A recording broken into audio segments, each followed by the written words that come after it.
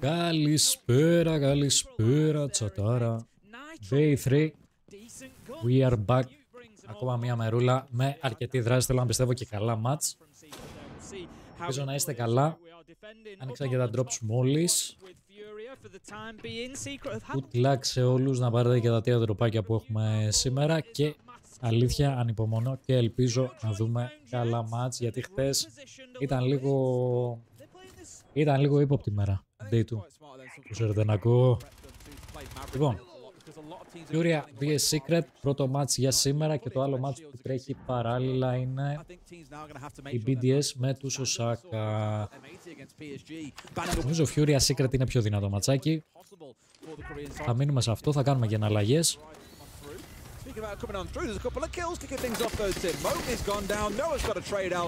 By the way, το χθεσινό VOD ανέβηκε στο YouTube, έτσι όπως σας είπα, κάθε stream θα ανεβαίνει στο YouTube. Κυρίως γιατί στο Twitch δεν μπορούμε να χολντάρουμε πλέον τα VODs. Οπότε γενικά όσοι θέλετε να τσεκάρετε, όποια μέρα θέλετε να τσεκάρετε αυτό το τουρνουά, μπορείτε να πάτε στο YouTube channel και να δείτε τα VODs. Θα βάλω να παίξει και το link.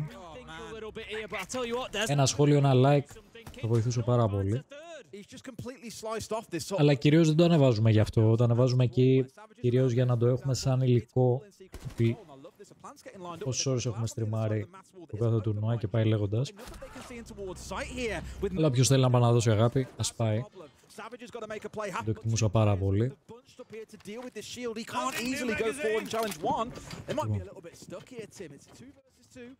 Για πάμε λίγο.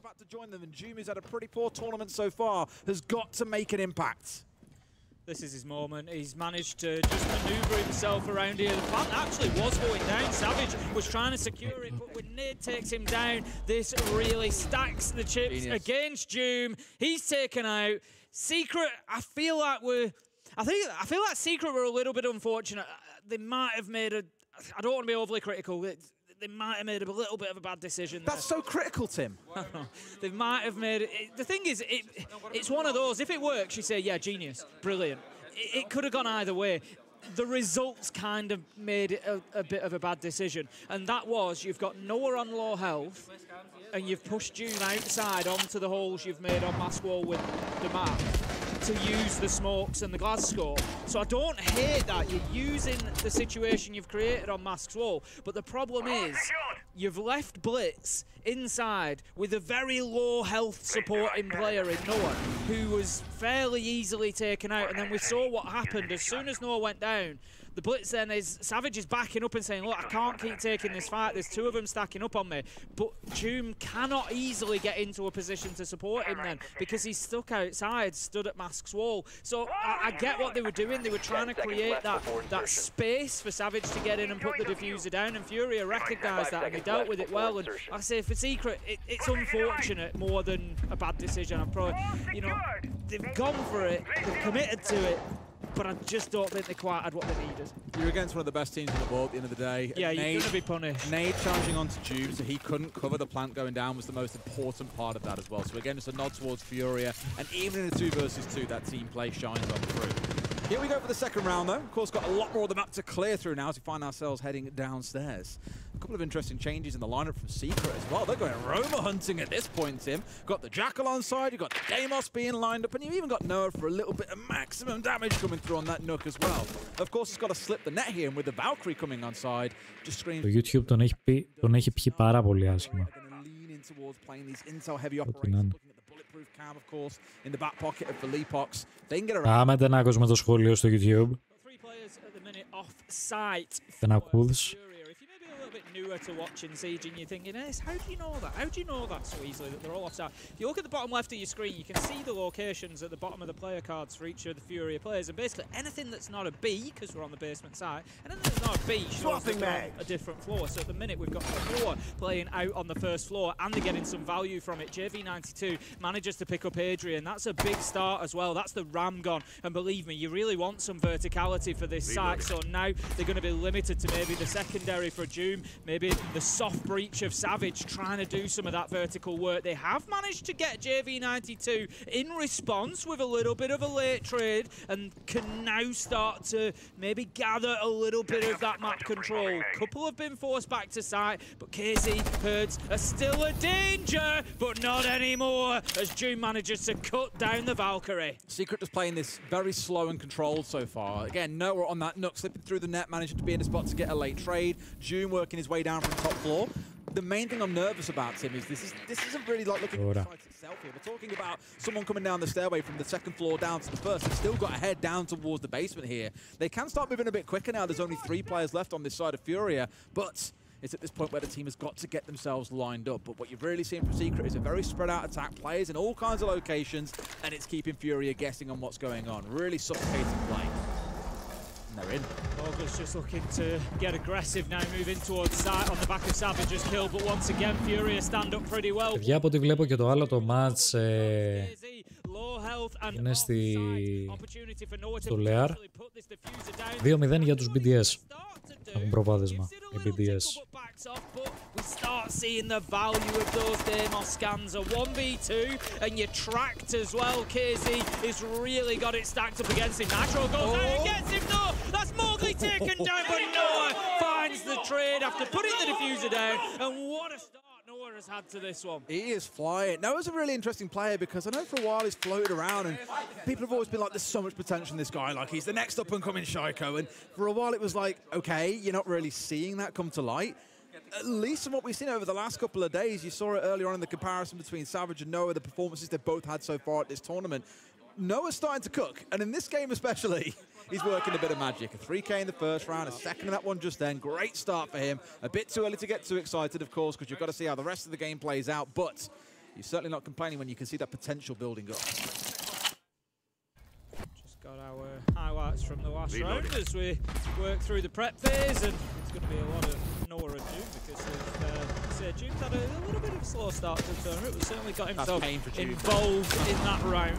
He got the 1 kill that he had. I'd say relatively for free. That second one there on the replay does him no favours, being fair. This is what's happened over the last couple of days. He's had a couple of gunfights he's come into that really should have taken and just couldn't get the shots. And in that case, there is onto a player that wasn't even looking at him. That's painful. You can't be missing them. It's been a tough tournament for him so far. I've said before that I remember when Fabian was coaching on Delta Projects, he was saying, look, there's so much potential in this guy. He's a great player. Not yet seeing it in this tournament, but we've seen so many times to when we come to big events like these that some players have a really poor group stage and they warm up, they hit form at just the right time. And normally, that's when you get into the live stage. That is when you want someone to really come into their own. Yeah, exactly. The timing of your form is particularly important. Like you say, you'll quite happily have a quiet first few days if you can have a great last few days. Nobody remembers the start then. Joom is going to be the one on the sense, just walking in, looking to take a bit of ground here on that first floor. Gets in, takes out the default camera. There are a number of Furia once again spread around the map. They're not making things easy. The Secret here in June just losing his life early on there, and that could be a big blow for Secret in the sense. Obviously, you're going to be looking at those light screens as being some utility that can assist your plant. It's going to help that execute. That's gone now, so they've got to start thinking, where does this plant come from? You ban the Warden to make use of operators like the Sense looking in towards the Blitz, for example. Of course, recently changed, you can't see this, that's kind of half rubbish I'm talking there. But the smoke's in the back pocket of Savage, another thing that it would help with. And I'm just thinking at this point, you've invested this much in trying to make this set-piece play work out. You've engineered bans around it. You've got the idea what you think is a good counter-prep and counter-analysis to how Furia play the game. And you've lost a pretty key operator in that set-piece play early on. The blessing still being, of course, you've got Savage here. We know what he can do on the Blitz. We've seen him on many a shields, many a time, and that's why two are banned away against him here. So there's something they can do with it, but it's definitely going to be diminished having lost that key operator so early on. And the thing is, you've got to... Nice shot from Adrian there, just sees Herds peeking out, he's going to pick him up. It's not necessarily there, you know, about June specifically.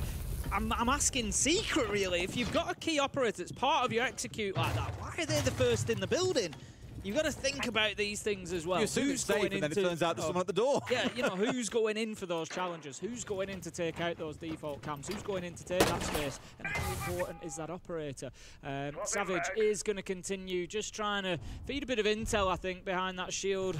trying to make sure that they've got everything located, knowing what they're going to be facing up ahead of them. But the problem at the minute, concern for Secret, they haven't dealt with that top floor and the verticals on this side. You can see straight away bullets raining down on them. It is a tough ask, a tough nut to crack if you haven't got that top floor control. You've got Mowgli starting to poke from the side though, up here towards Highway, and if he can get in and just start putting some bullets down, distracting these top players, that's the way to go about it. Sees one, almost manages to get an extra shot down to layer and a bit more damage. But with 3 players up top, it's not easy to do. Savage taking the time on that distraction, has pushed his way in here, needs to win out this fight, you can't be losing it, no! Adrian's there for an assist, Mowgli finally up top walks away with a kill.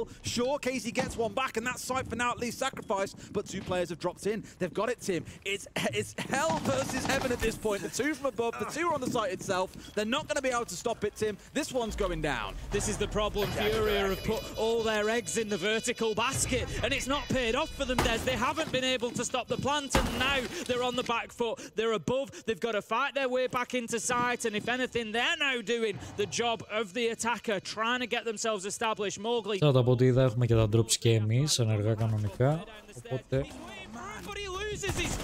όλα κουμπλά.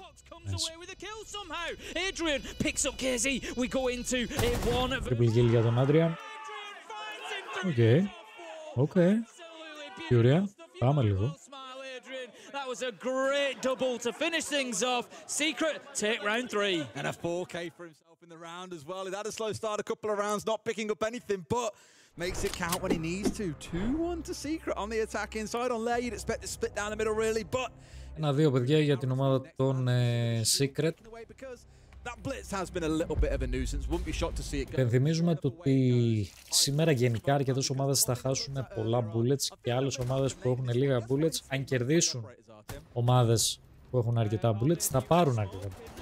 Οπότε είναι μια μέρα όντως καθοριστική, έτσι όπως έλεγαν και χθες και όλοι οι casters. Γι' αυτό το λόγο σήμερα θα παιχτούν και θα δούμε πάρα πολύ. Γιατί ουσιαστικά τώρα στενεύει και ο κλειός για όλες τις ομάδες που δεν έχουν αρκετά bullets. Δηλαδή ουσιαστικά μετακινείται η πίεση πάνω σε αυτές τις ομάδες, γιατί αν συνεχίσουν να χάνουν θα βγουν από το τουρνουά, θα αποκλειστούν. Οπότε ουσιαστικά είναι ένας μοχλός πίεσης αυτός. Αν είσαι μια ομάδα που έχεις αρκετά bullets, είσαι λίγο πιο χαλαρός, αλλά σε καμία περίπτωση δεν πρέπει να χαλαρώσεις, γιατί μπορεί να δυναμώσει πάρα πολύ μια ομάδα η οποία έχει ας πούμε 2 bullets και εσύ έχεις 8. Αν σε κερδίσει αυτή με τα 2 bullets, θα πάρει πάρα πολλά bullets αυτή η ομάδα που έχει 2.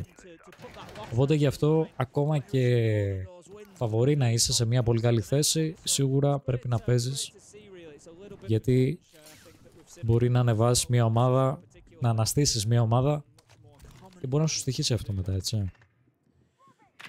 Πούσε ρεκουλά.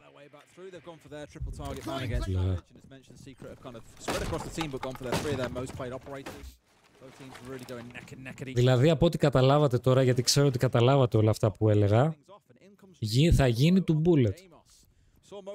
Του bullet σήμερα. Επειδή κατάλαβα το ότι καταλάβατε.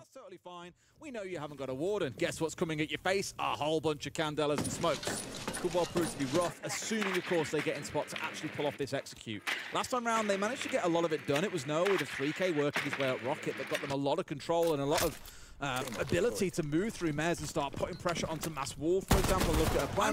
But it was a very well played 2v2 by Furia that saw the round going their way. Furia so far at the tournament have actually had a 90% defensive win rate. There's 9 out of 10 rounds they've won on the defensive side. So Secret are doing a real job at the minute. They're giving themselves a great foundation to move on and win this layer. Shotgun, okay, nice.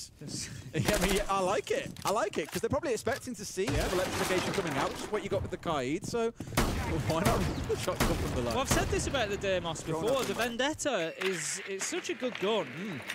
And if you're using your tracks, you're stuck on the Vendetta anyway. Πες με έναν drops έτσι όπως και εδώ και σήμερα τρίτη μέρα. Είναι 2 ώρες, 4 ώρες, 6 ώρες και διεκδικείται e-sports pack. 3 drops σύνολο. It's okay, it's okay. Νομίζω πιο μετά, να ξέρετε, στα knockouts ίσως μπουν και κάποια uniform headgear, κάτι τέτοιο. Δεν ξέρω, δεν έχω κάποια ενημέρωση, αλλά υποθέτω γιατί συνήθως σε κάθε tournament τα uniform και τα headgear μπαίνουν εκεί προς τα ημιτελικά, τελικό, στα knockouts εκεί βάζουμε. The diffuser's going down. Secret have been playing the objective game so well so far today, Des, and that's going to be another success for them. They have the lines that they need to support, but can they hold on to it in the post plant? That's going to be the big question. One kill goes either way. Fury are 3v2, so they're on top in terms of numbers, but can they fight through the Secret defenses? Mowgli's missed there as well. He had the long angle from up on highway. The diffuser's going down. You've got Adrian coming from the top, but the cover is there. Fury have seen this one a few too many times. They know what's coming.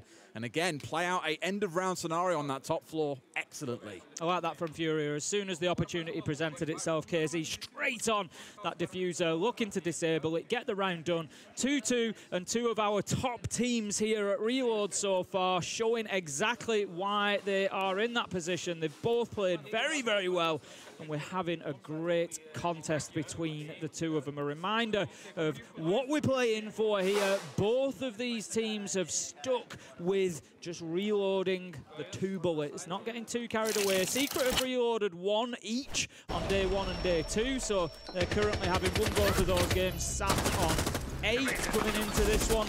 And we've got Furia that went for 2 bullets on the first day, 2 bullets on the second day, won both. So they currently sit on 10 coming in. So there's 2 up for grabs and 2 to be lost on either side. So I think there's more of that slow, steady pace for these 2 going through. We'll see that change up as the day goes on. 5 seconds to go. 5.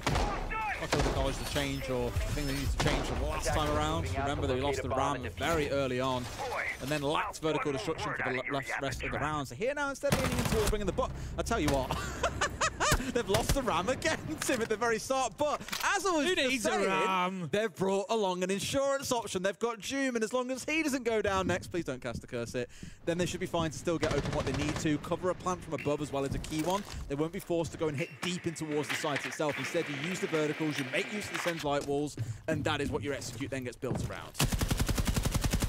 Yeah, it's certainly not making your life any easier when attacking onto the basement if you're going to be losing all that verticality early on. They've just been unfortunate when you go into those peaks, you don't get to pick who it is. And losing Ram at the beginning is a tough blow, but one that Furia will be happy with. We're going to see the Deathmark track go out.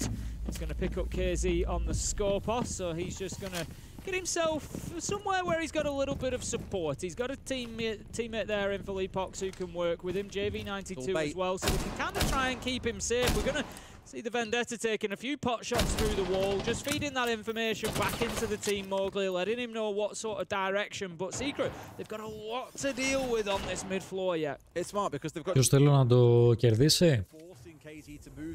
Καρδιά μου λέει Secret. Τα predictions που έκανα λένε Furia.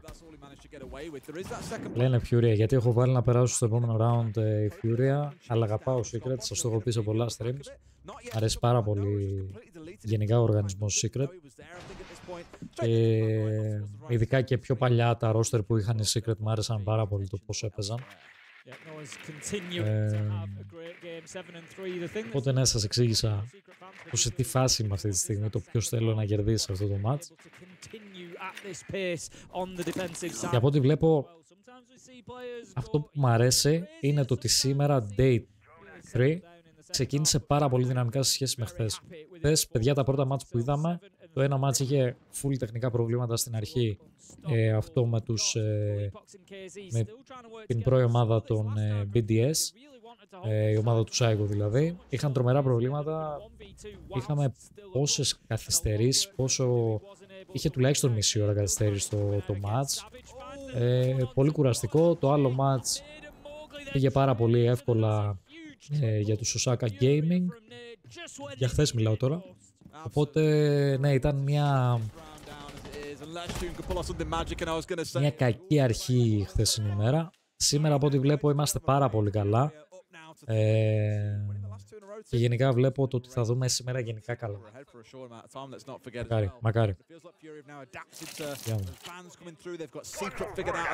Τώρα πήγε στους Furia τώρα από ό,τι είδαμε. Τίποτα, παιδιά, θα πάει round per round αυτό το game, ξέρω. Πολύ ωραία kills. Trades έγιναν εδώ, χαμός αυτό το round. Coming into the final round, you're going to see them going to weapon and armory this time, where they try to hold on for one last time. Fury, I think if Fury come away with a 4-2 here, Des, they can count themselves almost lucky, to be honest. You reckon lucky? Not lucky's maybe a strong word, but I just feel like Secret, for me it feels like Secret have been on top of this. They've been the driving force. Fury have been playing a little bit reactively some of the times.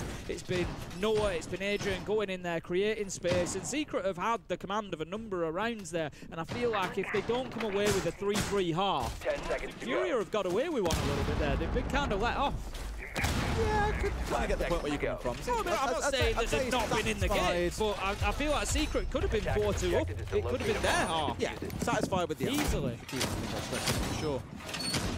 Secret, they want that 3-3. They want to get. They started out strong. Let's not forget again. Some of those first 3 rounds went their way and struggled to get one across the last 2. It'd be good to end the half with another one on the board. It's going to again be this focus on the vertical players. We're down that first floor.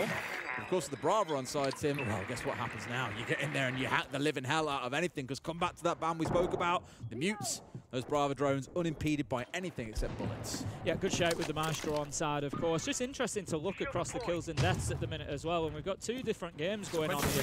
Fury are really playing a team game at the minute. Very, very even across the board. Unusually, it's JV92 so far that's a little bit quieter than the others, but still making his contribution. Whereas if we look at the side of Secret, very reliant on Adrian and Noah, Mowgli chipping in a little bit as well. But you've got this sort of front line and back line aspect with Secret, whereas Furia, everybody's rolling up their sleeves and getting involved. So another little interesting contrast between these 2 teams. Focusing on this top floor for now, because that, of course, is where the focus should be. Secret have tried this whole plant under the vertical once, and sure, they largely got away with it, but couldn't always fully close things out off the back of it, except for an Adrian 4K. You don't really rely on lightning striking twice like that. Instead, you've got to play a little bit more by the books and get that vertical control done. Of course, heading in towards Adrian being on the Ying. That should be the big focus for them. That's going to be their execute. But you can also, of course, make use of the Ying, not just for hitting side, but for hitting these rooms that are currently held by enemy players. And there's 2 or 3 of them on the top floor. You've got JV inside the bathroom corridor. Casey's up there by the art window. And then we've got a 3rd player also sat inside of our 6 rooms. So a little triangle of death going on up on that top floor.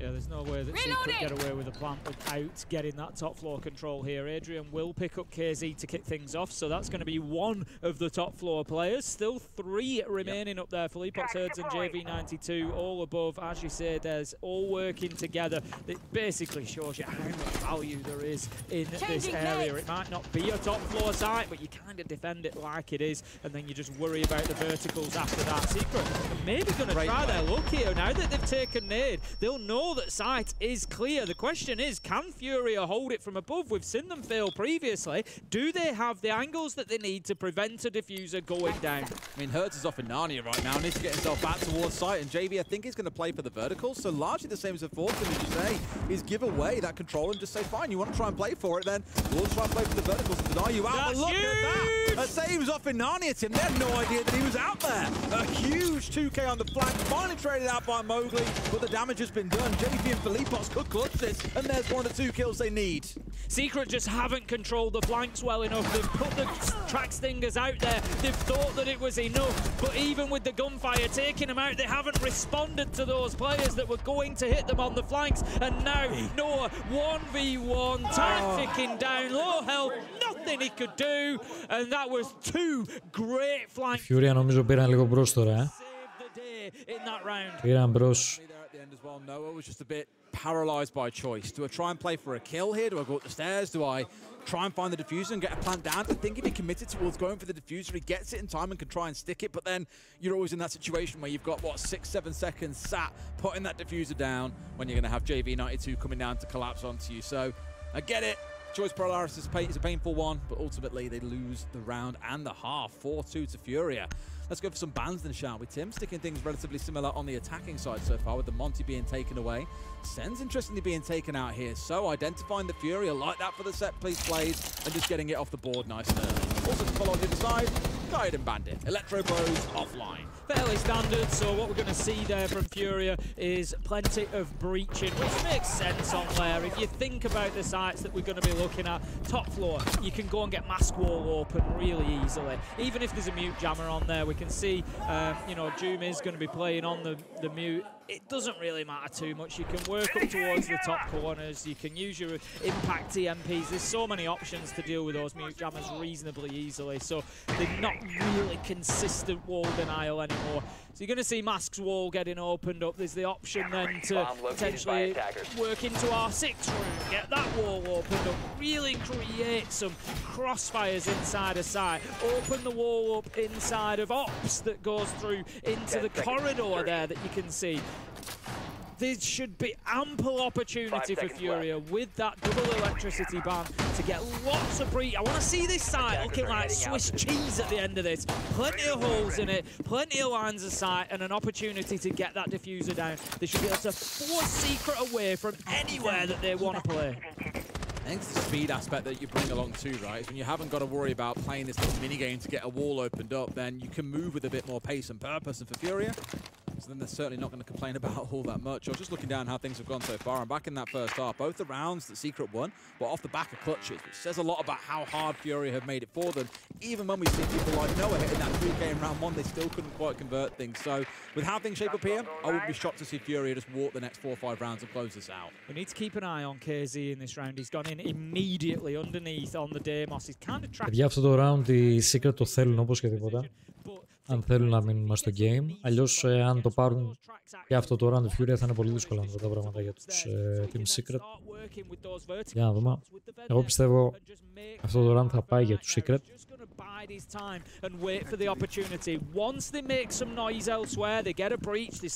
Αλλά όπως και να έχει παιδιά, δεν πάβει η Furia να είναι οι νικητές του Invitational. Οπότε καταλαβαίνετε γιατί η δυναμική ομάδα... Ωραία. Το μερώσω το έδωσε. Για τη δυναμική ομάδα μιλάμε, έτσι. Πόσο δύσκολο γενικά είναι το έργο των Team Secret. Love to see it, and I really like that Mowgli has shown the constraint there to back away.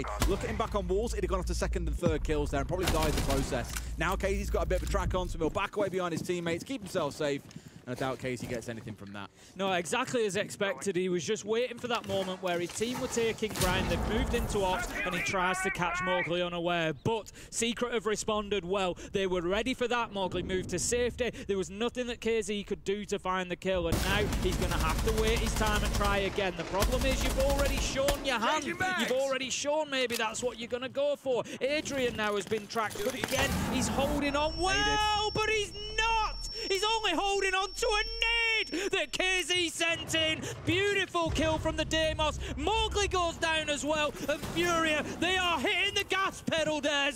They are finding some momentum on attack. So well played by KZ with that nade to force Adrian down the stairs into his waiting, loving embrace.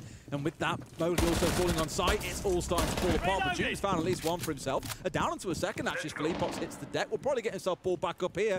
June is underneath, no C4 in hand, I don't believe. In fact, it wasn't in his hand, Tim, because it was on the ceiling. Gets himself a second into a 2 versus 2. Herds, so there is no one anywhere near him. But coming up from Rocket here, they win 1. Herds has got to go massive. Manages to get the diffuser down, a point in his credit at least, but doesn't know exactly where. Μπράβο, ρε, μπράβο.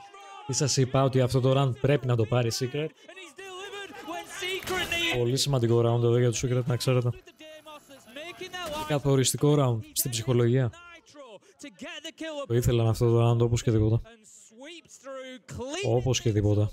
Μπράβο, μπράβο. Πολύ ωραίο. Πολύ καλό rotate από το mute. Από κάτω που πήρε και από τα verticals τον Ace. Που τον έκανε down, τον ξανασήκωσαν και μετά έφαγε το C4. Πάρα πολύ ωραίο play, πάρα πολύ ωραίο shot εδώ από την Αζάμι. Απίστευτο shot, παιδιά. Πολύ ωραίος. Ωραία grenade αυτή, δεν είχα δει. Εδώ είναι αυτό που σας έλεγα με το mute. Πολύ καθοριστικό play εδώ. Τον μηδένισε. Absolutely beautiful stuff from Secret, and in a way, they've done back to Furia what Furia did to them back in the first round of the last half, if you remember. Really good stuff.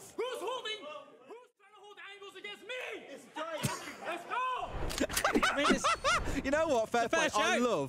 I love the size of his balls, man. He is It's a fair shout. It was a hell of a peak. It was a hell of a... It was JB92 that he hit on the reverse angle. I just thought I was saying that. And he knows who he's playing against, right? One of the best rosters. I don't think he cares. Angles against me. I don't think he cares who he's playing against. Absolutely slammed him. But look, Secret there... That's a round that Fury are going to feel that they should have won, in reality. 4v2, they dominated the mid-round. Secret should have gone underneath earlier, I think. They knew that KZ was down there on the Deimos. He'd already tracked and attacked Mowgli, and they left him down there. And that cost Adrian his life, ultimately. They left him alone, and he just kept hounding them with the tracks, with the utility. And maybe Secret should have done something about that a little bit sooner. But once it became a serious problem, i.e. they'd lost Adrian, Doom then did go down there and did something about it and did a lot about a lot of other things as well. So a good round overall from Secret. A lot. He did a lot. Yeah. He did. My head hurts.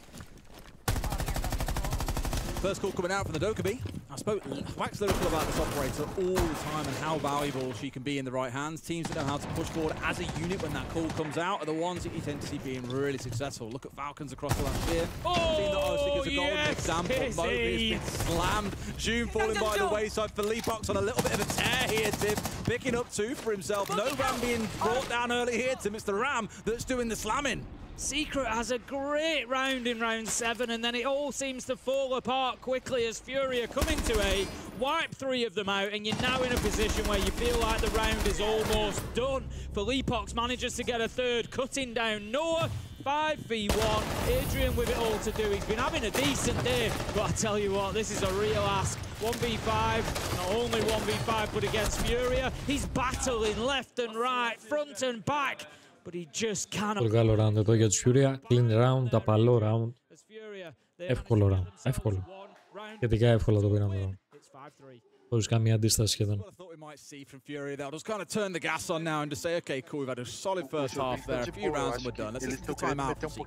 Πού είσαι ρε Βανικακό. Αλλού, αλλού.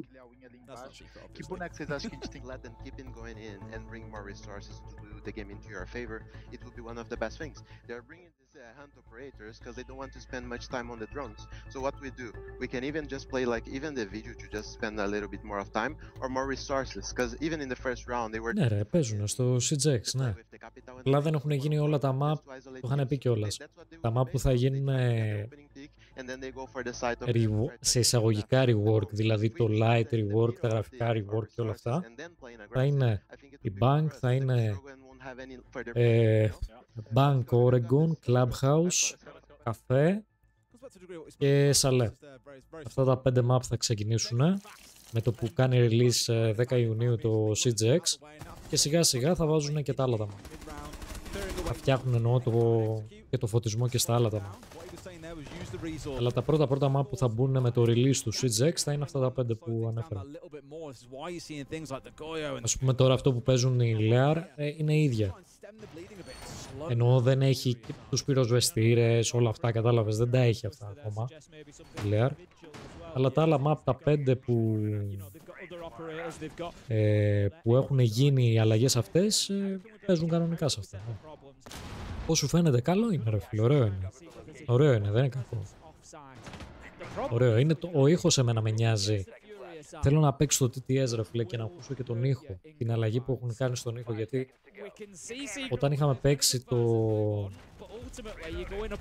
CGX στο event που είχαν βγάλει, που δεν παίζαμε κανονικά το game, παίζαμε το event που θα βγάλουμε ουσιαστικά, το mode βασικά, το ξεχωριστό mode.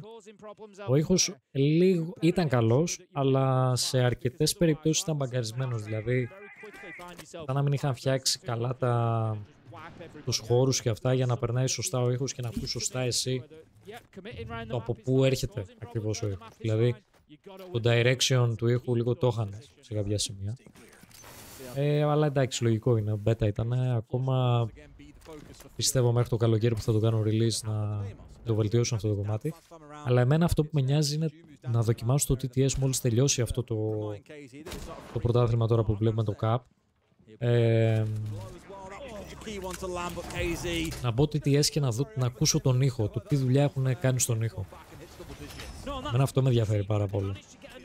Τα γραφικά φαίνονται, γενικά τα textures και αυτά τα έχουν φτιάξει, έχουν ανεβάσει λίγο την ανάλυση ότι η ποιότητά τους είναι πολύ καλύτερη, visually, αλλά εντάξει, αυτά τώρα climb mine. Το θέμα είναι να έχει φτιαχτεί ο ήχος. Αλλάζει και ο ηλεκτρισμός. Τι εννοείς? Αλλάζει και ο ηλεκτρισμός. Άρα δηλαδή στα άλλα map έχουν αυτά με τη φωτιά και το smoke. Μπράβο. Ναι. Και το φωτισμό το πιο σκοτεινό. Έχουν τα full καλά high res στους τοίχους, γενικά σε όλο το map. Έχουν ανεβάσει το texture quality. Ο ηλεκτρισμός τι εννοείς? Που αλλάζει ο ηλεκτρισμός. Πλέον δεν θα το damage ο attacker και πλέον θα καταστρέφει και τα defender gadget. Δεν ξέρω. Δεν έχουν πει κάτι τέτοιο και δεν έχω παρατηρήσει κιόλας κάτι τέτοιο. Δεν έχω παρατηρήσει κάτι τέτοιο. Μπορεί να μην έχει μπει αυτή η αλλαγή ακόμα. Ίσως είναι στο μπορεί να το βάλουν. Δεν ξέρω. Πάντως κάτι τέτοιο που λες δεν το έχω δει, να ξέρεις.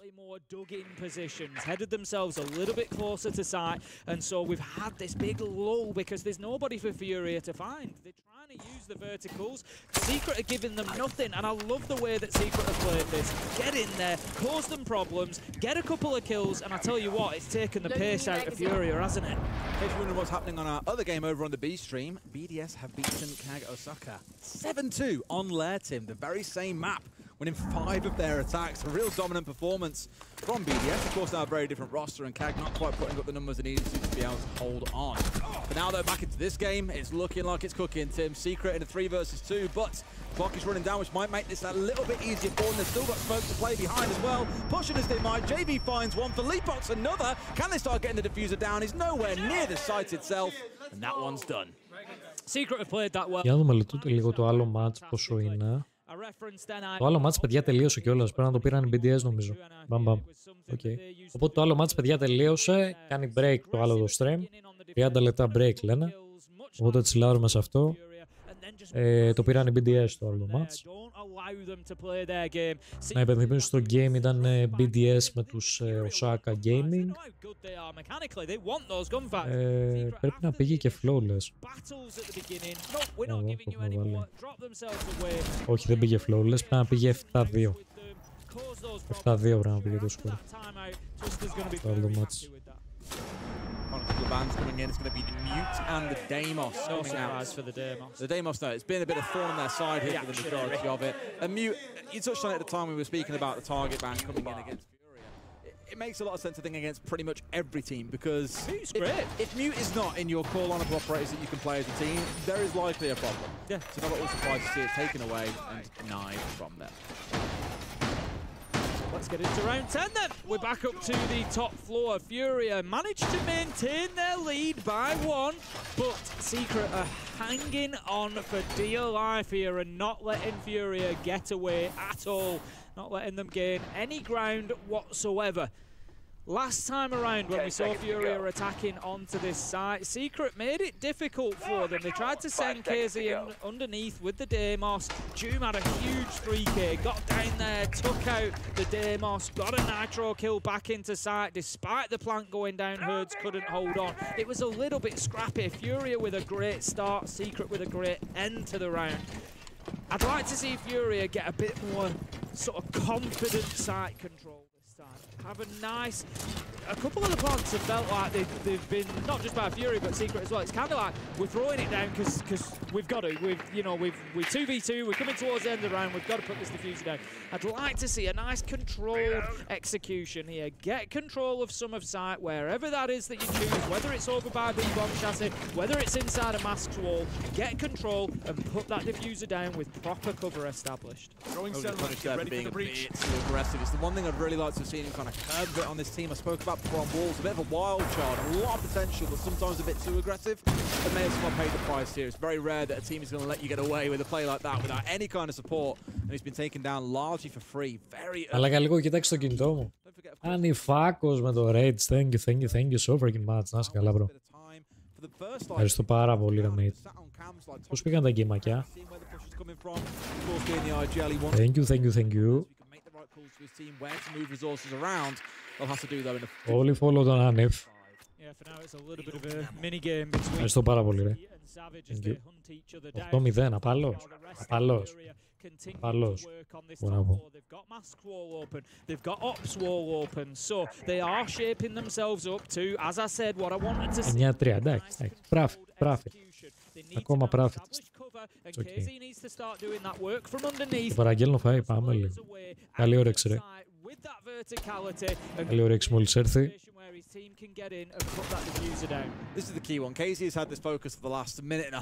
Πιστεύω ότι θα το πάρουν αυτό το round Secret, να ξέρετε. Αν και είναι μείον ένα άτομο, αλλά...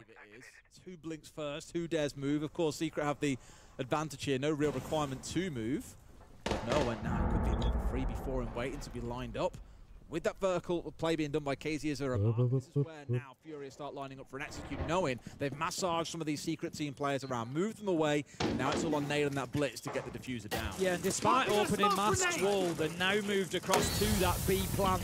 They've got the R6 room wall open, they've got the smokes down, they should be in a safe position here. JV can hold the cover, is going to do so, takes down Noah, and this is the kind of execution I wanted to see.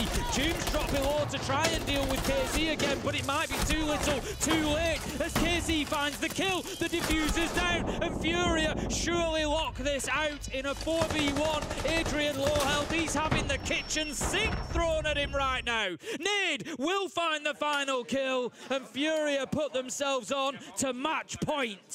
Excellent round from Furia. That is the kind of set-piece play you can go and analyse back and just appreciate how amazing Furia are. That was great. It was a little bit unfortunate for Secret because they had the ping on the floor. You saw it earlier in the round. Yellow ping in the floor on where the C4 needed to go. So as soon as that attempt came on through, they blow it up, diffuser would be down, everything would then be a little bit of chaos. I love how there was that awareness from Secret on what was going to happen. They read into the game plan, but it didn't matter because that C4 was a second too late. They get in, the plant starts going down, and even with June being a little bit risky in the moment, dropping down, trying to regain control of the vertical, everything still fell apart for them. But again, one of the best set-piece plays that you can see in Siege. Wonderful stuff from Furia. We came into the game, of course, talking about Savage. He's had a fantastic couple of days alongside Noah. Really quiet today, 1-9, and I think Secret are just struggling to maybe find that impact elsewhere. We had him... Σήμερα τα μάτς που θα παιχτούν είναι... Δεν θα πω αυτά τώρα που έχουν παιχτεί. Ας πούμε, BDS Osaka τελείωσε, κέρδισαν την BDS. Τώρα βλέπουμε Furia vs Team Secret. Θα δούμε τώρα ποιος θα το πάρει. Μετά έχουμε Elevate PSG Talon. Μετά έχουμε Cloud9 Scarez. Αδιάφορο μάτς, θα πω εγώ. Πολύ καλό μάτς και μάτς κρίσιμο για τους G2 είναι G2 με Wildcard. Δύσκολο μάτς για τους G2. Οι G2 δεν έχουν ούτε μία νίκη. Θέλουν την νίκη όπως και δίποτε για να πάρουν και αρκετά bullets πίσω. Fnatic με Loud. Και αυτό καλό μάτς. Η Loud είναι σε πάρα πολύ καλό επίπεδο. Όσα μάτς έχω δει είναι πολύ clean. Πάρα πολύ καλό team. Πιστεύω θα πάνε καλά σε αυτό το τουρνά. Team Falcons M80, FaZe Clan Team Liquid και τα άλλα δύο τελευταία μάτς είναι PRX, οι οποίοι είναι σε πάρα πολύ καλό position. Στην πρώτη θέση με ισοβαθμία νομίζω είναι PRX, με τους Space Station και αυτό είναι καλό μάτς, και Dark Zero W7M. Οι Dark Zero οι οποίοι έχουν 10 bullets, το ίδιο και η W7M. Είναι πολύ κοντά στη βαθμολογία οι δύο ομάδες. Αυτά τα δύο τα τελευταία μάτς, παιδιά, είναι φωτιά. Πιστεύω θα δούμε σήμερα καλή μέρα, με πολύ καλά μάτς, ωραία plays. Θέλω να πιστεύω ότι θα βγω αληθινός σε αυτό που λέω.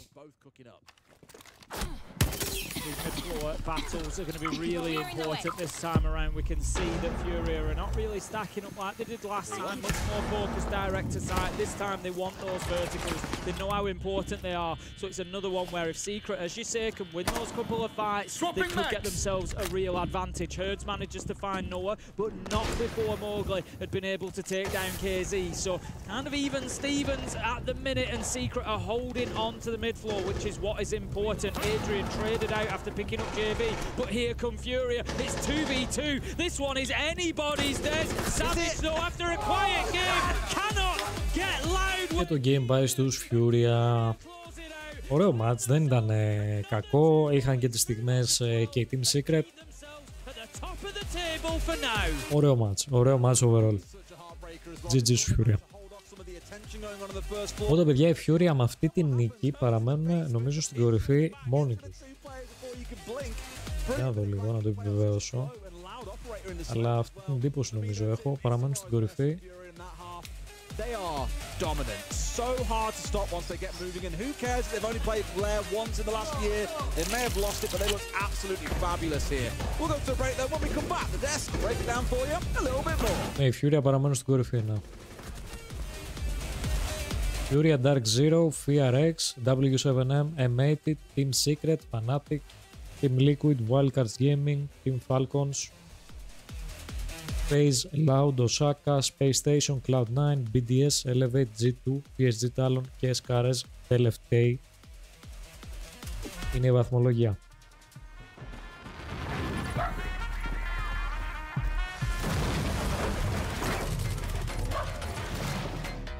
Έχουν μπει παιδιά πάρα πολύ δυνατά η Furia στο τουρνουά, πάρα πολύ δυνατά πραγματικά.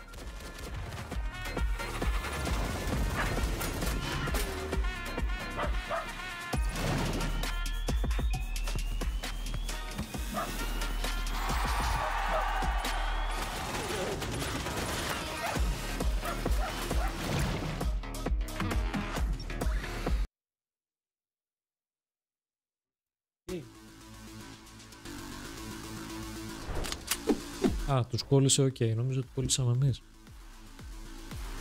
Πόσο είναι το άλλο το stream?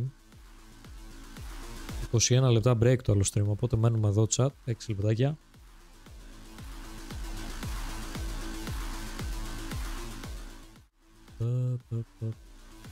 Λοιπόν, βάζω να παίξουν και τα δικά μας τα βιντεάκια που έχω βάλει στο playlist και επιστρέφουμε σε 6 λεπτάκια με δράση. Επόμενο match είναι το... επόμενο match είναι Elevate PSG Talon και Cloud9 SKRS. Νομίζω παιδιά το... δύο μάτς και τα δύο τα μάτς είναι λίγο αδιάφορα γιατί είναι στις τελευταίες θέσεις, αλλά νομίζω περισσότερο ενδιαφέρον έχει το Elevate PSG Talon από τα δύο.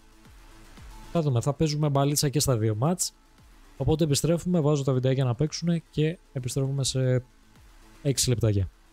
Μπουρμπούτσα τώρα, μπουρμπού. Μη φύγει κανείς. Έχουμε δράσει, μη φύγει κανείς. There are many ways to describe the emotion behind the game. It's strategic, nail-biting, electric. Working as a team, tactically clearing your way through a map, or setting up an impenetrable defense is key. As a player, you experience those hair-raising moments every game. But the esport, well, that takes it to a new level. You must remain within the designated mission area. Let us take you on a journey. Even if you've just started your Siege esports adventure, you can get behind your local team, right? Across the world, there are hundreds duking it out for a slice of glory in the regional leagues from North America to Asia. A season is broken down into stages where teams fight every year for regional supremacy. Seemingly around the clock, there's action going on, and you can follow their climb all the way to the top. You can enjoy a game from Brazil here, South Korea there. This is where the true legends are born, at the bottom of the mountain. And you can say, I was there. This is where the cream of the crop ply their trade. The next level are the majors. Only a select few teams have the honor of testing their mettle here. If they can prove they are the best in the regional league, they make it to one of the majors across the year. Op 4 eliminated. Touring the world, one major after another. These events bring Siege esports directly to fans. And let me tell you, the energy is so electric, you'll feel it. The majors bring everyone together. In person or at home watching along, you ride the exhilarating highs and lows and storylines collide. It's a test of nerve, both for those playing on stage and the fans. The team who manages to reach the summit, though, they are truly on top of the world. They are the best, for now. Because nothing crowns a true world champion like the 6 Invitational. Oh, the 6 Invitational, This isn't just where Siege history is made, but esports. It is the pinnacle of competition. Siege's world championship and yearly celebration of our entire community. Heroes and villains are made here, logic defied and spectacle created. All legendary moments chasing after one dream, lifting that hammer. Siege's most coveted trophy. It's the most terrifying gauntlet of them all. The pressure is immense. There's a roaring crowd chanting for whoever their allegiance lays with. The bright lights on the stage are blinding. No matter whether you're in the arena or watching along at home, the energy is amplified through every kill, every call, and every clutch. So, do you want to be part of the next chapter of the story? Get behind your favorite team? There's no better time to get into Rainbow Six Siege esports. Join us by checking out our official website and social media for what's coming next. And tune in on Twitch and YouTube to follow the action.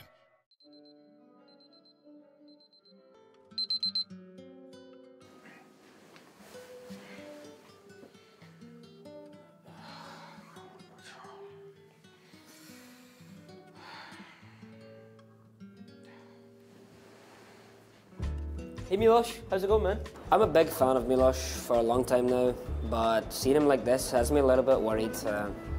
I hope he's okay. Cara, o Milosh é um cara legal, mas parece que ele perdeu o brilho, não sei dizer.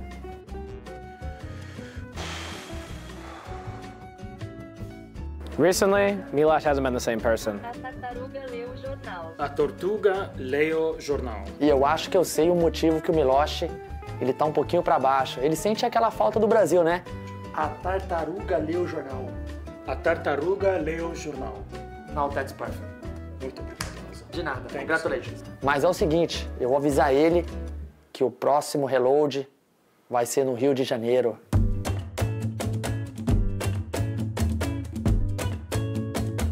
A tartaruga lê o jornal.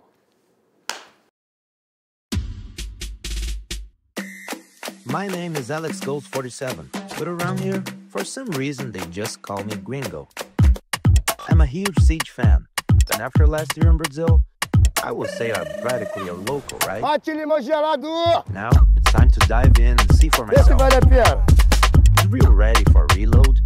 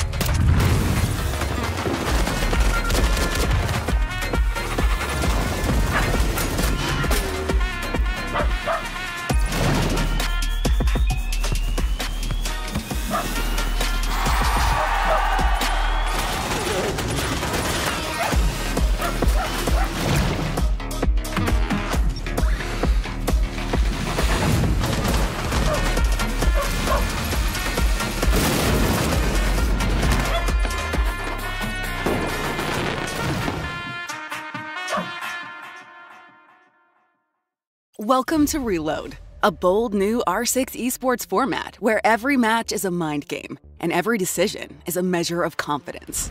20 teams, one mission. Reload, survive, and conquer the finals. Teams choose who to challenge. Teams choose how many bullets to play for. And every choice has consequences. Phase 1 is called Reload to Survive. Across 5 rounds, teams do 2 things to set up their match. 1, pick their opponent.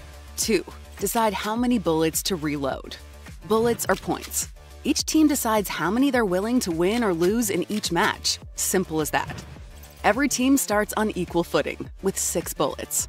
For rounds 1 and 2, a maximum of 2 bullets can be reloaded. From rounds 3 to 5, teams can reload as many bullets as their opponent currently holds, up to 8. So how does that work in action? Here's how a match plays out. G2 challenges Fnatic. G2 chooses to play for 4 bullets. Fnatic plays for 3. This is the reloading mechanic. G2 wins? Then 4 bullets go into their chamber. Lose? Then they lose those 4. Same goes for Fnatic. Win or lose, it's their 3 on the line. Every round is a chance to grow your bullet count, or watch it disappear. After round 4, the top 4 teams in the bullet leaderboard qualify for Phase 2. After round 5, 4 more join them. 8 move forward. The rest, eliminated. Each team holds 3 one-time use cards. Use them wisely. Chicken card. Not feeling up for the challenge? Play this card to back out of the match like a true chicken. Extended Meg. Add 6 extra bullets to your reload. A bold boost if you're certain you'll dunk on your opponent. Dual card. Available only in round 3. Lost the match and you're out of bullets? This card gives you the chance to 1v1 to stay alive for the next round. Big moments at Reload will earn bonus bullets. Win in a flawless 7-0 landslide, plus 2 bullets. Win with just 1 bullet in the chamber? Plus 1. You're a survivor. Eliminate a team completely from the competition? Plus 1 for being such a baddie. Then it's on to Phase 2, the Reload Finals. The classic single elimination format returns. No more bullets. Quarterfinals and semifinals are best of 3. The grand final? A best of 5 for all the glory, trophy, and a prize pool of $520,000. Every choice matters. Every bullet counts. Will your team reload with confidence or fall with nothing left in the chamber? This is Reload. Let the games begin. Rainbow Six Siege. There are many ways to describe the emotion behind the game. It's strategic, nail-biting, electric. Working as a team, tactically clearing your way through a map, or setting up an impenetrable defense is key. As a player, you experience those hair-raising moments every game. But the esport, well, that takes it to a new level. You must remain within the designated mission area. Let us take you on a journey. Even if you've just started your Siege esports adventure, you can get behind your local team, right? Across the world, there are hundreds duking it out for a slice of glory in the regional leagues from North America to Asia. A season is broken down into stages where teams fight every year for regional supremacy. Seemingly around the clock, there's action going on, and you can follow their climb all the way to the top. You can enjoy a game from Brazil here, South Korea there. This is where the true legends are born, at the bottom of the mountain. And you can say, I was there. This is where the cream of the crop ply their trade. The next level are the majors. Only a select few teams have the honor of testing their mettle here. If they can prove they are the best in the regional league, they make it to one of the majors across the year. Op 4 eliminated. Touring the world, one major after another. These events bring Siege esports directly to fans. And let me tell you, the energy is so electric, you'll feel it. The majors bring everyone together. In person or at home watching along, you ride the exhilarating highs and lows and storylines collide. It's a test of nerve, both for those playing on stage and the fans. The team who manages to reach the summit, though, they are truly on top of the world. They are the best. for now. Because nothing crowns a true world champion like the Six Invitational. Oh, the Six Invitational, this isn't just where Siege history is made, but esports. It is the pinnacle of competition. Siege's world championship and yearly celebration of our entire community. Heroes and villains are made here, logic defied and spectacle created. All legendary moments chasing after one dream, lifting that hammer. Siege's most coveted trophy. It's the most terrifying gauntlet of them all. The pressure is immense. There's a roaring crowd chanting for whoever their allegiance lays with. The bright lights on the stage are blinding. No matter whether you're in the arena or watching along at home, the energy is amplified through every kill, every call, and every clutch. So, do you want to be part of the next chapter of the story? Get behind your favorite team? There's no better time to get into Rainbow Six Siege esports. Join us by checking out our official website and social media for what's coming next. And tune in on Twitch and YouTube to follow the action.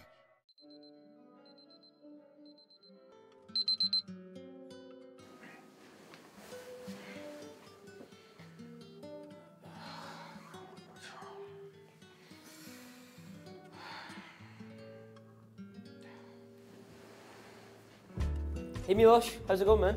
I'm a big fan of Milosh for a long time now, but seeing him like this has me a little bit worried. I hope he's okay. Cara, o Milosh é um cara legal, mas parece que ele perdeu o brilho, eu não sei dizer.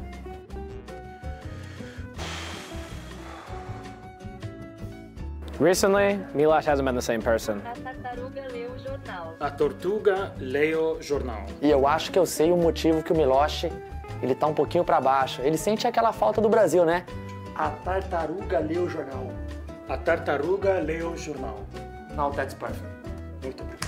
De nada. Congratulations. Mas é o seguinte, eu vou avisar ele que o próximo reload vai ser no Rio de Janeiro.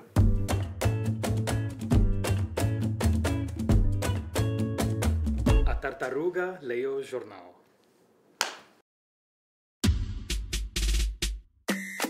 My name is Alex Gold 47, but around here, for some reason, they just call me Gringo. I'm a huge Siege fan, and after last year in Brazil, I would say I'm practically a local, right? Now, it's time to dive in and see for myself. Is Rio ready for reload?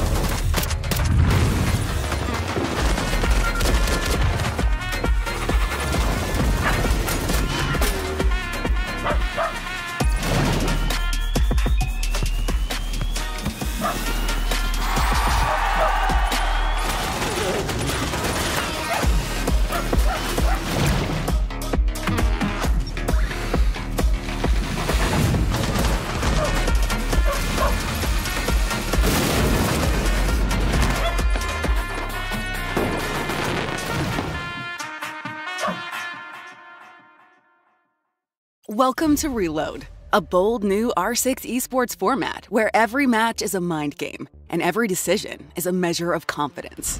20 teams, one mission. Reload, survive, and conquer the finals. Teams choose who to challenge. Teams choose how many bullets to play for. And every choice has consequences. Phase 1 is called Reload to Survive. Across 5 rounds, teams do 2 things to set up their match. 1, pick their opponent. 2, decide how many bullets to reload. Bullets are points. Each team decides how many they're willing to win or lose in each match. Simple as that. Every team starts on equal footing, with 6 bullets. For rounds 1 and 2, a maximum of 2 bullets can be reloaded. From rounds 3 to 5, teams can reload as many bullets as their opponent currently holds, up to 8. So how does that work in action? Here's how a match plays out. G2 challenges Fnatic. G2 chooses to play for 4 bullets. Fnatic plays for 3. This is the reloading mechanic. G2 wins? Then 4 bullets go into their chamber. Lose? Then they lose those 4. Same goes for Fnatic. Win or lose, it's their 3 on the line. Every round is a chance to grow your bullet count, or watch it disappear. After round 4, the top 4 teams in the bullet leaderboard qualify for Phase 2. After round 5, 4 more join them. 8 move forward. The rest, eliminated. Each team holds 3 one-time use cards. Use them wisely. Chicken card. Not feeling up for the challenge? Play this card to back out of the match like a true chicken. Extended Meg. Add 6 extra bullets to your reload. A bold boost if you're certain you'll dunk on your opponent. Dual card. Available only in round 3. Lost the match and you're out of bullets? This card gives you the chance to 1v1 to stay alive for the next round. Big moments at Reload will earn bonus bullets. Win in a flawless 7-0 landslide, plus 2 bullets. Win with just 1 bullet in the chamber? Plus 1. You're a survivor. Eliminate a team completely from the competition? Plus 1 for being such a baddie. Then it's on to Phase 2, the Reload Finals. The classic single elimination format returns. No more bullets. Quarterfinals and semifinals are best of 3. The grand final? A best of 5 for all the glory, trophy, and a prize pool of $520,000. Every choice matters. Every bullet counts. Will your team reload with confidence or fall with nothing left in the chamber? This is Reload. Let the games begin. Rainbow Six Siege. There are many ways to describe the emotion behind the game. It's strategic, nail-biting, electric. Working as a team, tactically clearing your way through a map, or setting up an impenetrable defense is key. As a player, you experience those hair-raising moments every game. But the esport? Well, that takes it to a new level. You must remain within the designated mission area. Let us take you on a journey. Even if you've just started your Siege esports adventure, you can get behind your local team, right? Across the world, there are hundreds duking it out for a slice of glory in the regional leagues from North America to Asia. A season is broken down into stages where teams fight every year for regional supremacy. Seemingly around the clock, there's action going on, and you can follow their climb all the way to the top. You can enjoy a game from Brazil here, South Korea there. This is where the true legends are born, at the bottom of the mountain. And you can say, I was there. This is where the cream of the crop ply their trade. The next level are the majors. Only a select few teams have the honor of testing their mettle here. If they can prove they are the best in the regional league, they make it to one of the majors across the year. Op 4 eliminated. Touring the world, one major after another, these events bring Siege esports directly to fans. And let me tell you, the energy is so electric, you'll feel it. The majors bring everyone together. In person or at home watching along, you ride the exhilarating highs and lows and storylines collide. It's a test of nerve, both for those playing on stage and the fans. But like, Now, because of that, you have to develop like a. Ναι, καλησπέρα. Easy on for watch. Πού είσαι ρε Κωστακό, Κωνσταντινέ. Λολό, τι λέτε, κάνουμε όπως είμαστε, χαωρία. You learned to crutch a new app. Δεν έχει ξεκινήσει. Take your poison. You banned 2 shields. That's all I'm saying. I just learned to crutch a new app. That's all I did. That's nice info here. On M80 and debutants Silent and Giddy at their first ever international event. They are on the verge of elimination, and it's kind of by choice, Nick. So these guys actually are on 6 bullets currently, but they have reloaded 2. Οπότε chat, ακόμα δεν έχουμε χάσει κάτι, δεν έχει ξεκινήσει τίποτα. Have an extra 6. Περιμένουμε. So it adds an extra 6 to their reload. That means they're going to bet 8 bullets or reload 8 bullets in total, which means if they lose this, they go down to 0 and they're going to have to play a 1v1 for their survival. Yeah, and it's funny because I was at breakfast this morning and I saw Fox walking by Dream and I was like, oh, you know, they're good friends, whatever. And then I hear Dream be like, so Fox, how does all right work again? And Fox is like, oh, so this is how it goes. And I look at the players' faces. I don't know if they had 100% knowledge of how exactly to utilize the extended mag the most. And you and I had a combo about this. Yeah. You just said that they put in 2 bullets. That's right. But they had 6. So they could have gone 6 plus 6 for 12. Exactly. But they didn't. And despite this, they put 2 plus 6 and a max 6. They can still go out. That's right. Where it's like they don't gain as much as they could have, but they can go all the way to the bottom. So there was a little bit of confusion about this extended mag card. Yes. People thought that it just added to your winnings on a match, but no, it actually also increases the stakes if you lose. So yeah, they're only reloaded 2 plus the 6. That makes 8, which means if they lose this, they lose 8 and are out of the tournament, or at least have to 1v1 for their survival. So huge stakes for Cloud9 here. They were challenged, however, by Scars, the bottom-rated team in the tournament so far, with back-to-back devastating losses to Fnatic and Wildcard. They have only won a single round of the tournament so far. These Japanese guys need to really get on their bike because they only have 2 bullets left and they've bet both of them. It sounds like to say, oh, they've gone all in. You know, they've put everything on the line. Yeah, they have 2 bullets. Yeah. That's it. It's all they have. So here's another confusing part. Why did they not use the extended mag to go to 6? Exactly. And that's what we don't really know. Because, yeah, they don't actually have a chance. If they lose this match, then they lose both of their bullets remaining. They go to 0. They have to 1v1 for their survival. So, yes, it would have made a lot of sense for both teams to go all in on this match. But regardless, Scars have their work cut out for them. As to Cloud9, let's have a look at what map we'll be playing today. We've seen actually 4 different maps played between these 2 teams, and Cafe is not one of them. Neither of these teams have played this at the tournament thus far. Interesting. So Cafe, of course, the classic is very defender-sided. So, you know, the issue that happened for Scars up against Fnatic, for example, is that they started on the attacking side of Skyscraper. They lost 0-7. Yeah. That's kind of what happens sometimes when you find yourself on the wrong starting side of a map. Well, that's exactly what's happening here. We can see from the graphic that Cloud9 start on the defensive side, Scars on the attack. Last time Scars played this map, it was back at the 6th Invitational against Virtus Pro, and they lost it 7-4. And, of course, Scars have looked even worse at this tournament. They have been. Since their roster change, bringing in Ayagator and Choppy from Crest, quite a big roster change, especially losing Nina. He was such a good fragger for this roster. The Rek-Nina duo. Yeah, it was unfortunate. Scars really seemingly on their last legs. Can they win more than a single round today? Well, they're going to have to. We already know as well which players will be in the 1 versus 1 at the end of this game. Don't spoil it. Let's not spoil it for now. Of course, let's get into it. It is Cafe Cloud9 versus Scars. Setting down elimination stakes for the tournaments. Who will come out ahead? Who will be in that 1v1? Well, we've got to play Cafe first. Oh, boy. You know, starting the event just 2 days ago, I was like, or 3 days ago, technically, I was like, you know, it's going to take a while to get to the elimination matches. And then you blink, and now we're here. Like, this goes so fast. Operator bans C9 and Scars. We can see the Monty and the Castle. Often on Cafe and Bang as well, we see Castle Asami double ban from the on defense to make it very hard to hold piano. We saw that earlier this tournament as well. For the attack, so to speak, Monty makes a lot of sense. Υπενθυμίζω, παιδιά, ότι οι Scars είναι τελευταίοι. Η Cloud9 νομίζω είναι κάπου στη μέση Cloud9. Για να το επιβεβαιώσω λίγο. Η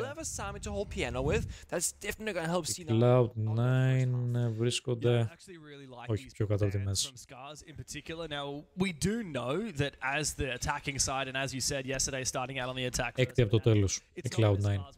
Οπότε ουσιαστικά και οι δύο δεν είναι σε καλή φάση. Σίγουρα σε καλύτερη φάση είναι η Cloud9 από τους Καρές που είναι και τελευταίοι. Για να δούμε. Ξεκίνησε το match, το άλλο match δεν έχει ξεκινήσει ακόμα. Ακόμα παρουσιάζουν τα στατιστικά, λένε και τέτοια, το άλλο το stream. Οπότε ας ξεκινήσουμε να βλέπουμε αυτό το match και ίσως mid-game αλλάξουμε και δούμε το άλλο. Για πάμε. So they're playing without the mirror, they're not playing Valkyrie, they're not playing Pulse. Usually you want to play a little bit of Plant Deny, play inside a bakery downstairs, play top 4, kind of sandwich in the bombs from all areas possible. What? That's the pipe. If you're near a pipe, you get concussed. I was like, Illimine? I was like, how is he Illimine Yeah, already? so if you pop a smoke canister and you're near it, you'll get this like concussion effect from the Illimine, essentially. Yep. Something we talked about before, those new map ingredients. Yes. Those gas pipes and those fire extinguishers that operate very similar to smoke grenades and Vulcan fire. But a lot of teams on the defensive side, they find it's actually a detriment to the defense, so they want to pop it early in the prep phase. So yeah, as I was saying, like not a lot of Plant Deny here for Cloud9. It seems like they want to play for map control and fighting with their gun skill. Playing stuff like the Lesion, the Jaeger, even Dream on the Sentry. Just like, yeah, fortifying positions, like the Jammer here, that we can get affected by the debuffs, like a Grim, for example. And Scars, the Lion Blitz combo, good code really quickly into those bombs out here. They're going to full send it, maybe. Certainly potential for a rush. In it goes, no EMPs, smoke grenades, and Fish-like starting to force down that diffuser. Meanwhile, Washoy has gone down. The EMPs continue to protect the diffuser. There's no way to deny that plant, but C9 will gain the numbers advantage afterwards. In the post-plant we go, and Scars have 3 players up, still holding outside the building, holding onto their rappel. Not a single player inside the building, and Chopi does find the opening kill for his team. Kobe goes down. This is kind of messy, it's risky. I mean, you gotta got that window at some point, Packer. You're on cams earlier, holding a passive ankle, but again, you gotta swing first. 15 seconds left on the clock. C4 from Dream, a team kill. Not what the doctor ordered at all. Ayagator and Wreck. Και το πρώτο round πάει στους Καρές. Scars have doubled their round count from this event. Παιδιά, αν χάσουν και αυτό το match, βγαίνουν off από το συγκεκριμένο tournament. Οπότε ουσιαστικά είναι τώρα γκρεμός και πίσω ρέμα για τους Καρές. Πρέπει ξεκάθαρα να πάρουν αυτή την νίκη, αν θέλουν να παραμείνουν στο τουρνουά, αλλιώς αποχαιρετούν. That could have seen the plant position, and yet they had no idea what was happening. So definitely a bit of a blunder there from C9, expecting a big change-up. Yeah, reading bomb site instead. And again, the operator utility is much more gun-related. Mossy now being brought out. Of course, Minusi, but Duck? This seemed like C9 wants to challenge Scars in a one-to-one battle before the actual duel got played here. Cafe normally is all about utility, fortifying positions, playing wall deny, picking your 2-3 different spots that you care about, and waiting for the attackers to get to that point, then you fight them. So this C9 approach is very abnormal for Cafe. It's not bad, it's different, and in that very first round, it certainly didn't really pay off. 5 seconds left. C9 need to be careful. They could have very easily come into this game and reloaded far fewer bullets to guarantee that they made it into day 4 tomorrow. But it was them who decided to reload 8 bullets going into this game when they only had 6 available thanks to that extended mag. And it means that the stakes are far higher than they needed to be. I think for Scars, they kind of had to go all in because you can't play it too safe. Come tomorrow and Thursday, you are going to be automatically eliminated if you're near the bottom of the table. Oh, wow, this is a great pick from Fish-like, but the Brava is shot out before it is able to hack that gadget. Bit of a bummer. But oh well. He's got a second if he needs to. Scars, I will say, they're doing all the things right so far. They're droning, they're figuring out like where are the weaknesses, where are the gaps, what areas are hard to attack. For example, Piano against Asami can be a bit tricky. There is no flowers on the board, there's no real soft destruction at all, no nades. I think the drone got caught as well by the Mossy, so... Oh, did it? Oh, that's why he didn't shoot it. Yeah, there it is. There you go, very nice. You know, sometimes if I have like a naughty player in my team in ranked, I shoot his Mozzie drones just to mess with him. That's like my guilty confession right now. Of course. I always get my Mozzie drones shot when I'm playing, so maybe, that's me, I'm sorry. Maybe you're actually on your ult account and I didn't realize it was you.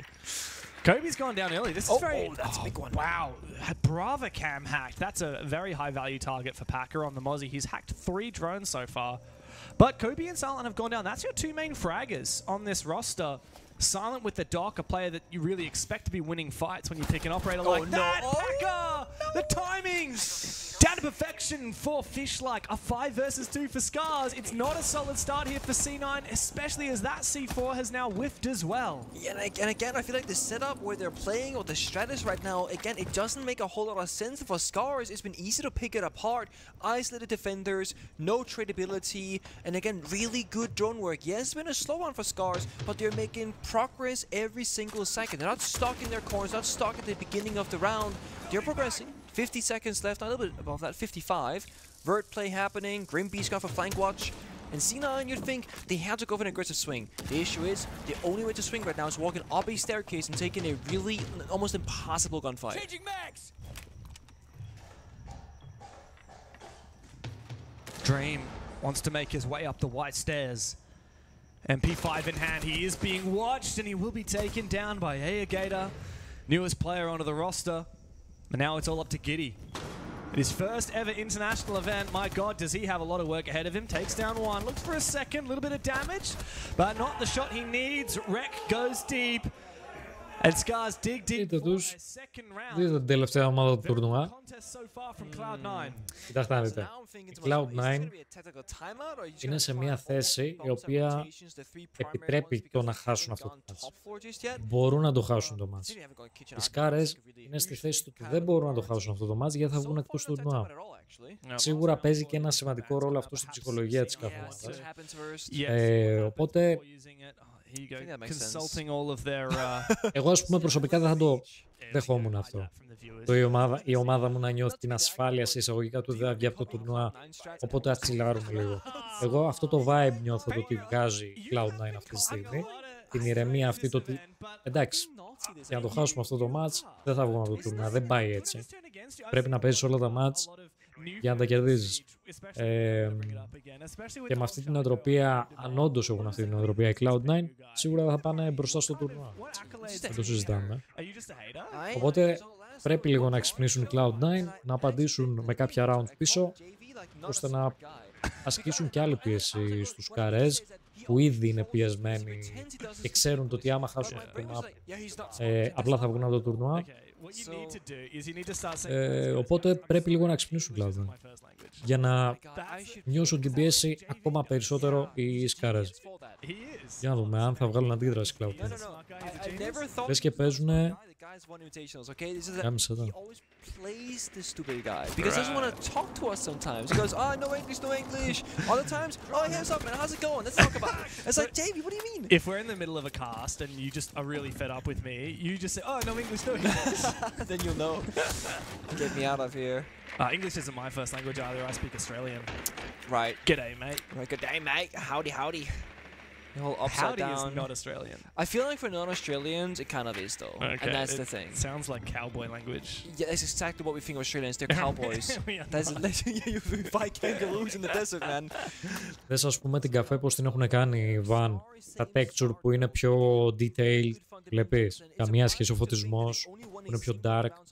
Αρέσει ρε φίλε, μου αρέσει γιατί μου βγάζει πάρα πολλά vibes, έτσι όπως ξεκίνησε το R6. Γενικά η ατμόσφαιρα σίγουρα όταν έκανε release στο game ήταν ακόμα πιο σκοτεινό από ό,τι βλέπετε τώρα να είναι, αλλά ναι, it's okay.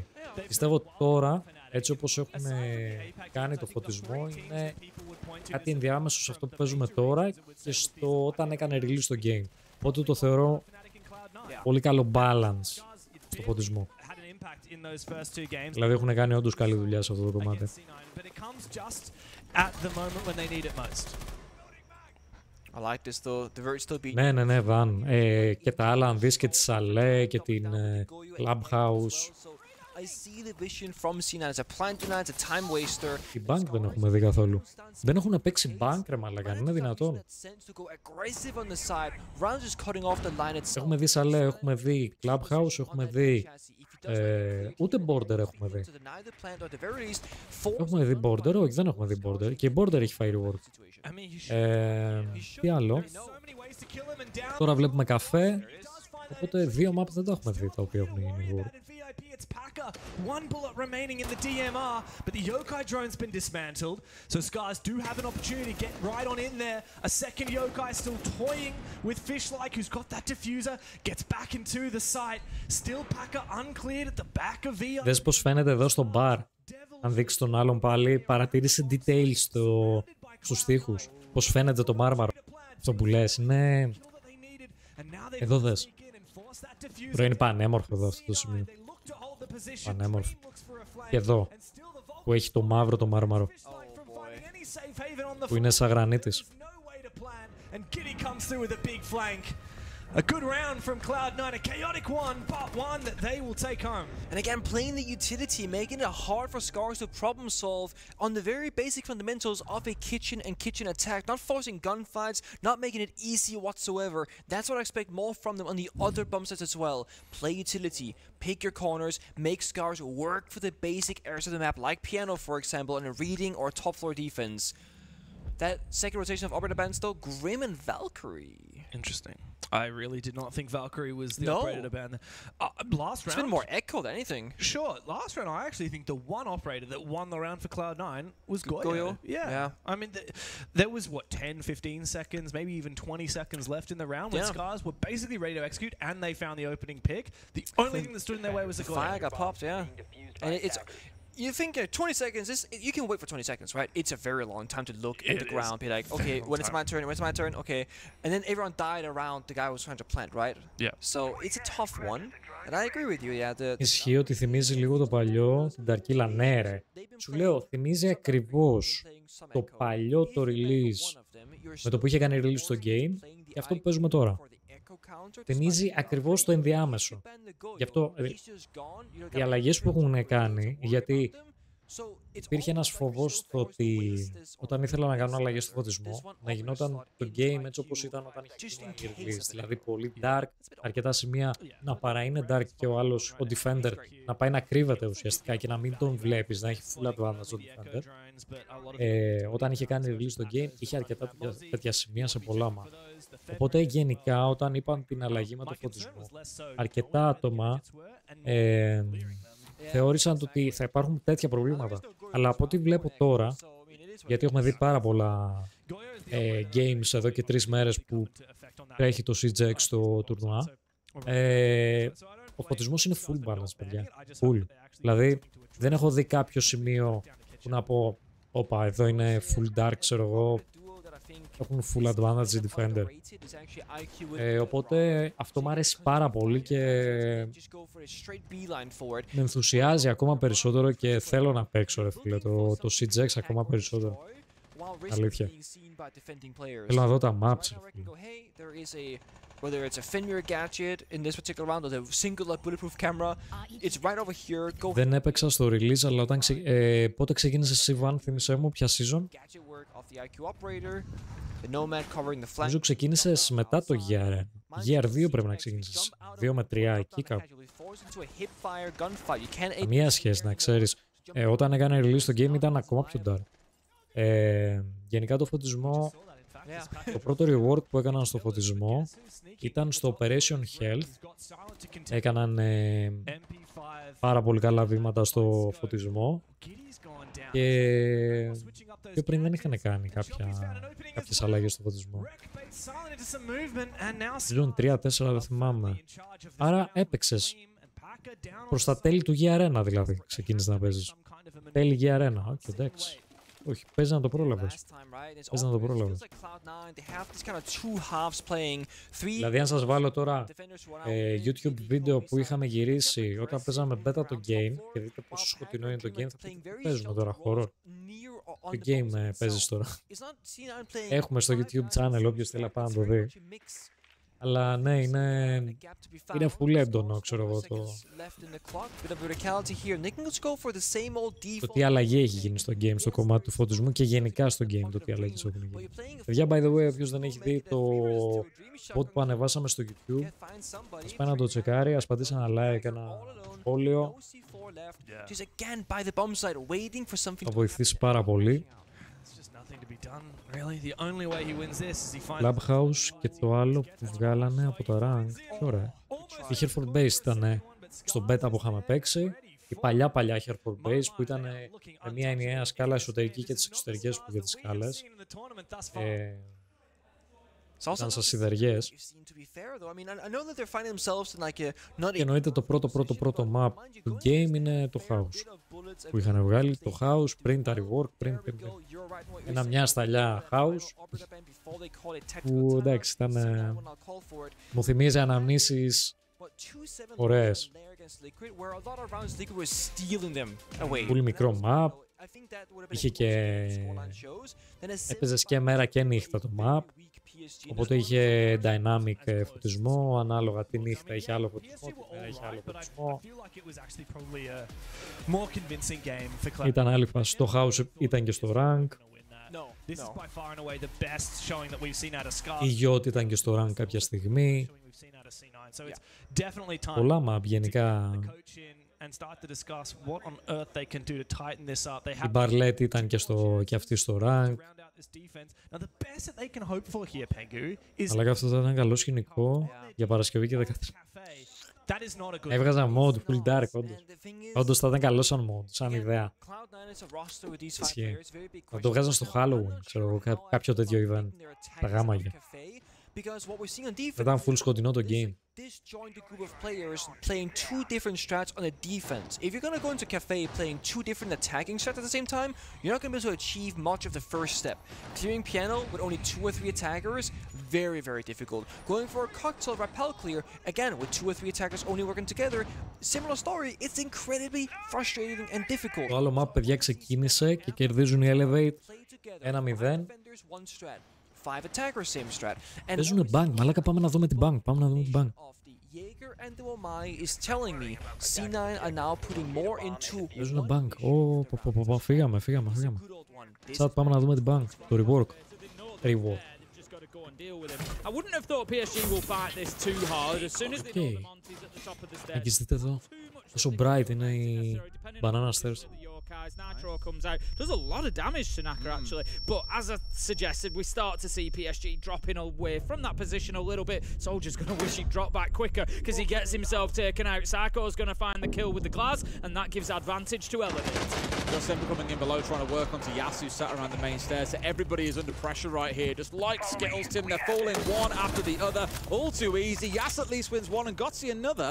So a moment of stabilization here for PSG, but the kills keep on coming on through. Yas, as so often is the case. Πάλι τα μάρμαρα το ίδιο texture έχουν. Λογικό είναι. Είναι ωραίο.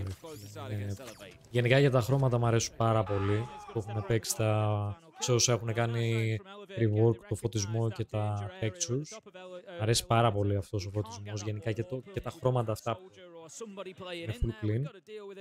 Και επίσης, παιδιά, και με το release του CGX θα βγάλουν και τα περιγράμματα των operators πλέον, δηλαδή θα γυρίσουμε έτσι όπως ήταν και παλιά το περίγραμμα των παιχτών, θα έχουν περίγραμμα κανονικά έτσι όπως και παλιά. Το πιο από παλιά, δηλαδή το περίγραμμα που είχαν οι παίχτες που φαινόντουσαν έτσι και πιο έντονα, πλέον θα είναι έτσι. Το re-rework έτσι. Το rework του rework ο rework είναι αυτό. Άντε μετά να δούμε και μια border που δεν την έχουμε δει. Δεν έχει παίξει κανείς border μέχρι στιγμής.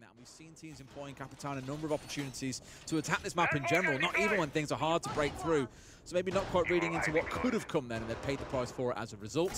Elevate up 2-0 on their attack. PSG move in to open area. Third choice bomb site. I think we will. Δύσκολο το ακούστηκε. With maybe a fairly similar attack, they're going to look to get themselves top floor. So it's going to be getting that Monty upstairs, bullying any PSG players that are on that top floor, moving them around. At the minute it's Gotti and Misa. Ryder's just moved up there as well to support. It's going to be getting those three shifted out of there, get a couple of kills along the way, and Elevate will be very happy with that. They can then start working the verticals a little bit. They've got Romeo on the thermite, but they might struggle to, they don't have any hard breach gadgets, so they're going to be having to kind of hope that those hatches haven't been reinforced, that they've been opened up, because it's going to be difficult to use them. They're also going to struggle a little bit without any soft breach charges to get any verticals in the floor. Μα και ο ήχος μου ακούγεται ίδιος, ρε μαλάκα. Ίδιος ακριβώς μου ακούγεται ο ήχος. Αλλά δεν μπορώ να καταλάβω αν έχουν φτιάξει πιο έντονα το direction. Από πού έρχεται ο ήχος. Αυτό δεν μπορώ να καταλάβω και προσπαθώ να καταλάβω εδώ και 3 μέρες που βλέπω τα μάτς. Αν έχουν φτιάξει το πόσο καλά καταλαβαίνεις από πού έρχεται ο ήχος, γιατί ουσιαστικά αυτό είναι το main πρόβλημα που έχει το sound του Rainbow αυτή τη στιγμή. Εγώ δεν μπορώ να καταλάβω σε πρώτη φάση για ποιο λόγο άλλαξε ο ήχος. Ο ήχος του Siege ήταν μια χαρά. Σε ένα σημείο ήταν τόσο καλός ο ήχος που απλά καταλάβαινες, φίλε, τα πάντα. Από πού έρχονται, από πού πουσάρουν, τι κάνουν. Alt, alt, crouch, καταλάβαινες, φίλε, τα πάντα. Δηλαδή ήταν full balance ο ήχος και άκουγες legit ό,τι έπρεπε να ακούσεις. Και μια μέρα απλά ξύπνησαν, έβγαλαν patch notes ότι έχουν κάνει κάποιες αλλαγές στον ήχο και απλά πετσοκόψαν τον ήχο. Και σιγά σιγά μετά σε κάθε patch πάλι πήραζαν και πετσοκόψαν και δεν υπάρχει πλέον sound βασικά στον ήχο. Δεν υπάρχει sound. I don't know. Left on the clock. They've got plenty of time and they're working pretty well, but they need to find a couple of kills now. And there's that main ball open that we spoke about. Again, keep it simple, stupid. They haven't got to go super deep on this one. Semper is on his backside, mind you, and will get finished off. Exploded in towards sight by the looks of it. Timon caught one off guard. However, he's now been traded out. They know that one's laid down at the back here, but they've got to pick him off at this point. They can't see him. He is tucked in tight. Now they know he's there. Soldier is no more, and the Monty has made the cross. This should now mean the diffuser's going down in a second, and this one should be elevates. PSG are actually holding on pretty well here. They're using their utility. Oh, that's so unfortunate for them. The toxic vape canister's not quite touching Psycho. It will do now, though. Diffuser goes down in no man's land. 20 seconds left to go. This is going to need a gargantuan effort coming in from Elevate. They're trying to take fights. They're trying to look for kills. But PSG are just holding a deep back line. That's not going to work for you, Romeo. Misa cuts him down. PSG almost certainly locked this one out as Misa finds another onto the downed Ion. And that is a much better round from PSG, Talon. Much stronger for sure. Admittedly there for Elevate. I know I said keep it simple, stupid, and they did, but I didn't mean keep it that stupid. Maybe a bit too simple. Because they completely forgot about a lot of the crucial utility. Things like the canisters burning out and the double smokes that were sat in back pocket. I don't know if that's what Semper's idea was in bursting in from Beeper's side, was to try and get rid of the smoke. But with that smoke still up, that Monty was never going to be safe in that position. So just forgot about a few key things there that really could have upset that attack. And let's be honest, Tim, there wasn't a whole lot of it. It was always going to be the Goya, it was going to be the Maestro, and it was going to likely be any C4s or smokes that had come their way. Just didn't respect that. And PSG, fair play to them, have now got a round on the board. We're going to see our next banning phase come in, where they each get to take an extra operator off the board, given that we're moving into round 4. And we can see that Monty and Azami have been taken away. Now, how's that going to impact things? Azami being taken away is going to make the top floor particularly difficult to hold on to, because we know that Azami is so popular to hold on around stock, vending machine, janitor, all around that area, tends to get locked down with the Kiba barricades. So that's going to make life a little bit more trickier for PSG on the defense. But by contrast, they've taken the Monty away, and we've seen some great work from the Monty so far. However, I don't know, I sort of feel like at the minute there's sometimes with like a Monty after you've done 2 hard breaches, people just use the Blackbeard or just bring the Blitz. I don't know how much value. Obviously they're slightly easier to deal with because you can shoot the feet, or you can maybe get a little bit more of a challenge onto them. I don't know if you just see this through as PSG and say, right, there's Thermite as well, you can't break anything. You're going to have to break Maverick. There is that to a degree. The key thing about this site in particular, where this banning pair plays into it, again, you'll see this banning pair a lot on Bank for this reason, is that now downstairs, the single wall that leads in towards security from site itself, typically you'll see things like the mirror in this case, plays quite low down. For you to be able to break that wall out and get a little crouch plant position in, you need to go for, I was going to say for an ace or a Havana down, but right now Tim, they're charging straight in towards Staff. Double C4, and he's down with both, and he's swatting them away. No issue at all. They've dropped back down towards site here and keep themselves alive. That's a great response to what could have been a disastrous scenario coming out for PSG.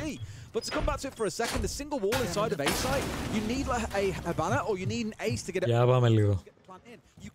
Πάντως από ό,τι παρατηρώ, παιδιά, η Bank είναι από όλα αυτά τα maps που έχουν κάνει rework στα, στα textures και στο φωτισμό, είναι το map το οποίο δεν καταλαβαίνεις τόσο έντονα τη διαφορά. Ας πούμε στην καφέ καταλαβαίνεις πάρα πολύ έντονα το τι έχει γίνει rework. Εδώ δεν το καταλαβαίνεις τόσο. Δεν είναι τόσο έντονη η αλλαγή. Καταλαβαίνεις, απλά όχι τόσο έντονο. Apart from sight. 1 minute 30 left on the clock, plenty of time for them. We can see them still working on opening hatches, getting that verticality that they want, putting the shotguns to use before they start posturing and positioning how they are going to get this diffuser down. As you said, Des, they're going to have to work to find themselves a little bit of space because that single wall is not going to be easily dealt with. But with the shields, they should be able to create some space. I like the use of this auto canister as well, just to prevent that hatch being opened up. It's all delay from PSG this round.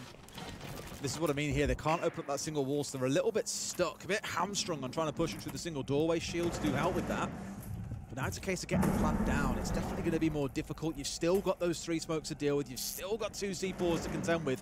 Hopefully they learn from round 3 here that you can't just ignore utility in back pockets or it's going to come back to bite you guys.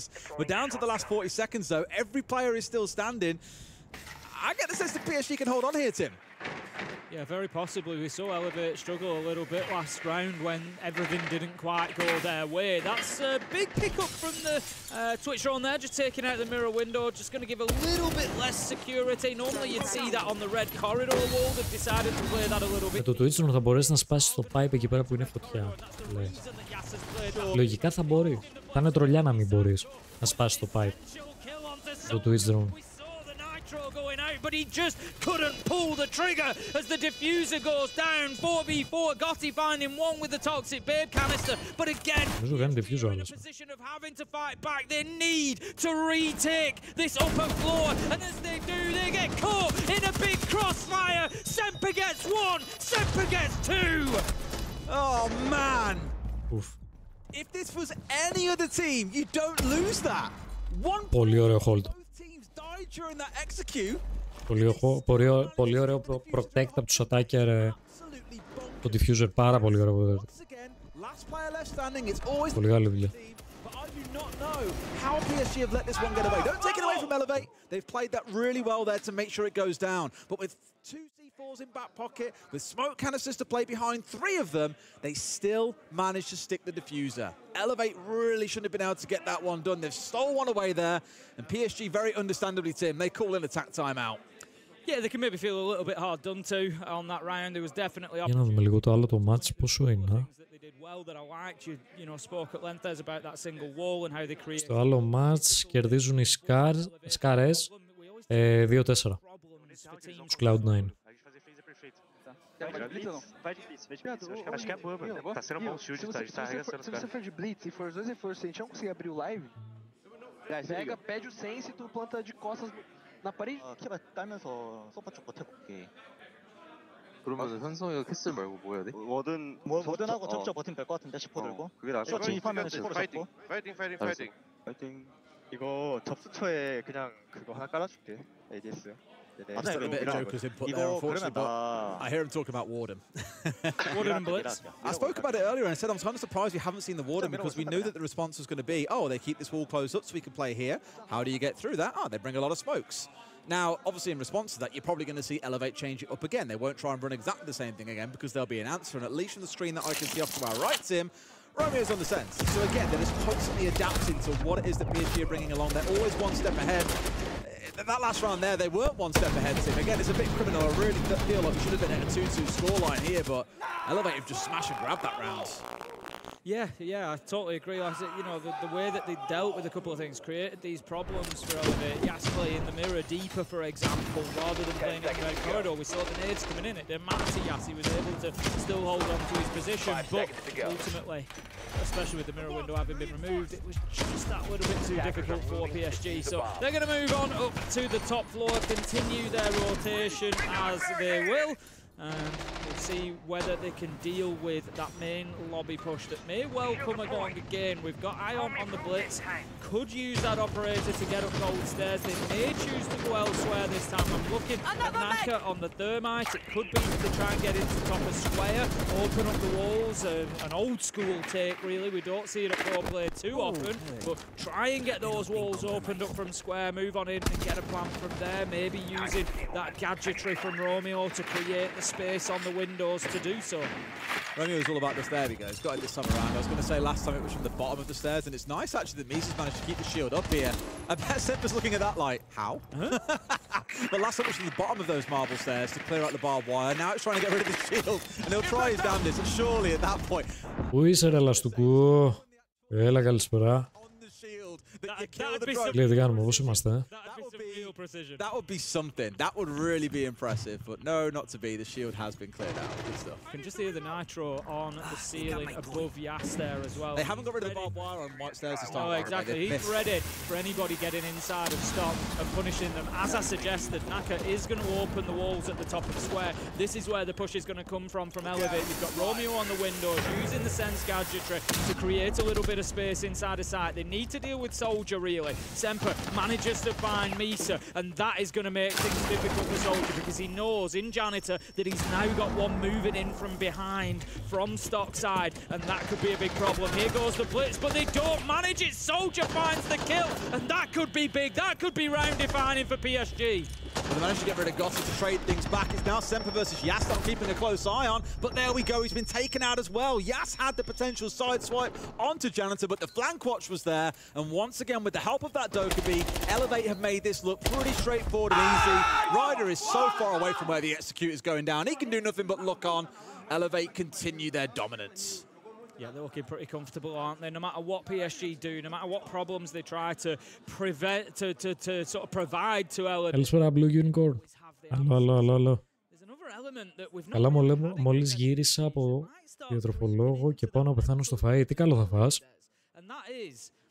On the side of PSG, these players, I kind of liken this to a little bit of a penalty shootout. Okay. In the back of their mind, the 1v1. It's going to be the 1v1. We don't know who it's going to be yet, but somebody is going to step up into a 1v1 for all this continues and PSG. Γεμιστά με σαλάτα, απαλός.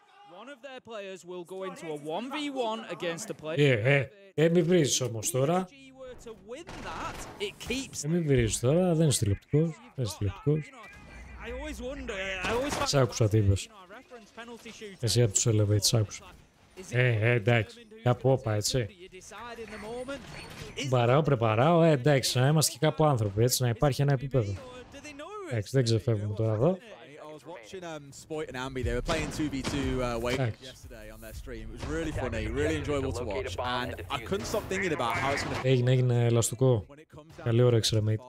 1v1, knowing that your teammates are obviously completely away from the desk. They're not there while you're playing, they're elsewhere, they can't help you, you are literally by yourself. It's going to feel so intense like it did watching those games yesterday. And so strange for these guys because they're used to sitting in their team, in their five, having all that noise, all that input, all those comms, and all of a sudden it's going to be deathly silent for them. And you're the reason whether you're going home tomorrow or not.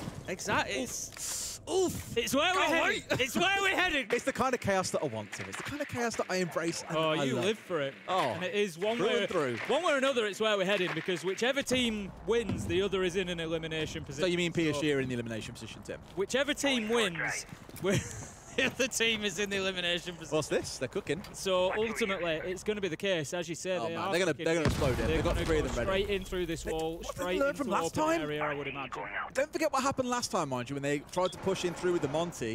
There was Goyo canisters, there was Evil Eyes, there was smokes, lots of utility, and now you also got to deal with Blue Mines too. Banshees, goo mines, I'm not sure about this, guys. Okay, we're going to try. This is going to get messy now. Smoke on the door. Goyo canister the pot. They're being cooked alive, Tim! It's a barbecue and elevator on the menu. Oh! PSG have just absolutely dominated. They've put up the brick wall against that rush, giving absolutely no ground whatsoever. Elevate, you can understand why they risked it. They're 4-1 up. Let's have a look. Let's have a go. I think this round is pretty much done. Ion's going to find himself taken down. 1v5 now. It's all up to Naka on the Flores. He's moving down marble stairs, but there's no way that he does this. No. I'm just like, I'm so frustrated. I think it's one of them where they're mentally committed to it. But it's like, we've all been there. We've all been there in ranks. The stack, and everyone else wants to rush, and you're going for it. And as you're going in, you think, this ain't going to work. You know it's not going to happen. In the round now, we've got to. And nobody wants to back down. I'm just surprised there's no Twitch being brought along to deal with something. They have Brava because you're seeing the Evil Eyes on side. There's something they could have tried to use and simply haven't. They've tried to make the same thing work again. At least Napa's going to get an exit frag, but that's all they'll really get here. PSG will get 2 rounds in the half here. You won't knock them too much. It's the defensive side of Bank. You expect to see attackers doing pretty well. That said, though, with the change in the bans that we saw, we'd generally expect to see defenders, especially locking down the basement, but obviously they whiffed on that one big time. Interesting half, though. Enjoying how the bans are impacting this map more than most. Now let's see how things go in the second half. Elevate get to ban 2 attackers. PSG ban 2 defenders. The problem that PSG face now is that they're going on to the attack. They only have a 25% attack win rate here at Reload. So big problems for them. They're going to. I mean, Tim, let's not dress it up in a way. They've won 5 rounds total so far. No, up to 7. It's a celebration. Yeah. Yeah, yesterday's 7-0 drubbing at the hands of Amati was not pretty. I think you're going to see the same 2 bans here as mentioned, by the way, especially against PSG, because we saw Amati really exploit this yesterday. Against teams that aren't quite as experienced, as disciplined, as put together, banning away hard breaches is a fantastic way to slow them down. You also heard Nave talking about it in the IGL video earlier on, saying, you know, there's a bunch of teams that are here, as you kind of gestured to other teams that are at the event, saying you ban away a couple of hard breaches, or bringing up Walden Isle, for example. They sit there for a minute scratching their head like, what do we do? I think you're probably going to find PSG having to figure this out. However, as they banned away these 2 operators themselves, I would expect to see them have some idea on how to deal with it, or at least something in mind that they've theory crafted over the last 24 hours ready to bring into this game. We have got the Tachanka on side for Elevate. Romeo Boatman. Δεν νομίζω να βγει κανείς. To that ban. So instead, problem here is, if you're looking at it, well, you know, it doesn't really matter about the small ban. You've got the area denial from Tachanka. The problem. Εντάξει. Να πω την αλήθεια, δεν είναι τηλεοπτικά αυτά τα 2 μάτς που παίζουν αυτή τη στιγμή. Όμως τα επόμενα μάτς, G2 Wildcards, πολύ δυνατό. Fnatic Cloud, πάρα πολύ δυνατό. Παίζει Team Liquid, πολύ καλό. Falcons M80 clean. Και μετά έχουμε Space Station με W7M. Το προηγούμενο ποιο ήταν και πόσο ήρθε τα προηγούμενα μάτς που παίχτηκαν είναι το Furia Team Secret 7-4 κέρδισαν η Furia και το άλλο μάτς που παίχτηκε ταυτόχρονα ήταν η BDS με τους Osaka 7-2 κέρδισαν οι BDS. Οπότε παιδιά, αν εξαιρέσετε αυτά τα 2 τώρα που τρέχουν τα μάτς, τα οποία είναι αδιάφορα και τα 2, τα υπόλοιπα όλα που θα ξεκινήσουν σε λίγη ώρα, δεν θα αργήσουν πάρα πολύ, είναι 1 και 1. Εγώ αυτό έχω να πω. With how things have gone so far, maybe the motivation is a little bit on the down low. No doubt, a lot leaning as well in towards Yasuo. Δεν χέλικα, άλλο, τι λέτε, κάνουμε, πώς είμαστε, welcome. Welcome. Η Furia το πάνε δρόνο, η Furia είναι... χωρίς lose. Όλα τα έχουν κερδίσει. Furia. Πολύ καλό τουρνουά, πάρα πολύ καλό τουρνουά. Επίσης καλό τουρνουά έχουν κάνει και οι Dark Zero. Γενικά πρωτιά, παιδιά, είναι η W7, είναι η Furia, η Dark Zero, η W7M, η Wildcard Gaming. Οι top 5 είναι αυτές οι ομάδες. Μέχρι στιγμής. Seeing the hole coming in there. Sometimes the smoke can be the one dug in, but a warden's just as good, especially when you've got flashes and all manner of things being tossed at you as you stand on there. Of course, reminding again that the Sense Light Wall now cannot be seen through by the warden. not saying you roll one of those down the stairs, but at least it will help you with putting a bit of pressure onto it if needs be. And here the pressure starting to build up now on this side as well. Semper really starting to did things in with those keeper barriers, and there's the first victim. In fact, two fall in quick succession. Both Naka and Semper taken offline. Yes, Scotty goes down, but he'll get picked back up. Great start for PSG. Yeah, that's absolutely perfect. It creates them space. That's the big important thing. They've got themselves into server now, so they are effectively one step away from being able to get this diffuser down, and that step is clearing out the utility, creating the space. They've got manpower to leave people up on the hatches without leaving themselves short-handed downstairs. Psycho gets one, but then he gets sloppy, tries to continue on up the stairs and gets shot in the back by a rider, and again PSG just having the answers. Make it 3! Ion, you knew he was there! Make it 4! Rider cutting through Elevate like a knife through butter in that round. 4 kills he's racked up in that round. Fair play, Ryder. A really weird one, to be fair. Like Elevate, you expect they're going to lose players when trying to defend onto blue. The Warden you kind of leave as a sacrifice. You want to waste time. And sure, they were down to a minute left on the clock after they killed the Warden, but Semper somehow got sucked into that on the Azami. He was really trying to lock down server, making use of the keeper barriers, and then paid the price for it. He stepped in, took a gunfight, lost. Παιδιά, οι G2 αν δεν κερδίσουν αυτό το μάτς θα είναι πάρα πολύ δύσκολα. Νομίζω θα βγουν αν δεν κερδίσουν αυτό το μάτς. Βγαίνουν από το τουρνουά οι G2.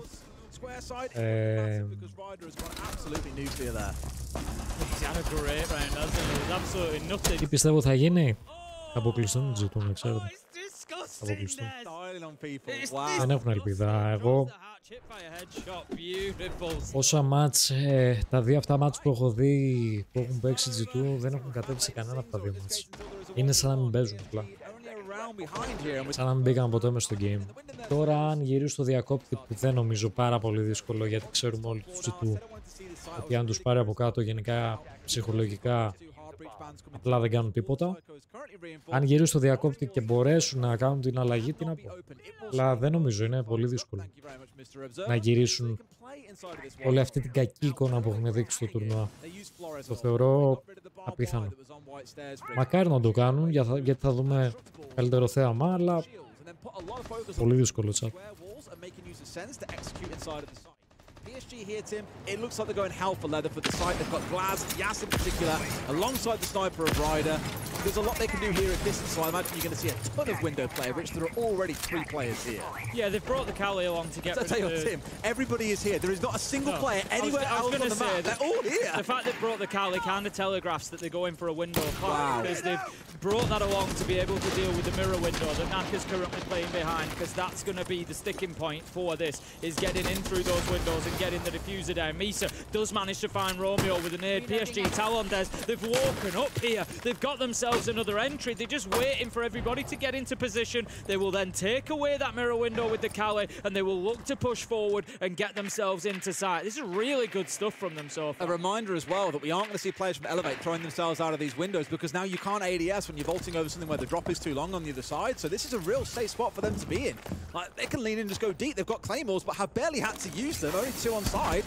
Why even worry about that? You're perfectly safe here. Walls have been opened up by playing in through the window. Everything. It's feeling like a SWAT operation, Tim. It's all being done from the windows. I love it. Ακόμα και το animation όταν βάζει ο Thermite και σκάει το ability του, βλέπετε το άλλαξαν, έτσι. Ότι κάνει το περίγραμμα ακριβώς εκεί που ανοίγει το Thermite charge. Πολύ ωραίο, πολύ ωραίο. Πανέμορφο. Πολύ έξυπνο. Βασικά αυτό έπρεπε να το είχαν βάλει εξ αρχής μαζί με το Thermite. Να κάνει αυτό το animation και από την άλλη μεριά του reinforcement. Αλλά ναι, it's okay, εντάξει. Το βάλαν τώρα. It's okay. They haven't dealt with the mirror window, Des. That's where they've just lost the diffuser from. Gotti was trying to put it down. It's far too late now. Naka steps out and gets the kill, puts the diffuser down in no man's land. Soldier has been able to go in and grab a hold of that case, but now the question is, can they create enough safety for him to be able to put it down? Because they are being hassled on every side. Soldier is gonna try. Naka manages to find Misa. Can they get out of the windows? Can they create some safety? It's all up to Ryder. This is so horrible now, because even with the plant down to, they can't bolt out to go for a kill. They're a bit stuck having to watch the window here. They're going to have to play this super smart or run out from the ground floor. But where do you run out? There's not a lot that they can do.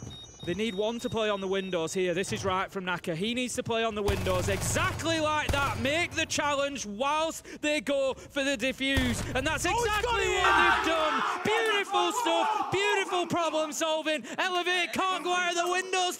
It doesn't matter. They'll just go and use a different one. Really smartly played. I was going to say, that's one of the only options you can think of. But surely PSG expect that and have a drone ready and waiting, but nothing. PSG would have won that round if they'd have dealt with the mirror window. That's 2 rounds now that I'd look at, honestly, for PSG and say they could have won those rounds. Think back to the plant went down with 9 players alive, for example, in the basement. 2 rounds that I don't feel PSG should have lost, yet they managed to let it go because the approach to that round, you know what I said earlier on with these 2 bands coming in, they should have an approach to this side that meant that they've thought this through. Clearly they had, but they forgot, as you remarked, on that one crucial step of getting rid of the mirror window. It's the most simple things. It's like top of the checklist on what you've got to get done. And It's not to say that it's impossible. You know, for What the fuck? But the fact is, he stood there looking at Gotti planting. Yeah. He can pre-aim it. He knows exactly where to look. If you've got rid of that glass, then you just watch that corner. And he has to come around and you've got that extra half a second whilst he has a look. Where is Gotti exactly? And that's when you hit your shot. You get the kill, you stop him and you protect your planter. It was almost impossible. Really a bit frustrating, to be honest, to watch PSG struggle with that. He was so close to getting that plant down and the answer was there for them. Just didn't take it until it was too late. What I will say Great round from Naka, to be fair, as well. For sure. And again, for my view of how things have been so far, PSG without a couple of basic mistakes here would be up 5-3. And I do want to give them credit for this. I think many came into this game thinking, oh, after yesterday they're getting slammed. I won't lie to my fantasy team, I've gone hard against PSG. I thought they were getting rolled, but they played pretty well. Again, a couple of basic mistakes have stung them, but overall the team is having a good performance and Elevate are really struggling at points, I think, to get this over the line. I wouldn't be shocked if this gets drawn up to like a 7-5, potentially even overtime, unless Elevate can really tighten things up here in round 9. Yeah, there's definitely gaps for PSG to exploit, and I think, you know, a team that we were seeing better performances out of would be doing that, and you know, that's why we've seen Elevate struggle so far. But I don't know, I feel like they've maybe got a little bit of momentum now. They've been let off the hook once or twice, and they're going to start to take advantage of that. They're just getting a picture now of where everybody is located on this PSG push. Riders taking damage, Soldiers taking damage. They're starting to push them around. Semper manages to take out the Ash. 5 versus 4. Elevate do lose Semper though. Yas manages to find him, but Iron's there with a response. It's all going in Elevate's favour. Oh, Yas. Down to a slither of HP. Like you say, the numbers definitely sit on the other side in a really weird way, a weird twist of fate to him. PSG have fallen down to the same things that Elevate did. Iron was tucked in on that quad wall, the square wall, and has shot a player who's gone across to try and make the plan happen. Whether it's shooting Goyo canisters or shooting players, it doesn't really matter. Point being, they've stopped the plant going down, and they've basically won the round off the back of that. Romeo gets one more. Yas is all alone once again. How many times is the last one left alive? Nice play pitching shooting, but one player to find 2, gets rid of him. Yas is good for a 3K, Tim. He's got a single point of HP to his name, though. One bullet will be enough to see this one out, and they've got pings coming down on him from pretty much everywhere. A minute still to play. Romeo's got to hold on. Yeah, Romeo's 8-4. He's playing well, full health. Honestly, I'm not really sure I see a way for Yas to win this. This could be a little precursor of what's to come. There's Yas versus Romeo in a 1v1. Romeo and Juliet was a bit of a tragedy. Hopefully this one doesn't prove to be. Yas had the right sort of idea. It is certainly looking that way, though. 30 seconds to go. Almost had his number, but Romeo's giving nothing over towards Yas. May have found a 3K in the round, but he's not winning out that 1v1, Tim. Is that a sign of things to come? I think that's the 1v1 that we could see, you know. I don't think they put Yas in the 1v1. You not think? I was looking at it earlier. I think either they give it to... Who's it talking about? Either Misa, because he's like their generally best performing player, or they give it to Gotti. And Gotti sounds like a really weird one to pick out here. But I know that he's quite a confident guy. Yeah. I think cocky sounds like a harsh word to use. I think maybe Misa. I think you might be right with Misa. I think it will be Romeo the mental game maybe in the 1v1. Psycho from the side of Oh, I was about Psycho, but I just think I'd like to look like you got to do it, because I know that, again, he backs himself a lot, and mentality in that 1v1 is going to be so crucial. You don't want a player that's going to wilt away after losing one of the rounds, or maybe two of them. You want someone that backs themselves from start to finish, and I think he could be that guy, even though he's the support player on the team. Will he be that guy? Someone's got to be that guy, Tim. Someone's got to be that guy. So, just as a reminder of what is on the line here, if you look up at the top of your screen, you've got the bullet figure in red. That's how many each team has reloaded here. So, το άλλο το match, παιδιά, που παίζεται στην άλλη μεριά, ταυτόχρονα έχει technical pause, οπότε υπάρχει κάποιο τεχνικό θέμα και θα σταματήσει. Οπότε δεν έχει τελειώσει ακόμα το match αυτό. Μάλλον θα τελειώσει αυτό που βλέπουμε πρώτα. Μόλις τελειώσει αυτό, κάνουμε τράμπα στο άλλο για να έχουμε full δράση. reloaded 8, they would go up to 11 should they win. They drop below 0 if they lose.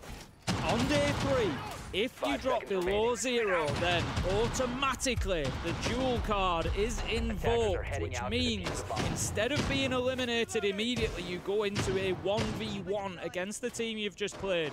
And if you're able to win that 1v1 best of 5 rounds, you save yourself. You keep yourself in the tournament. And that is, one way or another, what we're going to be facing. It looks like it's going to be PSG as they now face 3 match points, but it could be reversed. If they manage to get themselves through to overtime and win this, then it's Elevate that would face elimination in that 1v1. Let's see if we get there first. 2.5 minutes, we could be facing off in our first of the bunch. But they've got to get through this round first and foremost. It's been a bit of a calamitous affair down in the basement across both teams, to be fair, on their executes. Some of them you look at scratching your head thinking, how the hell has this team not won this one versus the other? No one's gone down too early on, though. I imagine there'll be a lot of focus on towards service side, but Misa's gone down. Oh, the fire's already burnt out and taken him. Not ideal to be losing the buck there. I mean, it's not the end of the world to lose a buck, but if this wall, for example, were closed off in the way that it is sometimes, they'd be in a lot of trouble here. Naka trying to do what he can to win out the next one, but the Monty should kill him out of here. And then fair enough, there's a trade that comes on through. Still numbers advantage to Elevate, though. Yeah, Naka was just trying to survive long enough, I think, for Romeo to get to him there. They knew that they had the Monte in there alone, so you just got to push forward and get aggressive, get a 2-on-1, and you're going to win out that situation. Ryder's kind of hanging around in dirt tunnel at the minute, but he knows he's still got this problem with the player in behind the server stack. He's got to know where he is now, roughly, as well. It's good making use of the Grim here as well to at least force Romeo away. Not force him out of the room entirely, still in a spot where he can challenge onto things, and now they're getting pressured in from the south side at the same time. PSG are trying to build the pressure up, but Tim, I feel like they've lost so much here. Everything rode on Soldier being able to get inside of sight and either plant or cover the plant going down. That's no longer an option. Well, all the Elevate has done have kind of dropped back deeper into sight. The problem that they've with that is they're kind of inviting PSG to have a look and try and find a few shots to try and get a challenge onto them. And PSG, you know, they're happy to give that a go, but you just feel at the minute if the next kill goes in Elevate's favour, then PSG are in serious trouble. However, they continue fighting. Romeo flashed out, low health. He's in trouble here, and he's going to be finished off by Ryder. And PSG, they're getting the diffuser down, Des. I think they're going to do this one. Psycho has to drop into sight. He's trying to make a challenge and he can't. Yash shuts him down. PSG, they keep themselves fighting for another round. Γιατί να ντροπάρεις εκεί από το χάζ, δεν υπάρχει απολύτως κανένας λόγος, bro. Πήγαινε από main stairs να κάνεις στο flank ή από κάπου αλλού. Ή από server stairs, όχι από εκεί. Απλά να ντροπάρεις μέσα στο site. Ενώ κάνεις στο flank, γιατί να κάνεις απλά drop έτσι. Δηλαδή, κάτι δεν κολλάει κάπου. No, you got to roll your sleeves up and win dirty here, Des. That's all you can do is just get into those scrappy rounds and fight for every inch until you've got a winner. PSG Talon keep themselves alive for another 6-4. Elevate have another 2 chances here. Going to be up onto the top 4. They've got that mirror there again. Romeo this time is going to be playing it rather than Naka. I hope PSG Talon don't make the same mistake. Take that utility away. However it is that you do it, take it away from them. Interestingly, we've got Raura being brought. That's what my big ooh is that. I was thinking about it on this site, and obviously when the mirror plays inside the janitor, it's no use there, it's not very effective.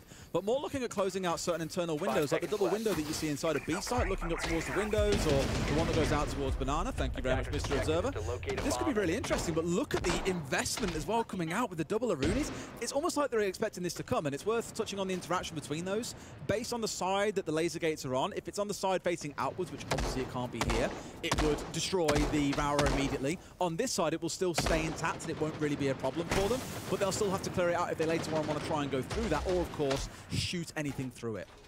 Problem is though, Tim, they've got nothing to do with the mirror window here. That makes me a bit nervous. Especially after they were hurt by it so badly last time. I mean, you know, maybe you could get Sensor's gadget in front of the, you know, maybe create at least a block in that line of sight and make it difficult. Reloading. But, you know, Naka, again, it doesn't help with the Sense gadget, but he's in there on the warden behind the mirror. He's giving themselves every opportunity to keep fighting from that position. They're recognising exactly how important it is. PSG Talon stacking up, trying to get themselves inside of stock. They wanted to use that Raura gadget to close off stock door, but it was dealt with very quickly. Explosives will destroy the gadget, so they're going to have to go back to the drawing board. Well, it's more just about taking the time here. Certainly in no rush. Like at least what we see in PSG, have got something else in the tank, another idea to bring along to the table. Semper being forced back is the key one. Nade comes on through and will at least momentarily push him back, but he's still here, Tim, and ready to challenge. There we go, they've got the kill they need. The Raura, it may have made a temporary appearance there. Wasn't really the influencer in the outcome of that fight, though. Key thing is, Semper is dead. It was more of a distraction, wasn't it, as they came around with that impact nade. It made it a free fight and took out the Azami. 5 versus 4. PSG Talon have got themselves control of stock by opening that wall. That's equivalent of what I was speaking about earlier, Des. They can't open the elevator wall, but opening the stock wall prevents them playing around vending machine, around top white stairs. It makes it more difficult for Elevate now. They've been cut off effectively and have to play inside of sight. And now they can start playing on the windows because they've managed to move Semper away, and Naka is now permanently under threat. Problem is he's got cover from Ion, who's been sat around elevators for the majority of this round, so he knows if someone's pushing up and forwards. That's the key one. I was going to say the only thing we could see that could come along and deal with these is either you take the ground yourself and remove the mirror window, or you get rid of it with Yas. He's managed to do just that. A trade coming in onto Misa here as he finds Ion in the first place, so 1 for 1, but Gotti's in, Senz is in, Plant is going down. Elevate might not be able to stop this one, Tim. Nitro shot out of the air as we watch on. Gotti this time will secure the plant, and you see the big difference to last time they tried. They've dealt with the utility so much better. Naka fighting back, takes the planter out. 3 versus 3. Elevate trying to do what they can, trying to work onto those windows, but this time with extra manpower, PSG are ready, and Yas takes his man out. Romeo is down. It's all up to Naka. He manages to get the down onto the Blackbeard, but surely it's too little too late. It's the windows. You can't do anything about the windows without going off to ATMs. He's got no chance, and PSG will take round 11. Really well played by PSG. For Elevate, there'll be some frustrations, I think. It felt like they were sitting there waiting to get beat in that round. Wasn't a lot of proactive play, just kind of waiting to see what was going on. Didn't really know what PSG were up to, understandably so. Lots of changes coming in with the ban system, as we've regarded before. Elevate are going to call an attack timeout, very understandably, because their backs are against the wall. Yeah, they very much need to get this over the line. It's going to be... Foi bom, os caras tiveram dificuldade. A única play pocket que eles tinham pra esse ponto, provavelmente eles podem fazer algum domínio ou passar fome, tá ligado? Estão fazendo WCTM, só fica ligado com isso. Eu não acho que vai ser outra play rápida. Full, eles estão abusando de sense, qualquer coisa. Se eles fizerem qualquer coisa com relação a isso, no bomb, beca todo mundo, mano. Se movimenta e ajuda. Foda-se, tá ligado? Joga o jogo full juntando pra gente travar essas plays. Eles estão ganhando o jogo em play pocketzinha, mano. Joga com biriba na comp, essas paradas, mano. Não toma esses bagulho besta assim, de pocketzinha. Então, ganhou esse round. Vamos focar nesse round. Bora. Esse round. Worth a shout as well, we've had fantastic access to the tactical timeouts throughout this event. We've had it once or twice with the...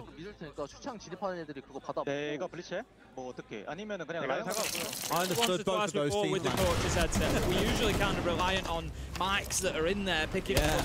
We're getting absolutely crystal clear access to those tactical timeouts, and it's very fascinating. Obviously, you know, we don't speak Portuguese, we don't know what Hudsord was imparting there, but Maria usually helps us out and comes with a little explanation. It was to get an idea, but it's been very, very fascinating to listen into. Obviously, we were off yesterday, and I was jumping around a few of the co-streamers. Shout out to the co-streamers, by the way, doing a fab job. There's all kinds of content out there to tune into and enjoy this too, as well as the mainstream, of course.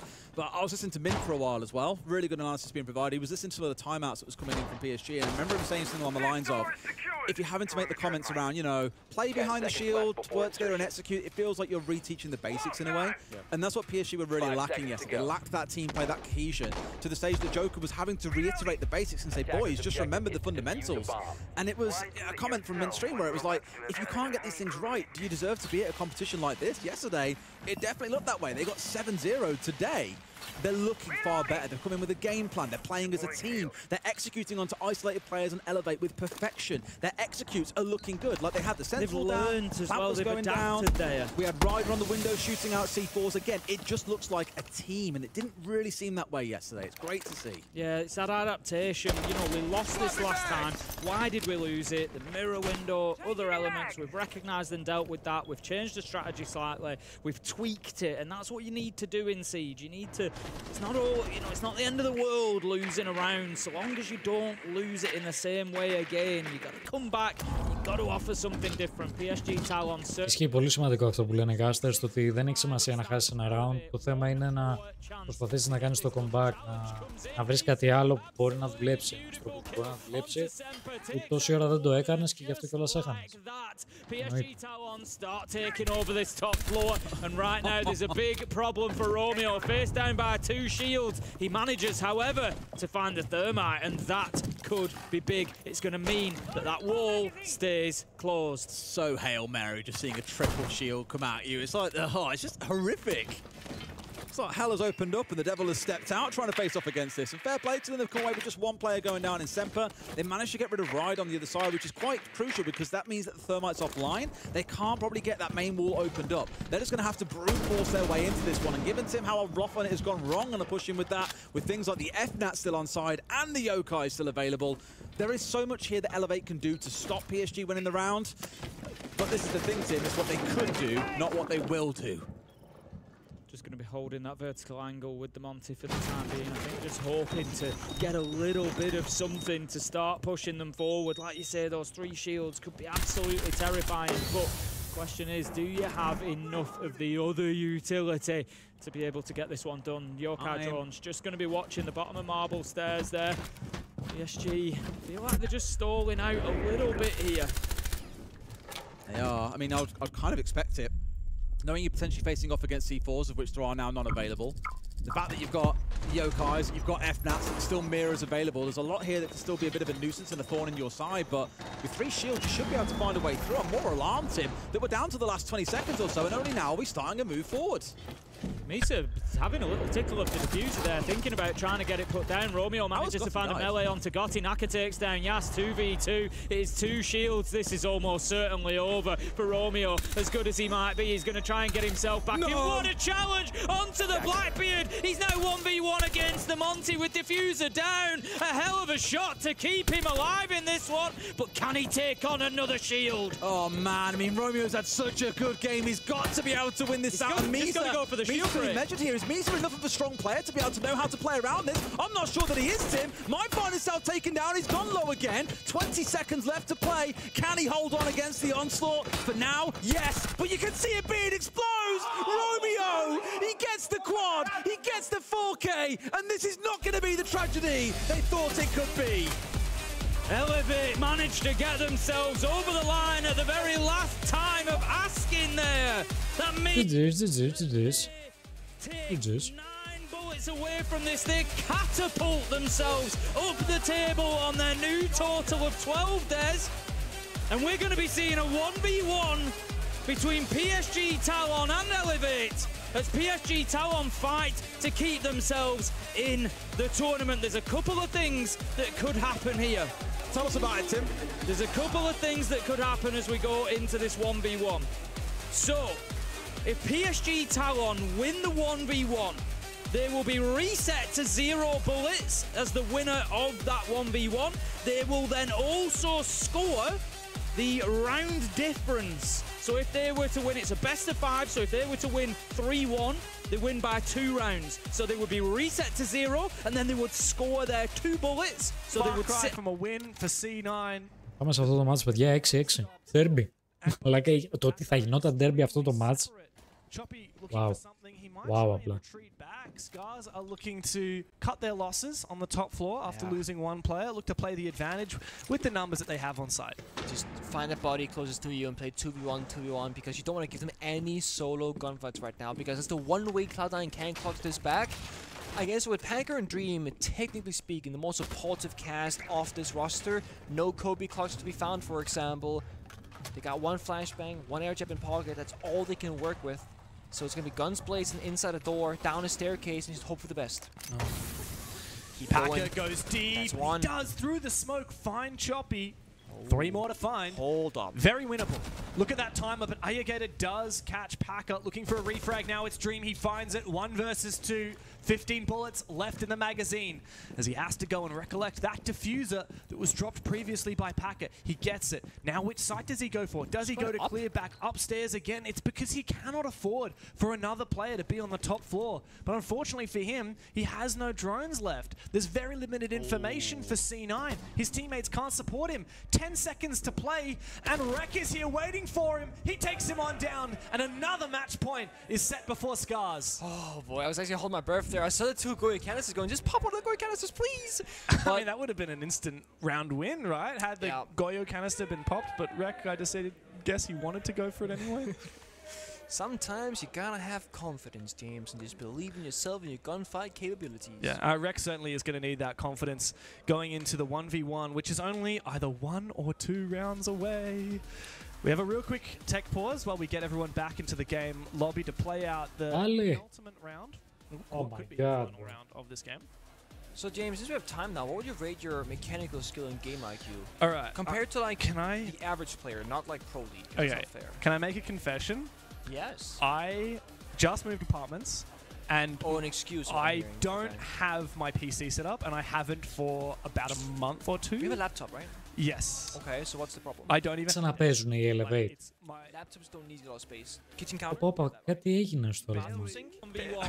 Competitive sieges. I know Dev is going to be fuming because he was gagging to catch the first 1v1. He was like, I hope our match is quicker than yours and we get the first one. Oh. Never mind, Dev. Look at that now. Wow. Isn't that a weird sight? All the chairs. Δεν παίζουν ένα-ένα, ρε. Except yours and the cameraman. Even he's looking around like, this is so weird. Mike's like, headsets are silent. It's going to be so silent for them. In many ways, I can imagine that this is going to be a way more pressured situation because you're outside of your comfort zone. When you sat there and you've got your team around you, you're part of something bigger, but now it's you. The spotlight is on you. No one to hype you up. Nope. No one to bring you down when you get too excited. No comms, no coach, nothing. Silence. All about you. And this is where I think you're really going to see. This is brilliant. This is the equivalent of... This is Class TV. This is exactly... Α, δεν το είδα ρε εσύ. Δεν το είδα γιατί βλέπαμε το άλλο το μάτς. And that poor soul has to walk down to the penalty spot on their own. That is these 2 players right now. Ryder is sat there waiting for his fate. All alone. So I'll just check chat for a second to see how it's all going in there as well. Someone said, can we predict on this 1 versus 1? I feel like you've got to be able to as well in the chat. Like, come on now, that's the one. Oh, I mean, who do you back? So excited. Who do you back in this team? Do you think Iron takes it, or do you think Ryder does? It's so difficult, isn't it? Because you can look at it, and it kind of sounds like I'm sitting on the fence. It's difficult not to. Ryder's got a lot more to play for. He's trying to keep his team in here. But with that comes a lot more pressure. You could sort of look at it and think, well, Ion, he's only playing for 1 bullet for his team. It's not really make or break. I mean, yeah, I guess if you get eliminated tomorrow or Friday, tomorrow or day 5, sorry, with you're short of 1 bullet, then yeah, it's going to be a big deal. But right now, Ion's maybe willing to take a bit more risk, maybe. He's willing to just play a bit more loose. Yeah, I'll just have a peek in there. Whereas Ryder, every footstep that he takes, he's... Αν νικήσει της PSG πετάει εκτός Cloud9, δεν το ξέρω. Δεν το ξέρω. Νομίζω όχι, νομίζω όχι. I'm sure some of you are wondering about this. No, you can't play shields in a 1v1. No, there's no shields. It's on Chalet. You can play fuse. Chalet, no shield. You can play fuse, but you can't play fuse shield. Exactly. And yes, you are right. It is on Chalet. Just getting that lobby set up now between these two. Just let them sweat a little bit more. See who kind of cracks first. The real 1v1 team is actually... I feel like stressed and excited. The real 1v1 isn't actually in the game. It's who runs out the room crying before we even get into the game of Siege. This is great. Like this morning coming in, we knew that we were going to have a duel in in match 2. We knew this was going to happen because of how the reloads had gone. But I just didn't anticipate quite. Oh, go, the teams are all together as well. Oh, God. It's supposed to be so nerve-wracking stood watching your team play as well. I mean, to be fair to them, PSG seem relatively calm for a team that could be getting sent on the next flight home. Yeah. And to leave sunny Rio. Absolutely. Just you and an admin. Oh, dear. And he ain't your friend. He ain't here to help you. Cut the tension with a knife. It's great. Oh. And to think we've got to see this a whole bunch more over the next couple I don't know who's starting on which side as well. I guess we'll find out as we start. We will find out. I'm not going to look at the lobby. Obviously, we can see the lobby screen. We don't have either player in yet. And so I kind of half an answer, but it could just be that the teams have just been put on those sides and it might switch, you know, before we get into it. So we'll see when we actually start things as to who is going to be where, but... Καλησπέρα Block, hello. Welcome. Wins the game, they get to choose the side to start. So it's the one who doesn't invoke the challenge. In this case, Elevate. So Elevate get to choose the side that they start on. Correct. And it switches every round as well. So if it switches every round. Does, so if you start on defense, your next round will be attack, and vice versa. That switches every. So Laxing has just walked into our casting area. I'm pretty sure I've seen you in some 1v1s recently, Lax, have I not? Yeah, I swear I've seen you playing someone in 1v1s recently somewhere. Were you against Lonnie? Yeah, I remember he's playing against Lonnie recently, so he's also got some experience in a 1v1. I'd back Lax in a 1v1. Did you? No, I'd back you all day long in this situation. Yeah. Drop the headset, jump on. Why not? I'd back you all day long in this situation, Laxi. You see how this one's going, hey? Hello? Hello, Can you hear there me? he is. Yeah, we can hear you. There you go. Can you hear us? Welcome, welcome. I can't hear you guys. You don't need to hear us. I mean, unless I put my... Hold on, let me put my earbud. Production, you can't hear us if it helps. If you've got to turn it on his box or something. But we've got Laxin to come in and join us for the 1 versus 1. The first one that we've got in Siege history to determine if the team stays or goes home. It's one of those, Tim, that I think across the event... Obviously, you've not directly been in this situation, Laxin, but as a player, how stressful do you think it would be, that silence of not having your team there and like that out of your comfort zone? I would say this is more stressful for the simple fact that your team is playing for their life right now. So everyone, it's kind of like when you're playing baseball, it's 2 outs, 2 strikes, you're up, it's on you, bottom of the 9th. Like, this is the exact same scenario for PSG, is that you are essentially the one keeping your team alive here. So there's a lot more pressure than I think there is just even in a regular 1v1 scenario in an official match in a 5v5. Who you pick him? Who you back him? I mean, when you saw Ride pull out that 4K, especially when he dropped that hatch and did that, you know, if I saw Romeo on that other side, not to take anything away from Ion, I want to go with Ride Reload. Ryder. That's my boy. What about you guys? Okay. I think you're right. I think Ion just has less to play for. You know, he knows that he gets a bullet for his team if they win, but other than that, he's had a bit of a quiet game. Like you say, Ryder, I think, will come in with some confidence here. More pressure, of course. Here we go, it's starting. You know, diamonds are forged under pressure, aren't they? So... And we're into it. The 1v1 begins, the best of 5 to see if PSG Talon stay here with us at Reload and Rio, or if they're going home. Ion versus Ryder.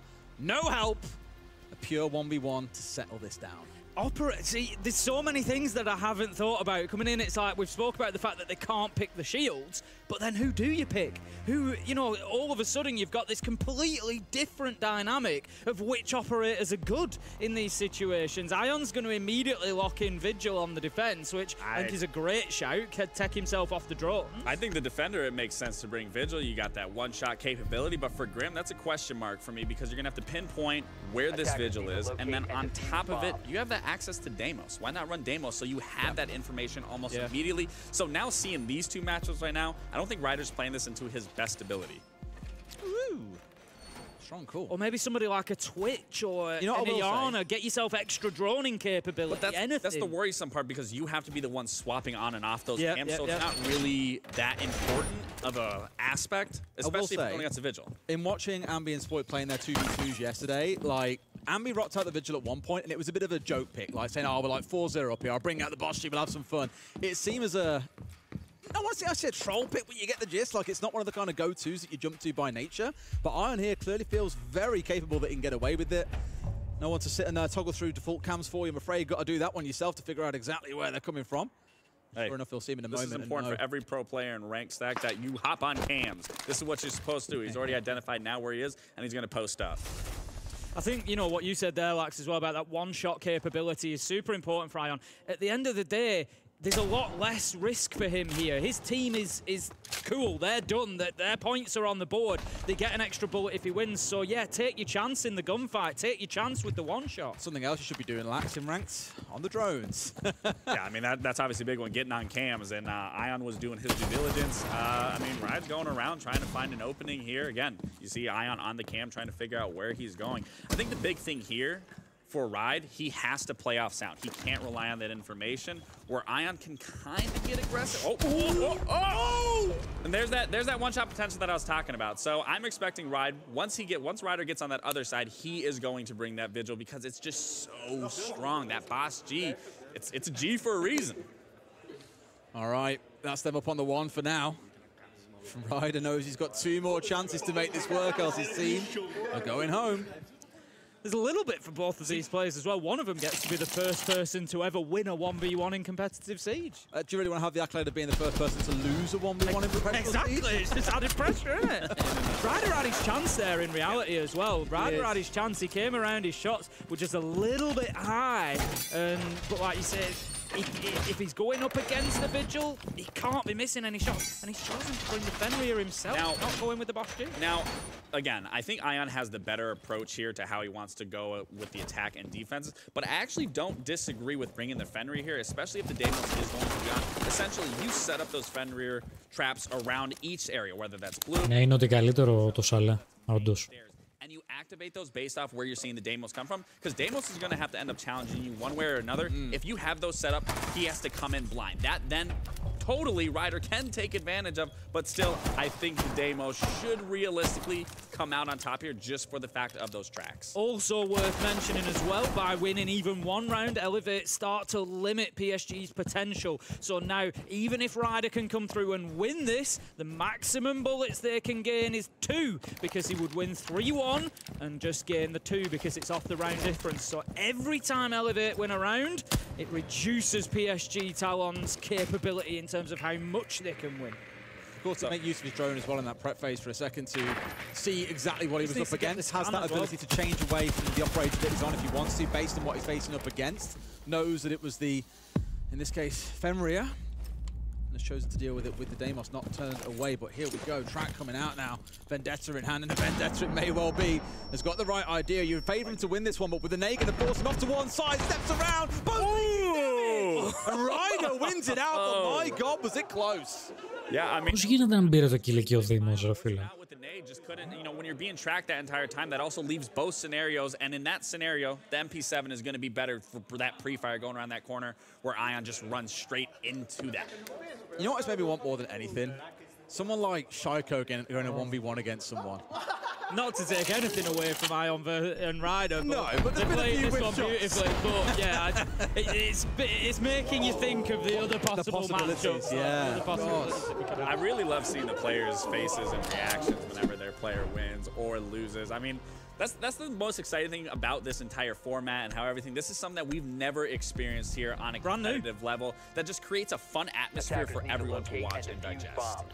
Let's get into it then. Round 3. Ion is going to double down with the Vigil pick, given the success last time. That round was winnable for Ryder. He missed a couple of shots. Got to call it as we see it. And Ion was able to punish him. Ryder this time, interesting choice, going to bring in the Ying. Now, I can see the power of that. I can see the line of thinking. Again, it's back to that Fenrir pick. If you can get him blinded and take the gunfight then. However, again, you've got to find Ion. You've got to get him into a position where he can't run away from the Candelas and get out of dodge. It's going to be difficult to make that utility stick. I'd love to see some analysis from the dev team after this tournament on, like, how many 1v1s existed before the tournament and how many after. Because this is going to start like creating such a meta of 1v1s that people are going to start 1v1 me, bro. I mean, I will say this. In terms of the 1v1 and showcasing Siege X here, you do get to see how beautiful the map is before it gets destroyed and utility gets set around the map. And I got to say, the visuals are absolutely stunning. Agreed. I do like it. So I really like what Ion's doing here. He's really trying to meet any position that riders come from at the forefront, especially because that boss G. Exactly. That is what I want. God damn! Ryder! Ion was so ready for Lord! He was so ready for it. He played him like a fiddle there. He takes out the drone at big garage door and he knows he's going to trench. Beautiful stuff.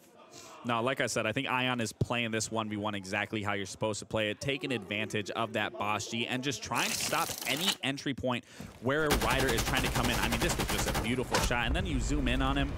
He's nerves of steel, cold as blood. I mean, well, we're about to get a little nerve check on Ryder right now because his team is 1 round away from being eliminated. Now he goes to the boss. Exactly that. He thinks, no, it's time. I need to go for the big one-shot cannon here to try and keep PSG Talon in this. If Ryder cannot win this round and the next, PSG Talon will be the first team eliminated from Reload.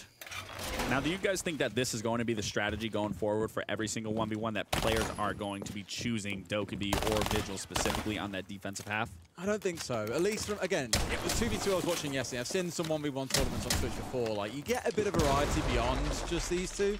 So I don't think so. You'll get more than this. However, for today, I think this is all you're really going to see. I think if you're the team with everything on the line to bring your team back into things, I think you have to go for these two options. You reckon? I think so. It's a 1v1. It's a 1v1. But you are in the one-shot.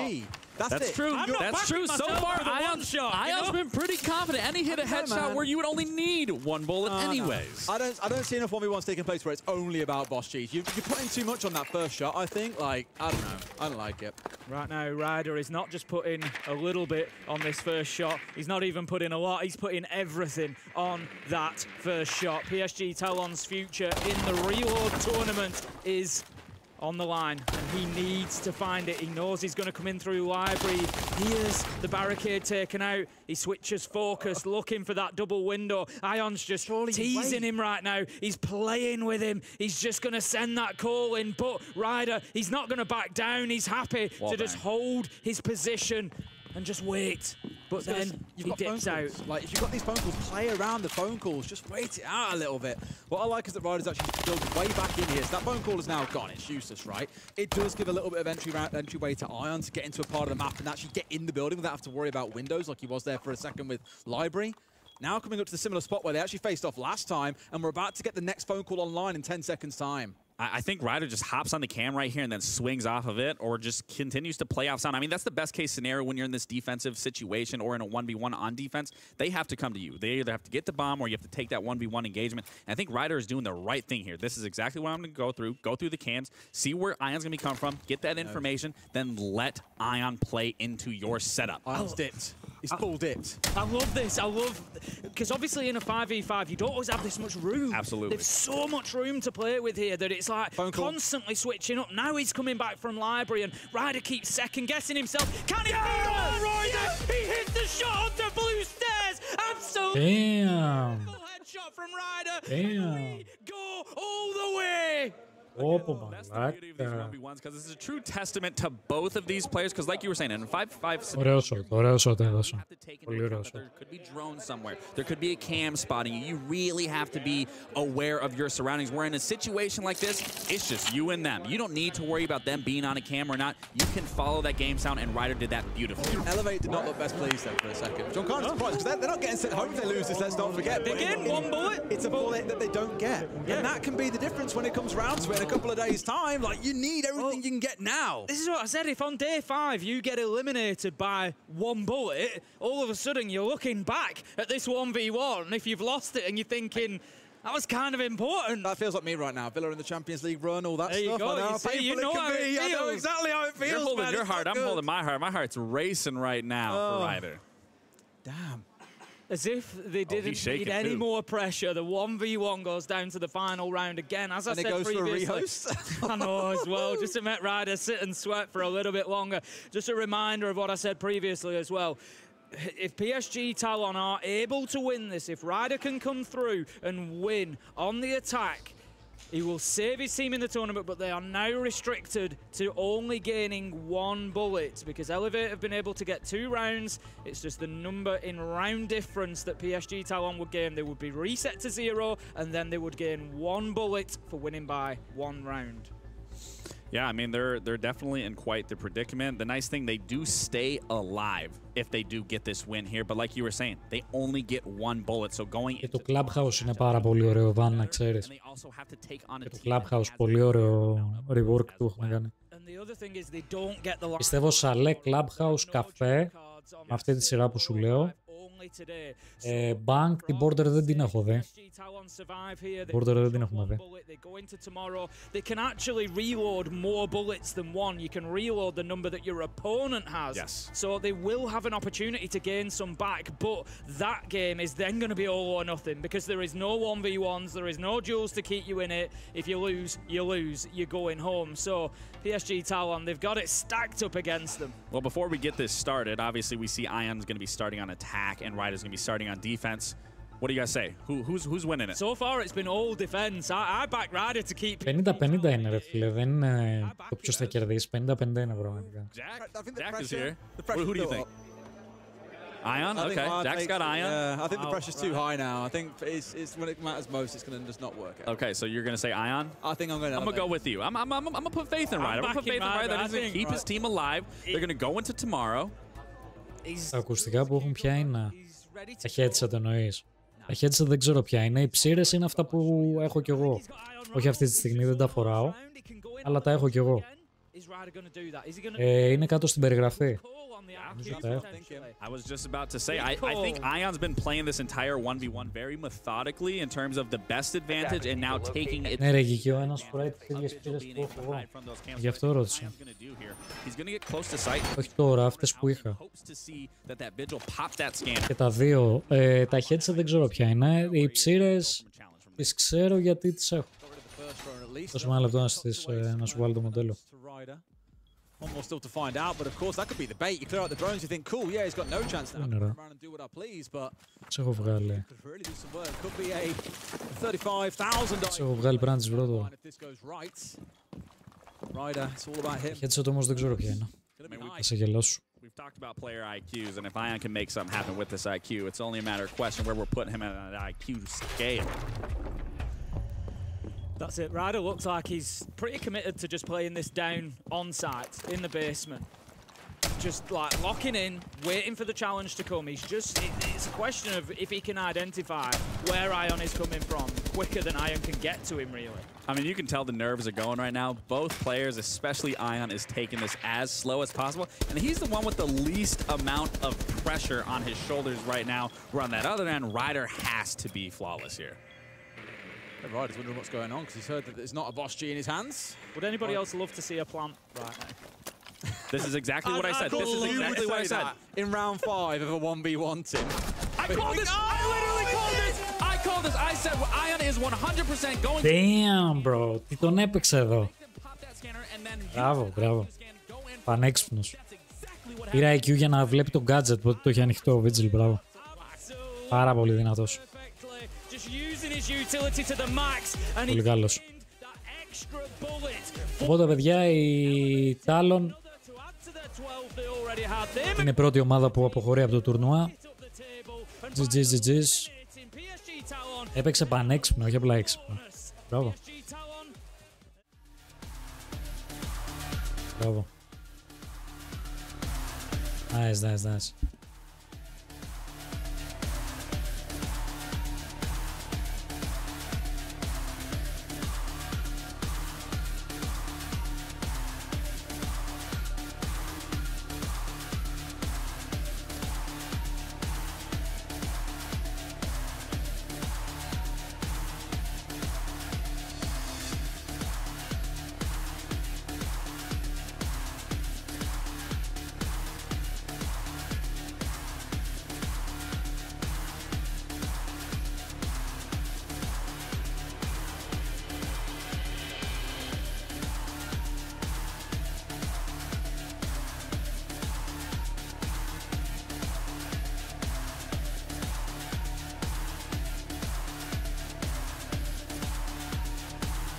Λοιπόν, κάτσε να βρω λίγο τις ψήρες που έχω. Ξαναλέω, δεν τις φορά τώρα, αλλά τις έχω. Δεν είναι εκεί. Τις έχω βγάλει, όχι.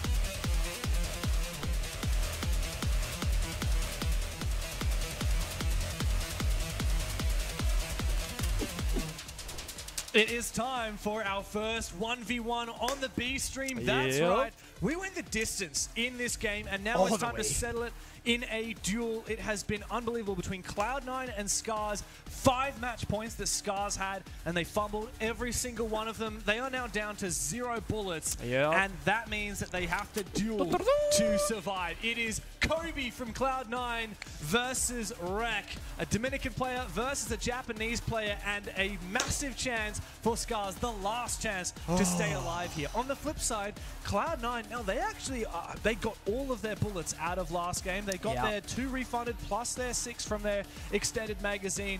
They're now rocketing up the standings, but they have a chance to earn even more. If they win this, they will not only get the round difference equivalent, so if they win 3-0, they get 3 bullets, but they'll also get 1 extra bullet for eliminating Scars. Hi guys. Meanwhile, this is the team. This is Cloud9 and Scars backstage actually watching on these monitors right next to the camera that you're watching right now.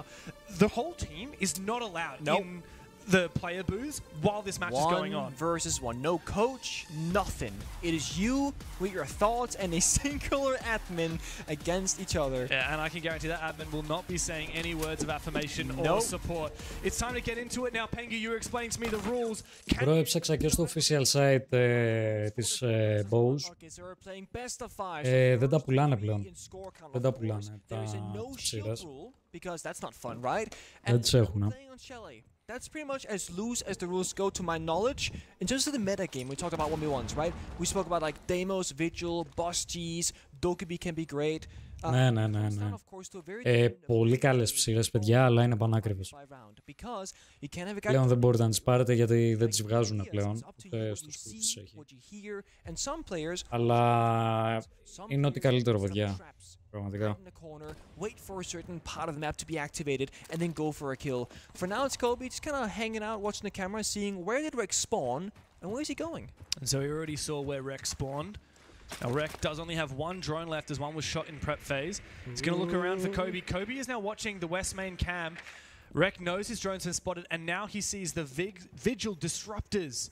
The meta has certainly changed. Now, Rek, as time goes on, will generate those logic bombs he can use later into the round, so he's likely to play this quite slowly. I like this though, right? You get 2 flashbangs, you get a phone call, you have a good long-ranged weapon in DMR or Burst G, in this case a DMR, but also a good close-quarter combat weapon in the SMG-12. Οπα. Now has about, 10 seconds time to figure out where is Kobe exactly. Kobe forced back. Both players with that SMG-12. Kobe also has the Boss G. Μπορείς να γράψεις το name εδώ, να κάνω... Οκ, όταν είναι θα το γράψω στο chat μου. Για τώρα έκλεισα τη σελίδα. He's juked him, and he's won the first round of the duel. A beautiful start for Scars. Rek up 1-0. A couple of points here that I was thinking about before we start this the first round. Rek was on fire on the starting side of Cafe, and then he went 11-1. He died in the final round in the first half. Then he got 3 kills for the rest of the game. That was it. Whereas Kobe, I think he said he was like 1-4, and he finished on the top side, being 16-10. Yeah. And I was thinking, if Scars have a slow start here for Rek, mental boom maybe. Thinking, I was chosen before the game started. I had a great time in the beginning of Cafe. Then I fell off. Now I gotta play up against Kobe, who came after me so aggressively before in Cafe, but no, Rek gets the right start. There's still a lot more pressure on Rek's shoulders, as Kobe isn't actually facing elimination. That's here. also true. If he loses this 1 versus 1, it actually doesn't really affect Cloud9 that much. I mean, obviously they miss out on a lot of points, but they've already won a lot of points today. They reloaded 8 bullets altogether, which means they've gone up to 14 as a result. Pretty good. After 6 this morning, that's certainly a huge amount of value. Now they have a maximum chance of winning 3 more out of this game if Kobe wins outright from henceforth, but for now it looks like Rek's gone to change things quite significantly. He's gone with that mirror. Meanwhile, Kobe also changing things. He's gone with the Ram, a very unusual pick. Ram can cover a lot of sound and of course do a bit of self-destruction, not just through the vert but also through a wall for a crouch rotate, for example. But I do think the Ram here is risky. In the window he goes. Rek surely hears it. Good positioning. What sees him. Pre-fire goes out. The flashbang's also incredibly powerful. There's no rotate. A spray through the wall. Rek looking to double back. Kobe's heard it, but it doesn't matter. Good night. Cool, calm, and collected. Rek finds a second kill and a second round, and Scars, they're looking at their hopes and dreams on this moment right now. They're on the verge of survival. Rek only needs 1 more round. It's gotta lock it in right now. I mean, that was ridiculous, right? It was Kobe holding the angle, knowing the swing was coming, and Rek just white swing and poof, instant flick. Just gets the laser beam headshot. And that's, again, high fired weapons, right? The Vector. It's so good in these kind of situations because it's about killing your opponent first. It's really that simple. That it is. Now, Kobe now selecting that Vigil once again. A smart move. He's not vulnerable to drones. But Rek's actually going to go with the Deimos. This doesn't work against Vigil's gadgets, so I feel like once you figure that out, surely Rek will change the operator. If you Deimos strike a Vigil and he pops the gadget, that nothing happens. Yeah. So it's one of those. We saw actually in the PSG Elevate 1v1 just a few minutes ago, that final round was he's changing. He's changing now, yeah. Final round was a Vigil. Κάτσε περιμένω. Τα βρήκα. Yeah, Τα βρήκα, περιμένω. I think the Dokkaebi here, it's hard to pass up an operator like that. Not only have you got the calls, you've got the SMG-12 for the close-range engagements against a lot of the really powerful SMGs in the defense. You've also got the DMR for long-range engagements, and let's not forget flashbangs, so powerful. I think flashbangs are one of the most powerful gadgets in a 1 versus 1. You definitely want those. Now I can imagine, if you're Scars, just 1 more round. You're watching, you're hoping, you're being cheerful. It's all down to Rek. Has the problem solved. This very simple situation of the 1v1, but it's yet so complicated because, again, no one can help you. It's just yourself. In the basement he goes. It's always about getting into the building the safest way possible to be able to be like as far as way. Basements, top floor, for example, etc. He's going to have to walk past that west main camera, but I don't think Kobe's going to spend any time on cameras. Early call. First call to go out. Απευθείας από το site. Kobe could be on cameras. He's actually going to risk it and go for the logic bomb right now. And Rek all the way down to the bottom of the solar stairs. Okay, so he's playing like he has bases, right? Base 1 is going to be the entry point, then you're going to make the call, get the second base of operations. It's going to be trophy right now. Hopcamp, he's waiting for the second and final call. He's going to push that button. Now he's by the bomb site. Then it becomes a brawl. So right now Rek is playing a slow-paced game, increasing that tension and making Kobe think, where is he? Because we know where Dokkaebi is playing from. Kobe has to assume or guess it. Impact to go out. Rek just playing passively, hoping to bait. But Kobe still has no idea. I mean, he has an inkling that this player is on solar, but there's no evidence of that. For all Kobe knows, Rek could be pushing from the complete opposite side of the map, but now that flashbang reveals the position. Now Kobe knows exactly where Rek is pushing from. Rek only needs to find this kill to keep his team alive. It's a 3-0 result in favor of Rek. He dominates. Και πώς τα βρήκα? Τα βρήκα από φωτογραφία που τα είχα αγοράσει και τα είχα βγάλει φωτογραφία. Ακραίο. Βρήκα τη φωτογραφία που τα είχα αγοράσει, φίλε. Είχα το πακέτο όταν μου είχαν έρθει. Βρήκα το μοντέλο, απίστευτο. After an incredibly tense maximum overtime match in the best of one, which Cloud9 won. Τι έγινε, μαλάκα? Λίγο καθάρισε τα μάτια μου και θόλωσε εδώ. Τι έγινε? Γιατί είναι pixelated? And that duel has finished off. I always knew that Rek was going to be good, but Kobe had such a good performance in the second half. Ώστε να πάνε ακραίο, όντως. He really did not have the duels down pat. I will say this, and you kind of pointed out, in that situation, one player is fighting for literal survival in order to get a few more points on the board. Kobe won the war, and Rek won the battle. Rek won the battle. It doesn't actually, it's kind of ironic. It's like, if you win the game, that has a lot more impact than winning the 1v1 duel. Yes. At least for Kobe. Yeah. Honestly, for Rek, had he lost that 1v1, Scars would have been out of the tournament. At the moment, as it stands, spoiler alert for the A-Stream, PSG Talon, they lost the match and then they lost the duel. They have been eliminated from the tournament. C9 walk away with a hell of a lot of points, or a hell of a lot of bullets rather, up to 14 from their 6 at the start of today. Scars live to fight another day with 3 bullets in their reserve, thanks to Rek having a heroic victory in that duel. Of course, we've got more games to get through today, so we'll toss it to a break and we'll see you on the other side.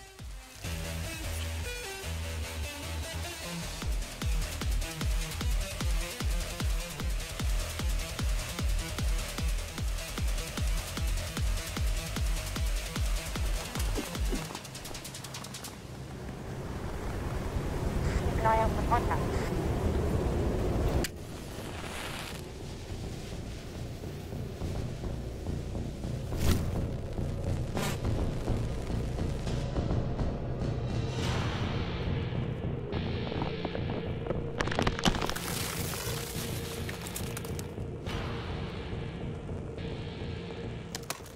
Available now.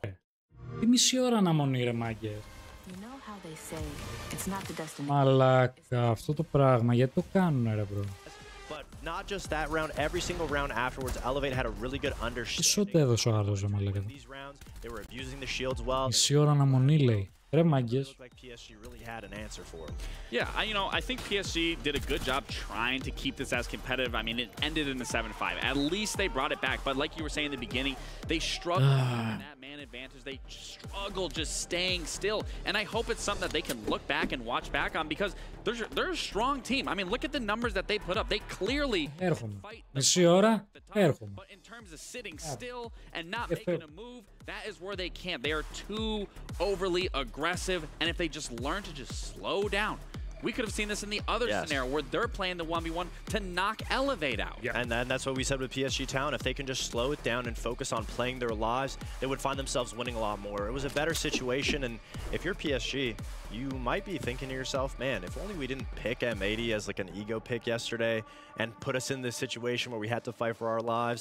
Maybe if they had a couple more bullets to play with, we'd be having a different story, because it looked like in that game that they were getting an understanding of how they wanted to approach the next days forward. I didn't even know if that was an ego pick or they're trying to play it smart like BDS was doing. No, it was also. an ego pick, because Joker said that's what we talked about in the draft phase, and Joker was like, yes, Fox is the only one that actually understood why we picked M80. It was to beat Fabi. And that was the wrong thing It didn't work. You didn't beat him. Even then, adding the extended mega, sure, I understand you want bullets, but those extended megas actually end up hurting them in the long run because they saved one extra bullet, but because they added those extended megs and those extra bullets, that's what put them in the negative and put them in the situation that they're in and now going home. Well, Gabe, I want to talk of a few more situations. Actually, you got some clips for it. Yeah, I do have a clip. You know, obviously with PSG not having the performance that they want, this actually was a really good round in round 3 of how they singled out this Montagne. They basically forced a checkmate here. Monty pushes through, as you would typically see, try to get behind that kitchen to go for this plant. Little do they know, all of those fires are about to explode from the Goyos, and then now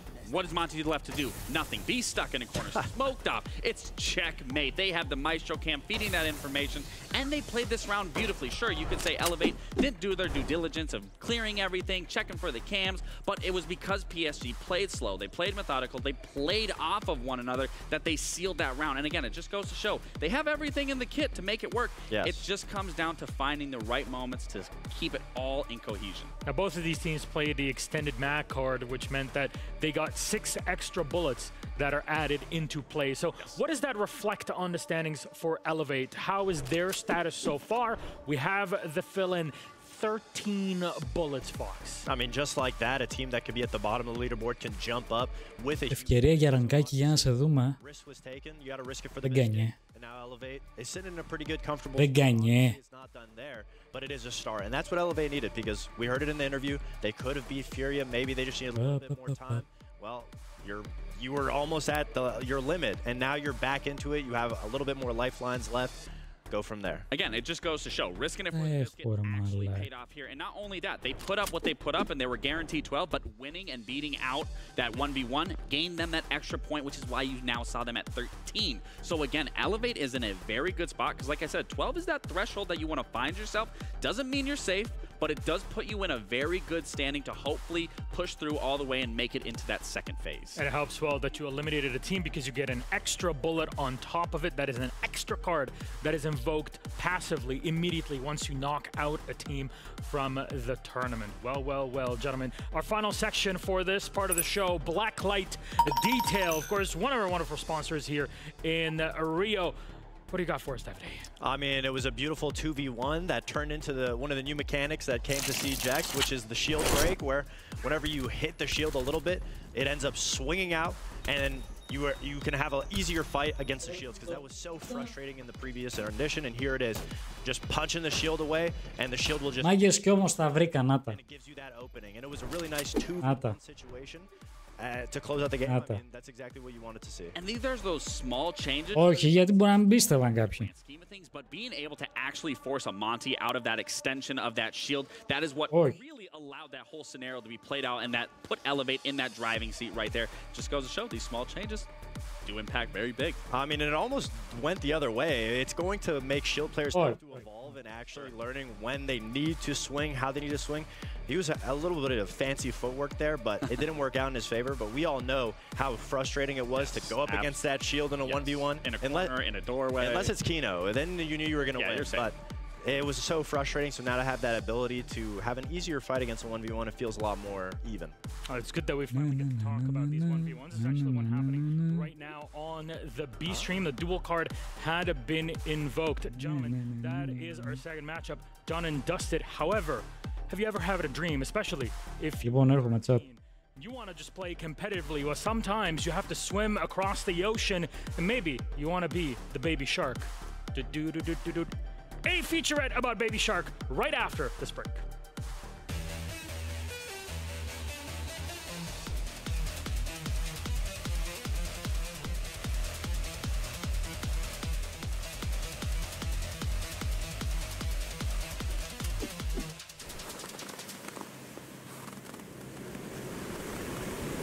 Keep an eye out for contact.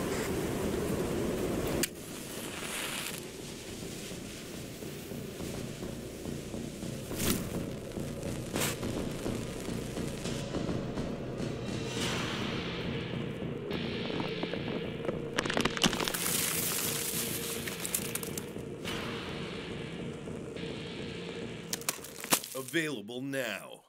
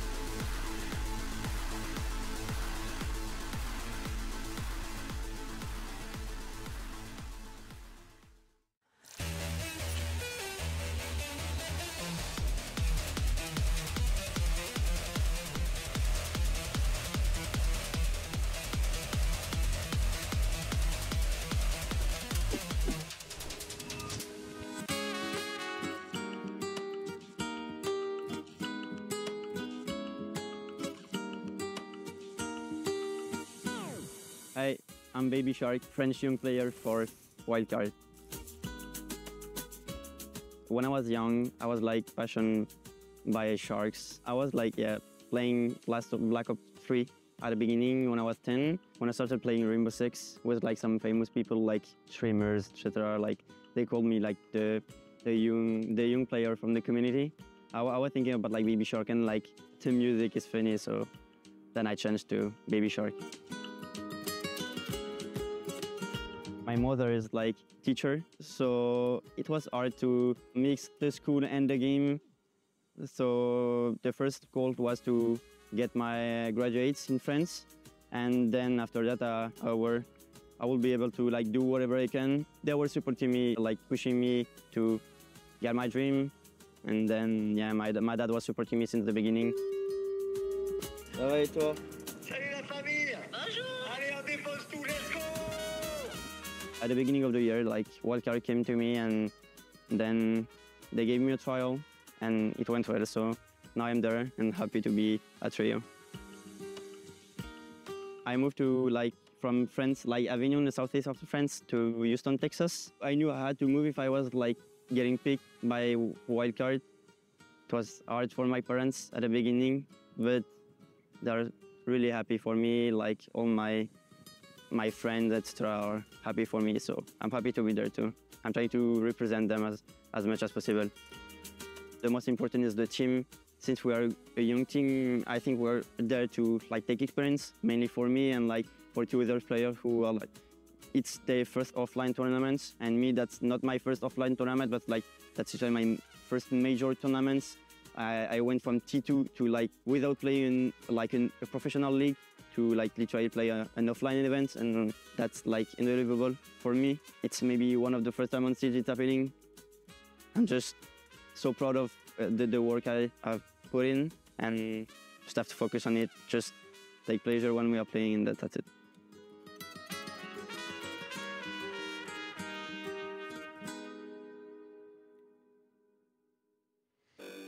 This is so adorable. Seeing Baby Shark as someone who has played the game and really tried his best ever since he was 13, now making it. And even yesterday, Alfama and Fresh were both saying like, this guy just came out of nowhere because he was so good that he was immediately recognized as golden ticket talent. He should be brought in even directly to North America. I know Alfama is kind of seething a bit on the inside because he had to grind through also Tier 1 EU before getting picked up and going to NA. And we also had Blaz that went to North America. This is the third French player to change his life through Rainbow Six and make it to NA, completely different region to compete in. It's beautiful.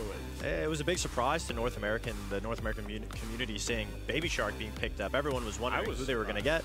Yeah, it was a big surprise, but I mean, shout out to Wildcard for having their eyes open in different regions and seeing up-and-coming talent. That's something that every Siege team is always keeping an eye on. You know, we've had amazing rookies that have popped up in the past couple of years, and right now, we've been in a little bit of drought of that level of good players, but Baby Shark's been performing for Wildcard very well so far. I mean, something that stuck out to me that I appreciate that he said, especially being so young, is the fact that he said, you know, he finished school and then pursued his career. And that's something that I always thought is, you know, if you want to pursue this career, focus on school first and then do this. And sure enough, Baby Shark made it work, and I'm super happy for him. It's understandable. I didn't get into this career until I finished university as well. And I dropped out of elementary school for this. Well, that's on you, buddy. Anyways, we have it. I see that laughter behind it. Anyways, G2 versus Wildcard. We talked about the second ever Frenchman to go from EU and into North America. That's him in front of you on the screen. Blaz from G2, and him and his squad are facing a really rough time. Yesterday and the day before, they did not go through, plans did not go through as they were expecting. Yeah, definitely not. You know, we know the G2 and what's capable of this roster and the players on it. It's just we haven't seen that. But we also know the same G2, when their backs are against the wall, when they're in LCQ, we do see a miracle run from them. But there is one player specifically that we have to talk about, and that's going to be Uno. Uno, then we'll focus in on him, but I want to zoom out for a second and see, Davide, what cards have been invoked by the G2 squad? I mean, it's going to be the extended mag card. Of course, almost every team is going to be pulling that one out today just because you want to maximize the amount of bullets that you can get.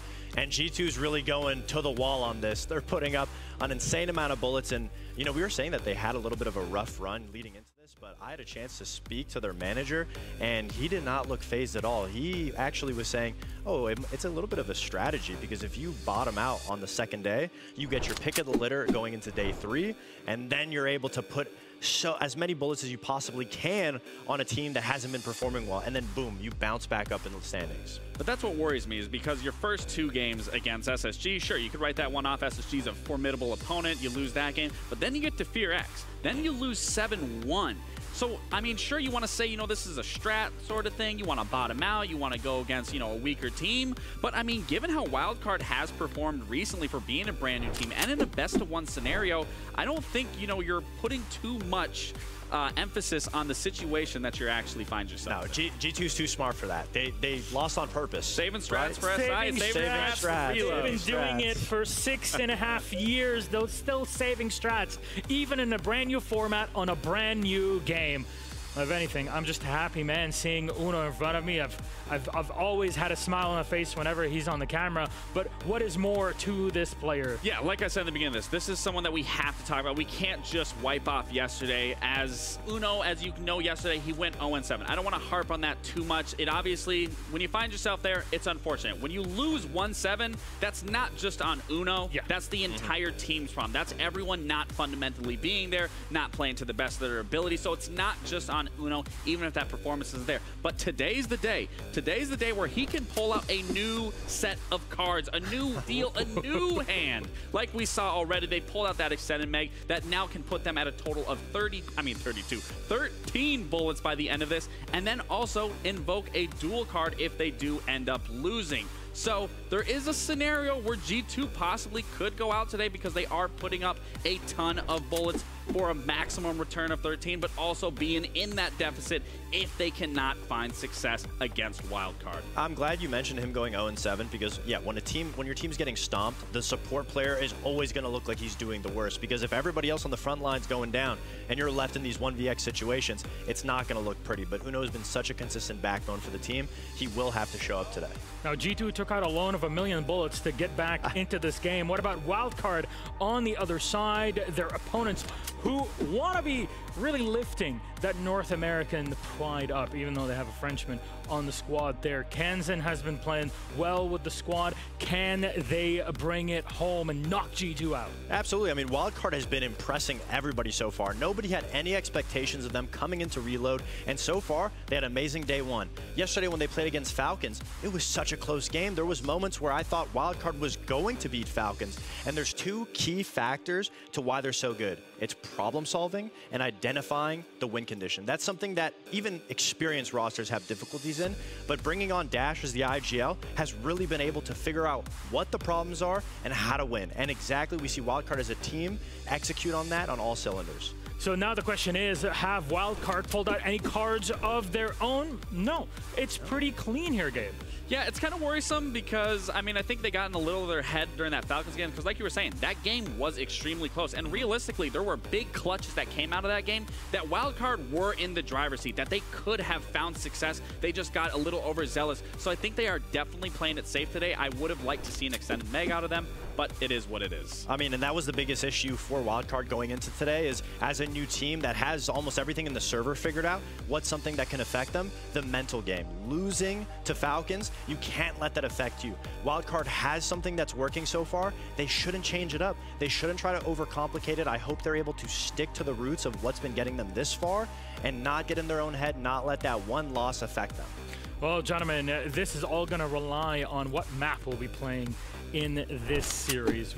We've seen Bank, we've seen Consulate, we've seen Lair, we've seen Nighthaven Labs. We need to see more of it, and this time we're going to get Consulate again. Chalet still always hanging in the balance there in the top 3 maps, but Consulate is where we end up going with G2 banning out said Chalet. Honestly, looking at this map just off the start, I do think it favors G2 a little bit more just because of the play styles that come into it. And NA has been struggling on Consulate in the tournament so far, but when it comes to play styles of how Wildcard's been playing strategically as a team and how G2's been performing, the slow pace that Wildcard can have by holding down the fort could break down G2 because G2 has been playing so loose, so individualized, and Wildcard hasn't. And this is a map that obviously thrives when you have a structured team behind it. I do think this is a situation where it can be good for Wildcard also because realistically, G2 doesn't have a lot of prep on these guys, especially with the new additions of Dash and Baby Shark coming onto this roster. It is a little bit of a wild card, you could say, picking this map against them. Just for the sole fact you need to adapt. We need to see that because what we've seen from G2, it hasn't been there. And especially when you're going against an unknown entity, you don't know the little idiosyncrasies that Wildcard has, you are going to have to develop something quick. And that, like you said, I believe Loira's taken over the IGL role, so it's going to be even more imperative that he is on top of his game going against Wildcard. What's more imperative for me, too, is just Alamau in general, because he is the player that has been struggling since leaving that IGL role. And so για αυτήν εδώ την καρέκλα δεν ξέρω τίποτα. And he just has not been showing Gentlemen, our game is... Και παίζουν εντελώς τυχαία έτσι του, τι είπα. Τι είπε σου λέω. Hey Des, hey Tim. You just went out of a 1v1 cast. First of all, how do you feel after it? Pretty good, actually. That was fun. It was a lot of fun. The tension was... I wasn't sure what to expect coming into it, and then it was...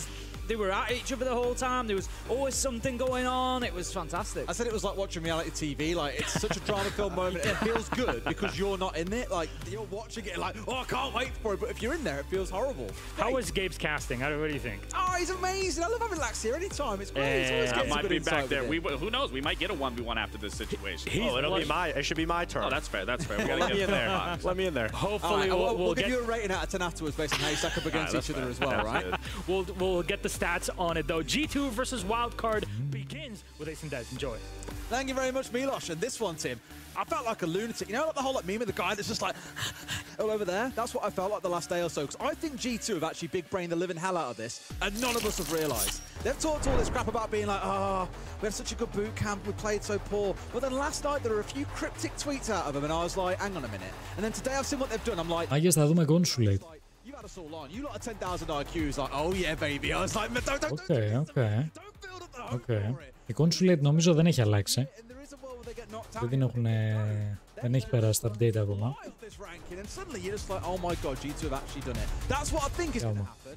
We'll see what the IQ is when we finish the game. Αν και μου φάνηκε λίγο πιο σκοτεινή, αλλά μπορεί να ήταν ιδέα μου. Two wild cards, let's go! Everything is on here on this game, you know, by going in with the extended mag, by, you know, throwing in as much as they can, like you say. They either put themselves in a position whereby they're coming into tomorrow looking pretty... 1-2, οκ.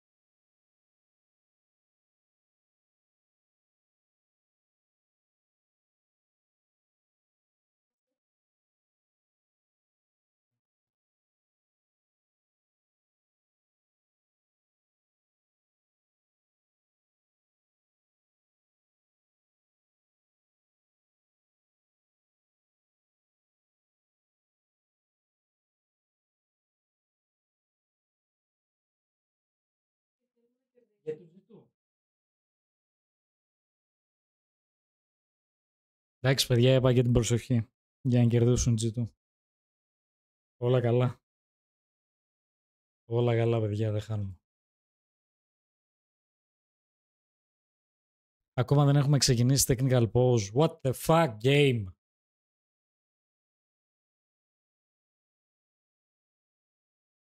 Damn.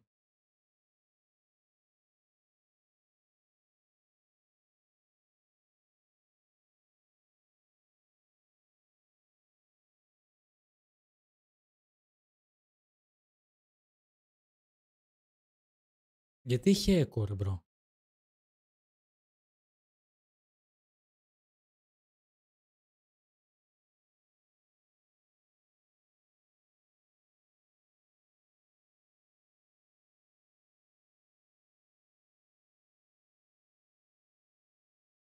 Μέχρι να ξεκινήσει.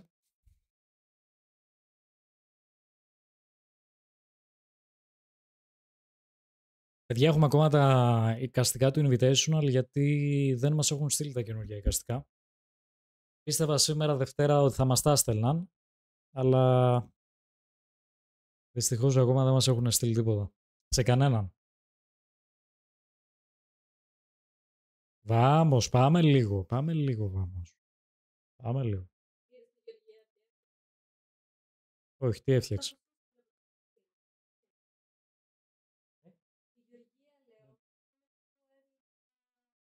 Okay. Καλά ρε, σε τι υπομονή έχεις για να φτιάξεις αυτά. Αυτά τα μπαρμπαδέλια ένα-ένα τα κολλάς, τι κάνεις. Νομίζω τα κολλάς, ίσα-ίσα ένα-ένα. Μια χαρά. Δινικόρ. Βγήκε αυτό, απίστευτο.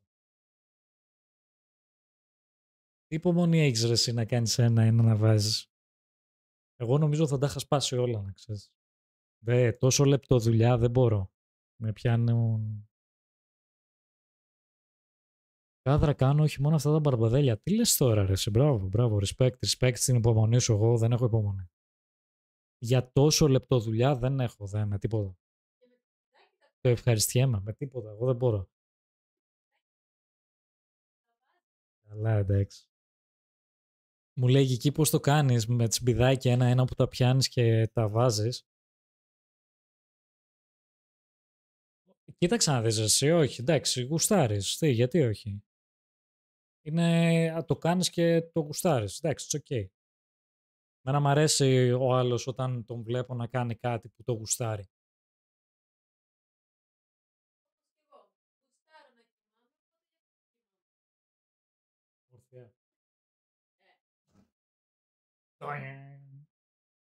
Έλα να πεις μια καλησπέρα ρε.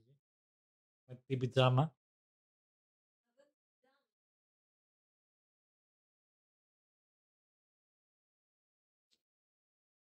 Γεια σας.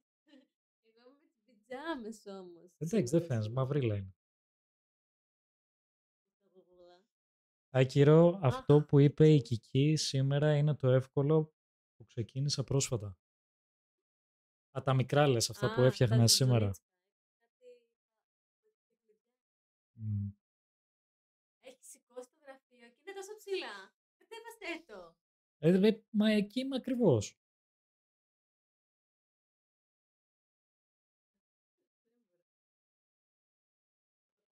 Λοιπόν, πάμε. Καλά, και εγώ με τις πιτζάμες κάνω stream. Για πάμε.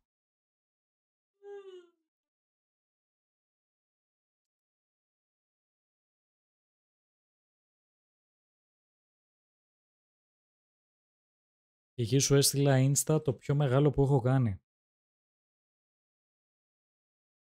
Αυτά ρε εσύ τα κάνεις σαν χόμπι ή πουλάς κιόλας τέτοια πράγματα.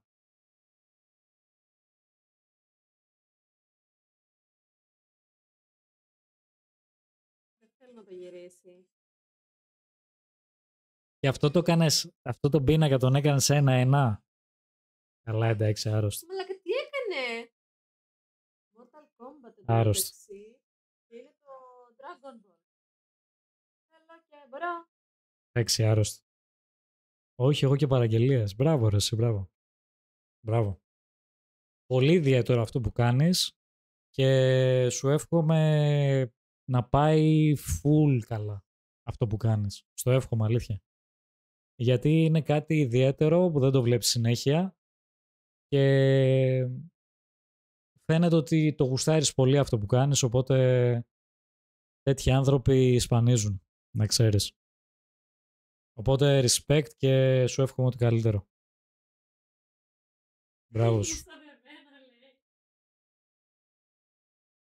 Πρώτο round και για του G2. Πάμε G2, πάμε λίγο, πάμε λίγο.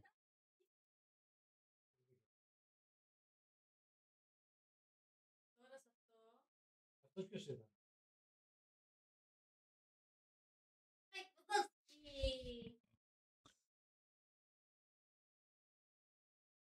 Πάμε ρε G2 λίγο, πάμε λίγο. Σβήσεις τους λίγο τους wildcard. Έχουν πάρει αέρα. Πάμε λίγο, έλα, ξυπνήστε. Vamos. Vámonos.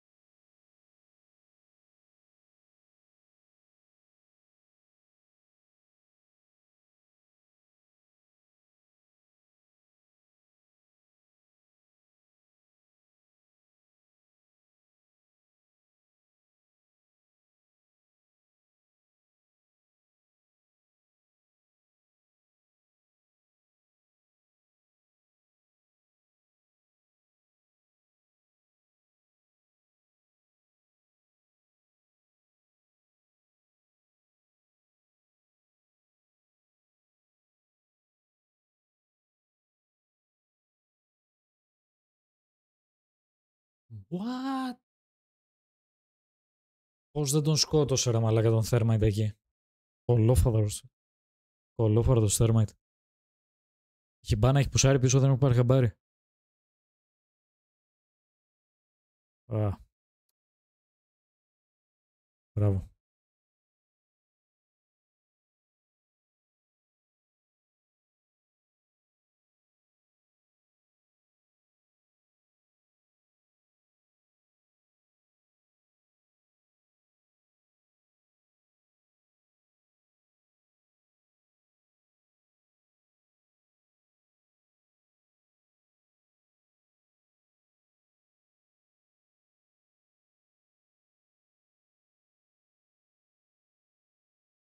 Πώς το έχασαν ρε μαλάκα αυτό το round. Είχαν όλες τις καλές προϋποθέσεις να το κερδίσουν αυτό το round. Είναι δυνατόν. Μαλάκα τι χάνουνε πάλι. Oh my god.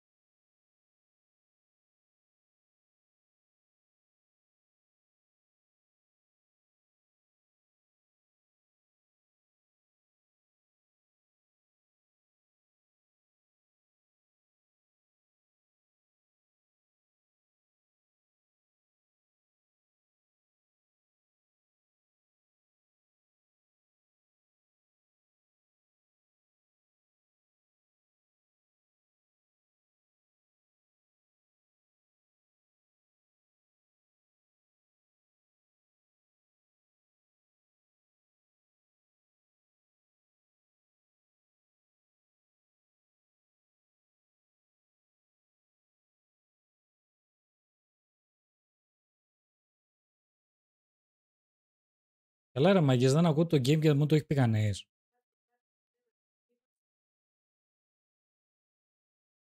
Struck me as a 1v1 merchant, to be honest. No. Ρε μαγιές. Let's see how things go. Έλα τώρα πρέπει να τα ακούτε. Obviously, a lot more comfort being offered to Wildcard with the dock taken away as well. It was only played in one round, our second when we were attacking on the downstairs, but it gives you a lot of comfort. Really, and I think they're probably identified. They're thriving when they can play the map, when they aren't being constrained in by the Dockerby, and so far it's working wonders. Taken down by Spiker. Second one falls. Loira also gone. Uno gone at the same time. They're literally falling like dominoes, Tim. There's only Doki left. Another round, completely crumbling for G2 and Wildcard. Not giving them an inch in this game. Nope, Baby Shark going to take a lot. That's about as close as they could get. Από πού τον βαρά, από τα verticals τον βαρά, από τα verticals όμως. It will be flawless. It's Kansan to pick up the final kill, and that is going to be G2 now 3-1 down. Τίποτα παιδιά, ένα round ήταν G2. Τέλος, τελείωσαν, θα παίξουν μετά το chance 1v1. Και τελείωσε το θέμα. I think like we have two options. One is you play Ash, then we have a hard soft bridge if they do more turtle, and then we're gonna have the map, and then we can play for first floor. Or other like we force like Sever with you playing the Monte. So two options. And for CO guys after like let's do this fire push. We have the Monte open. Okay, so just like be aware to clean the goal in gate door after you have admin first. Okay. One of the face. It's not easier. Also can be good.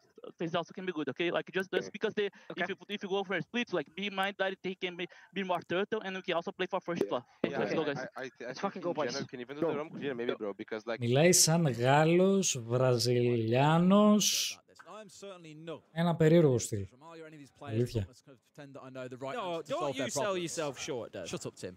But the focus there is on really small things. Like, maybe you play the Ash here, get rid of that Goyo, don't forget, maybe I could do this instead. Yeah, maybe we do that instead. I don't feel the issues are in forgetting little bits of gadgetry. I feel the issues are far more systemic than that. Like, as we've remarked, it's been very isolated as team play. It hasn't looked like the put together team-based G2 that we've seen historically. Yeah, exactly. It's dead weird. And I feel that's probably a bigger issue that needs to be addressed. Unless they've decided, look, we ain't fixed that the last 2 days. We can't easily fix that today. Let's focus on what we can control, which is the smaller things. But I don't see that having a massive impact on the next 2 rounds, being honest. G2 are generally going in, getting themselves a couple of kills, but then once Wildcard get going, G2 are really struggling to impact on that. You know, it tends to be, you know, maybe 4 versus 3 in favour of G2, but then it's 3v3, 2v3, 1v3, and Wildcard don't lose anybody along the way. And this is what we need to see from G2. More team play, like you say, more being in a position to impact on the other players' deaths, because if not, this one's going to run away from them quickly. They desperately do not want this to be a 5-1 half. I would back G2 on the defense of this map. They are so good on Consulate that they will be difficult to break down, but you don't want to be chasing 5 rounds just to get to overtime. Sure. Big one to watch in this round for me, because we saw it out of Loira and out of, I think it was Uno in the previous round when we attacked down here. Just kind of waddling into the back of sight. Completely isolated. Loira almost went down, managed to stay alive and get a kill, cool. But it just looks a bit uncoordinated, a little bit ill-informed as well, not moving as a unit. So that's the big focus for me, is do they move as a group, and do you see the kill feed reflect that? If not, Wildcard, they just keep on sitting pretty, Tim, and keep on collecting these rounds that G2 for donating to them. Yeah. Last time around, it was a split push from G2. They've moved in from the rear side with Blaz and with Loira trying to put some attention over there, whilst Uno opened the main garage. That's not really the case this time. They're all stacked up on this rear side, apart from Alamau. He's the one to watch out for. Alamau is on the Ash, and he's just waiting outside of Yellow Stairs at the minute. Wildcard need to be very careful here that once they recognise this is coming from the rear, that they don't just take their eyes off the ball and completely front up. As it is, they are aware of Alamau's presence, I think, there. So, are they? It was Bay that I was watching. Bay was moving around in piano, and I wasn't sure if he was going to hold down that angle or not, but I don't think he is. So Alamau still out there, one to watch. Kansan has got this all under lock as well. Every single move that G2 are making, perfectly spotted out by the Pulse. It looks a bit too simple for them. Just waiting to see when G2 come in, but here we go. Dash going aggressive and gets a freebie onto Blaz. Was not expecting the swing, and there's no one there to secure a trade. think Alamo has moved into sight, but he's got absolutely nothing to go on because all of Wildcard have kept themselves safe. He finally manages to get Baby Shark, but it's too little too late. He's now in a 1v4 because Wildcard have done the damage elsewhere. You've just got to feel like the timing was slightly off from G2 again. That teamwork that we've spoke about, it wasn't quite there. And Alamo wandered all the way through sight before he could find anybody. And by the time he did, Wildcard had picked up the kills at the rear. He needed to just be there a little bit sooner. Alamo keeps searching and seeking here, picks up Beer, finds himself now 1v3. He's got time potentially, but he doesn't have the health. That's the major problem for him. He's got to win 3 separate 1v1s here, Tim, with a slither of HP to his name. It's just not going to go his way. G2 will be down 4-1 at that point. I'll give it to Wildcard, Tim. They are slamming the door in the face of G2 right now. And when G2 look to get a little bit settled and pause, what happens? Well, they just slam them. They go pushing into them aggressively. Throw it they might. There's a 2v1 being forced out at the end there. Nothing he can do. Wildcard up 4-1. Fantastic play again from them, like I say. I like the idea from G2. 4 players pushed from the rear. Alamo worked in from yellow, moved into garage, but they just, again, misread the situation slightly. As Alamo's coming in, that was the point that Wildcard had actually pushed into G2 at the rear side of site. So they weren't in a position for Alamo to do anything about it because they were deep in cafeteria. They were out at bottom spiral stairs. Alamo's all the way back in car garage, so he's not in really a position to challenge onto them. And by the time he does get his first kill onto Baby Shark, 3 of G2 have gone down. And it's just not a great situation for them. Again, a tough one, but Wildcard dealing with this G2 side fantastically well, who have really rolled the dice on this game, Des, and right now it's not looking good for them. I'm really excited to see what happens when Wildcard get on the attack as well, because they're defending extremely well. And I remark that Consulate is one of those maps that they love playing. They never seem to ban it away, always happy to let other teams be the ones to take it off them, which suggests they're the ones that are quite keen to go to it and see what they can do and show what they're made of on this map. And so far, they're showing up in style and really handing it to G2. Don't really seem to have any way back into it. That attack timeout doing nothing for them in the last round. A bit too micro-focused for my liking. They're paying the price now. Back up to the top floor we go then, in the final defensive round. Honestly, if Wildcard come away with a 5-1 here, there is a very good chance that we're going to be seeing our second back-to-back 1v1, which I can't hate, Des, because I loved the last one.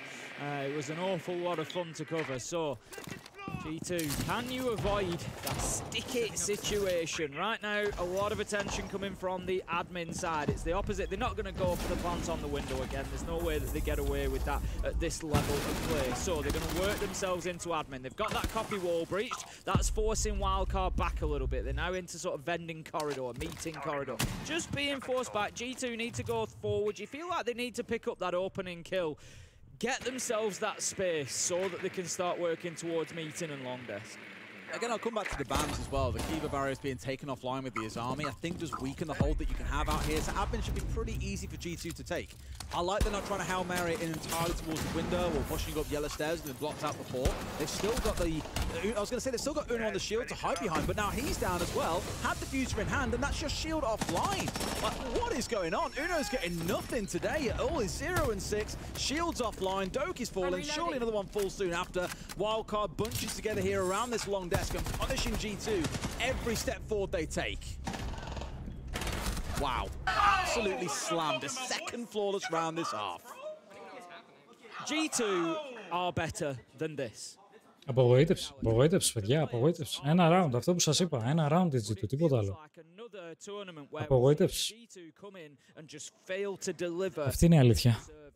Don't forget, it's not just a tournament, because throughout all of the last year, every event they've been to has been through the LCQs. They didn't finish high enough in league play to get to the event in the first place. I don't want to take anything away from Wildcard, because Wildcard are playing very well. I want to make that clear. Wildcard have been a joy to watch so far. Like I say, the way that they have reacted, the resilience that they've shown in a couple of rounds to play from man deficit, the way that they've worked together as a team, they haven't suffered trades when they've got kills. Wildcard have used their utility well. We saw the smoke canister dealing with the shield of Uno. Like, Wildcard have played well here, but G2, as individual players, they are all very, very capable, very talented players, but I don't know what to tell you, G2 fans. They look awful, Tim. They do. Really do not. And that's me saying that. Yeah, it sounds like quite a harsh comparison, but I look back to PSG Talent, how much we were praising their attacking prowess on Bank, how they were pulling together well for these attacks. They had a game plan that was built around the bans against them, including the ones they've made for them, different approaches to each site.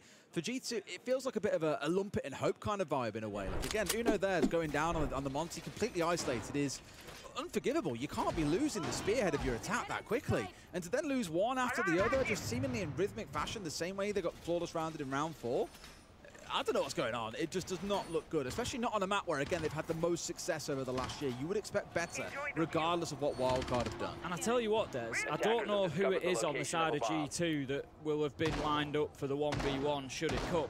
But if you were any of these players right now, would you want to or feel confident going into a 1v1 after this performance? Being frank, Tim, it doesn't matter because if they lose all their extended mag points and all that today and they can't issue the card again tomorrow to try and get back in, they're way at the bottom of the table. They've got a big problem They would have to challenge a top team to get 8 bullets as best they can. They've got a big problem either way, but you just look at it and think, would you, after the way this game has gone so far, feel confident rolling into a 1v1? You just wouldn't. It's, you know, they've been absolutely beaten up by Wildcard, who've had them beaten at every single step at the minute. And like I say, let's focus on Wildcard because, you know, what a great performance they're showing us. This is a critical round that's coming up here. G2, they need a win on the defense to get them rolling. Maybe that will be the spark. That'll be the positivity that they need. That'll start bringing out that performance that we know is hiding in there that they're just not showing us. But Wildcard, I'm certain, are not going to make it easy. They are starting to remove utility already, using those Flores drones, taking the barbed wire away, clearing yellow stairs, keeping G2 guessing as well as to maybe where this attack is going to come from. At the minute they shaped up towards yellow stairs, they've opened the window, but are they going to go for a plant there, or are they going to try to work in elsewhere? Having the window available is good for the later round plan. That's why you've got a player right now. I want to say it's Spy Crews on the upside down rappel, just waiting for the call on get in there and get planted, but they need this top yellow control first. That's where a lot of their focus is. You've got a couple of players on G2. It's Doki and Alamal squaring off towards this direction to make sure they can challenge on top white. But it is a Blackbeard bearing down on them. That's not the easiest thing in the world to clear. Second smoke canister coming out now from Alamal. In fact, no, it's third one coming out. So at this point, with half a round still to play, Wildcard have removed the main bottlenecks that stop them making progress here. There's still one C4 to worry about, but they'll be feeling good right now. Potential challenge coming in from Alamau there, just looking to try and disrupt the progress of this Blackbeard, but struggling to. Plaz manages to find Dash, takes down the shield much better from G2 as they pile on the pressure. Loira goes in and gets 2, and they find themselves suddenly 5v2, and this one is all but over for Wildcard. Baby Shark manages to pick up Uno underneath, but it's surely too little too late. Spiker does have Diffuser in hand. He's going to go for a plant, Des. What am I seeing? This is interesting. Very, very interesting. Starting to get away with it low. He's got dropped him and said, okay, you have the vertical, just no issue by me. Now get shut out. Loira onto a 3K. All this focus on the top floor. All well and good, Tim, but unless you can get control of it in the first place, you ain't walking away the winner, I'm afraid. And G2 do get the first defensive round on the board. They desperately needed that. Like I said, a critical round. For me, I think they need another 2. I think they need another 2 in a row. They need to come in here and get themselves back to 5-4. And then they can start, yeah, if Wildcard pick one up, maybe they can, they only need to find a couple of rounds to get themselves to overtime. But there is a lot of work for G2 left to do. Wildcard not looking maybe quite as confident on the attack. I thought they did good work to get themselves into the top of yellow, but then they were dealt with reasonably easily. Loira getting a double up there, the Blackbeard taken out as well. It was the first 90 seconds were great. They drained away utility, cleared out Barb, got all 3 smokes out. The problem was no one was contending around Spiral, and Loira was the one who was sat on long desk and thought, well, if no one's coming up, I'll have to go and challenge you. He steps across the window here, gets 2 kills. That's what shuts this round down. Don't get me wrong, any other way about it.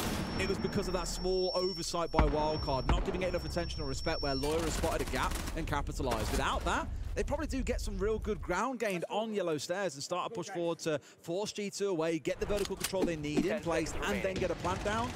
Loira was the man of the moment that they sorely needed to go big, and that's exactly what he did. I mean, I guess with G2, you know, they're a team that are familiar with playing in adversity, Des. We've seen it plenty over the last 12 months, so they're not going to be rattled by being behind in a tournament. It's not going to be, you know, a new stress, a new pressure, something they haven't encountered before, so maybe they can use this as a foundation to start building on and get themselves a couple of rounds. As I said, I think they need at least another 2 here. They need 3 back-to-back rounds to kick off their defense to get themselves right back into things. Wildcard looking to get themselves in towards admin by the looks of things and work across. It's going to be a top floor attack. Work across from there and try and get something going on around meeting. Sure. Probably more of the same as well with the focus.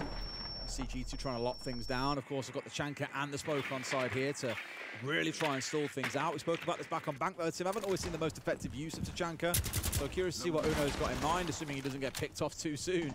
The wildcard, I think all these drones having now rained on through, lost half of the ones available to them. They know what they're facing up against him. They know what that enemy lineup is, and they're going to have to figure something out. Of course, eyes should fall towards Dash here, playing on the Sense, along with the Capitao. Very good combination to execute with, especially when paired up with something like the Grim and those Bees to help track out any players that are trying to push forward into the area where you want to get an execute down.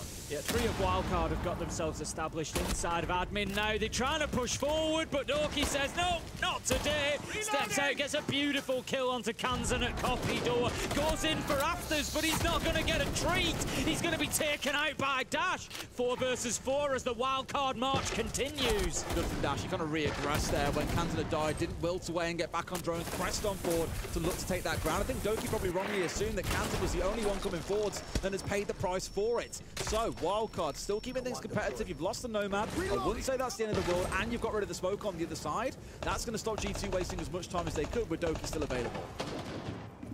Wildcard need to find themselves a little bit of progression here. Going to be increasing the numbers of players inside of Copy, but they haven't really grabbed any ground for the last minute or so. Being held at bay for the time being. Uno's doing some work with the Tachanka. Meanwhile, the Sense gadgets will start to go out. Bay picks up Uno, so that's the Tachanka and the denial gone, but Blaz and Loira step in and manage to find one apiece. 3 versus 2. That's the problem with the Tachanka, mind you, Tim. If another shot comes around the corner, Dash bringing it back into a 2v2.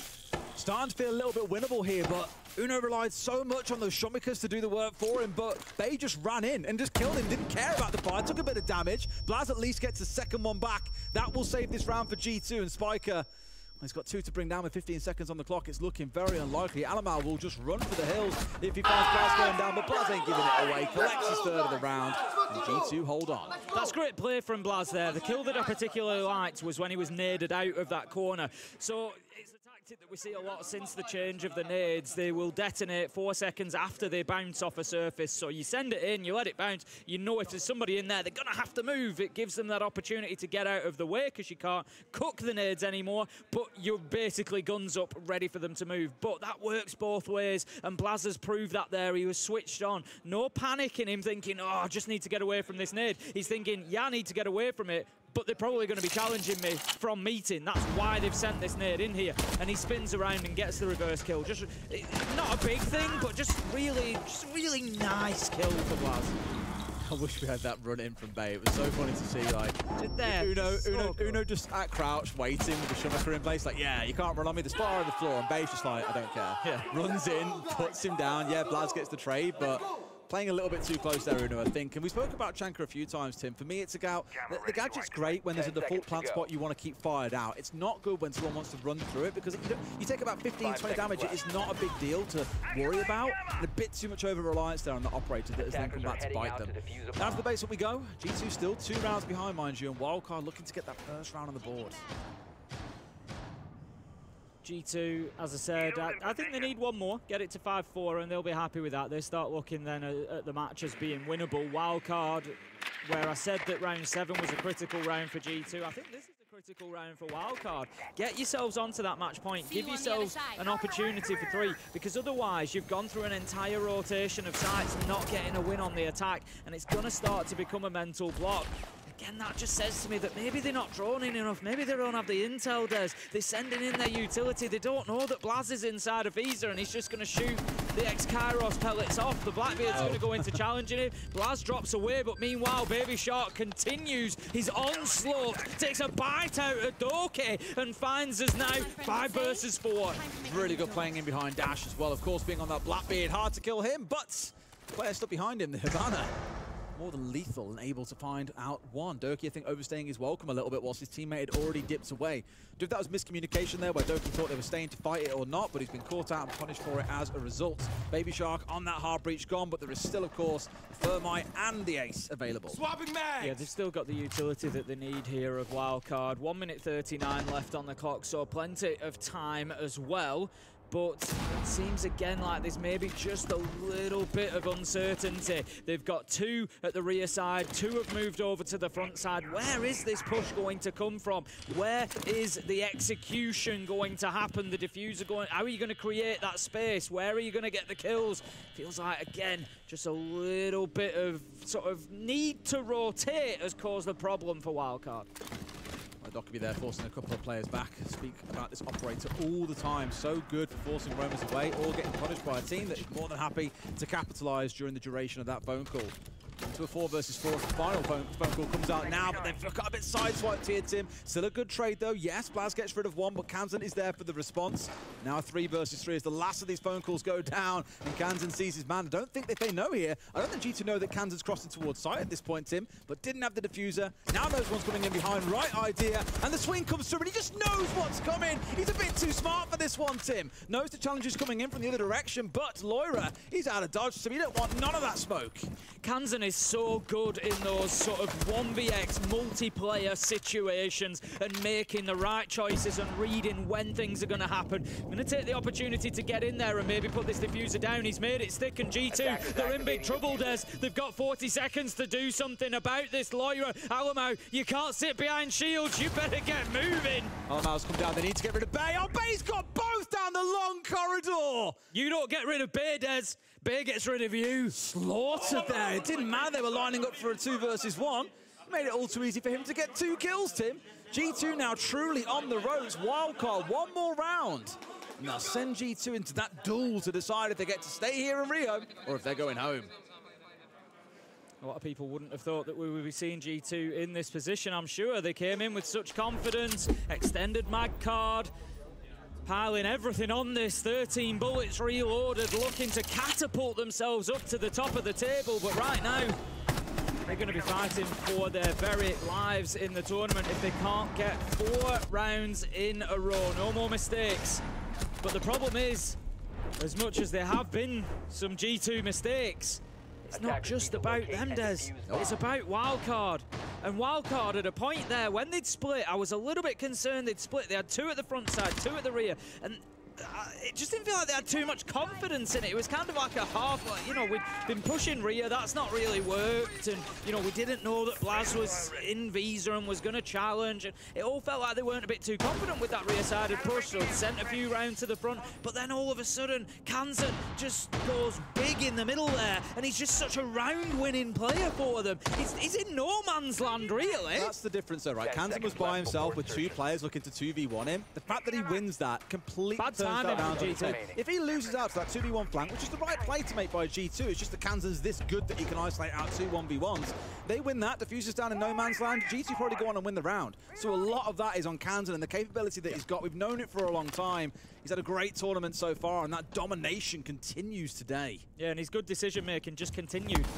I've created the space, I'm now going to use it. I'll go in and get the diffuser down, and brilliant stuff. And I tell you what, G2 are helping themselves. I mean, Blaz has been one of the saving graces for G2 at points throughout this game. He's now offline.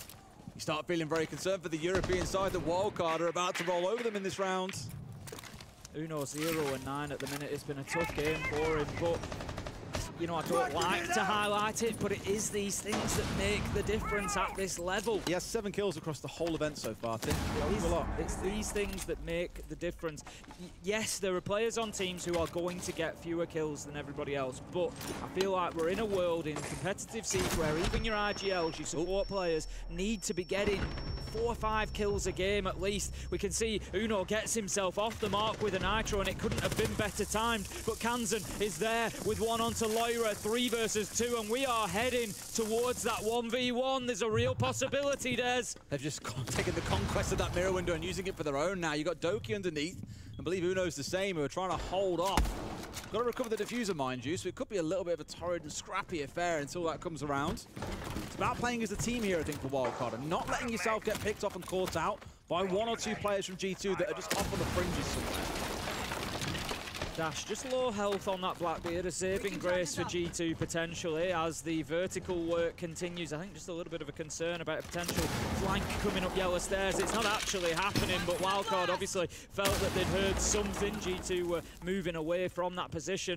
Right now, Uno Doki just trying to hold on, trying to burn a bit of time, but that's the big problem for them, Des. There's a minute left to go. This is, it's too long to just soak up the pressure as Dash takes down Doki. It's all up to Uno. Can he 1v3? No, he cannot. Baby Shark, who else finds the final kill and takes...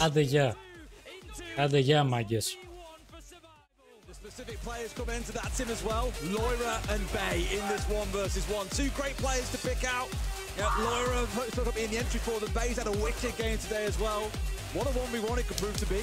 So as a reminder of how that will work, it's a 1v1 on Chalet, no shields.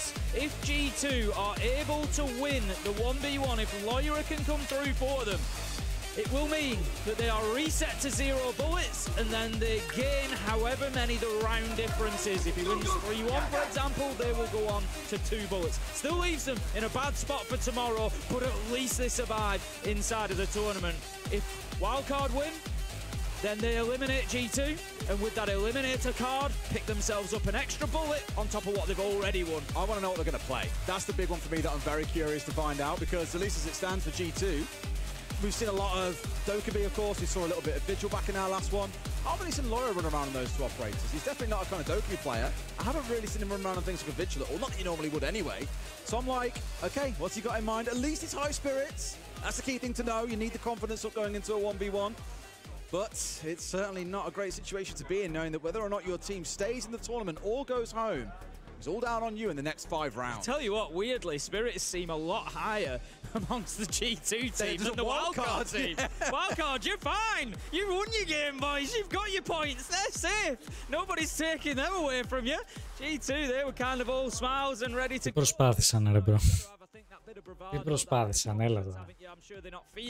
Αν αυτό είναι προσπάθεια των G2, γιατί μιλάμε για τους G2, ξέρουμε ποιοι είναι οι G2 και ποιο είναι το roster των G2. Δεν είναι προσπάθεια αυτό, ρε φίλε. Σε κανένα από τα 3 μάτς που τους έχω δει εδώ και 3 μέρες. Τώρα μην τρελαθούμε, δεν είναι προσπάθεια τώρα αυτό. Δεν βλέπεις μια outsider ομάδα, ας πούμε, να προσπαθεί. Βλέπεις τους G2, ρε φίλε. Οι G2 πρέπει να κάνουν όχι τέτοια προσπάθεια, πρέπει να κάνουν άλλη προσπάθεια. Δηλαδή, τι προσπάθεια. Χάλια ήταν. Χάλια, δεν έχω κατέβει καν στο τουρνουά, ο Ντόκι δεν έχει κάνει τίποτα. Άστα, γιατί ο Ούνο, και ο Ούνο δεν είναι καθόλου καλός. Ο Αλεμάο είναι σταθερή αξία, ο μόνος που παίζει είναι ο Αλεμάο. Όλοι οι άλλοι, ρε φίλε, άφανοι. Όλοι οι άλλοι. Είναι πολύ sad, ρε φίλε. Είναι πολύ sad, πραγματικά.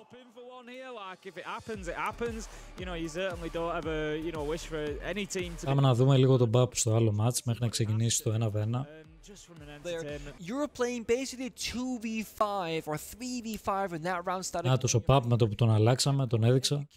The plan was, I think, about a second from being finished, and that could have been enough to win in a 1v2 for your teammate. But no, the vert, the read, loud, they find the gap again. It was a simple secondary pistol, make the right vert home. Για να δούμε λίγο Παπ. And Fnatic, let's not forget, they took their tactical timeout 3 rounds into this game at 0-3. They ended up with an 0-5 start. And then they scrounged 2 rounds together. Loud have now come back with match point. I can really see why Loud had a lot of confidence going into this game. Yeah. They reloaded 4 of their 6 bullets, as you can see on that top overlay, whereas Fnatic had 8. They only reloaded 2. So Fnatic knew that this was going to be a tough game. They didn't want to go all in. Well, neither of these teams went all in. A little bit disappointed. I feel like Loud could have gone for a little bit harder than just 4 bullets. Yeah, but then they used the extended mag, right? And Fnatic only had 8, so you could... Fnatic θα χάσουν. I mean, you could have gone... Oh yeah, 6 and then extended mag. You could have put your... Loud, παιδιά, είναι πάρα πολύ καλό. Να ξέρετε. Βλέπουμε border, μαλάκα. Δεν έχουμε δει border καθόλου. Δείτε εδώ. Πώς έχει γίνει border. resources your opponent has, so the maximum they could have gone was 8. Okay. I think they've min-maxed this pretty well without sacrificing. Okay.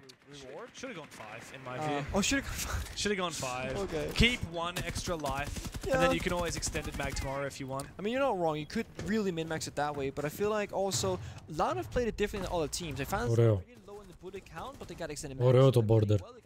Πολύ ωραίο. Βαν, πού είσαι να το δεις, ρε? Πολύ ωραίο. Where was this on defense? That's what I'm thinking to myself. They were not happy to take fast on defense. They're finally doing it on attack. It was the fastest opening kill we've seen so far from Fnatic. By far. It took a minute and a half to get in the building in their first attack. Now a reply, an aggressive peak from Perez. He himself has had a really good game. Already clocked double digits. Baiting is grubby, but Perez gets the better of him regardless. We will have a revive though come through. In all likelihood, Deimos comes on out. That's going to make things awkward for Daffo. Bro, είναι πολύ καλό. Πάρα πολύ καλό είναι Last και το καφέ. Δεν ξέρω αν το είδες πριν που έπαιζαν καφέ κάποιοι. Δεν θυμάμαι ποιοι έπαιζαν καφέ. Bro, πανέμορφο. Πανέμορφο. Είσαι εδώ ρε φίλε, πόσο πολύ έχει αλλάξει. Θέλω να δω τα σκούρα αν είναι... αν θα είναι χάλια. Όχι ρε. Εγώ από ό,τι βλέπω είναι μια χαρά όλα. Now 3v3. Oh my god! But again from above, the retake live has done everything for Loud. It's all up to Deepek now, and he's down on the side. He needs to go back up again, but he's worried because he's getting sprayed down. Άλλο παιδιά δεν έχει ξεκινήσει ακόμα το 1v1. And now it's a glorified 1v1. Daffo versus Live as the revive comes through, and Deepek is gonna hunt him. Από την πλευρά... Α, οκ, ναι. Πάνε και οι Fnatic παιδιά. Δεν έχουν αποκλειστεί. Είναι ακόμα μες στο τουρνουά. Όμως οι Loud ανεβαίνουν πιο ψηλά. Θα πάει πολύ καλά η Loud, να ξέρεις. Να ξέρετε, όντως θα πάει καλά. Είναι από τις σταθερές ομάδες το τουρνουά.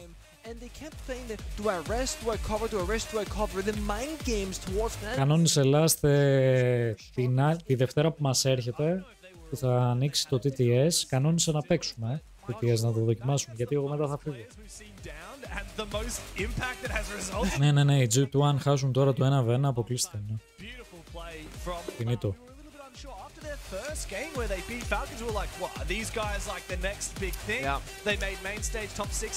Μπράβο στους Loud, μπράβο. Παίζουν πολύ όμορφα. Όσα μάτς έχουν παίξει οι Loud αυτές τις 3 μέρες, έχουν παίξει πάρα πολύ καλά. Οπότε φεύγετε, θα φύγω πριν αλλάξει το season του Rainbow. 2 μέρες πριν αλλάξει το season του Rainbow.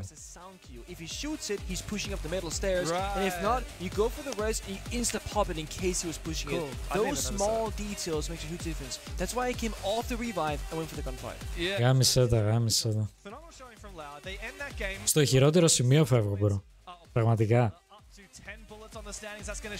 Τότε βγαίνει το κάνει 10 του μήνα κάνει release στο Dune. 10 του μήνα μπαίνει το Siege X. Εντάξει, δεν χρειάζεται να πω κάτι άλλο. Αυτά.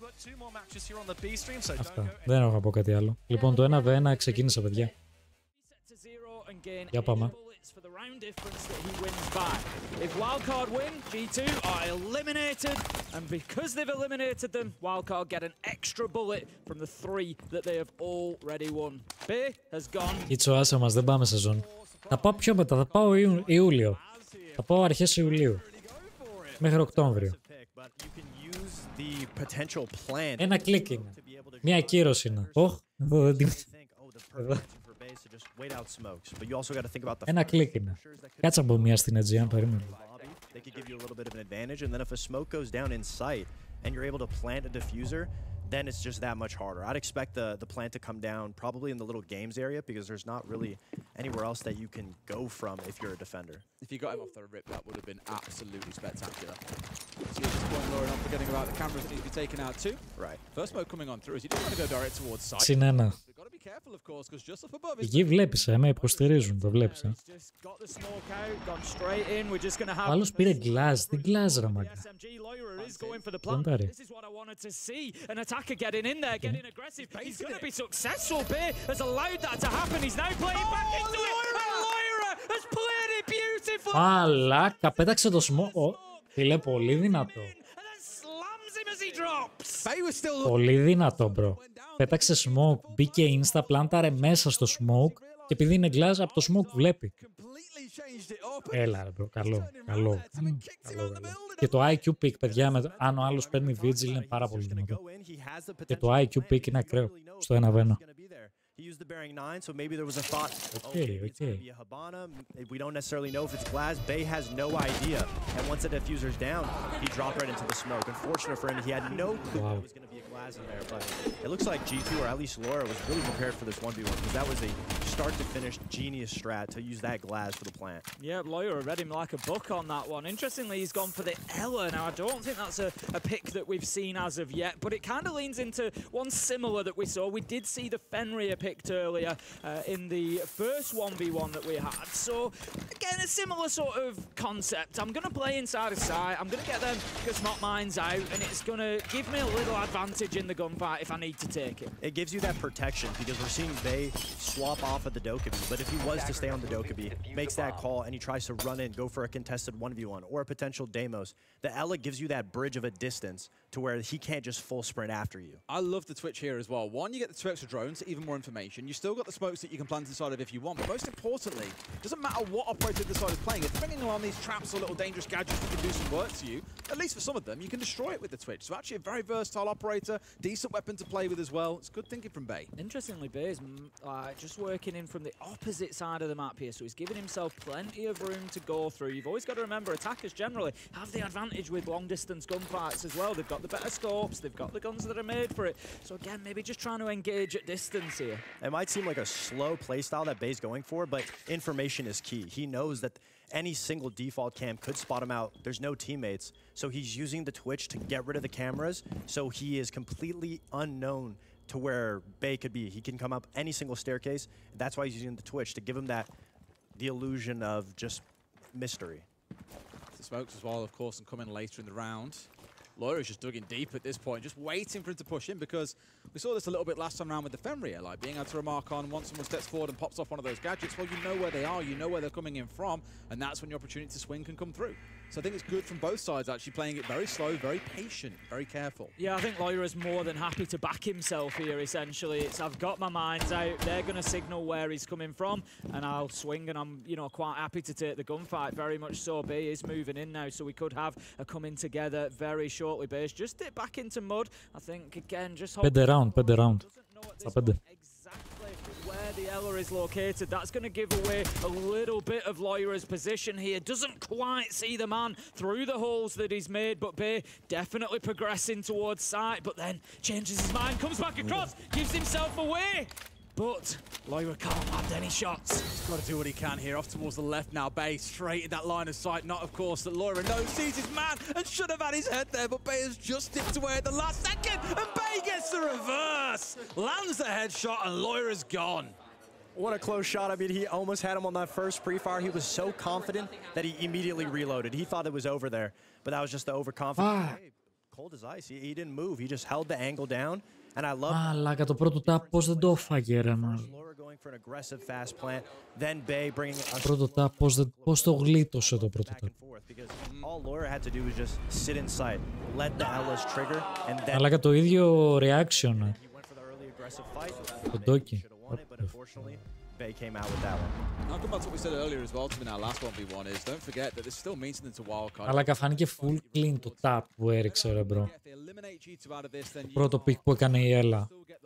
Bonus point at the end of it, or the one bonus bullet in the chamber that you can use. And given how tight it's going to start being over the next couple of days at the top of the table, every bullet really does count. Of course. Αλλαγή σε IQ bro. Αλλαγή σε IQ, έχει πάρει vigil bro. Every round that wildcard win takes a potential bullet off them, one that they can't win anymore because it is based on the round difference. And tomorrow, if they survive, is going to be a difficult game. They're going to have to pick somebody who has a large amount of bullets and therefore is a top team. They're going to have to pick somebody like that to allow them to lump on it and hopefully get themselves enough to keep themselves away from elimination. And the mental game is so important here. We have to acknowledge it because, yes, G2 have not looked the best throughout the tournament so far, but still, out of all the teams to start eliminating teams, Wildcard to be one of the first... Είσαι εκτός, απλά μπες μέσα, bro. How Μαλάκα. I think that Τι έχασε. been in Loira's mind. You know yourself sometimes when you play. Τι έχασε ρε. Πώς τον έχασα ρε πρώτον άλλο. I'm near a window, maybe there's a jump out, and I think Loira has had that in mind, and as soon as he's putting that out, his brain registers the impact nade sound, bang, I'm straight out of my drone, and he reacts to it. Absolutely beautiful stuff from Loira. Wow, that should never happen, Fox. No, there's only one position for the impact to come from. Obviously, it's going to be behind him, and Bay just looked the wrong way. It was just unfortunate for him, but that is the common drone spot. You're going to tuck yourself in that corner, so just a little bit of a misread, a little bit of the mentality where you could imagine that's the common spot to drone. So Bay's probably going for that jump out thinking, why would you put yourself in the common spot? Put yourself in a different spot to throw me off. A little bit of an overcook, but good reaction. On the replay, he looked right first was the key thing. A little double bluff there. Again, Loira may be thinking he's going to think I won't go to the common spot, so I'm going to go and sit in the common spot. And absolutely brilliant stuff from Loira to get G2 2-1 up. One more round needed. We haven't had a defense won yet. It's been 3 attacking rounds that have been won.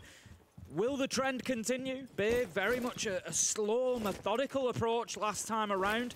This time going to be bringing the knock now. An interesting choice. I love the intelligence from Bay on his picks. He's not just picking an operator and sticking to it. He's droning out the site, seeing exactly what Loira is doing so he can respond. Καλό pick για τον knock. Όντως καλό pick. Against an Ella, he might use the nades to clear out the utility before he goes for that fight. But again, Bay understands that Loira's best friend right now is information in these 1v1s because there's so much map to play with. So as you limit the information, switch up the different looks, he might go a little faster now because he has the knock as opposed to the twitch. You've seen both players, at least at the start, when on the defense, flicking through those cams to see where the spawn has come from. Of course, they're not going to see that. Not that it matters too much here, as Loira was still busy getting a lot of setup work. But even now, 30 seconds in, he's still busy on that. Just making sure it's locked up nice and tight here inside the site, really making Bay have to sweat for everything he can possibly want in this round. It's almost like playing secure area, isn't it? Just get yourself battened down inside a site, get yourself some reinforcements, and let them play into you. We can see how on the silhouette there, Bay has now got himself inside of the map, sending the drone in carefully towards site, just looking for any snippet of information as he's about to find out exactly where the Ella is. But of course, Loira now has the opportunity to move, to relocate. Bay is going to send another drone in to see if he can pick up where, and I think he maybe just sees a pair of feet there that gives him something to work on, but it seems as simple as move into games and try and win the gunfight. I mean, information is key, and that's what Bay's trying to get down, but Loira's probably, hopefully, going to swap it up. Earlier, he lost his same round by over-peeking, and he's going for it right now. He's off towards the other side here as well. If he gets around behind Bay here, this could be massive. Bay, of course, has got to get in. Of course, the barricade also going to help out here, the information it gives. Still dug in. I think Bay probably suspects that something has happened. Also has time to get back on his own drone. Going to see nothing here, and surely that starts sending off the alarm bells. But Loira, he's on the move here. The swing comes in, and Loira wins it out. Wins the 1v1 3-1 and keeps G2 here at Reload. A huge move from Loira at the end there.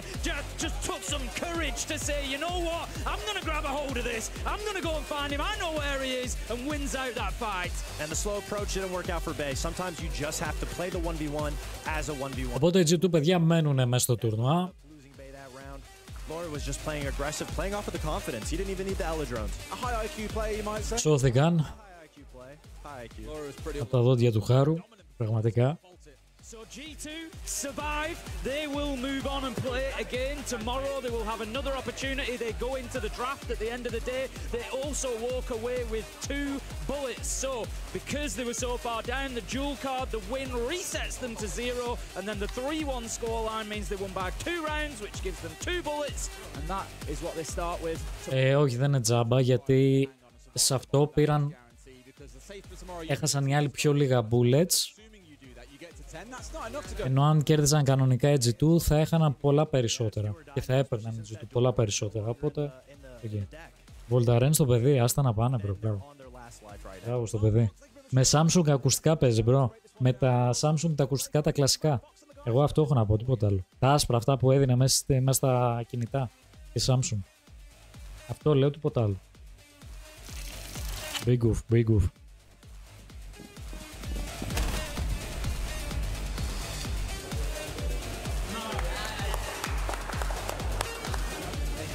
Μπράβο.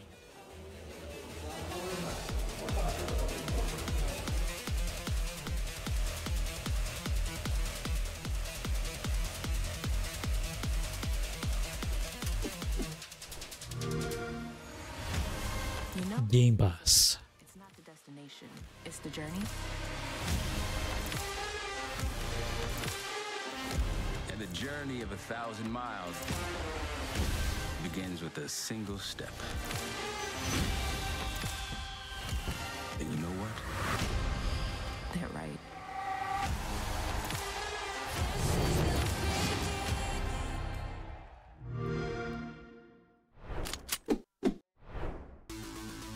Έξι λεπτά το άλλο. Το άλλο 22 λεπτά break. 22 λεπτά.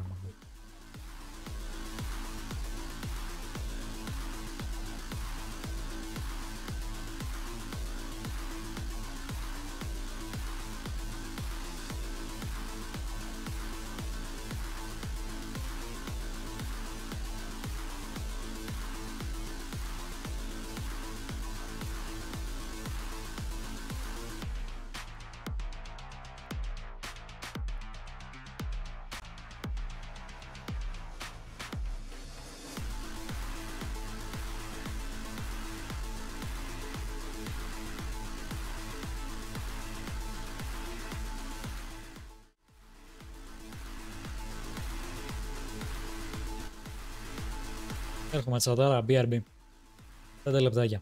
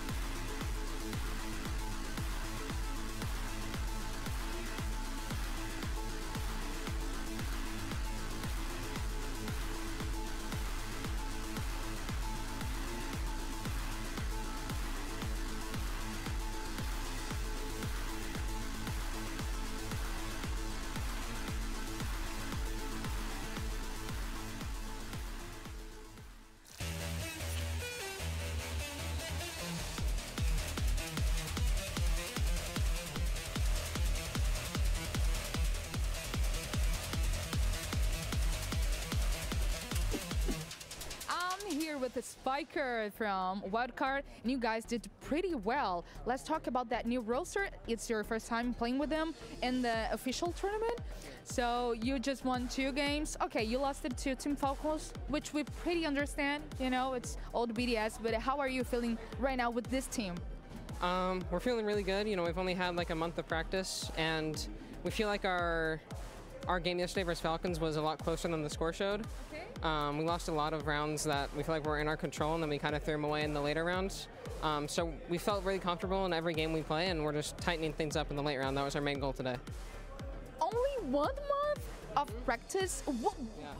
Really? And you are doing this well. If you had more time, maybe you would have won against Falcons. Who knows? Yeah, and especially with Dash and Shark, half of the practice we had, they were in France still, or Dash was in Brazil, so they were practicing on like 140 ping. Ooh. So the practice wasn't, super productive, I guess.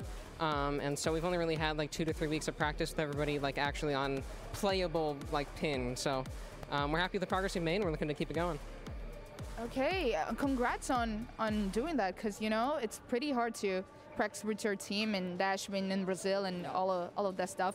Also, what are the best takeaways from Wildcard? I mean, what do you see the best in your team right now? I think that we're starting to get really good at adapting mid-round to what we're doing. Dash, the more comfortable Dash gets with his English, the easier the rounds are, because earlier on it was mostly me calling a lot of stuff, and now as time goes on it's becoming a lot more of a team effort with both Shark and Dash being able to get more comfortable in language and just talk a lot more mid-round. Yeah, that is going to happen, just keep speaking English and he will get better.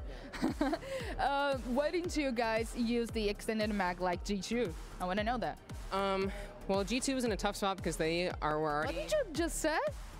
I trolled. I should have used it. That's so hindsight, though. But G2 was in a tough spot because they already, were really low on bullets, and we were already still in a comfortable spot at 7. So our minds is, we win this game, we're at 10. We still have 2 more games to play, so if we can, we can use it later on if we need to, but we didn't feel like it was worth the risk at this point in the tournament for us. Cool. Thank you so much, Spiker. And yeah, we have to keep an eye out for a Wildcard. Only 1 month of practice. Yeah, keep an eye out. Desk. Oh, that's what they can do with 1 month of practice. Imagine if we got an extra month of practice. God damn, that would be a hell of a team. Go next. Right. Go next. Right. Anyways, GG Go Next. That's what we had. Speaking of Go Next, we got a 1v1 right after that game. G2, G-Who, yada yada. I was talking about this with Guz and Xenox in the backstage, just saying, hey man, maybe Lawyer would be the best pick to have for this 1v1 if they can kind of handle the egos, and that's exactly what we got. I'm gonna be completely honest. I didn't get to catch shit as much as I wanted to, but Fox, on the other hand, he was casting it. So why don't you break that down? Yeah, no, I was casting it. I think it was just a simple way to put it is Bay overcooked. I think he was thinking too much about it, whereas Lawyer was just playing the situations. I liked the avenue that Bay was going, bringing the Twitch, stopping denial, bringing Knock to stop denial. But it didn't go out in their favor. The jump out on defense, nobody could really win on defense until Lawyer was in his final defensive round. And he wasn't even using his gadgets. He was just setting up the site for a perimeter. He just went for the pushes, and he won them more often than not. So I like the way it went, but it just goes to show thinking less is the strategy in 1v1. I'll ask for the rating from Des and Ace for the casting after lag sounded bad. After we're done with this. I thought you did great. Anyways, our matchup, of course, it started off with G2 wildcard on console, and it's where G2 fell. They didn't just fall.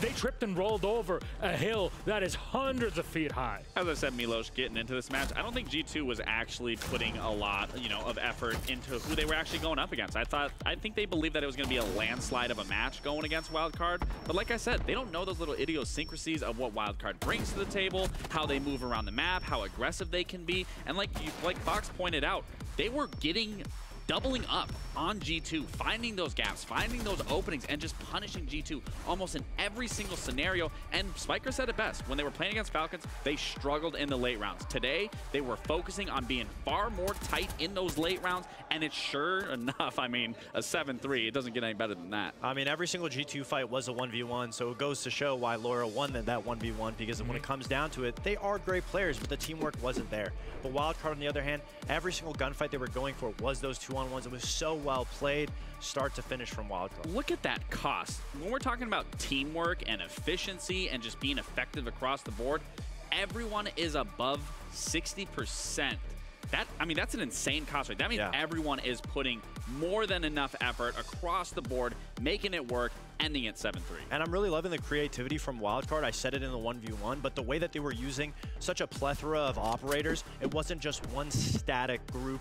They weren't just 6-picking one operator. It was constantly swapping it up. Pulse, Sense, Yang, Grim, Blackbeard. It was every single round was a new look that Wildcard was giving them.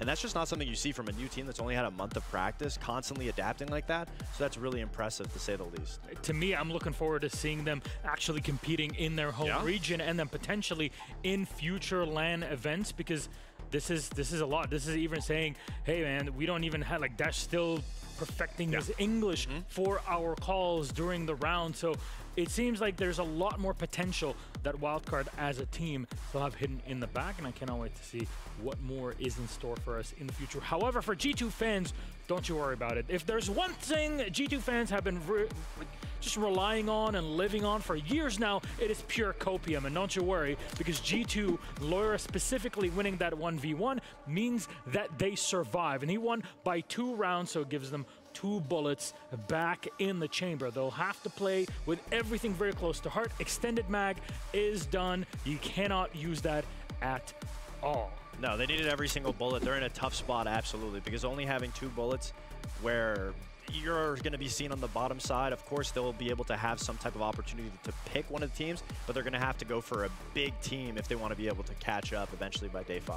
One of the most experienced players on Wildcard is Kansan. Do you want to talk about him, Fox? Absolutely. I mean, this was one of those plays where Wildcard was abusing their teamwork to be able to go for 2v1s, but it was the genius from Kansan with that Pulse. When's the last time you've seen Pulse be this useful in the last years of Siege? This was a beautiful 2-on-1 where they get the scan through the wall, he communicates it to Dash, they go for that aggressive pick, they get the 2-on-1, easy kill, and then they completely run back.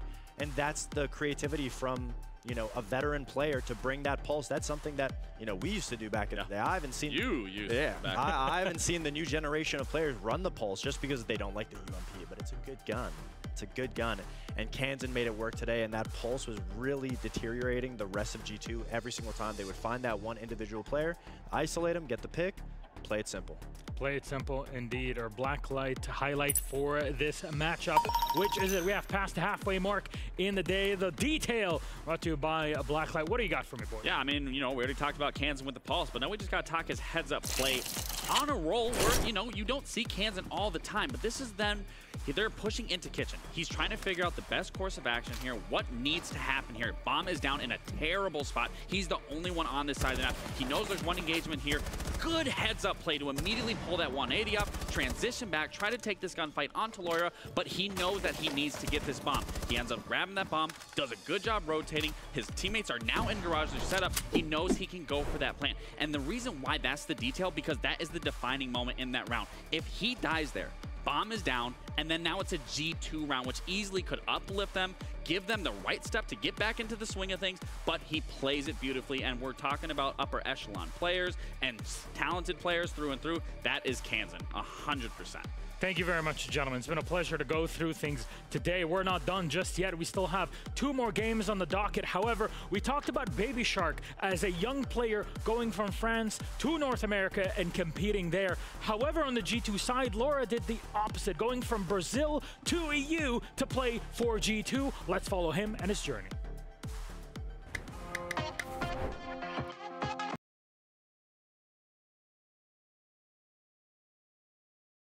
Expect us to get in the finals, to show the world who we are again. Yep, Mama. We were not so good in the last tournaments, and I think we are missing this. We need to give everybody the joy of cheering for G2 again. When the fans... Το άλλο 6 λεπτά, παιδιά. Λογικά αυτό θα ξεκινήσει πρώτα. Τα μάτς, παιδιά, που θα παιχτούν. Τώρα είναι Team Falcons με M80 και Face Team Liquid. Face Team Liquid, πολύ καλό ματσάκι. Looking to crush the party. I think G2 wins. G2 will be here.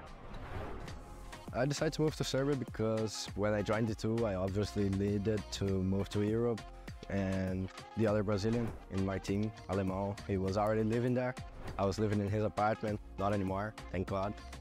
But I'm still in Serbia, and I think the biggest difference is the culture, the way people are. Here in Brazil, we usually talk a lot, we're so like happy with each other, we talk to everybody, always a nice mood. In Serbia, people are more close, you know, don't show much their feelings. Yeah, it's hard, but maybe more because of the job. Like when I live there and I have this job, usually I'm just on my apartment. I don't go like out, I don't go to much parties. It's also good because I can focus on my job, and when I miss my parents, when I miss my friends, and I come to tournaments like this, like we are now in Rio, and I see everybody again, it's just special moments. We were in my city for the past 10 days in São Paulo, and it was so good to see my friends, to go to the places I used to go when I used to live here. My family, right now they live in USA, but my dad's coming to the tournament. I really hope we are there so he can see me in the finals on the stage, and that's why I'm playing for it. That's why I'm here working every day to have these moments, because it's the perfect job.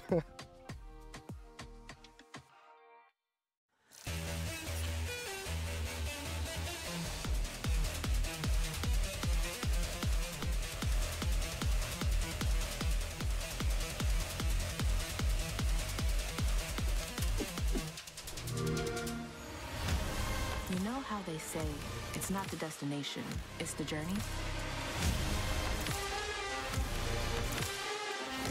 And the journey of 1,000 miles begins with a single step.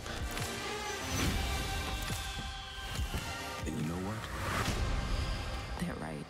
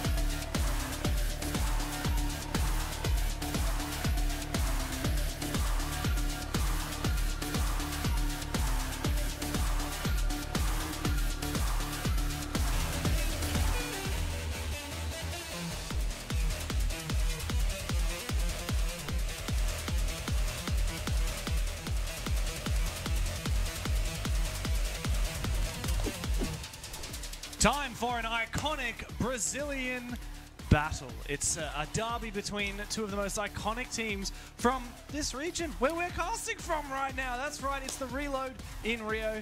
Pengu, we've had a couple of interesting games so far. Yes, we have. I do want to take a brief moment to just mention what happened on A-Stream, because what the hell? Oh boy. Yeah, what did G2 happen? versus Wildcard, and G2 put all their bullets on that game and they lost it. Yeah. But, however, they did come out victorious in the 1v1 afterwards. Laura beat out Bay in a, was it 3-1 scoreline, I believe it was 3-1. 3-1 scoreline. It means that G2 do go into tomorrow with 2 bullets, which, funnily enough, is actually still less than Scars have from their 1v1 earlier today. Like, Scars went down to 0, and then Rec won 3-0 against Kobe. Yeah. So, yeah, anyway. Oh my god, I went to the hallway, and C9 was there, and I looked, and I stopped, and I looked at Kobe. For like 5 seconds, he starts laughing like, and I kept walking, and the entire team just started chuckling like, ah! That's hilarious. We're all memeing him because, what up, Kobe? Poor Like 0-3? Come on. Poor guy. Of course, let's pay our attention to FaZe and Team Liquid. Like we said, iconic match here in Brazil. These guys have played 41 times across their careers since they entered way back in 2018. Yeah, that's right. It's been 7 years since these teams entered the game. FaZe Clan, I think they won something recently. Oh, right. They're the world champions. Yeah, the hammer. Yeah. Sorry, my bad. And they got some cold photos. Cyber with the hammer on his back, with the whole crowd spectacle. They got some banger photos from there. And the thing is, FaZe Clan and Liquid, it's funny because I think a lot of fans, at least until recently, would say Liquid are the team from Brazil. We know them better, and they're the ones that they have our hearts. Liquid have not found international success at the highest level. They've made grand finals, they've made top 8 appearances, they've also got out in groups. And the thing is, when they do get to that final, they always fall short. That's right. The few times that we have seen Liquid in grand finals, they've lost. But of course, paying attention to FaZe, they are the reigning world champions. A year ago here in Brazil, in Sao Paulo, rather than in Rio, they made it to that grand final. They were up with match point before them for such a long time before being reverse swept by the now Furia roster. Of course, their opponents, these guys have had a little bit of a makeover. For the longest time, the heart and soul of Team Liquid was Nesk and Palu. And guess what? Palu, he's been cast aside. Finally, that ultimate duo has been broken up. Palu's finding his own success on the now W7M roster. Good. But big updates here for Liquid. They've brought back Ask, who played on this team for a hell of a long time, and Diaz, who is Brazilian but has played most of his career in North America. Yeah, and the thing is, I was thinking of Diaz, you know, you go from Brazil to America, the language barrier, now you go back into Brazil, and even though it's your main language, I cannot play Siege at this level in Danish because all my callouts are in English, right? It's a tough one, but what we saw from the one game we saw from Liquid so far in this tournament, you and I casting, Diaz has been a monster and has been instrumental to Liquid's success, but it has been the full team, especially Diaz, Maya, and Nesk in that spearhead entry. Then you have resets like the Flex guy, kind of exists in the background. Ask, similar to Lagonis, a full-blown IGL support player it looks like from the very limited games we've seen so far. That's right. Liquid are looking good. They had a big win yesterday over Cloud9, but let's get to the map veto, of course. We're actually going to go to Lair, where we saw Liquid beat Cloud9 just yesterday. Both of these teams have won one game and lost one game. Both of them are currently on 7 bullets. It was FaZe who challenged Liquid. FaZe reloaded 3 bullets. Liquid reloaded 4 bullets. So how crazy to imagine that FaZe Clan, who are by far and away the more favored team in this matchup, they've won the last 6 head-to-head encounters between these two teams, and they're the reigning world champions. They're actually hedging their bets a little bit. They're only reloading 3 to Liquid's 4. It's been a wild tournament, James, and there's been a lot of upsets and weird situations, and half the people that are watching probably don't know the format still. They're like, what actually is happening? And I promise you, very soon it'll all make a lot more sense, because once we get to top 8, in just 2 days' time, we'll have all of our teams locked in. It'll be back to regular format Siege. That's right. So just bear with us for now. Okay, we're learning, we're explaining, we're trying to get there, but it's been fun. Yeah, I will say that. I don't think you should bear with us. I think you should embrace it. You should embrace it. Reload to Survive format has proven, especially today on day 3 when we have these 1v1 duels, it has proven to be extremely exciting. We've had 3 1v1 duels. We could potentially have another one later with SSG and FearX. If SSG loses that game, they actually went all in on Just like FearX. G2. Just like G2, if they lose, then they will have to 1v1 to survive. Of course, here on the B stream, FaZe Clan and Liquid, it's an iconic Brazilian match, like we've said many times, but there's no doubt about who the favorites are. Even with these roster changes from Liquid, everybody would be predicting FaZe Clan to come out ahead in this matchup. Would they now, though? Because if I'm thinking about Nesk and what he's capable of, I mean, I'd probably still take FaZe as the leader, but I will say this, though. I think there was like a 6-month period sometime last year where people were like, is Nesk, you know, past his prime? Is he too old? Has he lost touch with the game? And I think actually it was more of a matter of how Liquid as a team were playing around Nesk, or rather not playing around him as an individual player. And then we saw, towards the tail end of last year, Liquid made Nesk back into a flex player. He's playing Ying and he's making space for other team members, and that was because Maya joined the roster, who is this younger gunner style player, and now you have the Diaz also in the mix. This is probably the most aggressive front heavy Liquid we've seen in a very long time, and it's not just the Nesk show, it's a full team effort from the front all the way to the back. And I also think it takes off pressure off one individual player, of the old Nesk Paolo, they gotta do it all, into being like, we are team Liquid. Yeah, that they are. Nesk, you mentioned him. It's incredible to see not only that a player is still performing so strongly after playing the game for, what, 10 years now and playing at the very top level for, well, I'm going to say it was 2017 when Brazil first got introduced into the Pro League, so that's 8 years now that Nesk has been playing the game. He is still an entry fragger. This guy is 30 years old. He's the second oldest player at the tournament behind Virtue but on BDS, and he is still, like, this guy's a dad. He's a dad. He is a dad. Still entry frag. He is a dad.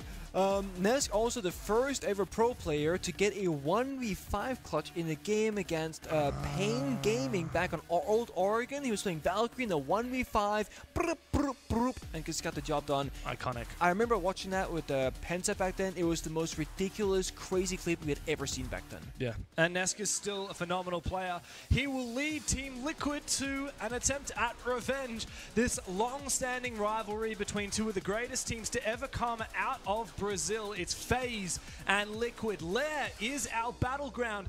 Can Liquid right the wrongs of the last 6 times they have played FaZe and they have fallen? All the world champions once again continue their domination over Team Liquid. Let's jump into it.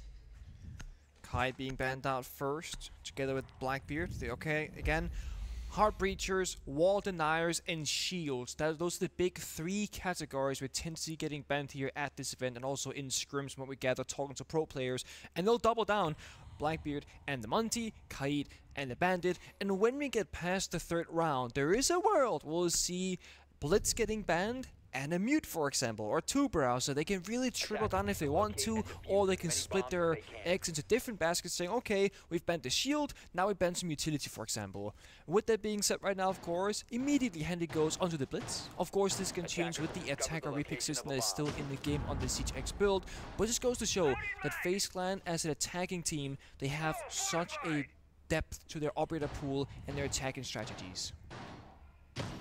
That they do. A lot of options here.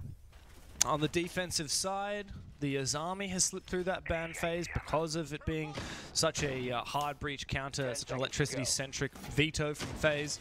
Liquid looking to try and fortify their positions. They've also got the Skopos, a Greek operator. Not usual to see that.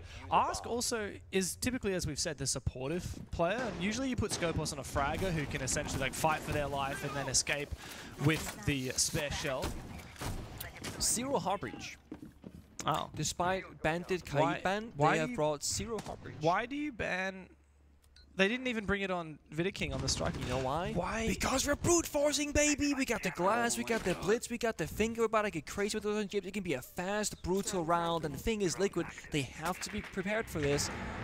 If you're Liquid though, strategically in your mind you think, okay, they've banned Kite, they banned Bandit, it's gonna be a slow round, hard breaching oriented, we can't stop them, we gotta fight the breaches. That's not gonna be the case at all here. The breaches will stay intact. They are getting debated. Oh, he's drifting! He's drifting! He still hasn't got the He's stuck on the wall. No, second Twitch drone comes in. Looks for a little bit more. They're sending it very early on. We're going to just take down any traps that might be sent on through. There comes the Frinker, Adrenal Sarge. Like we were about to see the Blitz make his way in. Maya tries to escape, but Handy will not let him. A little bit of pressure though. as Handy is restricted from moving on forward. We know exactly what Handy is capable of on this blitz, and whoa, it's awkward. Poor Ask shut into the corner. He finds one, still manages to survive. KDS eventually goes for that refrag, leaving Liquid bloodied. Just 2 players left alive. It's Diaz and Resets on the site, holding down with half the round still to play for FaZe. Geno Swift saves the blitz there. Handy keeps him alive. They have 1 smoke in pocket, so to scared. I think putting 1 up when you have a reserve at 8 definitely can execute, so to speak, in the pocket. Diaz on the Warden has the perfect gadget to stop it. However, it's practically a 1v3. They're all looking to fight him. KDS does find one, and it's all up to Resets now. Ooh. He finds a second headshot with the SMG-11. Woo! Out comes the shotgun, but Souls gets the better of him, and FaZe in a 1v1 managed to come down through with that very first round. Souls on hard support? Nah, Souls on glass.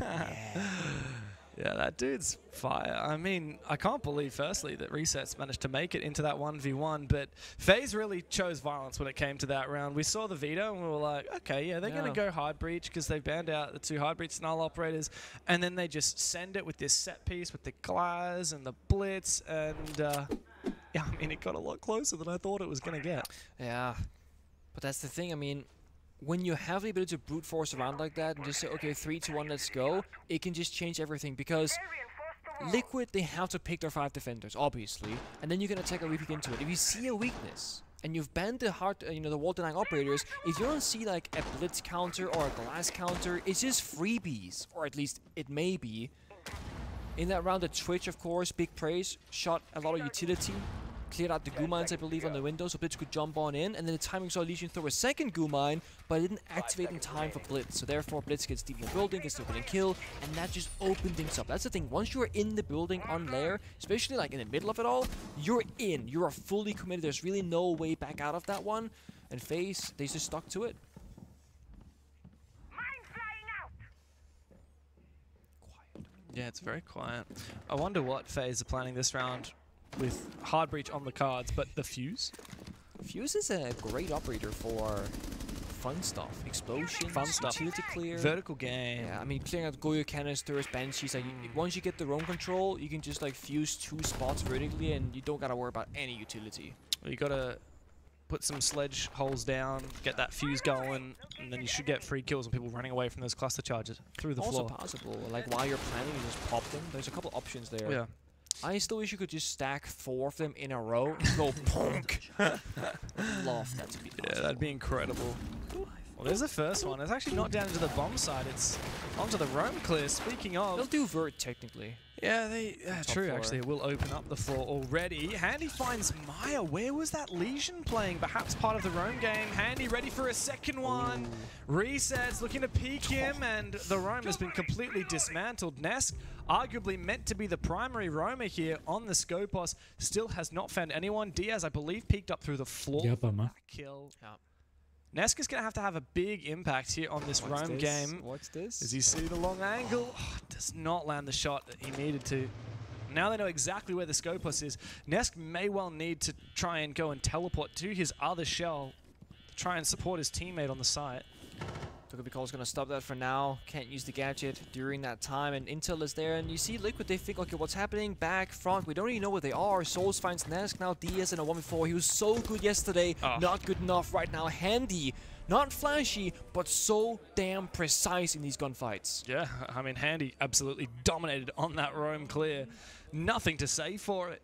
Team Liquid didn't show up. FaZe looking unstoppable.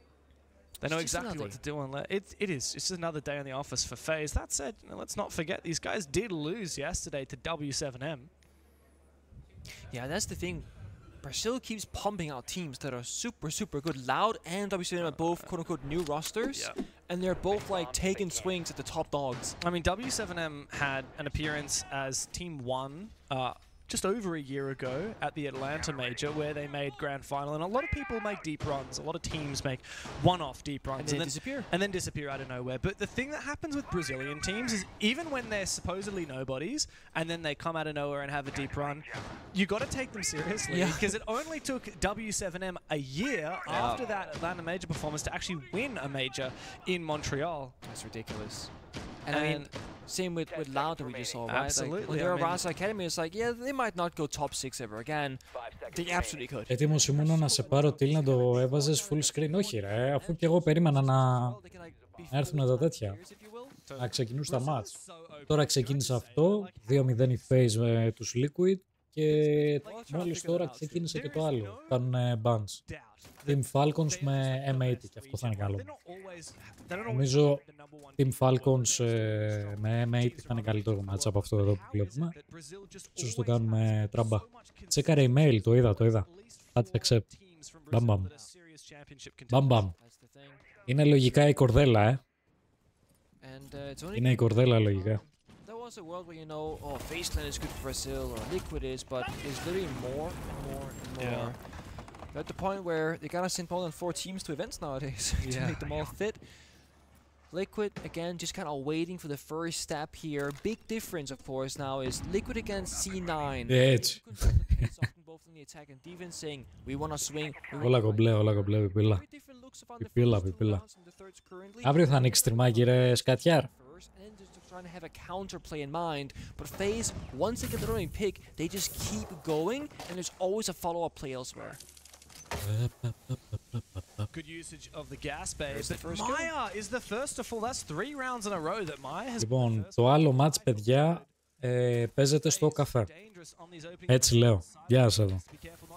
Γεια σας εδώ. Εμένα μου ήρθε κι άλλο ένα email, να ξέρεις.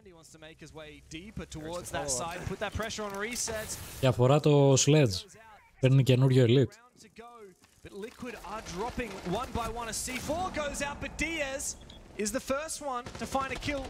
Είναι exclusive.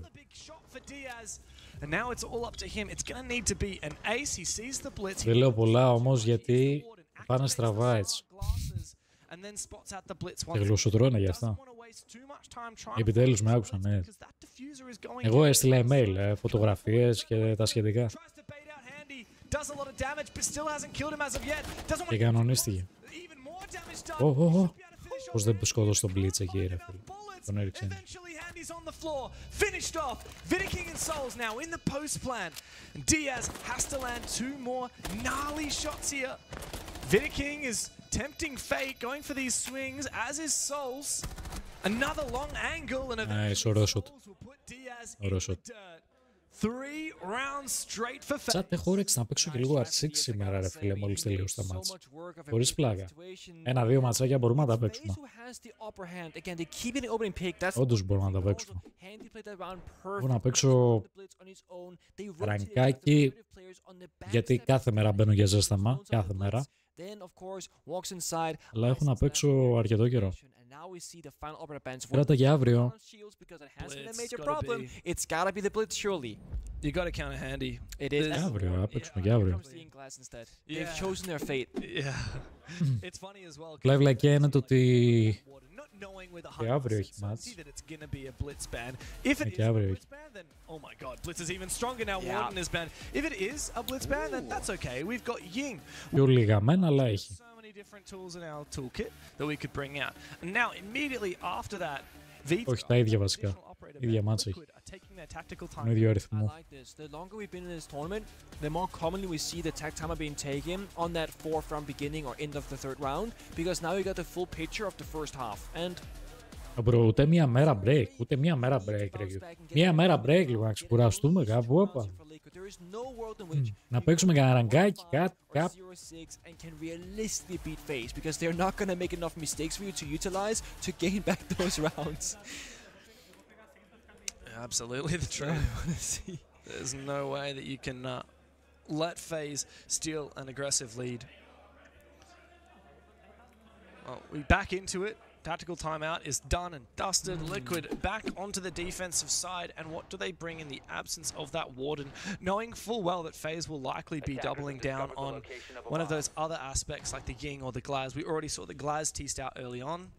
The thing is, they may do it. There's a very high chance they will do it, but FaZe can also just play none of those Warden-oriented account operators. Yeah, they can just play standard Heartbreach and whatever utility. Like, they have Capital, they have Graham. I mean, they got options, they got Deimos. I mean, in fact, on the ground floor, the basement bomb side, lab and lab support where we're going right now, the last time FaZe played it, they didn't run any shields or Glaz or Ying. They actually ran the Fuse. They ran the Dokkaebi. They ran the Sledge. They were going for map clears.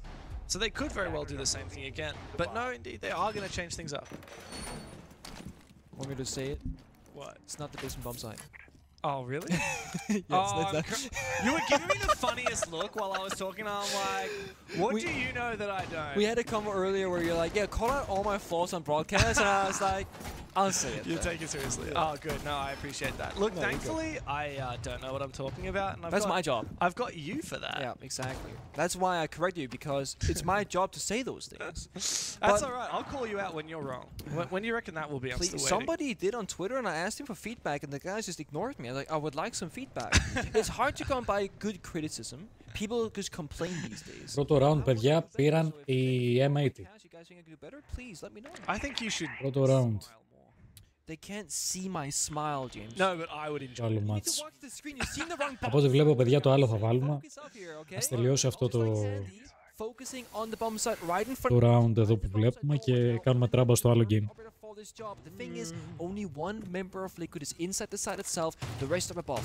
But with the gadget of Nuke, you can totally sneak in, but it is a risky play. Oh, hello? Someone has snuck in from the other side. You've got two players on the attack, snuck straight up and with a smoke and perhaps a plant available. FaZe have dominated the bomb site. This is so cheeky from Cyber. He snuck right on in there. He's planting in the smoke. As it subsides, he starts to take a little bit of damage. He's worried about the vertical ability from Liquid to deny that plant from above, but they are a bit lackluster on information. There are Valkyrie cameras in the site they can try to use. A second smoke is available for KDS. Meanwhile, resets shut down through that vertical potential. Cyber's still looking for a safe spot to plant. He needs KDS to deploy another smoke for him to have a safe place to plant. But I think FaZe are slowing down. They have the numbers advantage. They don't have to force this plant down just yet. They can give the fuser a handy now on the Nuke actually and walk in and plant with the gadget active. You'll see a brief gift on the ground but no person to red ping essentially. Wow. This could work if Liquid aren't paying super careful attention towards the cameras themselves, or you can give the fuser back to Cyber and then go for a backstep upstairs. Handy had a choice to chase smoke that was above earlier, but just stayed his ground instead. FaZe, they've hit the reset button. They're droning, setting up drones, trying to figure out what are we gonna do here. It's gonna be Nuke walking in with the gadget on. In he goes. And planting with the gadget on. And the plant can't see it. Protected by that wall as well, but Maya does see him from above and goes for another big kill as well. The round is flipped on its head. FaZe had a 5v3, and they've lost 3 players since then. Souls and KDS struggling to try and recompose without taking that top floor. Maya now hungry for even more, and he does spot another one, a quad kill for Maya. KDS doesn't last. Great recomposure for Liquid and a huge round from Maya. Yeah, I mean, I think Liquid perfectly understood there what they need to do in that strat. As long as they have top floor control, they are A-okay. And Liquid, or not Liquid, FaZe rather, they were trying to just 5-man downstairs. They were missing that backstab up above. And I really want to see the Nuke early on when Cyber is sprinting to the bomb site and taking all these gunfights. Walk up the staircase, go for a backstab because they're trying to chase Cyber with all the cameras and the verticality. Missed opportunity for FaZe, but with that being said, it totally could have worked what they were doing. Λοιπόν, κάνουμε τράμπα, παιδιά, το άλλο match. Really like that Nuke pick as well. But Liquid, credit to them, they held on. Κάνουμε τράμπα το άλλο match, αν Takes down Kino, but immediately there is a response there. He is brought into a bad situation in order to... Πάμε να δούμε λίγο Psycho. Takes down Bride as well. Are they using the utility well? Yes! Hot and Cold gets a Nitro kill to finish the round onto Shaiko. M80 are ticking a lot of boxes. Falcons have... They've started out sluggish here. They're not really in the fight. they need to get up to speed quickly because this one's going to run away from them, mark my words. It's hurdle after hurdle after hurdle is the most important part, because even there, like, there was a lot to work through on the top floor. They got down to the second floor, and even at the end of the round, you saw it. They're stepping into the window and being shot from below. They hadn't even thought about kitchen all round. They've also got a player willing to swing from inside a fireplace to guarantee a kill onto this player.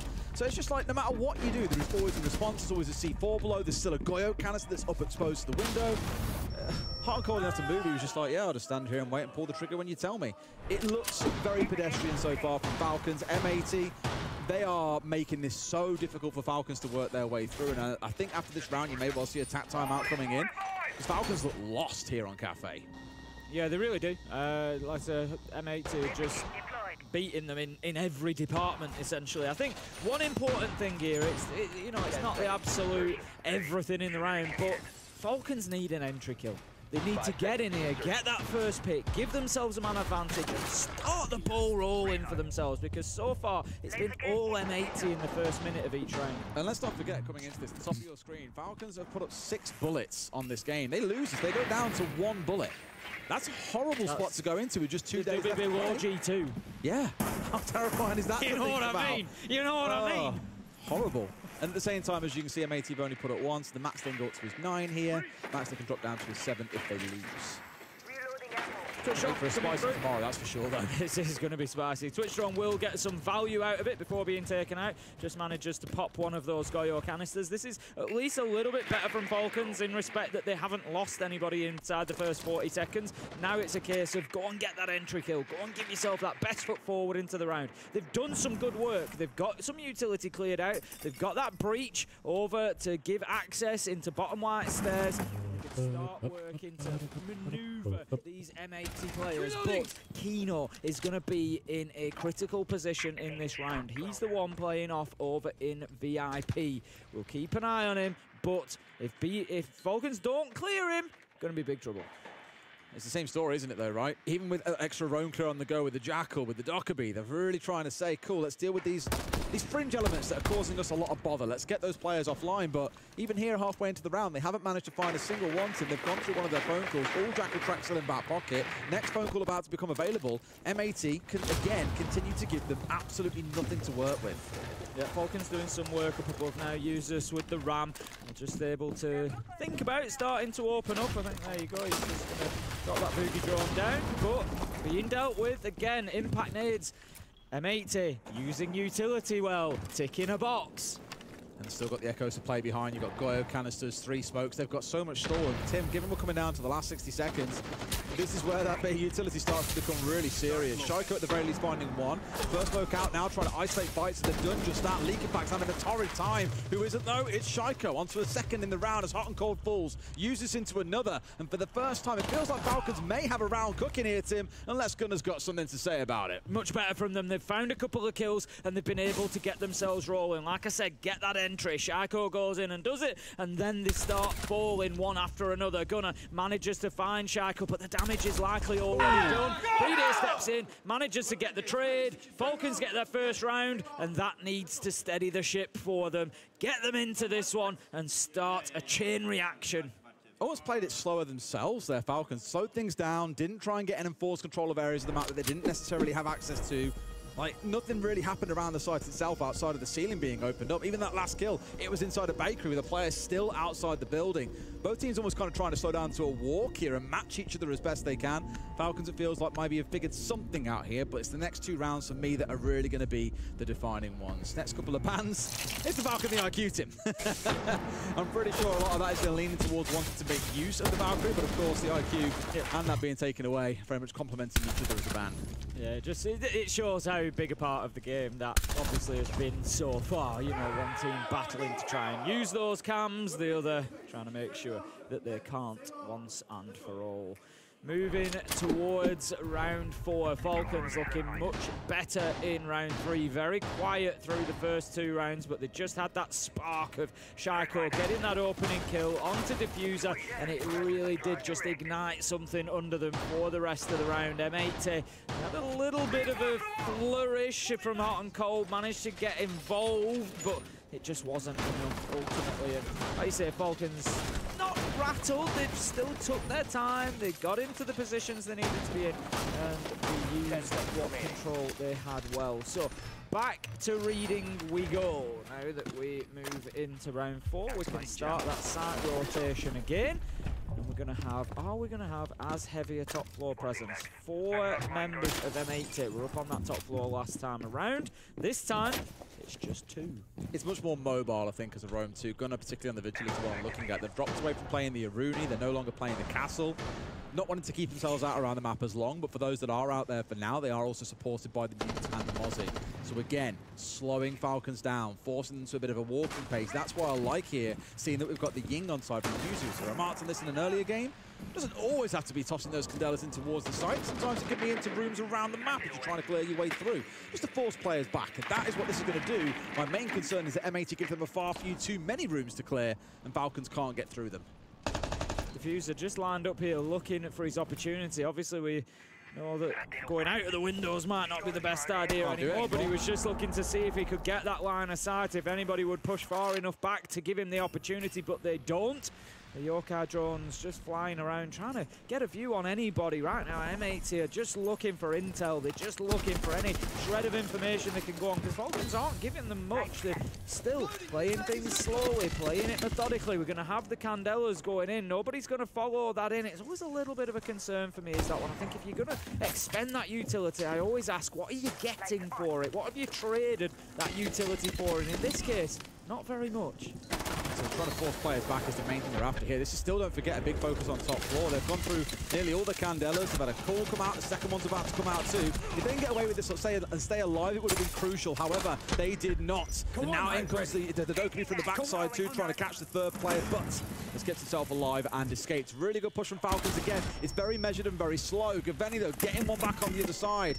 Not bad for M80, but Falcons are the ones with the numbers advantage. No, just removing that site presence that Likafak had managed to gain. Gunnar needs to be careful. He's going to run into the line of sight of Shaiko. M80 absolutely no idea that Shaiko had been able to wander in there. 4 versus 2 now. 50 seconds left to go. Top floor control. Falcons have everything they need to win this round. Except information, Tim. They don't know where these last couple of players are, and they could really cause a bit of bother. Gaveni getting rid of one, knows there's a second outside, and Fireplace lines up, hot and cold into another. Tim, at this point, they could be giving it away if they're not too careful.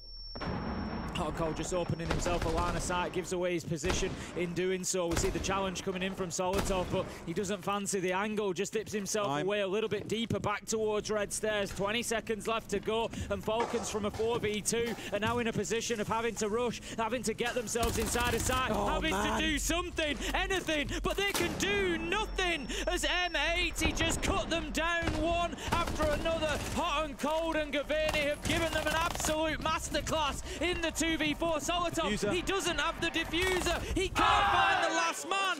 M80 played that beautifully. It's almost like we said it just before that play began. Καλό round. Except for information. And what I love about M80, they didn't dig in deep there and go, oh, we'll play together on White Stairs and we'll hope for the best and just hold here. No, both going off separately. One in towards utility to challenge on towards Snow Door. The other one, as you saw, rowing in towards train and picking up 2 kills out there. Beautifully played, man down situation. Falcons will be kicking themselves for not being able to convert that, but they just had nothing to go off of. Beautiful free. Hot and Cold played that out. Both of them did, to be fair. Hot and Cold and Gaveni played that absolutely beautifully. There was no panic in them. Hot and Cold just super calm inside of dining. Knows that Shaiko is going to give him the opportunity, and he does. And it's just the way they read Falcons like a book, knowing exactly where they were going to push and pressure from. 3-1 start for M80. They are looking good. They're cooking, Tim. They're looking real. They really are. It's again why I was excited coming into this game to see the potential both the got. Really feels like we hadn't had the chance to see the best of both, and at least that's how it stands now for Falcons. I don't think we're going to get to see that best just yet today. Of course, there's always a second half to a game of Siege. Could be phenomenal on the defense for all that we know, but for now, what matters most. M80 look hot. I think NA have looked really good at this tournament. Actually. They have. They had a great day yesterday overall. EU are pretty much down at the bottom of the pile nearly when it comes to performances that we've seen so far. NA, you've got SSG, you've got M80, you've got Dark Zero, all playing extremely well. Cloud9 have managed to jump up to the top of the table. Shopify Rebellion aren't even here. And also another top team from NA. Indeed. They could be very scary come the next event. Very scary in terms of international competition at the minute. Wildcard as well, the performance we've just seen from them against GT. Yeah, excellent. True, they look fantastic. Good time to be an NA fan, that is for sure. I might be an NA fan. Oh, really? Might be. Weird, that. For your whole life or just now? Just for a little bit. First phone call coming out. Haven't really seen the success from those that we're used to seeing out of Falcons. And again, I think that's down to M80's game plan. They know how they use this operator, and they always have an answer. Solotov on the book, taken offline. They've still got the shield to play with, Tim, but losing that vertical destruction, that's a big deal. Yeah, it is a big deal, especially when you're trying to attack onto the mid. No Sharko manages to pick up Gunner though, but Kino is there again. I've already said M80 great on the trade game, and they continue to do so. That's going to be the Flores gone as well. You've lost your vertical option in, but guess what? Those Rotero drones that could have done the same, they've just gone as well. It's fantastic stuff. Just again, there's always another player there. We've remarked a few times that they've had 2 or 3 players gathered together to force a trade out when they lose the first man. They just seem ready for everything that comes their way. And Falcons, it feels maybe half fully expecting everything that's coming at them. Bit of a dance with death here. Users getting into a 1 versus 1. But now at least, I was going to say winning it out, but no. Gaveni's there for a kill. Liquefac at least is nearby for a trade, but I think you'll take the 1-for-1 there, Tim. 100%. The trade isn't really important there. You've taken the Blackbeard off the board. Now all they're left with is the Dokkaebi and the Hibana, and it's not really going to do them many favours. You know, yes, the call comes in, but given that they don't have the Blackbeard to chase people down, it makes it much more difficult to do. Λέγα ότι να είναι εδώ έξω βρέχει. Τι λες ρε? Για σποβροχή θα είναι αυτό, να ξέρεις. That's it, done. All you've got to go on is what's in front of you and whether you can take those fights and win them. And right now, M80 are not losing many fights at all. They're doing exactly what they've done so far in this game pretty well, and that's managing the round, sitting back, forcing Falcons to go to them. Now Liquefac knows there's one on white. I'm pretty sure that's Kino as well, who knows that he's been spotted. Doesn't need to overextend here. It's enough for him to just sit on these stairs and create a bit of pressure. The Hillcard blast coming out as one steps in towards side. There's still 2 players to contend with. And there's also, I was going to say, a C4 from below. Maybe not required. This Diffuser finds 1. Diffuser finds 2. Falcons still left trying to find a way into this game. You could see it in the movement of Bride and Liquefac at the end there. It was so diffy. There was just nothing they could do. Yeah, they know somebody's on white stairs. Yeah, they know. Ο Σπόιτ όχι, δεν παίζει. Δεν παίζει ο Σπόιτ, όχι. Because M80 are covering each other so well. They've got every angle. They've got crossfires established, and you just can't move through because you're getting stunned by a yokai drone. We've seen you. We know that you're coming. M80 looking electric right now. Falcons off the pace. The freaking solo move, guys. Okay, we have to play together. The round we won, it was together. We said 3, 2, 1, go, and we did a 3, 2, 1, go, guys. So we have to continue to play this shit, okay? If we are kick cam, guys. 3, 2, 1, go. Εντάξει είμαστε. Εντάξει είμαστε. Please, chill the com and play basics, guys. Yeah. We have the info, 3, 2, 1. You want to do this? Yeah, 3, 2, 1, go. We do this, we push them, and we say 3, 2, 1, go. Τέλος. All together. So just, let's do it. Okay? Allez les gars, let's go, guys. Let's go. Chico. Ready. Okay, guys, and don't be cheating or anything. When we win 1 round. Fair enough. It's a weird time to call a timeout at the end of round 5 when you've got 1 to go. But that's how desperate it feels. I don't know if they're down 5-1. It's very unlikely they manage to claw things back in the second half. It's also worth reminding everybody at this point as well, with the new banning phase, there are new rules for the coaches speaking to the teams as well. And there is an opportunity at the halfway mark. When you go back into that banning phase, the coaches are allowed to speak. They're not allowed to do it on the 4th and 10th round bans, but at the beginning of the game and at the halfway mark bans, they are allowed to have a chat with the team. So, like you say, a little bit of a, you know, seems like a bit of an emergency. Like... Ναι, η καφέ είναι πανέμορφη, ειδικά κάτω στο μπαρ. Στο κάτω μπαρ last. Ό,τι καλύτερο, φίλε. Μιλάμε ομορφιέν. Δες εδώ πώς είναι τα πλακάκια. Το γρανίτιδας. Ομορφιέν, εδώ μιλάμε για ομορφιέν τώρα. Get a bit lost in their own Get a heads. bit deep in it. I get it. I do get it. With that for sure. I mean, the things we were referring to earlier on with Joker fan out the PSG talent, where it was like, yeah, these are rudimentary things you're now speaking about with Siege, and it's like, should you be at the event if you can't have a conversation about more advanced concept things that are really holding you back? Fair play, PSG talent did play really well today, even though they've been eliminated now, and of course for our first team going home, it is what it is. Need to get this round on the board though, otherwise that drop timeout was an absolute wash and they won't be able to make use of it, of course, in the second. And I'm looking at M80's lineup to me, again, it's all about denial. Looking towards the Kai and the two Brow together, looking in towards the Mute and the Mozzie. It's trying to grind this round to a halt. So even with the 3-2-1 call, we all push at the same time. It's all well and good saying that, but if things are locked out or you haven't got any information about what you're pushing into, M80 can still pick up kills for free. Yeah, absolutely, and it's, you know, maybe... I don't know, is it a lack of confidence? The kills aren't really flowing at the minute, so when that call comes, oh no, it's too difficult a challenge, I don't know. We will see whether Falcons are able to turn it around. This is their final attack. I'm sure they'll be happy to get at least a side switch and get onto defense. Nitro comes out, not going to find its mark. Halfway through the round, Falcons have got a number of players inside of the map. Solotov and Shaiko are in there. They can start working towards site, towards pressuring Piano, trying to gain a bit of ground, just tagging out that utility as well that's preventing them from moving forward. That's what worries me a little bit, is they've had this phone call come in just now, and no one has moved. Nothing has happened off the back of that phone call coming out. So what are you getting for your utility? What is the point here? Because again, this is what this team is known for. They play off the back of the phone calls. It has always been their thing, yet nothing has really happened there. They're a little bit stuck by this wall on trying to get through. They've got the hard breach of Breedy on side to chew through these if they need them, but that wall remains electrified. They can't force these players back to him. Managing to work at White Stairs. Gaveni shuts down Shaiko. Leakifat is going to drop himself away. They're aware of his position. Kino manages to pick up users. It's as easy as that for Diffuser 5v1 as it all falls apart for Falcons once again. They are staring down the barrel of a flawless round, and M80 convincingly taking this first half. And from M80's perspective, they are playing really nice Siege. It doesn't surprise me of a team with Fabian in charge of it. It is organised, it is structured. They are, again, performing in so many different areas. The key thing there is there were 3 players all watching that single doorway where 2 players from Falcons tried to go into one at a time. You had Kino was actually inside a bathroom, Gaveni inside a storage, and Diffuser sat on lumber. It didn't matter what you tried to achieve there, even if you got a kill, you were guaranteed to get traded out straight after. They're just ready for everything. It's almost like they know everything that Falcons are going to do before Falcons even think about doing it. And even with that tack timeout, they can rescue nothing. Not forgetting again, Tim, how many bullets they put up on this game. They will go down to 1 bullet if they lose this, and that's the way that this game seems to be going. They look lost as well as being very close to losing the game overall. Sometimes, we always say it does, there's 2 halves to a game of Siege. I don't know. And sometimes we do see a significant shift of momentum at the half.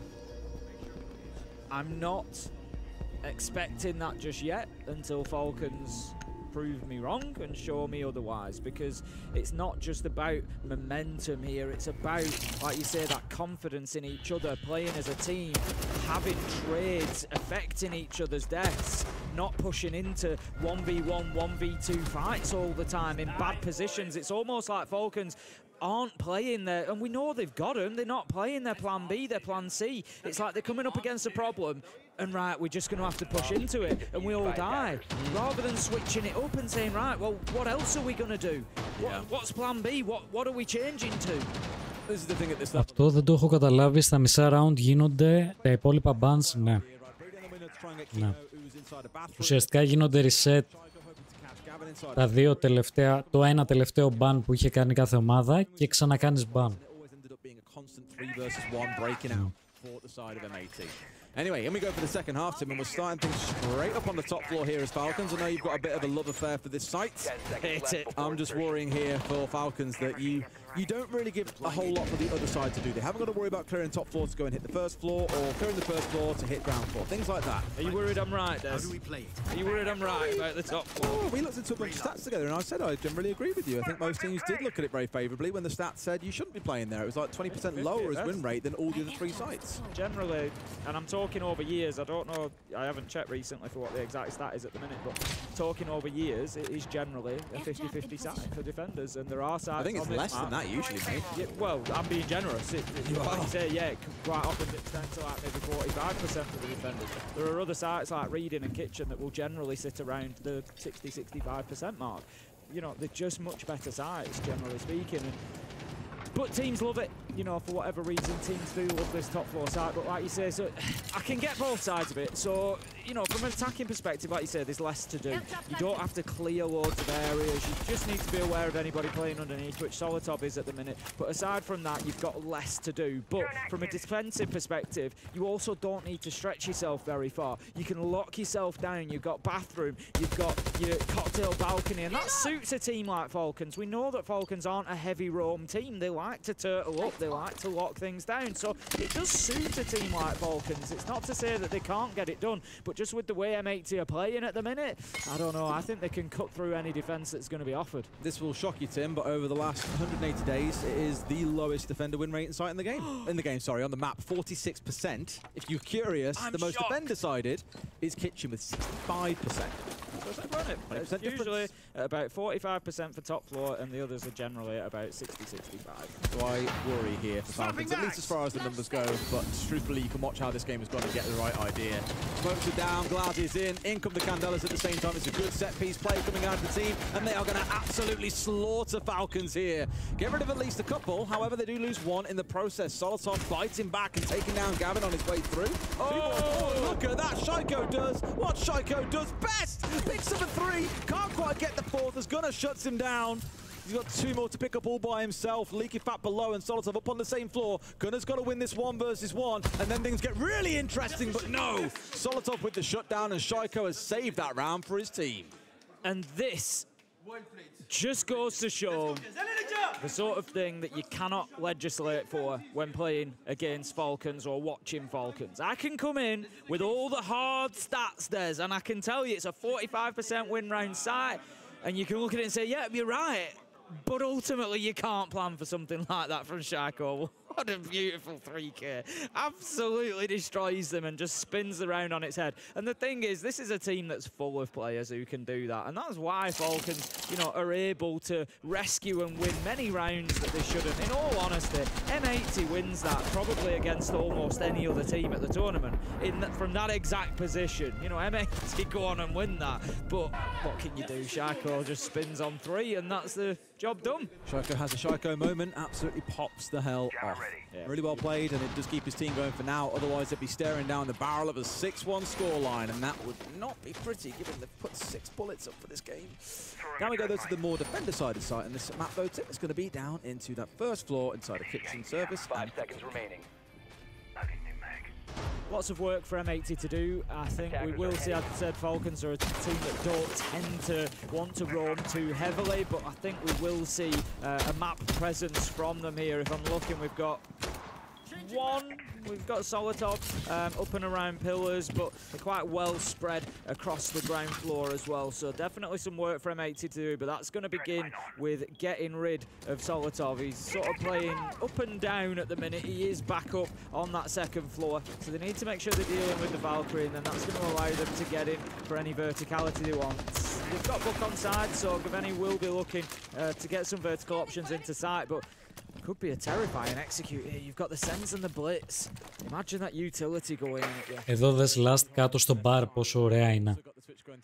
Like taking things away from you now that might help on the defense, particularly those FNATs are the things that M80 want to see taken away.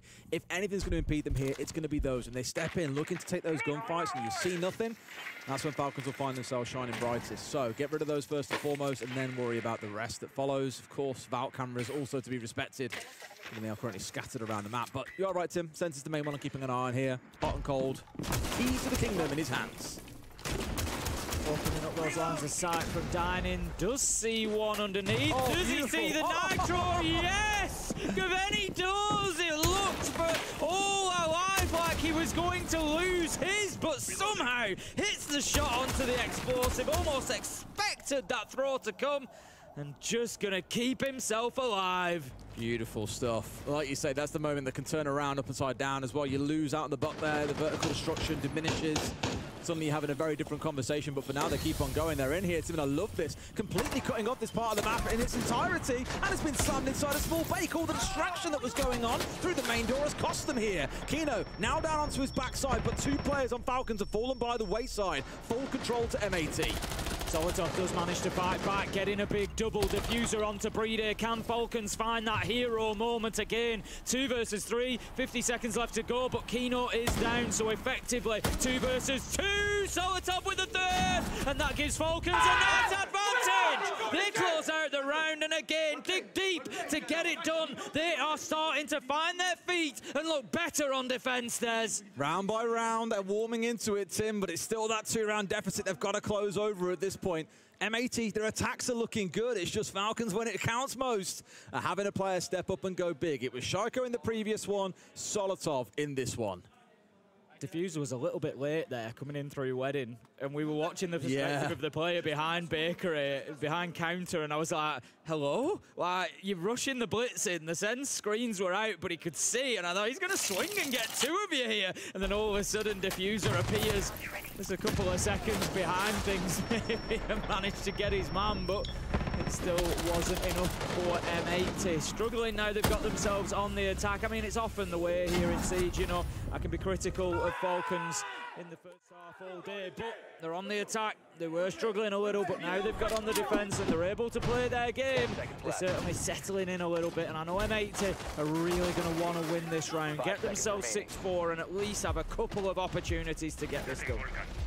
Attackers are moving out to Not forgetting as well, if they do need it, that timeout's available. Not that I think they'll need to lean on it, to be fair to them, because again, I think both of their attacks there have been really good. They've played them out really well. It's just come down to a couple of hero moments from Falcons. And I remember saying this about G2 back in the days of old. It was like, yeah, they're winning rounds, but if it comes down to a player netting a 3K or a 4K to get you over the line, it's probably not a sign of a round that you'll be able to win. Again, Lightning very, very rarely strikes twice at this level of play. So far for Falcons, they have found it twice. Will it strike a third? I don't want to say they need it in this round, but M80 can pull themselves together and pull off another excellent attack then. My God, are they going to need it? Benny doing some serious work there, just to ping out all the black eye cameras, destroy the ones that he can. Boogie Drone is going to be used to open up that hatch so that M80 can start pushing down from the rooftop. Bit of an interesting when you look at that and think, well, that's a waste of a boogie, isn't it, really? But there's nothing else on side to deal with it. And given it's the only hatch, they really need to chew their way through. They're probably thinking it's not worth investing any more than that. Now they're leaning towards making use of those other 2 boogies to get themselves all the vertical they need on this top floor. But that top floor is the key thing they've got to fight their way through. Solitov, for example, is dancing around inside a piano. You've got Brede and Cocktail. Shaiko's up there as well. There's a few players, but Tim, they said, forget about it. We're going direct to site. Do not pass go. Do not collect $200. They're inside a train and looking to get their way in towards Fireplace here. A C4 comes out but finds no one. Yeah, getting majorly aggressive, pushing forward and taking ground. They now need to solidify what they've got, get themselves established, and then apply pressure to the players on site. But the problem that M80 might find they've got here is they haven't dealt with that top floor. You've still got users, you've still got Shaiko, you've still got Solitov up there. So it might not be plain sailing to just walk on into site and put the diffuser down. Yeah, I think Solotov's going to be a real pain for them here because the hatch inside the piano is open. They can see when they try and make a push in towards Fireplace and deal with it. They're going to have to try something a bit different, and Tim, that's exactly what they've done. They've pushed through and back out and gone in towards Red Corridor instead. Kino's the one sniffing around down here, as you saw his outline a second ago. Could be in a good spot here to bypass Solitov entirely and make some magic happen. They know that they know the verticals are being worked above. They see it happening in front of them, and it just seems like a little bit of indecision might be catching them. Kino kind of back and forward at the minute, waiting for something else to happen, and it was for Solitov to be taken out, but ultimately Solitov's going to win that fight, takes him down. Gunner manages to find one on the reverse, but they've let Leakerfact slip the net. He steps up, takes down Diffuser. Advantage Falcons once again, 4 versus 2 as Users picks up hot and cold, and right now M80 go from being able to win everything in front of them to struggling to buy a round as they continue to be cut down by a resurgent Falcons who take round 9. Okay, bro. Βλέπω και το comeback. Πάμε λίγο. It's not even the fact that there were players necessarily there looking to challenge the vertical angles, but the constant threat of it from Falcons kept M80 having to figure out what to do next, and they looked very stuck when it came to hitting Red 90. Kino was sat there, not really sure where to go, and they started paying the price. But here we go, attack timeout.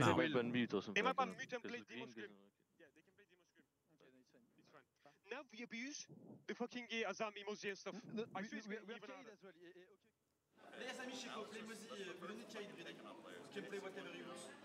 Okay. I'm sure Matt's a great IGL and he's saying fantastic words right now. Guys, what mistakes we're doing now is just in our own heads. It's nothing about the strategy or the approach or the game plan. We know exactly how they're going to play and they're doing just what we predicted. It's on our heads that when we are playing fast, Πάει καλά του Fabian, ναι, όντως. Όντως. and then when we're playing slow and we're doing something strategical like the 2 first rounds. Ναι, ναι, ναι, όντως. Και στο Invitational είχαν παίξει καλά η M80. Δηλαδή είναι πολύ καλή ομάδα. Έχει πολύ καλές προοπτικές στο να πάει καλά και σε αυτό το tournament. We get 1 point, we lose 1 point. Who gives a fuck? Let's go out there and beat them. Let's stop. Come on, playing, guys. Let's stop playing reserve. Big balls. Okay? Come on. Big balls. Big balls. He's nothing else if not a motivator, isn't he, Fabian? Yes. And he's very right. As we said, like the attacks have looked good. They've just, bar that last round, admittedly, the last round it was a cool idea, but then it all fell apart when they got into training. They were like, "Cool, what now?" They had no idea where to go next. But the prior two, I thought they had good ideas. They just hit hero moments from Shaiko and Solotov, and you can't do much to plan for that. It happens, right? So I would agree with him. More of the same, but chill. Chill. You're in control. You're still in the lead for now. You've got 1 more round to go here before Falcons have entirely caught you up. And it feels like they're there for the taking. Yeah, they don't need to force it. Like I said, you know, it's 1 bullet reloaded, win or lose. We move on to tomorrow. Just go out there and do what we've planned to do.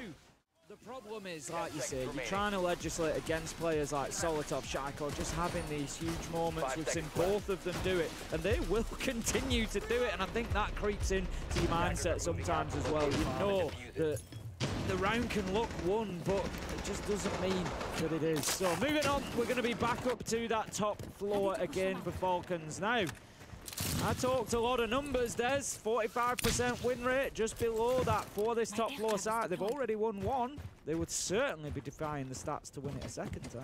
Like I said earlier on, right, it's the do you dare expect Lightning to strike twice? It was Shaiko back in that round 7 that went nuclear with a big 3K on Lumber to solo win the round for his team, and M80 had the right idea. It's sort of what I was speaking about with Falcons back in the first half.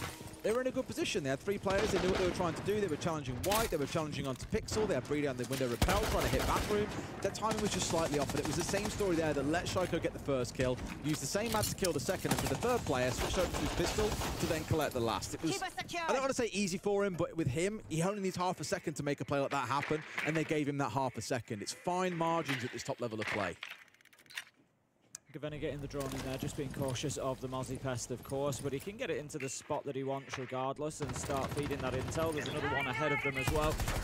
Just want to start seeing them do something with this information. That's, I think, been a little bit of a slow process for M80 the last couple of rounds. You know, get that intel on a location, and then they're being pushed, they're being pressured, and you're doing something about it. They're moving in behind the Monty. My question is, are they aware of Solotov underneath? He played here with the Valkyrie last time around. The Valkyrie now, of course, was banned out before the start of this round, but he's down there with the Mozzie instead with the Nitro. They are going to avoid that damage, and now Solotov has lost his potential impact because all they have to do is monitor those stairs. Gavenny does find Shaiko, but it is a trade. They both go down 4 versus 4.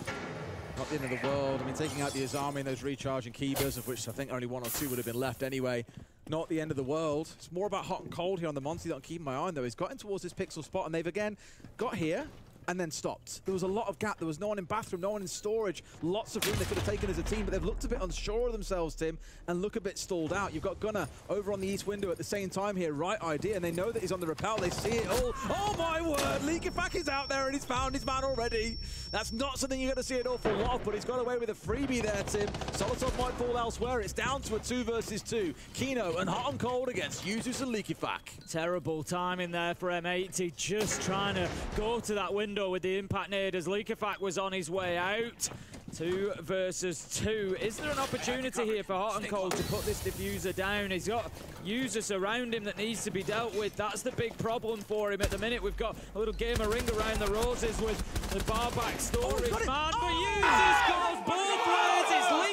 Μαλάκα, τι σότ έδωσε. Όπα ρε. Μπρο, τι σότ έδωσε εδώ. Damn, bro. Maybe not in the Ακραίο σότ, ακραίο. win is a win. Closing out the 2 versus 2 and bringing things all square. Falcons just showing they can dig deep when required and win out these crucial moments, whether it's a big multi-kill from one player or a great 2v2 being played out like that. That moment, so unfortunate for Gunnar there. He just goes to look at that window and catches one right in the face from Leakapak's shotgun as he decides that he's going to go out and have a little look. You can see the energy really. I've said this about Falcons a couple of times over the last year. I've said it at this tournament. They, I think, sometimes really are an emotional, energy-based team. They're one of those teams, if somebody gets right... Ισχύει ξεκάθαρα αυτό που λέει ο Caster, το ότι είναι ομάδα ψυχολογίας. Αν έχουν την ψυχολογία, το ίδιο είναι και η G2. Αν έχουν την ψυχολογία, δεν μπορεί να τους σταματήσει κανείς. Ξεκίνησαν πάρα πολύ καλά στο Invitational, οπότε αυτή την ψυχολογία την ανέβαζαν σε κάθε match. Οπότε αυτό κιόλας τους πήγε στο τελικό. Το ίδιο είναι και η G2. Ξεκίνησαν ένα tournament πάρα πολύ άσχημα, είδαμε, και απλά τους έχει ακολουθήσει. Καλούς κακούς υπάρχουν και αυτές οι ομάδες.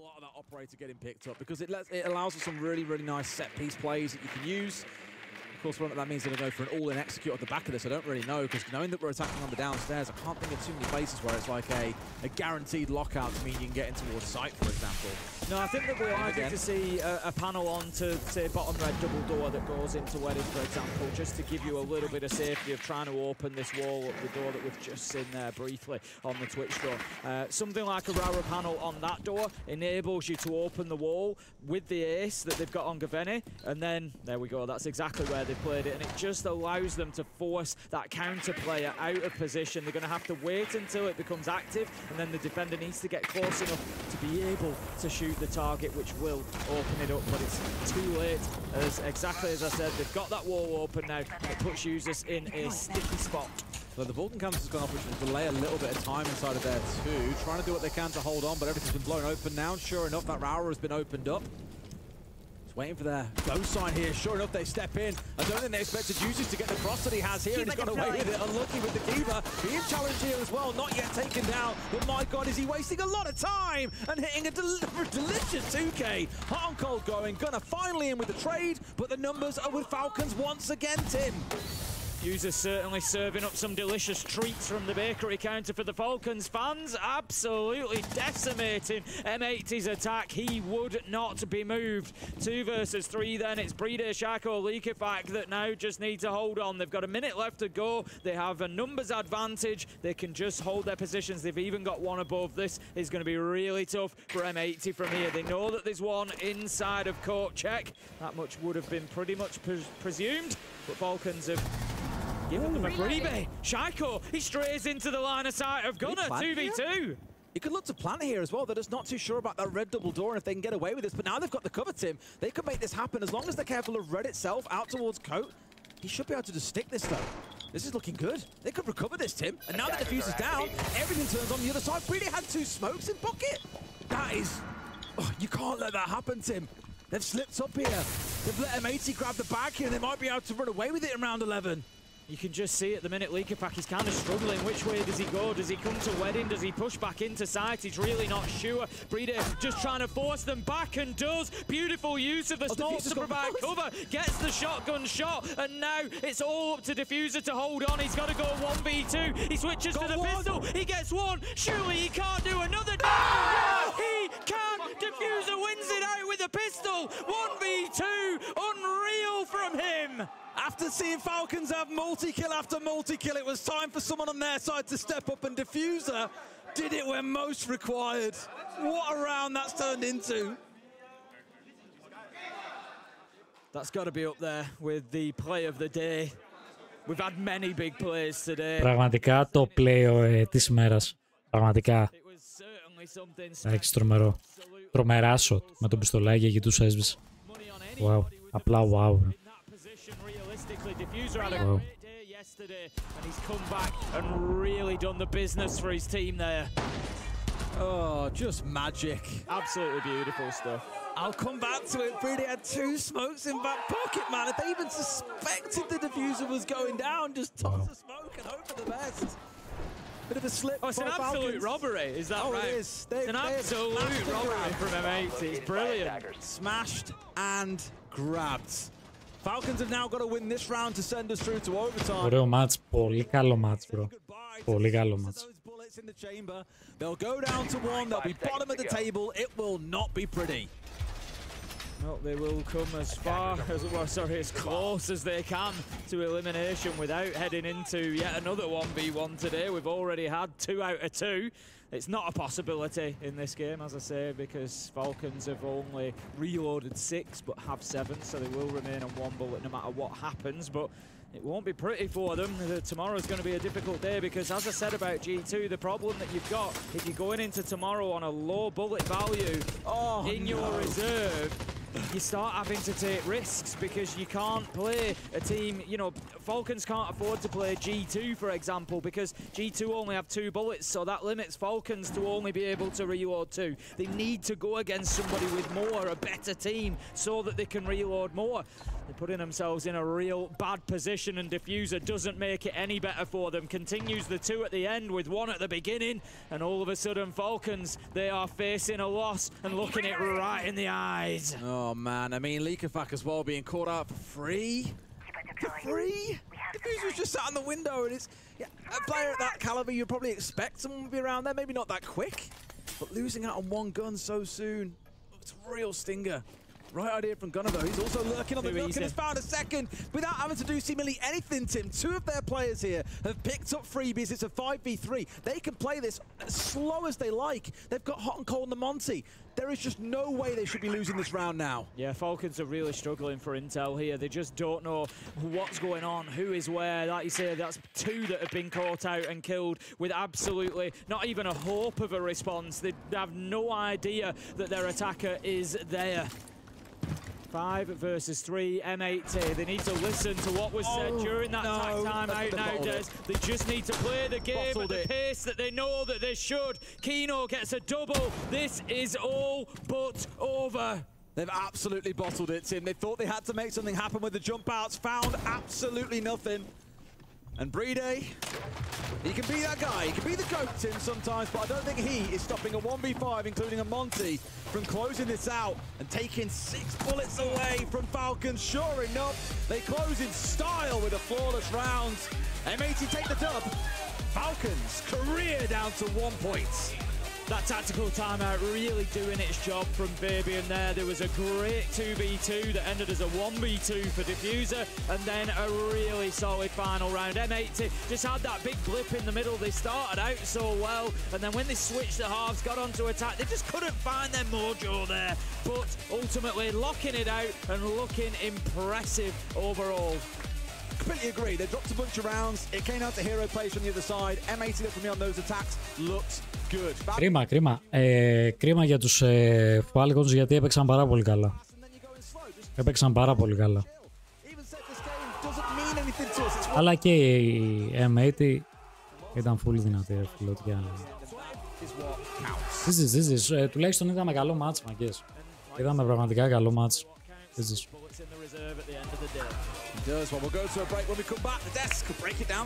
Losing Paolo, that golden duo between him and Ness, but I feel like what Liquid needed more than anything else, it wasn't... Τελείωσε και αυτό το μάτς, κέρδισαν Liquid, αφού βλέπω πανηγυρίζουν. Influx of ideas and creations to play into this game, and we're seeing a different Liquid today than we've seen in the past. It's a good blow up, and they're very excited about it. You know, it's always good new blood in the team. Kind of revitalize everybody. It took a hell of a long time for Liquid to once again break into relevancy, but who would have thought that importing a player from North America and an ex-player that hasn't touched the team in years and dropping one of the most iconic duo, half of one of the most iconic duos in Palu would actually lead to a better team. IGL Lagonis, we can't understate that as well. They're IGL for years. Absolutely. So many key components of this Team Liquid roster have changed, and they seem better for it. On the flip side of that, FaZe Clan started started their campaign here at Reload, taking down Team Falcons, who are probably the most feared team at this event, at least with how many chicken cards have been played against them. And then they lost to W7M. Now they've lost to Team Liquid. What's going on with these world champions? It's a good question. What's happening at this event? Well, upsets, craziness. I feel like Game 4 and Game 5, the final two ones, are going to be absolutely spectacular. We were promised a crazy event here at Reload in Rio, and, well, it has delivered so far. But we're not done for the day, so stick with us. We've got more matches coming up your way.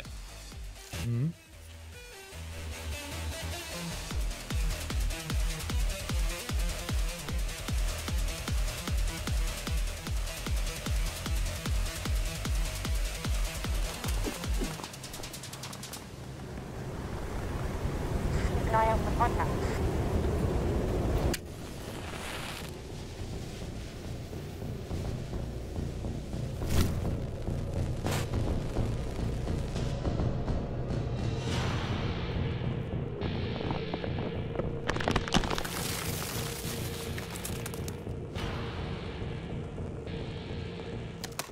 Available now. You know how they say, it's not the destination, it's the journey? And the journey of 1,000 miles begins with a single step. And you know what? They're right.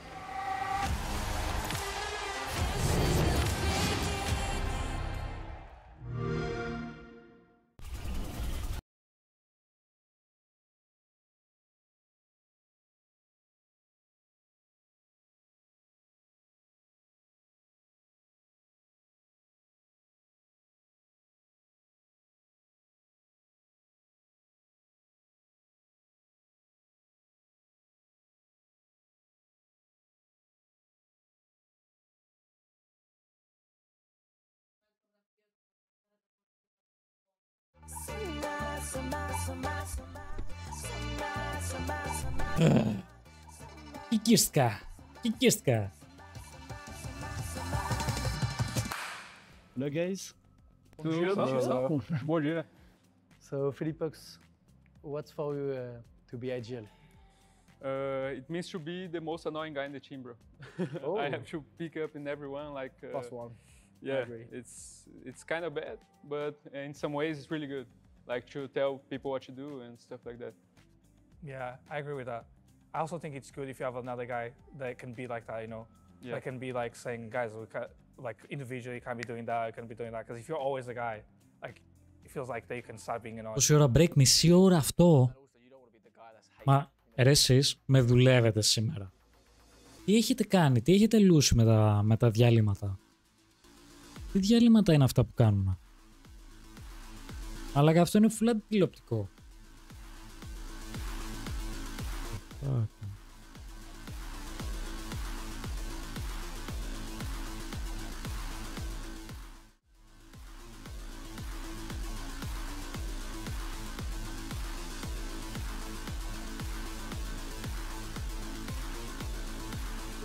Όχι, όχι, μια χαρά είναι.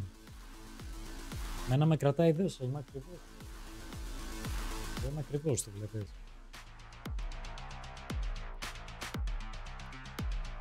Αν σε κουράζει αυτή η πρώτη με πιάσει ποτέ.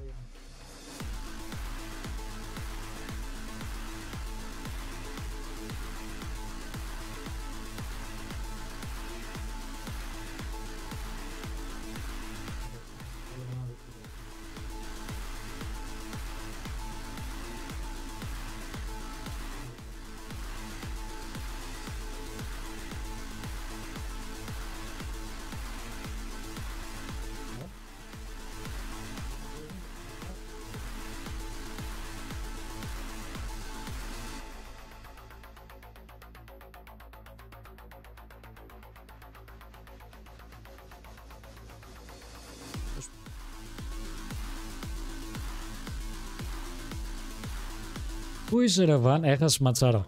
Έχασες ματσάρα. Πραγματικά.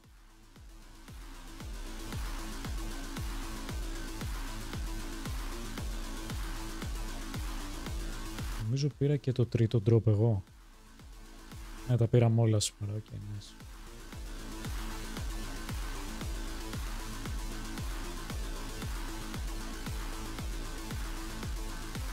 Αδερφέ, παλεύω να τελειώσω μια εργασία. Οκ. Okay. Πώς πας? Πώς πας, τε ξεμπερδεύεις?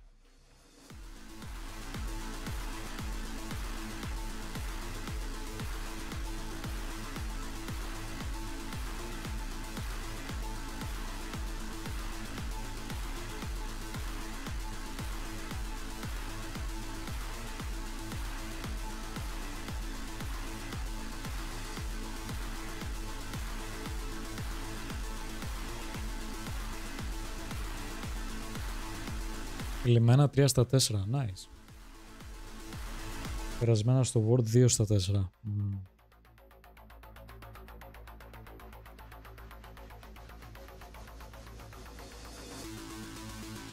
Βασικά λίγο να ανανεώσω το τέτοιο όρμα, λέγες. Τα αποτελέσματα.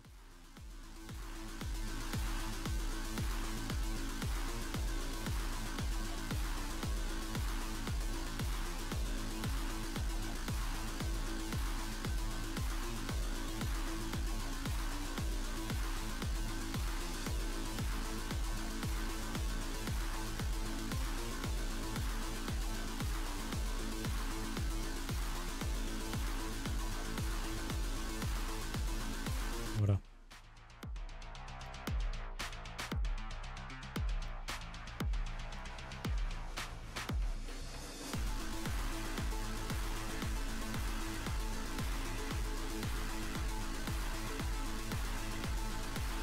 Ναι, γιατί φαντάσου όταν περνάει το Word πρέπει να το κάνω με draw γιατί έχει κλάσματα. Ναι, κατάλαβα. Και έπαιζαν πριν έπαιζαν οι FaZe με τους Liquid, πέρασαν οι Liquid, κέρδισαν οι Liquid και η ματσάρα ήταν Team Falcons με M80. M80 έπαιζε ο Spoit, τώρα δεν παίζει ο Spoit πλέον. Falcons είναι το roster των BDS που ήταν στο Invitational, Psycho και όλοι οι Γάλλοι. Ματσάρα, πολύ καλό μάτς. Πολύ καλό. Yeah, that was a pretty tie game for M80 and you did the clutch of the match. What type of info did you have at that time? Not much info. I was just winging it that they hopefully didn't have any info in sight, and they didn't. The Goyo looked very lost, the smoke looked lost, and I made sure it happen. Cool. Ναι, σου λέω, έχασε ματσάκι πάρα πολύ καλό. You guys just played very well, but also Falcons, you have a lot of games to analyze from them.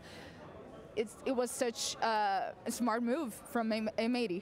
Yeah, so the old Beast Coast core, we always loved Cafe. We beat them in Manchester on Cafe, and I was going like 2-10 or something, so I knew if I had a good game, this should be easy, and I'm just happy we got Cafe.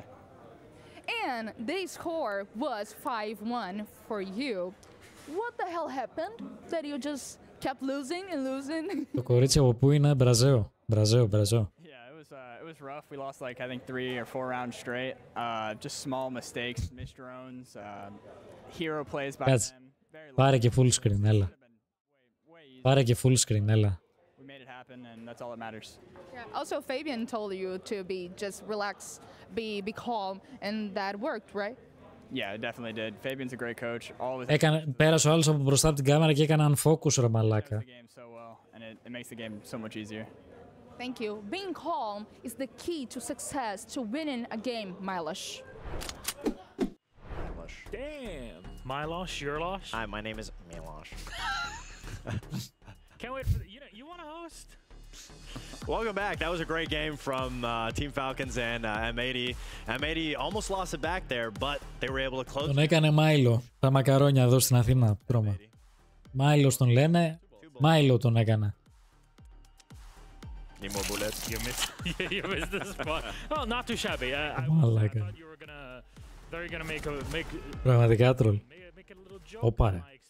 Thankfully you did not. However, there were a few jokes being played at Falcons' expense. Δες εδώ ένα κλάσ που έκανα με τα μπιστολάκι ο άλλος. Από τους M80. Δες. Και αυτό πολύ καλό από το Psycho.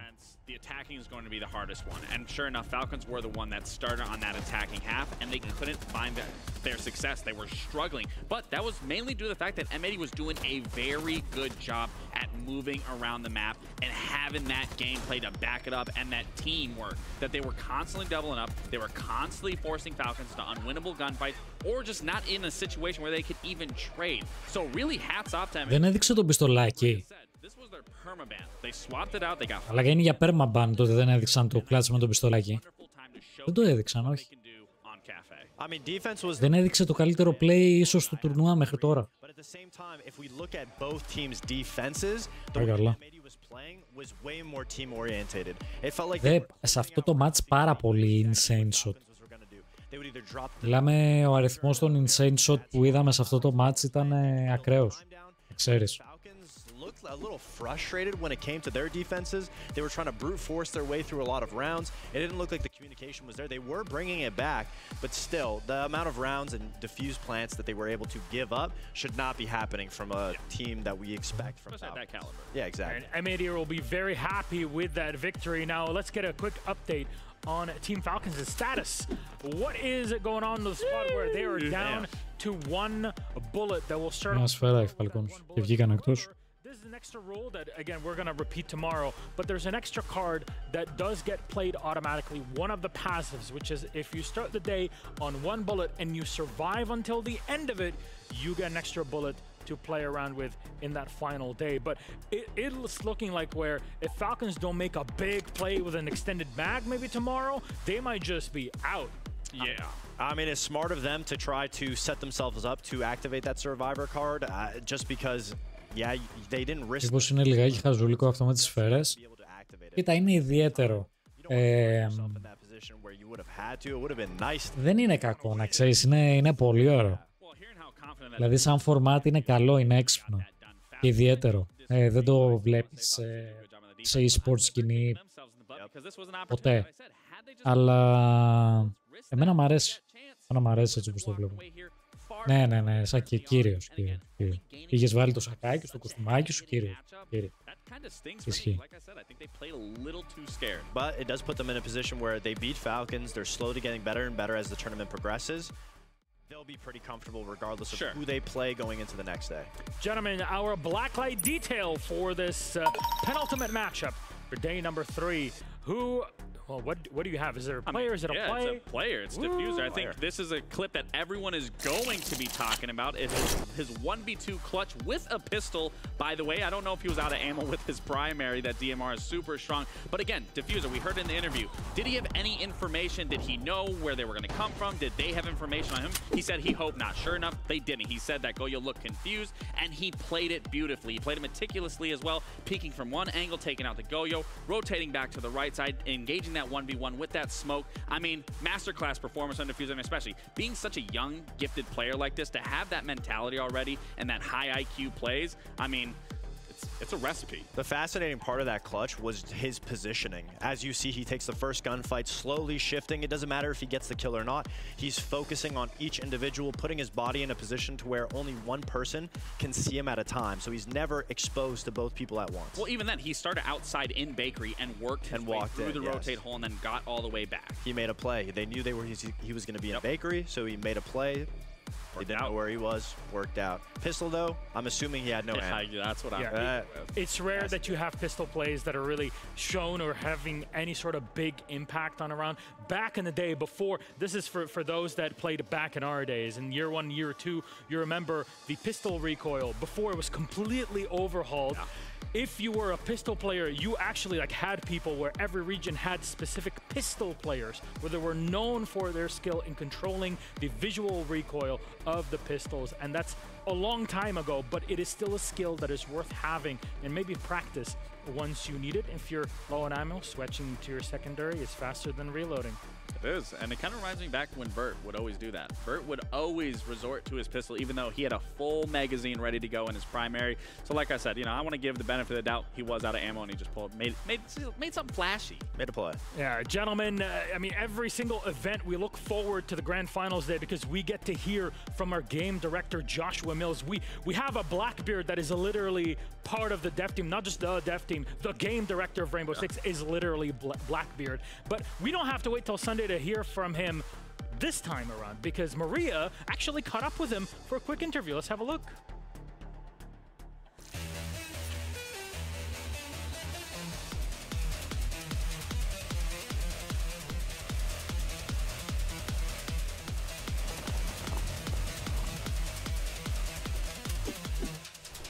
I'm here with Joshua Mill, the game director for Rainbow Ορίστε.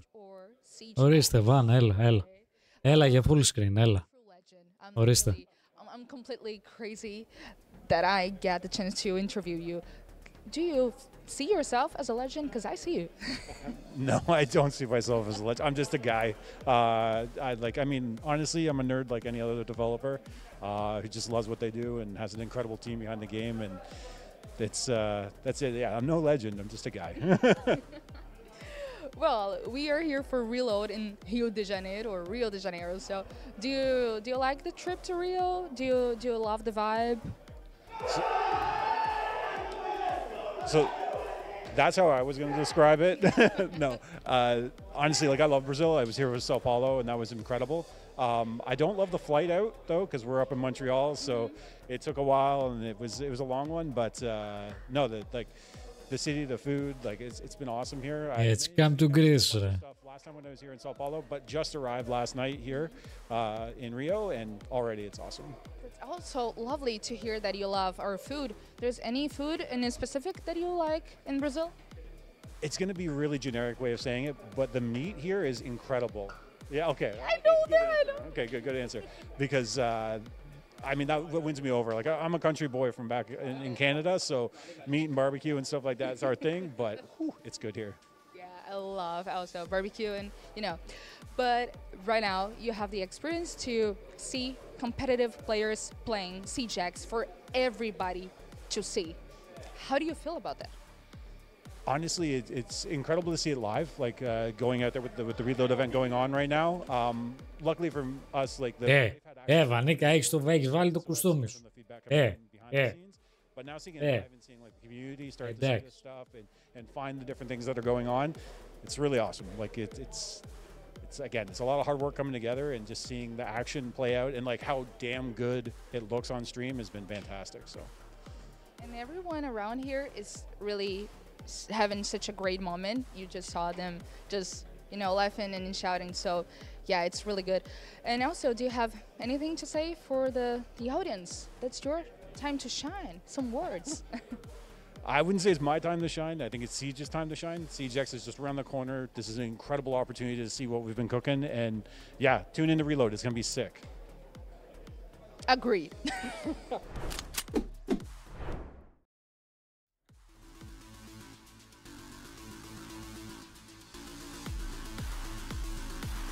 Έξι λεπτά. Για να δω το άλλο. Το άλλο 16 λεπτά. Έλα, μένουμε εδώ. Μένουμε εδώ.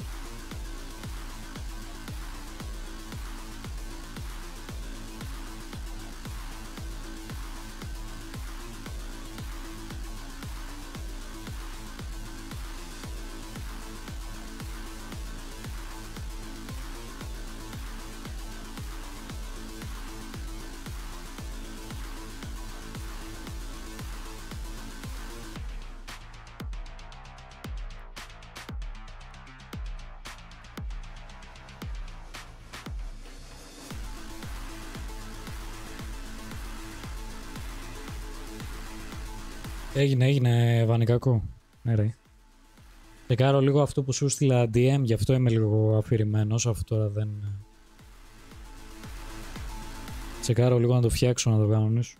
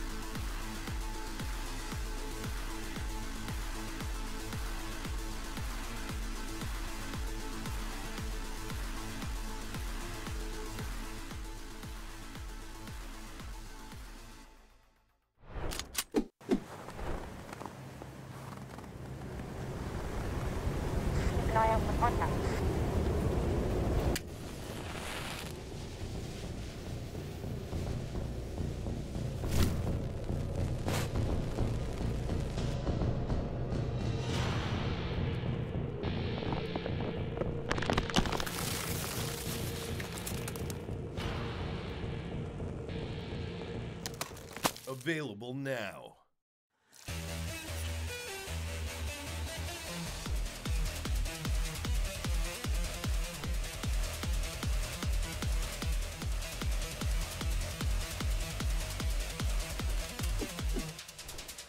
Now, here in Siege, we're all about positive change and making the best out of what has been given to you in your life. And some people do it better than others. Their circumstances definitely impact on them. One of the people that have had massive transformations as a person, but also physically as a person, is Callout. And I know that personally of what going to the gym and eating well really can do to your body. Callout has said that this had a massive impact on him, and I want to hear exactly what he has to say directly in our piece of content. My name is Seth. I'm 25 years old. I'm a coach for Space Station Gaming. Kind of going back to, you know, while I was playing American football, obviously to play the position I played, the coaches took it very serious. So they're like, you know, got to get you to this weight. By the time I was like 17 years old, senior, so I got around 270 or so. that ended. And with that, you know, obviously no more 2-a-day workouts, so there was no morning lifts and then nighttime practices, and kind of just stopped working out in a way, kept eating the same. So I blew up to like pretty big, about 330 or so. And I eventually, you know, I was playing, didn't really think much about it, just consumed the game, you know, 12 hours a day, just grinding it. And then eventually I got the position to coach. Charles came to me and they're like, hey, I want you to come out here and coach our team. And looked at those players, they were really young guys. And I was like, if I want to be an example for these guys, you know, I've got to get myself in good physical, mental shape. And that's what kind of sparked the whole idea of like, I got to do this now. Starting out doing something like that, right? First of all, having a reason, like a why, is the most important thing. And then after that, setting a specific, measurable goal that's realistic. Write down and talk about, here's the plan, how we're going to do this. And then just stick to that plan every day. You know, you get small wins as you go, and then keep the goals progressing after that.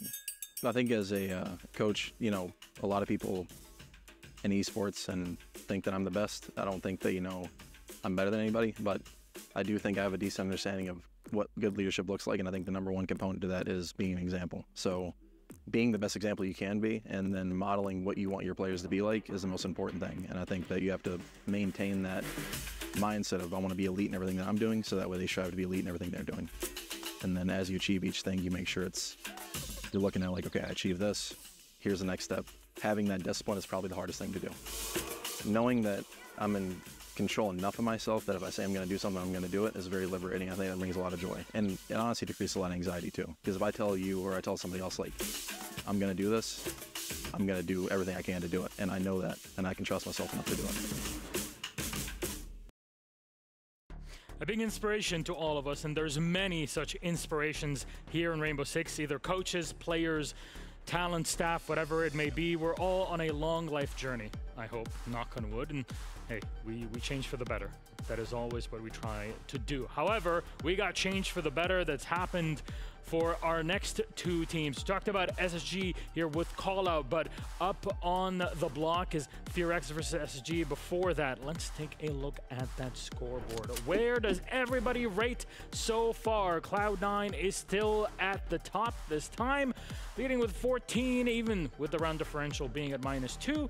Things are just shaking all around, David. Absolutely. I mean, teams that struggled a little bit throughout the first few days are finding themselves jump to the top because of how important that extended mag card is. And it's just teams taking advantage of the cards dealt to them. And I think that is beautiful to see, especially the ones that took the time to get comfortable with the new format. And obviously, it just goes to show, I believe all of these teams deserve to be in the position that they are right now. Yeah, and again, there's a lot of strategizing that goes into how many bullets you truly want to reload and put up. Because realistically, like we saw in Midi, they beat Falcons. They had a decent amount of bullets in their reserve, but they only put up 1, where had they put up 5, had they put an extended mag, they would be at the top of the leaderboard right now. So everything is about strategy.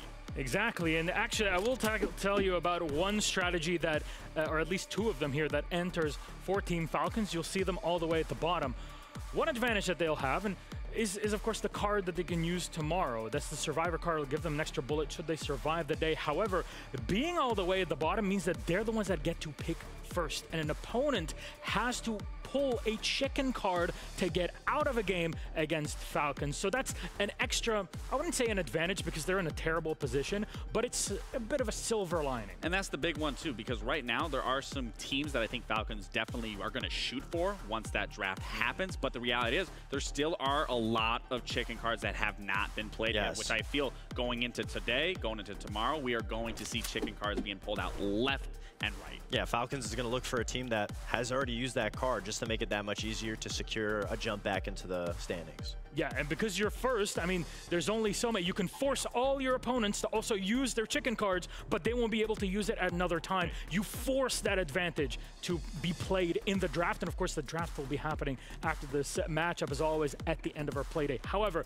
let's focus up on BNK FearX, and this Korean squad has been topping the chart, something that is unbelievable to think about if you've been looking back, but their changes, these harken back to the Damwon Kia days. We've been repeating it every single time, but we're always so excited when an APAC team does well. You know, BNK, FearX, what are you going to call them? I call them KDT, the Korean Dream Team. I mean, this is the roster that is doing it all right now. They built this roster bringing back kind of what we were talking about, that old Damwon of Coded, Woogieman, and Rin. And you look at Woogieman specifically, being the new player that gets brought into this roster at an 84% cost. And then you just look at everyone across the board. Everyone is very even. And this is what you want in structure with a team, and just the fundamentals and just the foundation.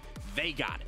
Now let's take a look at how much they have actually loaded in. Our team status is up and ready. They have not played a single card. They did play Chicken. They were the first ones to actually use it in the day one draft. However, they've put in 3 bullets out of their 9. Yeah, so, you know, I think they're playing a little safe here, which, you know, I don't know where that confidence isn't instilled yet, because you just beat G2 yesterday. Sure, G2's not playing, but you beat G2 7-1, so why not go into this matchup today and put a little more on the line, accumulate those, because we're seeing these teams that put up so little and they get their win and they just gain not a lot. Yeah, they get to the top and then they want to slow play it, secure their spot into the next phase, but sometimes it's just not how it works, and obviously the later the days go on, the more the pressure builds up. So they want to be able to get themselves a couple more bullets. If they're able to get themselves to that 12 marker, which they would if they win, that would be a comfortable spot to be in. So they don't want to risk it too much, because SSG has also looked pretty good. Well, let's narrow down that nozzle. What do we highlight from FearX? I mean, you got to look at some of these stats here from these guys. You know, we talk about this being the Korean super team right here. They are second current, well, as the day started, they were second in bullets, so that was already off to a good start, but they are the 5th highest rated in overall attack percentage, and on defense, they are the 2nd highest rated team here so far, which in both of these rankings, 5th and 2nd on the attack and defense, they are higher.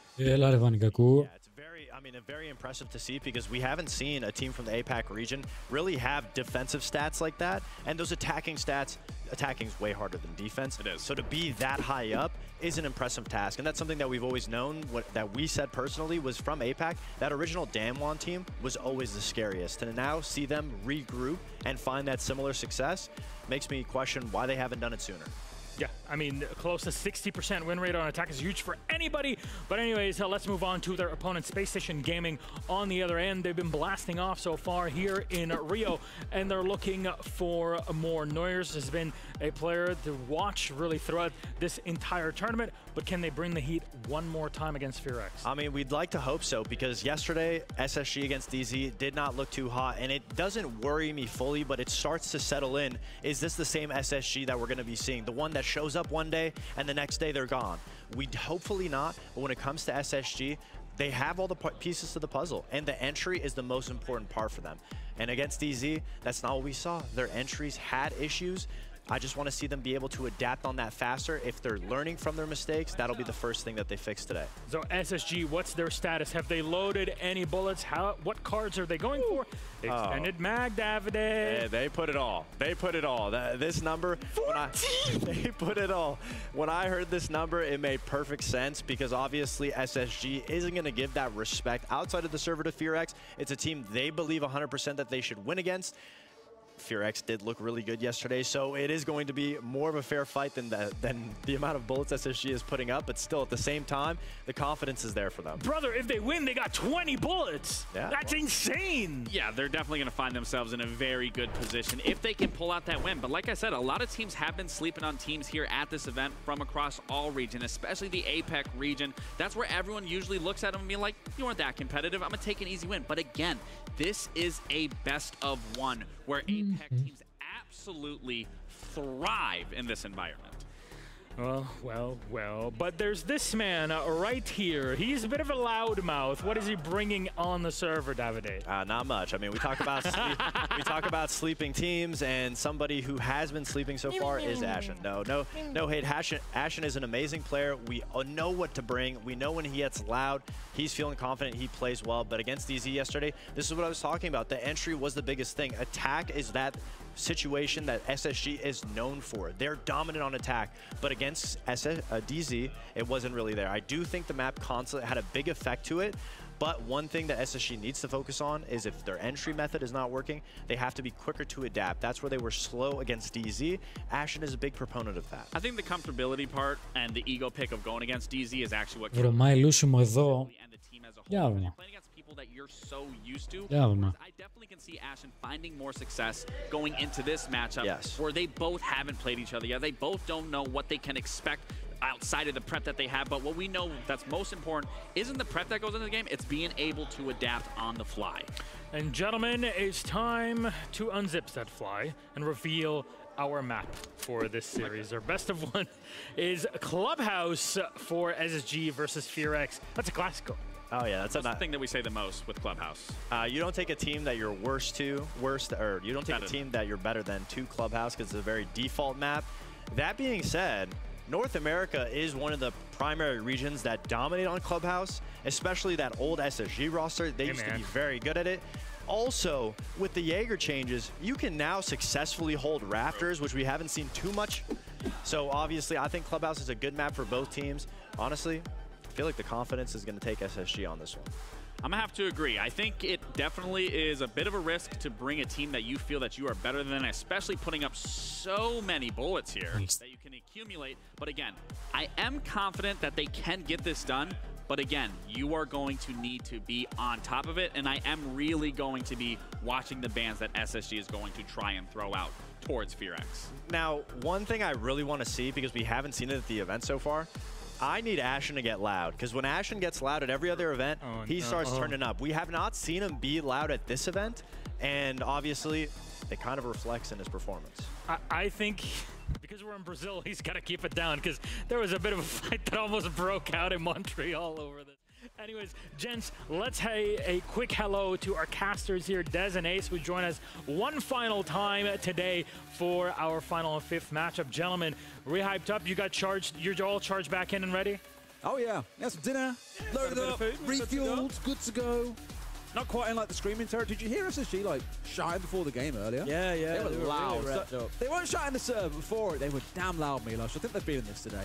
Absolutely. You know what? I'm very much looking forward to it because this FearX looks incredible. This SSG and how zeroed in they are on victory is also really cool to watch. So I'm just going to sit back, relax, and enjoy the cast with you two. All yours. Thank you very much, Milos, for the last time today, indeed. This is one of those things that you look at it on paper and think SSG are really throwing the kitchen sink at FearX. And FearX have played well. But part of me wants to look back at the last two results. They played against G2, less said about them the better. They played against Kag on day one when Shuriken didn't have his gear and had the worst everything I've ever seen him have.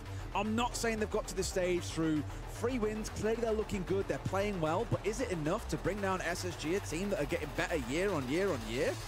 I'm not sure, so I don't blame SSG at all for putting it all on the line in this game. I'll say the same as I said to you earlier off, Casters. I've got a feeling FearX might just run out of road on this one. I think they played fantastically well so far. I think it wouldn't surprise me to see them qualify still. Yeah. I just think SSG might be a step too far at the minute, especially with what SSG have done with that reload, going all in like they have done with, you know, the 8 that they're allowed, the extended mag card, everything is on this one. They are looking to basically qualify themselves here and now. It's the same tactic that G2 took. And we all saw how that went. Imagine a small world where FearX win this and SSG gets sent into a 1 versus 1. Well, Des, we've had 2 possible 1v1s today that ended in 1v1s. 100% record to keep here. Could happen. Could be very, very spicy. Anyway, our bans are done. Double hard breach ban coming away. The Thermite and the Maverick taken offline. And of course, on the other side, you're going to see the double electrification ban coming out, I believe. Indeed, we have, which would mean the walls aren't impossible to get opened up. Should be able to get that job done pretty comfortably. Yeah, it'll be likely going to be seeing a bit of Ace, bit of Hibana, I would expect, as our hard breaches, because you always want to hard breach something on Clubhouse. There's always something that needs opening up. And given that they're going to be attacking down into the basement, that in this case is going to be the hatches. SSG going to start, no doubt, with a roam clearance, get that entire map under their control. As I say that, I see Mephi running straight upstairs with the mute. Gamma's going down, actually reinforced Jacuzzi wall as well, which suggests there's definitely going to be a top floor presence here from FearX. Occasionally teams will choose to turtle up downstairs, but doesn't look like that's going to be the one. They want to burn some time and maybe a couple of lives along with it. It's a bit of a homage back to the SSG of old. I'm sure any long-time watchers will remember the SSG roam. It's a bit different in terms of look, but overall it's pretty stable. Yes, there's no Vigil, there's no Mozzie on side, but I think that's more added security for the site itself. What I am enjoying is seeing that castle down that ground floor, trying to at least lock things away, not expose as many angles to SSG as you might normally see. Got the mute to block away a bunch of the drones across that top floor. Cap can scattered across the top floor as well to catch them on the full roam clear. Really now the question comes is, does SSG want to play this game of clearing the top floor or just try and go direct to site? Because I don't think you can go direct to site when you've got Goo Mines and the Grow Canisters just trying to block you out. Benja start things out though, they're going to start taking at least something away. It's Good Boy off the board, a response immediately though as Ashen on that Blackbeard is now gone too. Beautiful kill from Newers there, just watching that angle through the CCTV wall, captures Woogieman as he moves across. Mephi did a little bit of damage with the kill onto Ashen, but a late trade comes in from Benja to leave us now in a 4v2.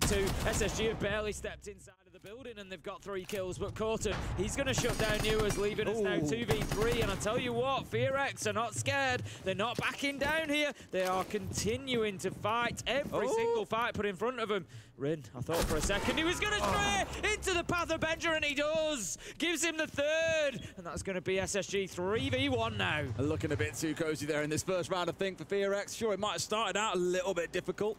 Now with the C4 catching out from Mephi onto Ashen, but they've really composed themselves. Benja especially, just sitting and waiting for that 3rd kill to come on through. And Coated has now got it all to do with half a round still to play. For SSG, this feels like it should be an easy 1-0. Yeah, it really should be at this point. Like I say, Coated low health, back in sight. An age to try and survive. SSG just need to not overdo this one. They need to push at the same time. Don't give him any 1v1s. Make sure you're pushing in numbers, and they should be able to walk in and put the diffuser down if they so wish.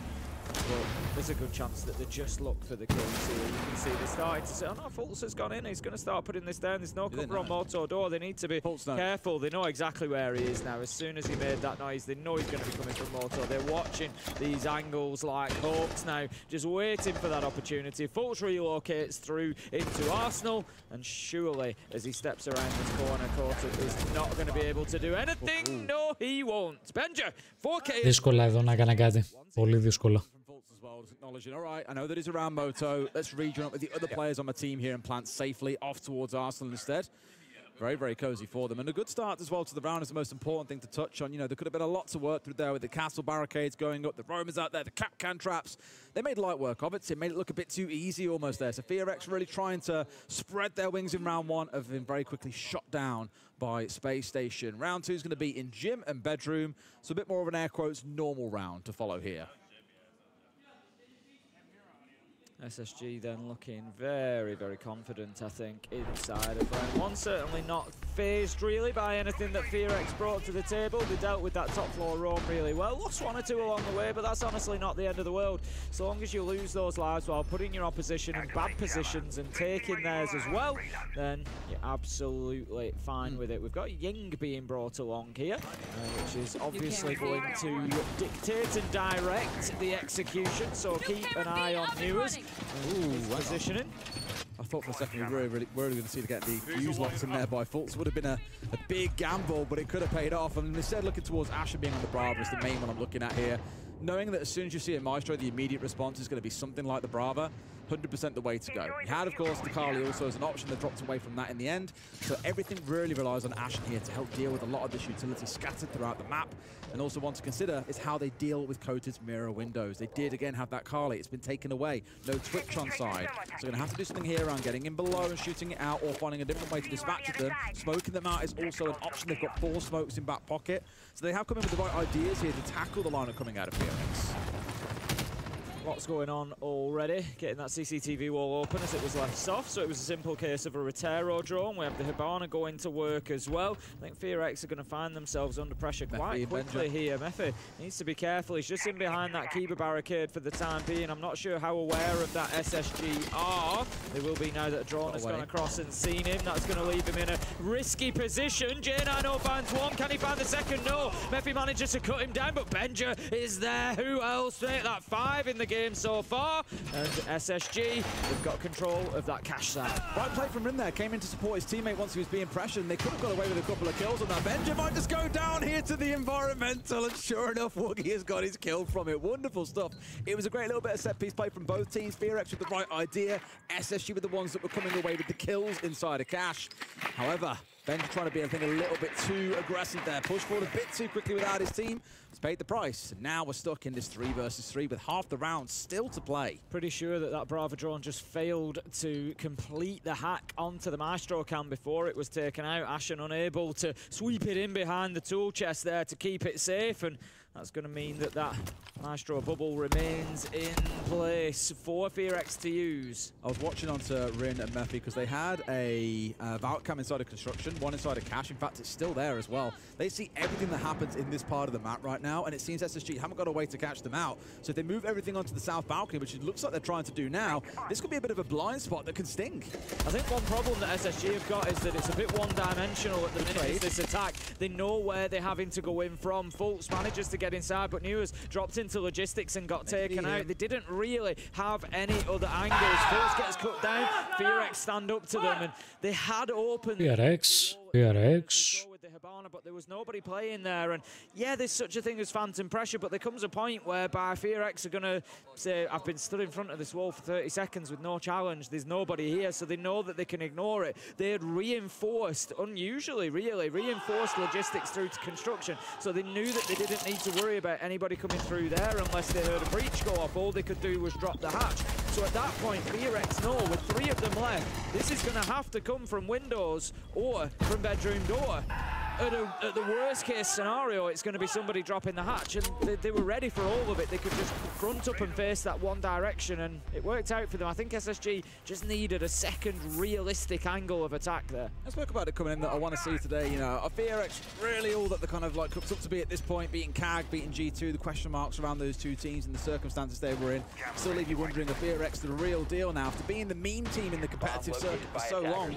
You know, often they were the punching bag of everybody else on the international stage, but that round there, for me at least, was really well played. Supporting each other was the key one. Seeing Mephi and Rim playing together, and then the remaining 3 players locking down to try and defend things out, and actually Jim and Bedroom itself, and doing so successfully, does show that there's actually quite a bit coming about this team now, and it's a really promising thing to see.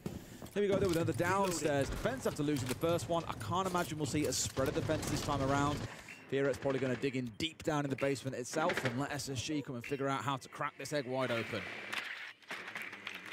Drone training across again. It's something that SSG have done well so far. Every time that we've seen FearX trying to hide somebody away or keep somebody off the radar, there's within seconds been a drone at their feet, spotting them out, moving them around, and SSG continue to do that. Benja just holding the long angle. If you're wondering where that is, he's inside of Jim. Open the hatch and you can see down onto main stairs. So FearX just need to be careful that they don't extend too far up there. It's a difficult angle to use. Give it a whirl, have a little try yourself, but you'll have to have the reflexes of Benja if you want to catch somebody coming up or down. You don't get much of a sight of them. We talk about doing things at home and, oh, you try this at home, take it into your ranked games. I feel like I'm watching an old school cooking program where it's like, and here's one that I prepared earlier. You can try this yourself anytime. You'd be a great host of one of those, Tim. Do you think? Yeah. You're so encouraging and motivational. Like you could make watching paint dry something exciting. Right, at the minute, it is a little bit like watching paint dry in this round. We've not, SSG are not making much progress here. They've barely got themselves inside of the map. They're just watching angles, trying to deal with these main stairs. I take it back, SSG, it's not that bad. But they need to get moving here. Halfway through, they've still got a player on main stairs who hasn't been forced away. Mephi is able to just keep himself in position, and SSG is still playing around these 2 top floors, not really opening up any verticals yet, not really applying. I go back to that metric I use sometimes. How bothered are the players in sight? And right now, they're not very bothered. Not bothered. Don't care. Not care. For now. I mean, you can speak about the ADSs on the desk earlier on. We're talking about how that's going to change for playing Catwalk here. It's also for playing main stairs. It's demanded a lot of utility to come in from SSG. They finally cracked one, but Newers has gone down in the process. Not taken offline just yet. Should be able to be recovered by his team, but we're down to about 50 seconds here, Tim. We're only just starting to ask the question of what the hell's going on site. And so for now, FearX digging back and just waiting to see where SSG come in from. Yeah, exactly. Quite late in the round here, SSG. I think, like I said, you know, just taking a bit too much time on those top 2 floors when they had them in their control. get involved, get stuck in, start opening hatches. Yes, they had to deal with Mephi on main stage, but it didn't take all 5 of them. So a couple of people deal with Mephi, everybody else gets on with everything else, because otherwise you get to this sort of situation where you've 20 seconds left and you've got to go. Benja, he just starts walking in, but he's going to be cut down by a good boy, and they don't have long to hold on here. DeFearX, Ashen has got himself inside a sight. Fultz now has the space to Spark putting the diffuser down. This is anybody's at this point. And Rin's got him to the back. They have no idea he's on blue, and he's got rid of J9. So it's a 2 versus 2, but you're against the blitz. Now down to half HP. Going to try and get Wardycat off the back of this, but has got to be so careful. Wasting time might be the answer. Both are going in towards blue. The side swipe. Rin's found one. They get the second as well.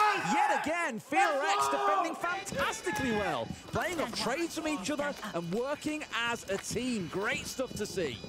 Yeah, I think SSG were just a little bit too slow, a little bit too methodical at the beginning of that round. It meant ultimately that they were trying to execute with 15 seconds left to go. They did a good job of getting that done, of getting the diffuser down, but it just left them, you felt, scrambling a little bit in that 2v2 at the end. They weren't quite in the positions that they might have wanted to be, and FearX were able to take advantage of that. So next round, SSG, they just need to come out, I think, with a little bit more sort of pep, a little bit more energy about them, get in and give themselves more time. That's 2 rounds in a row. They've kind of done the same thing there. I think I should go back to our previous game from M80 when Fabian had his timeout. He spoke about, you know, we're going slow at one point and then we're going fast, and then we're going fast and then we're going slow. We're changing up our dynamic here. Benja gets his first kill, starts his march thinking, cool, I can get a few more kills here, but gets baited into it. And he knows that he's stuck in no man's land, that walking down this hallway might not be the best idea, and it's an easy kill to come through. Similar story for Rin, who was up towards blue, gets a freebie onto J9O because SSG, despite all the excellent drone work they've done, had no idea that he was down there.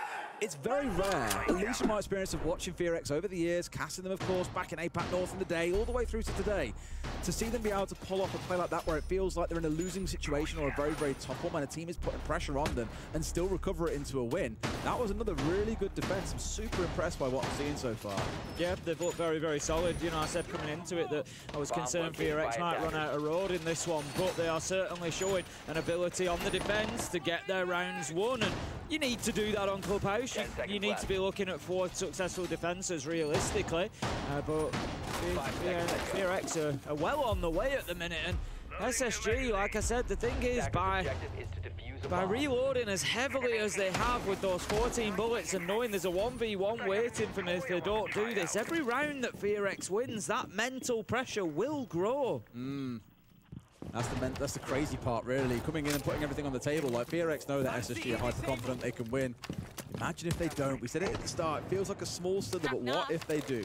There is, of course, the second half of the game to get through, and FearX are going to be made or broken by their attacks is the key thing I'll stress. Yeah, we've already seen it today. Like, think about the M80 game against Falcons earlier. Both teams had fantastic respective halves, and it took a while for M80 to warm up enough to get the win in the second half.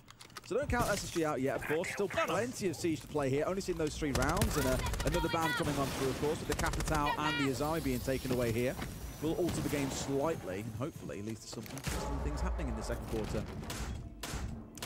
4 pellets having to be expended to get the castle barricade open. They do have a breach on that CCTV wall, but this is something I spoke about yesterday. I'll speak about it again now. It's a very limited breach that they've got opened up, and obviously when you've got the thermite band out, it makes things a little bit trickier. They do have the ace on side. I'd like to see that expanded. We've seen teams struggle to fully control CCTV with such a small breach on that wall. It gives defenders a little bit of an option. It's less of a risk to try and maybe get in there, to try and maybe make a little rotate, make a little play. As it is, SSG, they're stacking up on the other side now. That's just going to be phantom pressure on CCTV wall. But again, FearX have done a very good job so far of recognising when that is the case and knowing that they can still play in that area. Colton is alive on Garage Catwalk. They could do with dealing with that. Even if they're pushing in from construction, it could still be a real problem for them. It's funny because without the Jaeger or the Wamai on side here, actually Catwalk is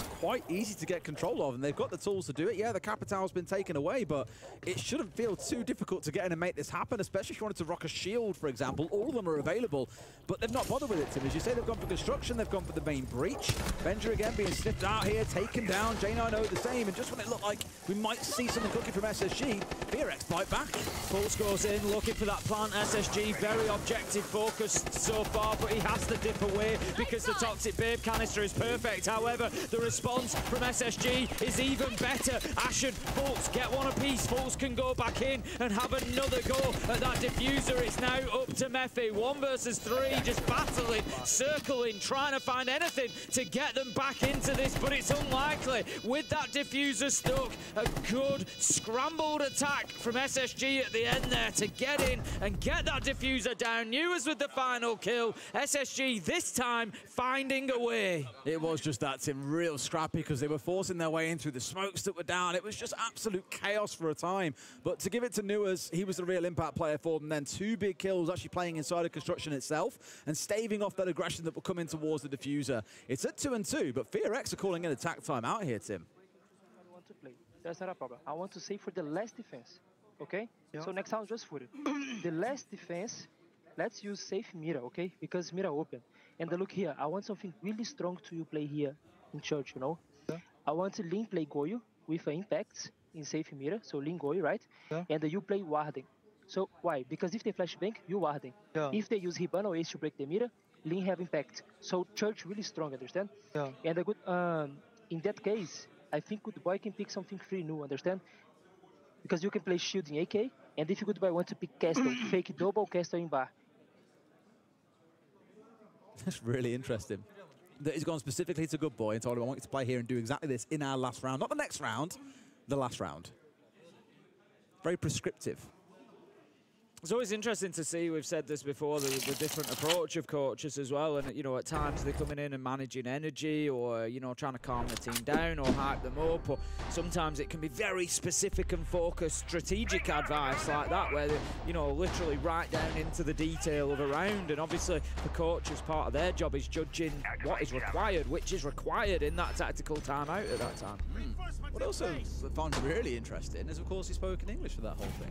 There must be a good few players in the team that speak good enough English to understand what he's saying. Of course, they've worked with Dart for quite a while now as well. There's definitely a piece of that that's going to weigh into it. But it's interesting when you think about how that would go over on PSG Talent. How often they need a translator on the team who, thankfully, one of the players, I forget which one it was, spoke pretty good English. Fabian could give his feedback, and then that player would translate across to the rest. It made things tough at times, no doubt, trying to get your point across, but yeah, clearly that's not so much a problem. It's an interesting thing to note. Round 5 then, on we go. Going to be heading back to That was Jim. Mephi, sorry, I've just realised. Mephi helped me. I was looking at the in-game like arrangement on the leaderboard and it was different. So it's Mephi that was, sorry. We're going to be heading back to Gym and Bedroom. Straight away, the ace charges lined up. J9O's going to have to give it a little bit of arm from there to get it, but he manages to reach no problem. Impact EMP goes out. No wonder, you know, SSG like the Gym. He's definitely got the arm on him. Get it over there. It's going to do its job. All being opened up, should be applied. In case you're wondering, well, guys, don't they know that the site is actually the other side of the map? Yes, we are in Gym and Bedroom, but this extension out towards Cash and CC is really common because without taking over Cash and CC, you don't control the window that is inside of CC. And with that window, you gain full control of the south balcony, making it really hard to attack from. Asher, I think, has just been deleted just outside of Garage there by Kotadu, who's having a bit of a sniff out of Gym window itself. So a cross-map kill, which is going to take away a little bit of this pressure. But again, SSG really needs to get control of this part of the map. Otherwise, they've got very little to attack from. You can't attack from construction to the east. You can't use the balcony to the south. So all you're then really stuck with is like a Logi drop or a pushing through the Jacuzzi wall. Neither are great options. Well played by Newers to clear out that catwalk. That's just going to give them a little bit of freedom, but elsewhere, Fultz gets picked up. Benja falls to Mephi, and again, SSG just losing body after body around the map. They now find themselves 2 versus 4, both out on the catwalk, red stairs, having to work through Cash, and they're going to be restricted basically to going in through a single bedroom door, and FearX, it's not going to take them long to realise. I just love the immediate response from FearX. Every player back to site as soon as they started losing that. Mephi might be in a good spot here to give a little bit of challenge, and sure enough, they're stepping on through. It's a bit of a slaughter though as they're stepping in. It might be a trade. Jane Arno being the one that's lost on the other side, and Nuis has got it all to do a 1 versus 3, a shield in his hand, and time to work with, Tim. But I don't see a world where FearX, given how they've played so far, let this one go away from them. No, I wouldn't have thought so. Again, we're seeing their team play is great. It's fine that Mephi lost his life there, because what he was doing was, you know, he was the flame for the moths to fly towards. He was the one attracting them in, and Woogie Man said, just bring them in, and I'm going to swing around this corner. He gets one, and then, yep, they just need to deal with the Blackbeard later. But again, great communication, great teamwork from FearX. We can see it active in the server. The thing is, if you're an SSG fan, you're an NA fan, don't worry too much. SSG, they've looked good for the couple of rounds they've won. And like I said, a 4-2 half on Clubhouse is pretty much expected. It's par for the course. FearX will do well to get that 4-2, but the real acid test, like you said, Des, is going to come when they get onto that attack. That's when we're really going to see how this match will go. SSG, if they can come away with this and go 3-3 on the half, they'll be mentally lining this one up for the win. Sure, I mean, FearX just feel, I imagine, pretty good right now. Again, it's 3 rounds where I've seen them play out a real good round ending as a team. Like, being willing to back away when you've got the man advantage and looking to play off a trade of each other, not getting sucked into a kill. It's showing a good amount of experience that I really didn't expect that I would see, and it's very, very surprising, very, very pleasant to see them playing as well as they are. This is that last round now that is on the downstairs. We've seen FearX try different flavors of this site so far. Of course, one being won out due to some excellent play in the close, the other one being lost out on the roam. I imagine that means they'll default back to playing a more defensive setup. Remember what I said earlier, like we spoke about with the coach, Dark stepping in and saying,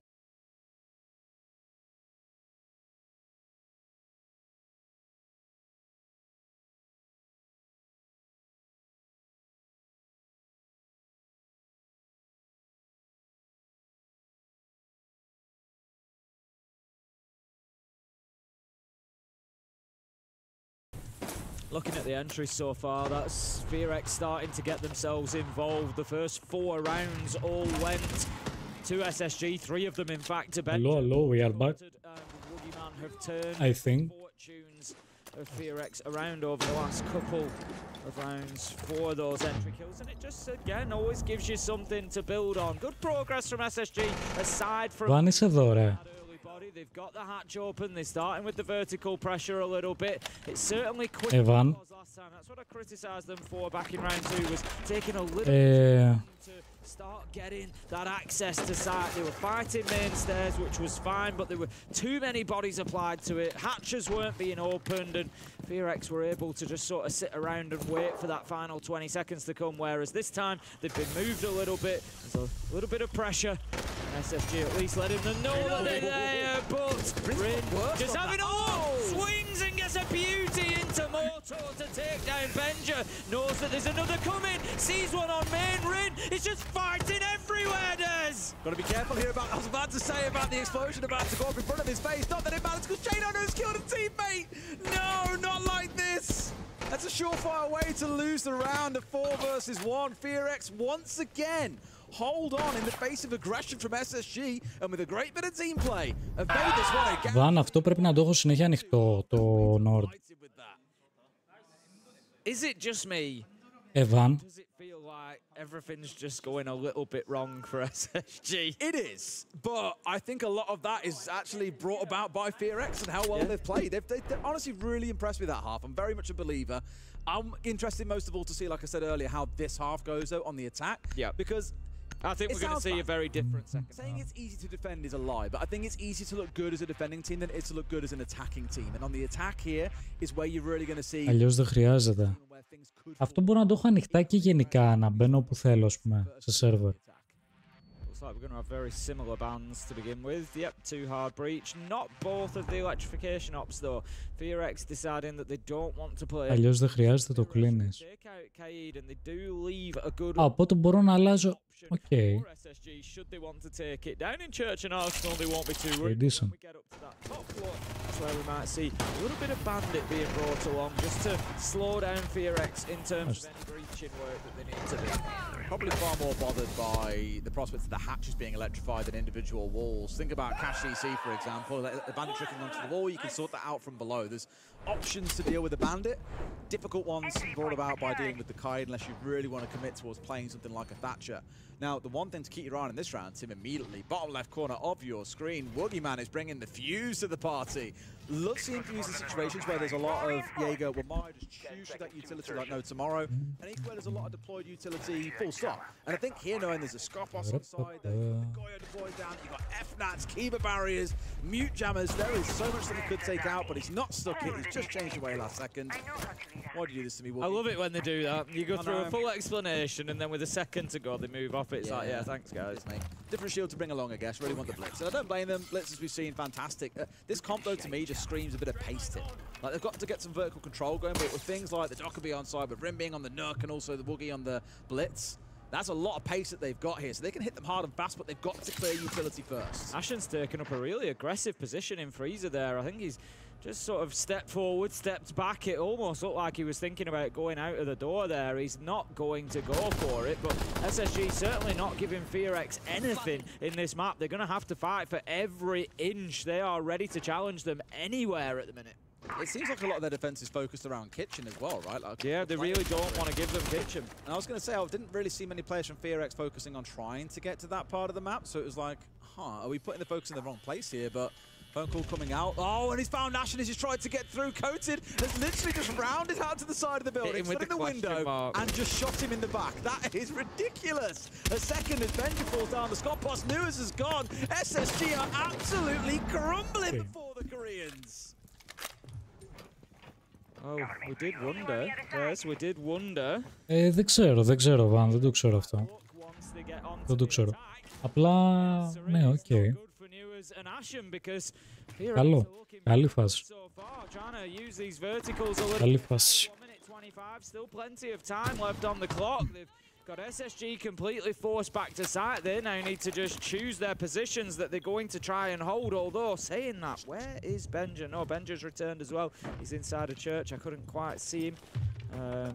Benja's dead. I was going to say Benja's dead. Sorry, that was my mistake. Yeah, his please player card should be dulled out. Oh, yeah, it's a good point. Yeah, that's what that right screen it's off, or the left one it's on. Yeah, that's. Yeah, we've. I can see your confusion. Our top down it's off. Oh, I can tell you for sure, Ben. I looked. I thought I can see a Skopos shell in church, but it's not. Woogie was tucked in. My God, they've ran at him there, but it doesn't matter because by the time they finish trying to kill him, look at what's happened. Jane I know has gone down as well, so it's a 1 versus 5 here. Fultz. There we go. Wow. Oh, it's a lawless round. We said we weren't sure what we'd get out of FearX, and they've just answered it. Yeah. Flawless attack. I mean, that's a good way to make a statement to kick things off there. SSG looking a bit lost here, Tim. SSG heading for a 1v1 to keep themselves in the tournament, Des. Never thought I'd say SSG have to 1v1 FearX. Let's listen to this timeout. For this, we're going to adjust, fellas. I want to ramp down like the extensions early right now. If we need to consolidate, and just play snappy in those hard zones there. But let's try to consolidate and actually make them do something right now. We're too spread out and they're just able to hit walks. If we're extending too much. Cash, Gym. Cash, Gym, then back to basement. And then, like I said, don't be afraid to layer off play consolidated. And then when we do, though, Cash 2.1. Don't just give them the space for free once we do consolidate. Be snappy in that hard zone, so look to make plays off their utility dump. Let's get after it. Keep cheesing too. You see the opportunity. Yeah. Alright, let's crank. I bring Jaeger, and then yeah, for Raptor hard zone. Okay. Yeah, I'm painted, so you have to do whole. Well. Don't push out too far because you're getting clapped by FearX, was the summary I took from that one. Yeah. Bit more consolidated, a bit more compressed, bring it in. Let's not give too many holes to FearX. You know, give each other the opportunity to impact. Μαλάκα τι κάνω SSG, το έχω χάσει λίγο το μάτς αυτό γιατί έκανα αυτό που έφτιαχνα. Striking distance, if you will. Should FearX manage to get in, they're going to go to Cash and CCTV. It's maybe a little bit of a gamble here because, you know, we've seen this site really drop in popularity over the last couple of years, really. Yes, there's sort of a limit on the hard breach in the air. Πού είσαι ρε flag? Απλά να ξέρεις λούζου πανηγυρικά. Πάλι καλά που δεν το είδα δηλαδή. Το άλλο μάτς πόσο είναι? 5-2 και το άλλο το μάτς μαλάκα. Η Dark Zero με τους W7. 5-2 και το άλλο. Μάλιστα. Μαζί πάνε συνονοημένοι είναι. An opportunity to get a round done, get catwalk, get the breach open, go in and put that diffuser down. And they're looking to make it pretty simple as well. Monty, pretty straightforward. Yeah, absolutely. Of course, you've got Drano No, who's dug in on Catwalk here with 3 ADSs with the Jaeger at his feet. But I think when you've got the Monty on side here, start your march on board. Yeah, absolutely. The Thatcher Moore's trying to deal with Venture, I expect. He's trying to bandit trick. We spoke about this earlier on. You ban the kite away. You generally feel like you can deal with the bandit here with the soft flooring, for example. But keep an eye on where VRX set up, because I think it's going to be inside a garage and probably then coming onto the main breach.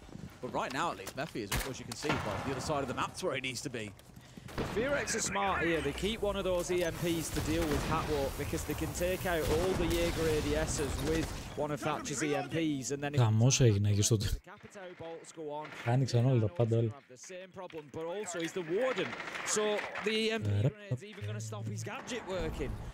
If VRX cotton onto that, then it could be big trouble for SSG. So that they're just completely ignoring, because they've got so many tools to make this work. You know, sure, they've got the warden that can see through smoke. Well, there's a glass on the other side that can do exactly the same thing. For now, at least, got a lot of time to get lined up. About halfway into the round here, have got themselves the breach opened up. Have got a lot of drone work on the go at the same time. Nuas, for now, Tim, is completely dug into Harry Potter underneath these garage stairs. Could do a lot of work. If they don't find out that he's here, Boogie could lose his life, and they lose the Monty for free. We can push forward! Do they know? It kind of hangs in the balance at the minute. They're aware now, of course, of Warden's position up there, but they're still not aware of the one underneath. That is going to be the big problem. They're kind of leaving him alone. Woogieman's actually dropped away at the minute as the glass of Mephi has gone as well. I think VRX are just stalling out a little bit here. It should be a pretty standard attack, but they're kind of just rotating around, courted with a big kill though onto Benja. That might just get things going, gets himself up onto the roof, but no, VRX are still readjusting, still moving around, and Nuas has moved away from underneath those stairs, so that maybe just provides an opportunity now. But with 45 seconds left to go, VRX Μόνο reverse card, έτσι. They don't look too Καθευτάκι πίσω. They've still got a bunch of utility that sat on 3 of those smokes, plus Capital to work with. There's a lot they can get done. Woogie's also got Catwalk being challenged here, which is the main thing they want, because now the smokes can do what they need to do inside of sight itself. As long as he doesn't die here, this is fantastic. And sure enough, things are coming on through. They're falling like dominoes inside of sight. Tim, look, there's just one left, and he's taunting him with the shield as well. Woogie knows what he's done. All he had to do was keep the warden busy so he couldn't look at the smoke, and his team could execute off the back of it. Wonderful stuff, and VRX again pull off a fantastic execute. I said at the beginning of the day, we've got G2 and SSG. Coated in chat. So sad, Warden. And then good boys come in. 0 bullets soon. I came in saying G2 and SSG have both gone with the same tactic. They've, you know, thrown everything behind today. And yes, it could leave them in 1v1s, but I don't think we'll see it happen to both of them. However, I think both G2 and SSG have made serious misjudgments today. This is class. I never thought, Tim, I would see an era where VRX are starting on SSG and taunting them. Literally laying it on thick in the same way that SSG have their teams for years now. It's incredible. And again, it was the awareness. Like, it looked nervy for about 5 seconds or so, about the 30-second mark. Like, okay, they're taking a long time here. They wanted to know where Nuas was, and once they forced him to move by getting the kill onto Benja, that's when they're like, okay, you know where all 4 players are? Here's the plan. You distract the warden, we execute sight with the glass and smokes, and this is done. And that's exactly what they did, to perfection as well. VRX look absolutely fantastic. They do. They're doing everything right. Like you say, they're taking every opportunity that's in front of them. SSG have felt really pedestrian today, Des, you know, by contrast. They have. We heard in the tactical timeout, right, you know, playing around the map isn't working, consolidate a bit more. And I'm not being critical of that, absolutely. You know, that's sometimes what you need to do. But the fact is, that's because they haven't been out there winning gunfights. They haven't been out there burning time, taking utility. They, you know, they have been pedestrian. They've been a little bit slow. We saw it on the attack. I commented on it when they were attacking and they were trying to deal with Mephi on main stairs. It was just kind of holding angles for a minute 30, hoping he'd move into them. And it took a while to start dumping that utility, and ultimately they got the kill, but he did a good job of burning a lot of time. And right now, SSG, you got 4 rounds to find without a mistake, or you're going to a 1v1. This is looking absolutely spectacular. Put respect on the name of VRX. They could end up with a 7-2 here. Very few would have respected that. In fact, we were sat in the green room earlier, like, so how many rounds did VRX get? We're like, 3, maybe 4 at a push. Nah, they'll take all 7. It'll be the other side that walks away with almost nothing in their hands. Cozy may have gone down first here, so a slight reprieve for SSG. But it's just the one, at least for now. It's good for SSG. The last 4 rounds, the entry kill Βαν. Έχει διαφορά το extension στο browser με το...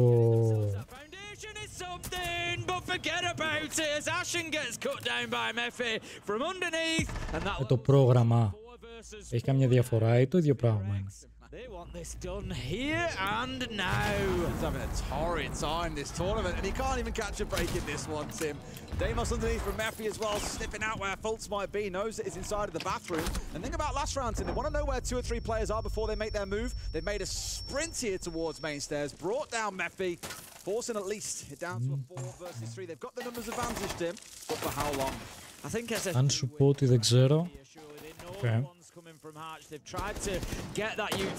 Αυτό, γι' αυτό σου λέω, δηλαδή το extension μάλλον θα είναι μόνο για το browser. Δηλαδή αυτό είναι καλό να το έχεις πάντα ενεργό, ας πούμε. Καταλαβαίνεις. Ενώ το άλλο γενικά... Μπράβο. Ναι. Το browser είναι καλό να το έχεις συνέχεια, ρε. Όλη την ώρα. Είναι καλό. Ενώ το άλλο δίνει γενικά στο PC. Who's in the 1v1? Do you have a guess at who's in the 1v1? You're not... It's not Ashen. It's Ashen.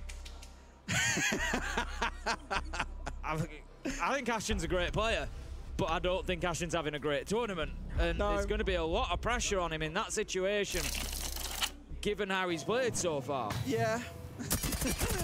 Who do you think he's against? I'd say maybe Good Boy. Close. Rin. Meffy. Okay.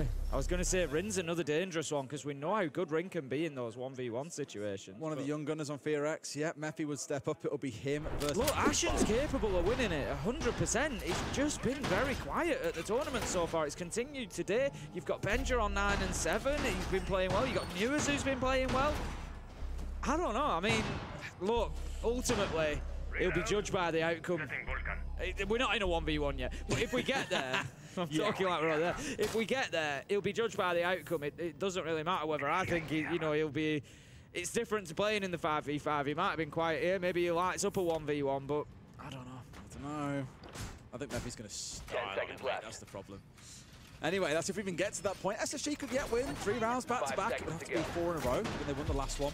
Send us to overtime and then win it in overtime to even avoid that and walk away with that 14-bullet reload they've got in the chamber. It would propel them right the way.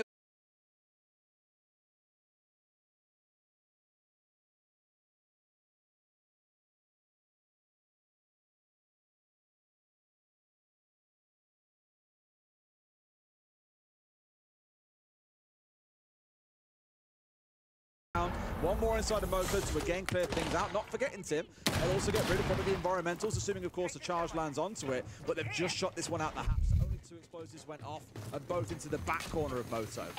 Yeah, we saw that fire extinguisher just surviving there, so that might provide a little bit of cover for a second or two. Έλα, τέλος, δεν ξαναπειράζω, άντε. Τέλος. Να δούμε το μάτς, έλα. Κάπου όπα δηλαδή. Εντάξει, το έχετε χέσει.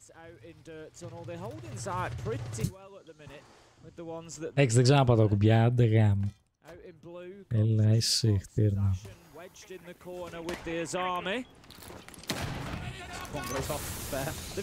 Εσύ, χτύρα. Το άλλο πόσο είναι, τελείωσα. Γαμήθηκες. Εντάξει. Όλη την ώρα να πούμε, μου λέτε να πατάω κουμπιά. 5-4 είναι το άλλο, παιδιά. Το μάτς και δεν έχει τελειώσει ακόμα. Should get himself finished off here any second. I don't think Meffy realises that off towards his right, Benja is tucked in close. Benja knows that he's there though, maybe he can do something with it. Woogie going to fall elsewhere, Meffy taking a few tags down as well, but it's a trade back the other way. 4 versus 4 now, 35 seconds left to go, so plenty of time for FearX. They don't need to rush it. 1 for 1, Courted picks up J9. They now have the advantage, but here comes Benja. Low health though, as is Ashen. 3 versus 1 now, 1 down, 2v1 effectively. Can he hold on? Can Benja rescue his team? Or is it going to be up to Ashen? It's up to this.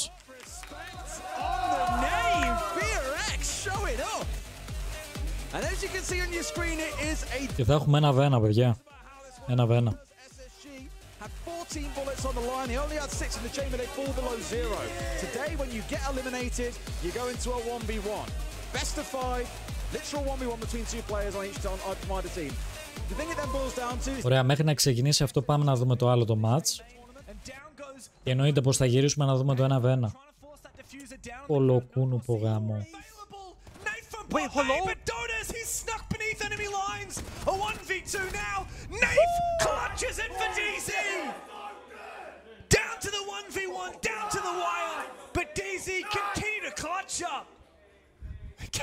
Τώρα θέλω να πατήσω το extension, αλλά φοβάμαι. Φοβάμαι, μην ξαναπέσει. Πάτα τώρα μαλάκα εσύ για εμένα να μου πεις. Έχει ρε μαλάκα. Ένα κλικ είναι. Όχι. Κλέψε, έχω πάρει τα χέρια, τέλος. Enough time to pivot, get the 2v1, and that's where it gets awkward. We saw the attacker drop the kitchen hatch in the 2v1. There's no way he wins that. He's hip fired. Ποιο? Για το extend, ναι, για το extension. That means that the only guy actually able to fight back was... Αν είναι μόνο για το browser. But they did it well. Yeah. Μαλάκα κανόνες. Έλα, ένα κλικ κάτω. Ξέρω που μένει. Μια γκαζιά. Μια γκαζιά. Όπα, αυτός έχει τα ίδια ακουστικά με εμένα. Από τους PlayStation. Αυτά που φοράω τώρα. Αλλά με άλλο καλώδιο. Yeah, I assume that means that... I'm pretty sure. I mean, I haven't heard anyone celebrating for a while. I did ask production a while back if the game's over. Let me check real quick. Oh, that might be a delay actually. Anyway. Σας είπα, παιδιά, σήμερα τα τελευταία 2 μάτσα, αυτά τα 2 θα είναι δυνατά. Σας το είπα. Το είπα από την αρχή του stream. Well, here we are on match point. Και όντως είναι. DZ have 2 match points over W7M. On the attacking side, they've looked solid. Yeah, they have. I mean, you gotta look back at this game as W7M and say, guys, a lot of these rounds could have gone the other way. The clutches, those like very close call moments.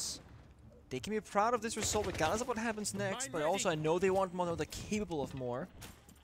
Take us all the way. Yeah. 1v1. Oh, we're down to the 1v1 on the A stream? Wow. So it's Ashen versus, I'm assuming it's going to be... You think Rin as well? Rin, surely? I'm waiting to see it. Yeah, I'd probably put Rin in there. Come on, show us the camera. You guys at home are probably watching both streams. You'll already know. We don't know this. We're busy. We're clueless. But we are, as you can tell, also extremely excited because of how... Oh, can you see who's... I think Rin is missing, yeah. Okay, well, meanwhile, Palu's found an opening kill because Panda's getting very aggressive. DZ are just throwing bodies. There we go. Dotas finally finds the kill that he was looking for in the previous round. Spirits has brought out the Ying shotgun, which you mentioned earlier, Pengu. However, in a 2v5, it's definitely not what you're looking for, especially when you can't get into the building before a C4 comes your way. Citizen can find an exit frag. It's just a mere consolation. W7M need one more round to push this to overtime. Big setup for ultimate. Το πάτησα πάλι. Execute attempt there being made from Dark Zero. Όχι ρε χαζέ, εδώ είμαστε. Εδώ είμαστε. Ρε παιδάκι μου. I like that. I was very curious to see that. Wow. Well, our game is still going. Yeah, they're into their 1v1, so we got to finish our game so we can go watch that 1v1. Oh, is that how it goes? That said, if W7M do pull this back to overtime, it would be tantalizing. 4 λεπτά, παιδιά, ξεκινάει το 1v1. Are you tantalized by it? Οπότε μια χαρά θα προλάβουμε κιόλας να τελειώσει αυτό το match. What does it mean? Actually, it's one of those words where it's like I couldn't give you a dictionary definition. I know it's like exciting, it's intriguing, it's interesting. That's how I understood it as well. Let me have a look. Tantalizing, torment or tease with the slight promise of something that is unobtainable. Damn, that's poetic. I like that. It's a little bit. There's something a little bit scrumptious, but it is unattainable. This I love though. Doubling down while my Jaeger, together with the castle as well, the downstairs controller windows. This is again utility town, and guess what they're up against? A capital. Where it's genius though is Thatcher. This is classic, like really old school style siege where the Thatcher MP they reign supreme above anything else. we don't see Thatcher played almost ever in T1 Nibble competition. I didn't see the Frost mat just then. Oh, Flores drawing though. That's a huge value. It is going to... No, didn't include the Frost mat. So the only thing I'm thinking here, Nick, is maybe while DZ is so tunnel vision focused on clearing all of that utility protecting Dotas, maybe they'll forget about the Frost mat. Maybe Spirits will walk right into it. They should get at least one freebie, maybe. Πάντως ωραίο και το 1v1, έτσι όπως το έχουν μπιλντάρει, είναι πολύ ωραίο. Εμένα μου αρέσει. Αν και έκραζα γενικά το 1v1 πάντα, γιατί δεν είναι 1v1 το R6. Έχει πάρα πολλά πράγματα τα οποία παίζουν σημαντικό ρόλο για να έρθει ένα win round. Δεν είναι δηλαδή μόνο το gunfight, αλλά έτσι όπως το έχουν μπιλντάρει είναι πολύ ωραίο. Το X δουλεύει μόνο για το browser. Τέλειος. Τέλειο. Οπότε αυτό συνέχεια ανοιχτό. Μια χαρά. Συνέχεια ανοιχτό ρε φίλε. Not bad. Όποτε είσαι στο browser συνέχεια ανοιχτό αυτό. Μάλιστα, ωραία. And they want to breach the bottom garage walls first as well. They're just crossing all their T's, dotting all their I's. Lounge was a problem now. Melody like Couch will smoke it off to enable the push on in. Crossfire against the Blackbeard. I mean, Dot is playing a beautiful position game right now. Getting drones, getting value, and stopping the execute from starting. EMP in the hand right now of Nave. Has the lineup most likely. Ready to toss it. Citizens ready as well to fire. Alright, where's Nave going? That's the lineup right there. It's gonna land on the thing, disable. Dots finds a kill on Pampasu. It didn't work. It did not catch. However, it doesn't matter because the nades and the fire will get the injure. Dots has also gone down. Volps still holding firm up top. I don't know if Darkzero are aware that that player is down on the floor. They spot out that Blackbeard marching his way up the stairs. They've also used yet another EMP. That's a lot of damage done by Volps onto Spirits. He needs to try and finish him off. He has no more impacts remaining to finish him. Somebody help him! But a lot of damage done. Spirits is one bullet away from dying. Volps finishes him off. So well played from Volps, holding on to the rafters despite all the utility that DZ were throwing at him. He holds firm. Where's the help though? Spirits all alone. Injao Staircase finds a kill. Dota is still injured. Do you go for the rest? Do you go for the cover? What do you do? Oh, they have top right control, but Palu steals it back away from them. Citizen jumps in, but there's nothing to do. Ξεκίνησε το 1v1 ρε φίλε.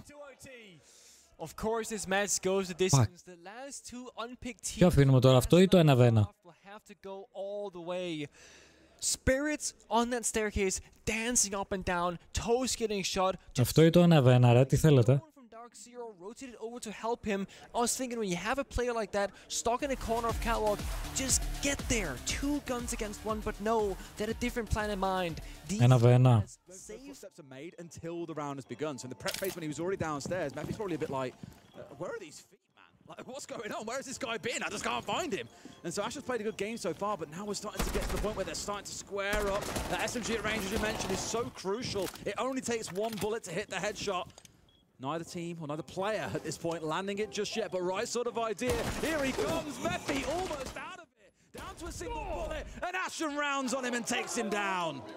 Great positioning by Ashen. Takes the first engagement, knows that he can play around the wall, and then swings just wide enough to catch the Jackal before he can react. In that fight, it's either you go for the headshot and you get lucky if you're the Jackal, but on the other end, you just have to sit one bullet anywhere on that body, and it is all Τους οροκονγκάζ. Καλησπέρα, τι κάνουμε. SMG 11 τόσο κοντά, φίλε, δεν χάνεις. Δεν χάνεις.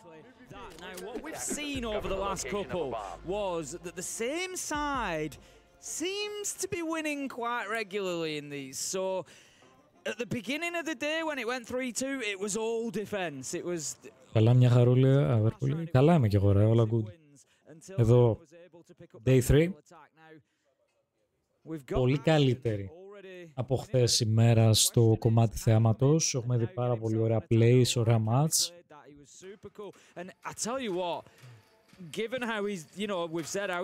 Οπότε ναι, είμαστε καλά. Είμαστε good. Tell you what, it's the real race towards the Korean operators as well. Now you've got Dokumi coming up against Vigil in this round. Oh. There's some ops that are just built different for these sorts of 1v1s, right? Oh, yeah. It's not something that we can think of in a regular 5v5 meta, right? But in this case, you have the Dokkaebi, you can play the calls, the vigil's kind of nullified here, so you have to just be more, I guess, smart about where... Φαβορέ ποια είναι τώρα και τα δύο μάτς αυτά που παίζουν ταυτόχρονα, δηλαδή PRX, PRX Dark Zero. I think he'll know that he's lurking around this area. Does he know that he's gone down? I don't think so. But he's on the hunt here, Tim. Yeah, that's Η W7M, η Furia. Αυτές είναι top. Το ανέφερα. Is Mephi gonna push? Surely he hears it, he knows it's going down. And he plays it in. Όχι ρε μαλάκα, πρόλαβε και πλάνταρε όμως. Όχι. Η FaZe είναι κάτω από τη μέση. Τι έγινε τώρα, δεν πρόλαβε να πλαντάρει. Η Ντόκα πλάνταρε ή δεν πλάνταρε, δεν πρόλαβα να δω. Αν είχε προλάβει να πλαντάρει, κέρδισε η Ντόκα. Headshots for both as well. Just looking at the players as well that were just like, what's happened? What's happened? Πραγματικά τι. Πλάνταρε. You know, even in a 1v1, άρα κέρδισε η Ντόκα. Who would have thought it, Milos? That's an IGL focused on the objective. Get the plant down. Give them something else to think about. We will, when you come in for the next round, Ashen, obviously now on a little cushion. A 2-0 lead. Θα δούμε παιδιά μετά και από αυτά τα μάτς θα είναι κλήρωση για αύριο. Μη φύγει κανείς. Θα δούμε μαζί την κλήρωση. Το άλλο μάτς παιδιά είναι 6-6. Ας να το βάλουμε. Μέχρι να ξεκινήσει. Και το 1v1 πάλι. Pamper's not going to be able to sprint now. He's going to be limping around with that debuff for the rest of this round. Still, those X-Karas hadn't detonated before Citizen died as well, so those castle barricades still intact on the site windows. And we have 2 EMPs in pocket of Nave as well, despite spinning grenades to kill new jammers early in the round. So DC actually not playing the util game all that well in this one, losing bodies and a lot of health in the process with that. 25 seconds, they got smokes. They got one flashbang, and that is it. But they get a kill NGR. The hero once more with almost full HP has to lead his team into a victory. It's all on NJR here, isn't it? Both of his teammates very low on HP, and now Palu holds down the fort with the SMG-11. First one goes down, out comes the shotgun. NJR can't hold. From being down in the dumps in the second half, W7M have made this comeback a reality, and match point rests in their hands. Oh, now comes the side swap. Just like that, W7M, they show us that they have depth, they have strats, and they have a different style that they can play this map round by round. And get this, Pengu, W7M have won the opening engagement every single round. Αυτό παιδιά ματσάρα. 6-7 ματσάρα, bro. It was the very first round of the game. Citizen got the opening pick on the Cash CCTV defense for Dark Zero, and then Citizen also got an opening pick on one of his attacks onto Cash CCTV. But W7M have really dominated this early round. Every single round that's gone by. Εγώ είμαι με Dark Zero, bro. Dark Zero. And it's Cash CCTV. They were not successful at attacking this. Το 1v1 παιδιά ακόμα δεν έχει ξεκινήσει. Να ξέρετε, το βλέπω στη δεύτερη οθόνη, οπότε φιλάρουμε εδώ. We've had 4 basement attack wins, and every other round has been won by the defense. And it's funny because when you look at the operator bans, Τώρα πήκαν μόλις operator. I'm thinking CC's not a very strong bomb side. At least like even going to 40 sec κάνουν prep pace και θα αλλάξουμε κιόλας να το δούμε το fight. Ας αυτό. Sometimes it's like that. And of course, both these Ναι ρε φίλε, είναι... είναι γκέιμάρες και οι δύο. This round, a lot of different problem-solving strats for W7M, right? They got the Capital and the Sophia, the Heart Breaching and the Nomad. They can be used for a lot of things, right? You can air jump spam the Cattle Crafters. Το μεταξύ κάτι πήρε τα αυτή μου το ότι έχει γίνει κάποια αλλαγή στο Jagger. Έχει μπει. Δηλαδή τώρα που παίζουνε, έχει μπει αυτή η αλλαγή στο Jagger. Γι' αυτό παίζεται και πάρα πολύ Jagger στο Cup. Απλά δεν είπαν τι είναι. That's an SSD screen. Let's see. Όχι. Έλουσα. I think that shot might have ripped the backpack off his back. That's how close that was. Oh, wow. Okay. Οι δύο με boss gym λέγανε. Imagine now you're probably going to see Meppy taking things a bit more chill. Of course, both rocking the boss G here. Δεν ξέρω, κάτι μπάφαραν στο Jagger. Δεν ξέρω τι ακριβώς έκαναν. This is our version of the 1v1 Rust, and this time it's SSG that has 3 bullets and survival on the line for it, and it can all come down to 1 bullet! Only one! Meppy just getting back on the cams before continuing to move in. Having a little look through sight. Doesn't see anything. Ashen currently positioned in blue, as we see. Waiting for that push in through the door. Meppy's going to get back on the phone call, not the drones. Will that give the position? Άντε ρε, τελειώνει να βάλω το άλλο. The challenge is going to come with the phone call. He takes the first shot. Can't find him. Cannot find the second. Meppy hits it and brings Spear X 1 round back.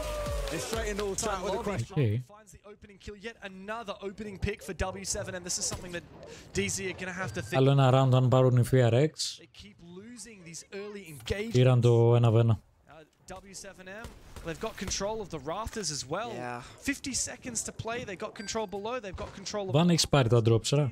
Gonna need to start making some moves to get this advantage back. A tough one. Spirits could have stuck around, maybe die, fall back, maybe die. Wrong decision. Pamper back to a 4v4 now. Time is running kind of low. They got 2 smoke canisters, 1 C4 and puck with the airship on the door. Is blocking Citizens retake on that radio position. So it might be able to fight for Και τα τρία.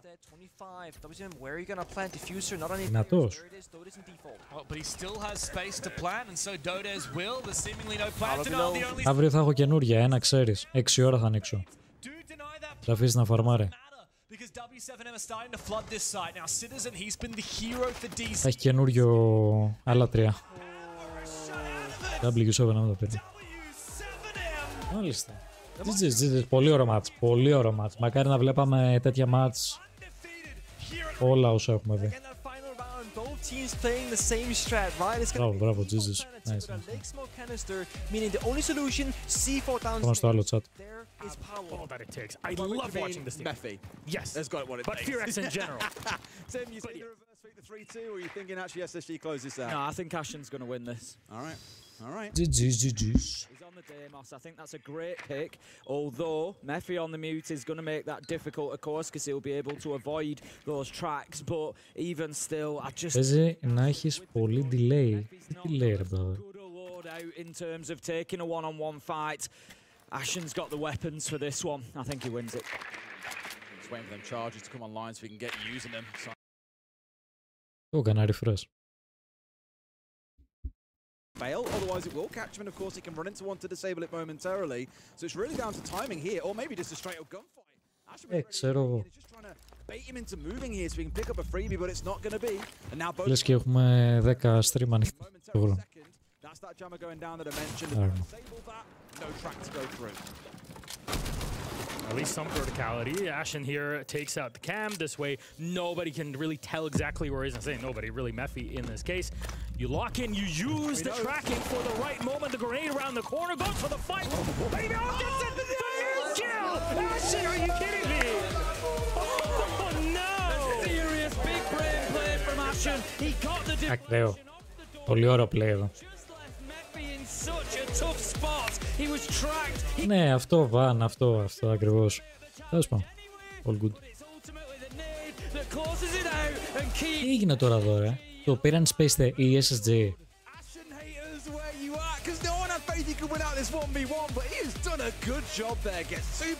Ναι. Το πήραν SSG. Okay. Why worry about previous performances? All it takes is what you've done here and now, and Ashen has closed that out fantastically for the North American side. Milos, you don't normally get to do this from the desk. Why don't you throw us to a break from here? It's been so long since I've done that. Well, Des Ace, that was an incredible 1v1 we just witnessed. SSG hold on for a bit. Δύο σφαίρες, τώρα η SSG. Ναι. It's the big brains on the desk to break it down.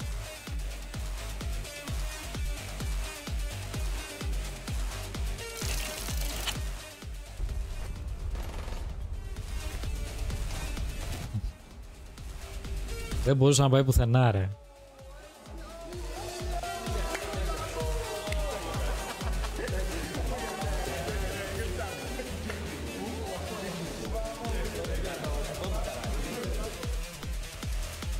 Παιδιά, τώρα μη φύγει κανείς, είναι και η κλήρωση. Μη φύγει κανείς. Λογικά ένα εξάλεπτο πρέπει να είναι το break, δεν θα είναι πάρα πολύ. Τελικά οι σφαίρες πώς λειτουργούν? Είναι σαν ζωές. Σαν ζωές. Τώρα οι SSG έχουν 2 ζωές.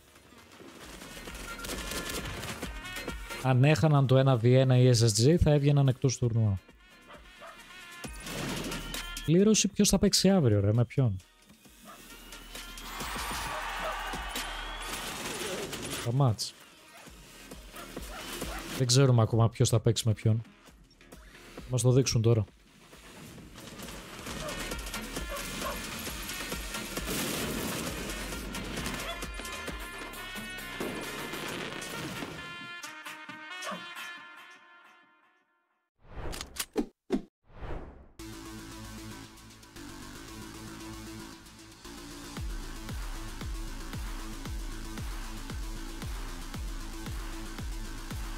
Έξι λεπτά είδα, τι σας είπα, πώς τους ξέρω ρε μαλάκα. 6 λεπτά έχω μιλήσει με το controller ρε μαλάκα.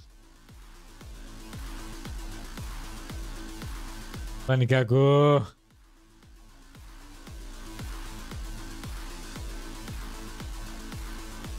Αχ, Ρίο, de Janeiro. Κάποια στιγμή θα πάμε.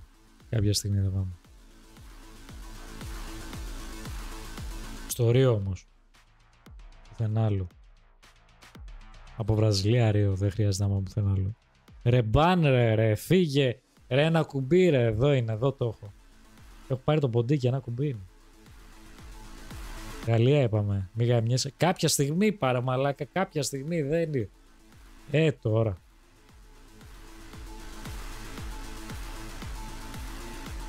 Το Invitational θα είναι στη Γαλλία ρε. Το Invitational του 26. Το έχουν πει, ναι, το έχουν ανακοινώσει. Το Invitational του 26 θα γίνει στη Γαλλία το Φεβρουάριο.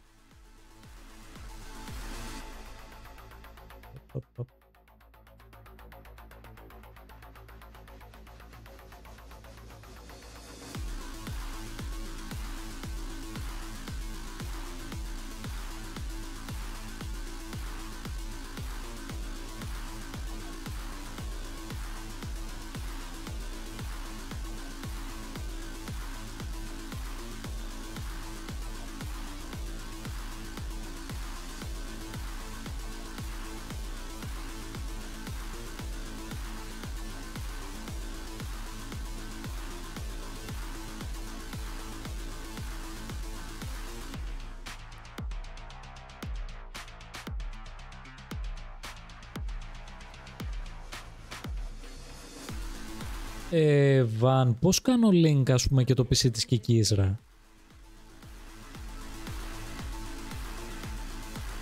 Για να έχει και Κική. Λογικά πάω εδώ πέρα που λέει link τέτοιο. Send link.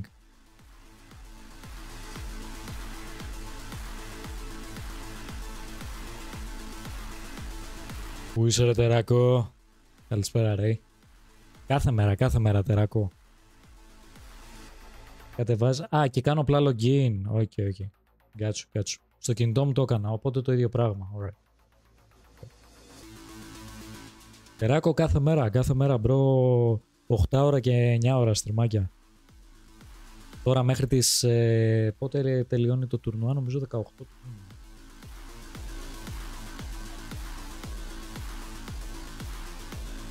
18 είναι ο τελικός. Ναι, μέχρι τις 18 παιδιά καθημερινά streams. Από τις 5.30 ώρα το απόγευμα μέχρι τέτοια ώρα. Να ξέρετε με drops, exclusive drops, δεν τα έχουν όλοι.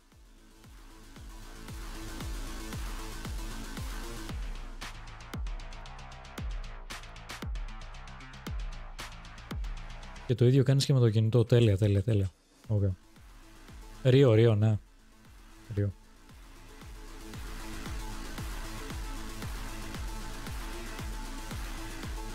Αυτή τη βδομάδα κάτι... Κάτσε ρε, έχεις τέτοιο. Την επόμενη που επιστρέφουμε δουλειά δυσκολάκι. Έχεις άδεια. Ρε παλιοκάμπια, έχεις άδεια. Άρα όλη αυτή τη βδομάδα που είναι το τουρνουά θα είσαι εδώ. Ενώ θα το παρακολουθείς αυτό, θα... Μπράβο ρε φίλε, nice, ωραία, ωραίος. Καλός.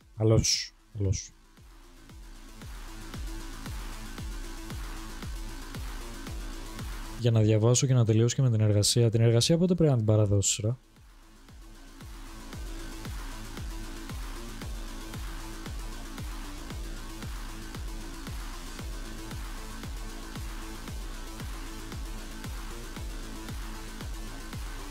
Και παιδιά, εννοείται την Κυριακή που είναι ο τελικός 18 του μήνα θα έχουμε και roadmap yearly, γιατί στο Invitational δεν είχαν κάνει year map, δηλαδή το τι ακριβώς θα κάνουν γενικά όλο το χρόνο. Μας είχαν πει μόνο για το CGX κάποια πράγματα στο Invitational, οπότε τώρα θα έχει και πάρα πολύ υλικό το τι θα κάνουν και μετά το CGX στο game μέχρι το Invitational.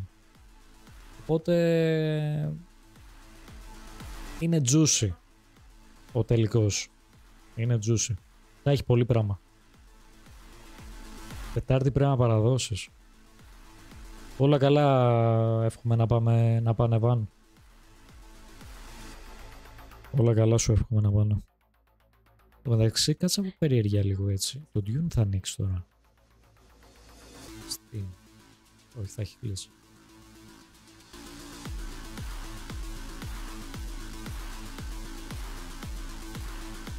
Για να δούμε το Dune. Βγήκε και το... Όχι, δεν σ' αφήνει. Το έχουν κλειδώσει. Κάτω Γιάννη, στο μου σου πιάνει και χώρο.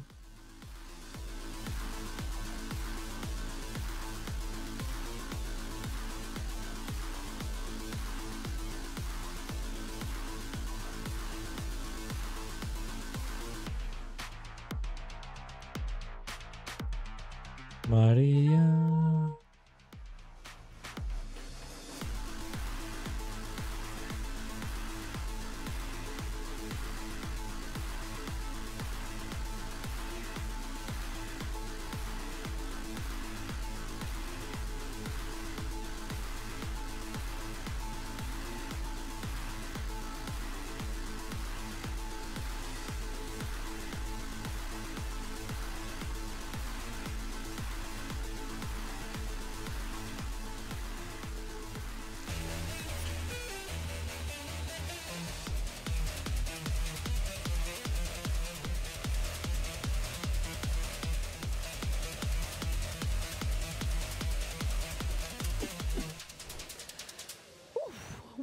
Duel today. And if it wasn't for Ashen, this guy right here, SS, would be eliminated from Reload. So, were you under pressure? You know, your whole team relied on you.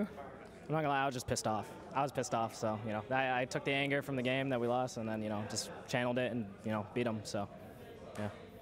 What did go wrong in this match against Fear X? Yeah, I think we had a good game plan and everything going into it. I think just our team play and coordination just wasn't there. It was almost as if we were shaking, which was bad. So, yeah, I think that was the main thing. SSG went all in today. Was that because you wanted to secure a better position today rather than tomorrow, or just because you were facing Fear X and you didn't expect that much game from them? I think we were confident going into it. I think it was just another thing for the MOG, right? Just, you know, just throw it all in, you know, see what happens, right? And so it didn't go our way, and I know we're still here, so, you know, anything can happen from now on. So, yeah, we're going to learn. Πώς το λένε το κορίτσι, δεν ξέρω. Δεν έχω πάρει Instagram. Για ένα φίλο μου ρωτάω. Well, yeah, next όχι, δεν γράφει I got a lot of tech in my pocket, so, you know, yeah, I got a lot of strategies. I've been practicing them leading into the event, so, you know, I'm prepared. So. Something else you were working with SSG to, you know, just get better for the next rounds? Yeah, I think the biggest thing is honestly just learning from today. I think today was pretty piss poor from us in the way that, you know, we coordinated, especially our team play and just communication. So, you know, we just got to take it on the chin and then go next. So. Okay, congrats. Now you got some rest. You did a pretty good job. And you, Milosh, could I rely on you to win a duel against Ashen or no? Maria, for you, I'd win any duel. Μαρία τη λένε. Τώρα το άλλο δεν ξέρω. Τι άλλο να κάνω. Δεν πρέπει να έχει επαφή από το game. Νομίζω παίζει το game. Νομίζω πρέπει να στριμάρει. Κάπου την έχω ξαναδεί εγώ αυτή. Σίγουρα είναι και σε άλλο. Την έχουμε δει και σε άλλο τουρνουά Rainbow. Στη Βραζιλία που είχε γίνει. Και νομίζω παίζει το game. Pace. The second one was and then this one kind of was drawn out. They were taking their time. They were working around the map. Ends up going in Ashton's favor, saving his team, keeping them alive here after that huge risk they took with the amount of bullets that they were possibly going to take, but couldn't, but they are still alive. I really like Mephi's approach, especially the Deimos on the garage basement. Yeah, a lot of creativity from him and trying to counter Ashen, but so far from what we've seen in the 1v1, the player who's thinking less and just playing the game in a 1v1 fashion is always the one that's coming out on top. So maybe that's the go-to next 1v1. Don't worry about it, just shoot.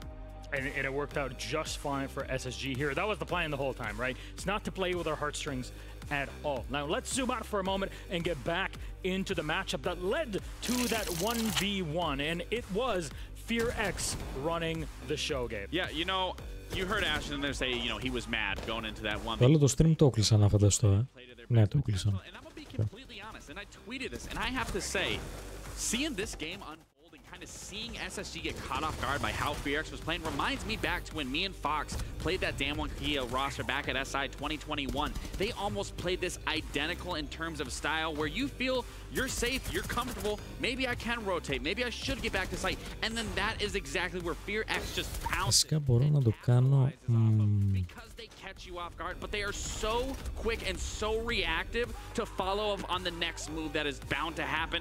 And again, given the result, Δώστε μου ένα λεπτάκι λίγο. it is a very well deserving recognition from everyone here that you don't mess with FearX. There's no excuse. It's not on the map. It's not on the way SSG was playing. FearX just beat them plain and simply. Their aggression now mixed with a little bit more strategy. I do think the new iteration of CJEC has made things a lot more comfortable for them. Again, you look at that cost. Everyone is above a 70 or at a 70 and higher percentage. Everyone on this team is putting in that work. And this is what I was talking about. They were the 5th highest rated in attack. They were the 2nd highest rated in defense. All of those categories, they were higher than Space Station. This is the performance that is keeping this team alive and making them look goddamn good. CJEX, FearX. That's what we're getting out of this. I like that. I like that. It's the X factor. I know Intero's watching and he knows exactly what this means. He's one of those fans from back in the olden days. His back hurts, that means. Anyways, στο ένα λεπτάκι λίγο chat. Sort of performance from FearX. They get away from this with 12 bullets in their back pocket to play for tomorrow. They're in a pretty comfortable position going into day 4.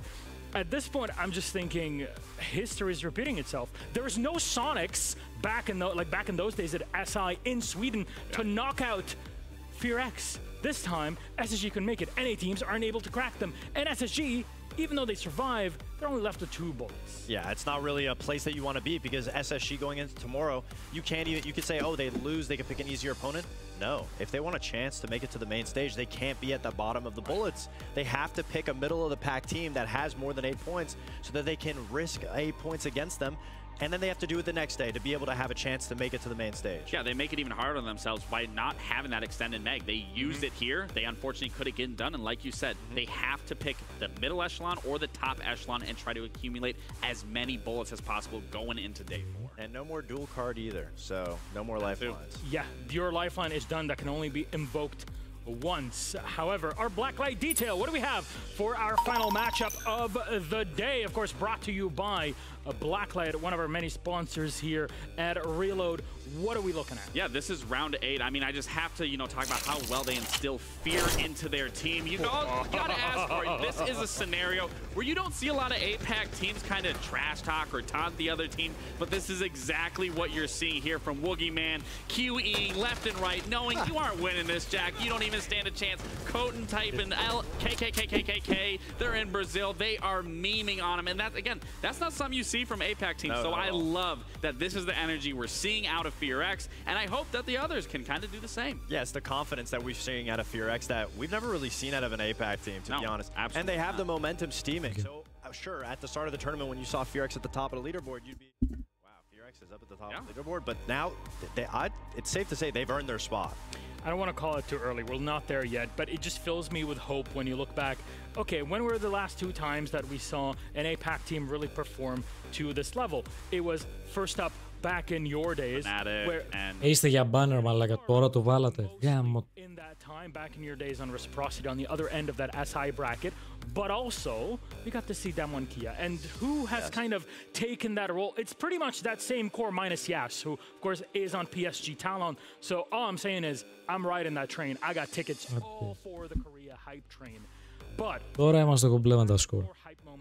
From today. It is our end of show recap where today we're going to focus on 1v1s because we had a lot of them.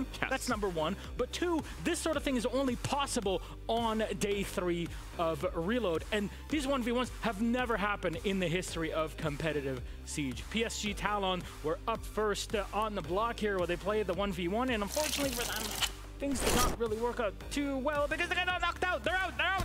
Yeah, you know, I cast this one, and as I was saying in this, Ion had the right strategy in how he wanted to approach this 1v1. Granted, it did go down to the wire, but just watching how well Ion was quickly adapting what he wanted to do, especially in the last round, bringing the IQ to find out where that vigil was and challenge off that IQ scan as I'm talking about it now.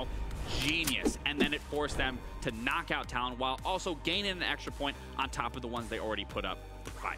That IQ play was gross. And I love seeing teams or players, I guess, in the 1v1s rather. Every round they're adapting to what they did the previous round. And all the 1v1s that we had today were so diverse in the way they were played. Well, there's one moment that we were able to capture. There was somebody lurking in the background behind PSG Talon. Who is it? Ωραία. Ρε μαλάκα, έχει πάει 2. Κάθε μέρα. Κάθε μέρα έτσι πάμε. Μας πάει μέχρι αργά. Και το Invitational, παιδιά, μας είχε πέτσο. Όψε. Θυμάμαι μια μέρα είχαν πάει τόσο πίσω τα μάτς γενικά στο Invitational και είχε πάει τόσο delay γενικά εκείνη η μέρα. Και το τελευταίο μάτς που είδαμε on stream, παιδιά, και έκλεισε και γενικά όλο το tournament, ήταν 7.30 ώρα το πρωί.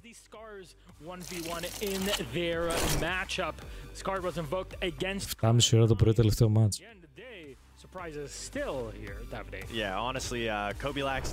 Και αυτούς ήταν, όχι μεσημέρι, ήταν αργά το απόγευμα. Αργά το απόγευμα, βραδάκι. Αμερική. Στη Βοστόνη. Now, you've talked to him, but we also had somebody else talk to him and record that interview. Let's see what he had to say. One of the first duels that ever happened on Van. Έλα, full screen. and you won, so must be Έλα, Van. pretty exciting. I mean, at first I thought, I ain't gonna lie, I wasn't prepared for it. He was definitely more prepared than me. He had some mirror strats, holds for Shaq. I mean, I'm not Shaq, but he had some crazy ass strats, I'm not gonna lie. Τι έπαθε? I mean, at the end of the day, it was a cool experience. I mean, it's different in Siege, something never seen before. Would have been better if I sent him home of the 1v1, of course, but he did smoke me, but thank God we came back 3-6, and then God let him win the 1v1, so it's all good. We both came out winning. Were you nervous at all or no? No, I wasn't nervous at all. No, not at all. I knew we didn't lose anything. I was just playing it just to get extra points, but nah, I wasn't nervous. And you also didn't practice before? A little bit, but not like him. I could tell he ran a couple scrims. But it wasn't that much because you just won, so, you know, what matters? Yeah, what matters? I mean, he could get that. He could get that. What was the biggest difference between playing with your team and playing alone?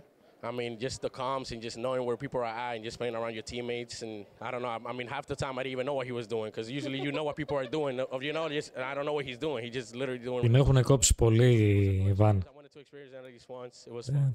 I liked it. Δεν έχει καλό πλάνο. Did you volunteer to play it or your team said you are going to play it? So our coach made us do like a mini 1v1 tournament.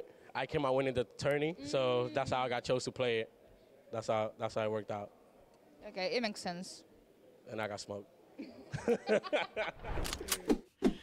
That was the worst Kobe that could have seen out of it. And you know what? At the end of the day, that's just... Καμεραμάν απολύεται αύριο, παίρνω τηλέφωνο. Στείλε email. Θα βάλω και τον Τένο να στείλει.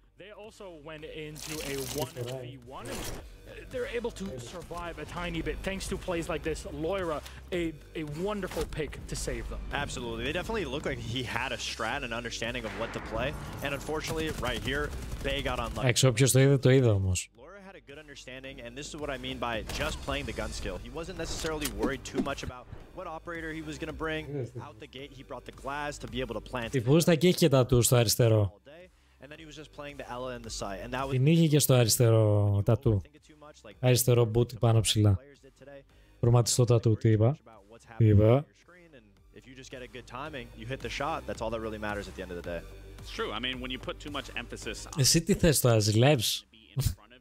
try to, you know, put in all these different factors, it's just a 1v1. The guy that's in front of you, that's all you have to focus on. You don't got to focus on all this nuanced stuff. Now, that dual card was only possible to invoke today on round 3, day 3. So that was a great experience. If you enjoyed it, please let us know. We want to hear everybody's feedback. It's the first time we ever run a Siege X tournament officially in competition, but also with a format that we have here in Reload. However, let's take a quick look at our scoreboard, because coming up after this is our draft. We kind of need to situate ourselves at how teams are looking like at the end of round 3. That is the column you're looking at. Davide, who's standing out for you? I mean, Cloud9. Παιδιά, εδώ είναι η βαθμολογία, το πόσο είναι αυτή τη στιγμή. But just bouncing back, obviously, because of the circumstances of today. And I think everything stands out to me. The teams that are usually going to be at the top of the leaderboard are always finding... Όχι, δεν είναι η βαθμολογία αυτή. Όχι, άλλο είναι, άλλο πράγμα είναι αυτό. Όχι. Μαλάκα, θα είχα κάνει τσιγάρο τώρα. Δεν πήγαινε κανένα, ρε. Όχι, δεν είναι η βαθμολογία αυτή. Αυτή είναι η βαθμολογία. Τι έχουν κάνει, ρε μαλάκα. Περιμένε λίγο. Ένα λεπτό λίγο. Το δω κι εγώ λίγο live, ένα λεπτό. Παιδιά, αυτή είναι η βαθμολογία, ναι. Οι Cloud9 πήραν bullets αρκετά σήμερα, γι' αυτό πήγαν πρώτοι. Παιδιά, οι Cloud9 ήταν... Okay. Οπότε πρώτη είναι Cloud9, δεύτερη Elevate, FRX τρίτη, Furia τέταρτη, W7M πέμπτη, Loud, Wildcard, Team Liquid, M80, Dark Zero, Team Secret, Fnatic, BDS, Osaka, FaZe Clan, Scarez, Space Station, G2 και Falcons. Οι Talon αποκλείστηκαν από το τουρνά. Η G2 είναι πρώτη-τελευταία. Τελευταία είναι η Falcons, πρώτη-τελευταία με 2 σφαίρες είναι η G2. Η Falcons είναι με 1. Αυτό συζητάνε τώρα για οι casters. BRB είναι άρα. Or eliminated on the final day. So obviously they have to pick an equally as good team with enough resources to go around.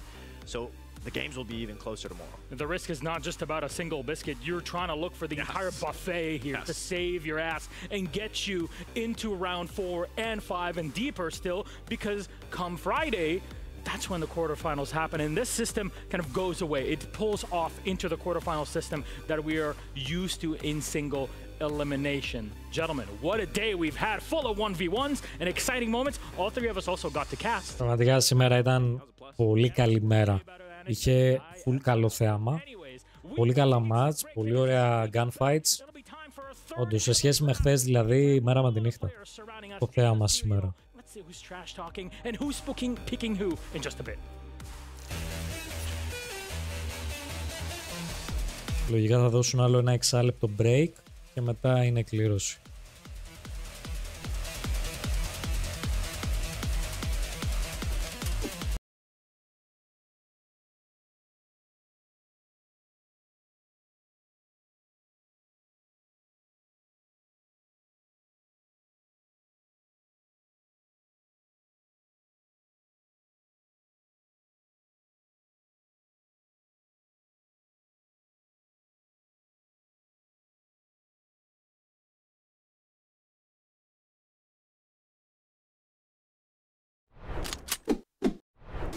Ένα 6 λεπτό break, εδώ. Right. Όχι, στο τέλος δεν είναι μισά ώρα. Καλά, αν ήταν και στο τέλος μισά ώρα το είχα κλείσει και είχα πάει για ύπνο. Αλήθεια. Εντάξει, πολύ αντιτηλεοπτικό. Γενικά το μισάωρο που βάζουν.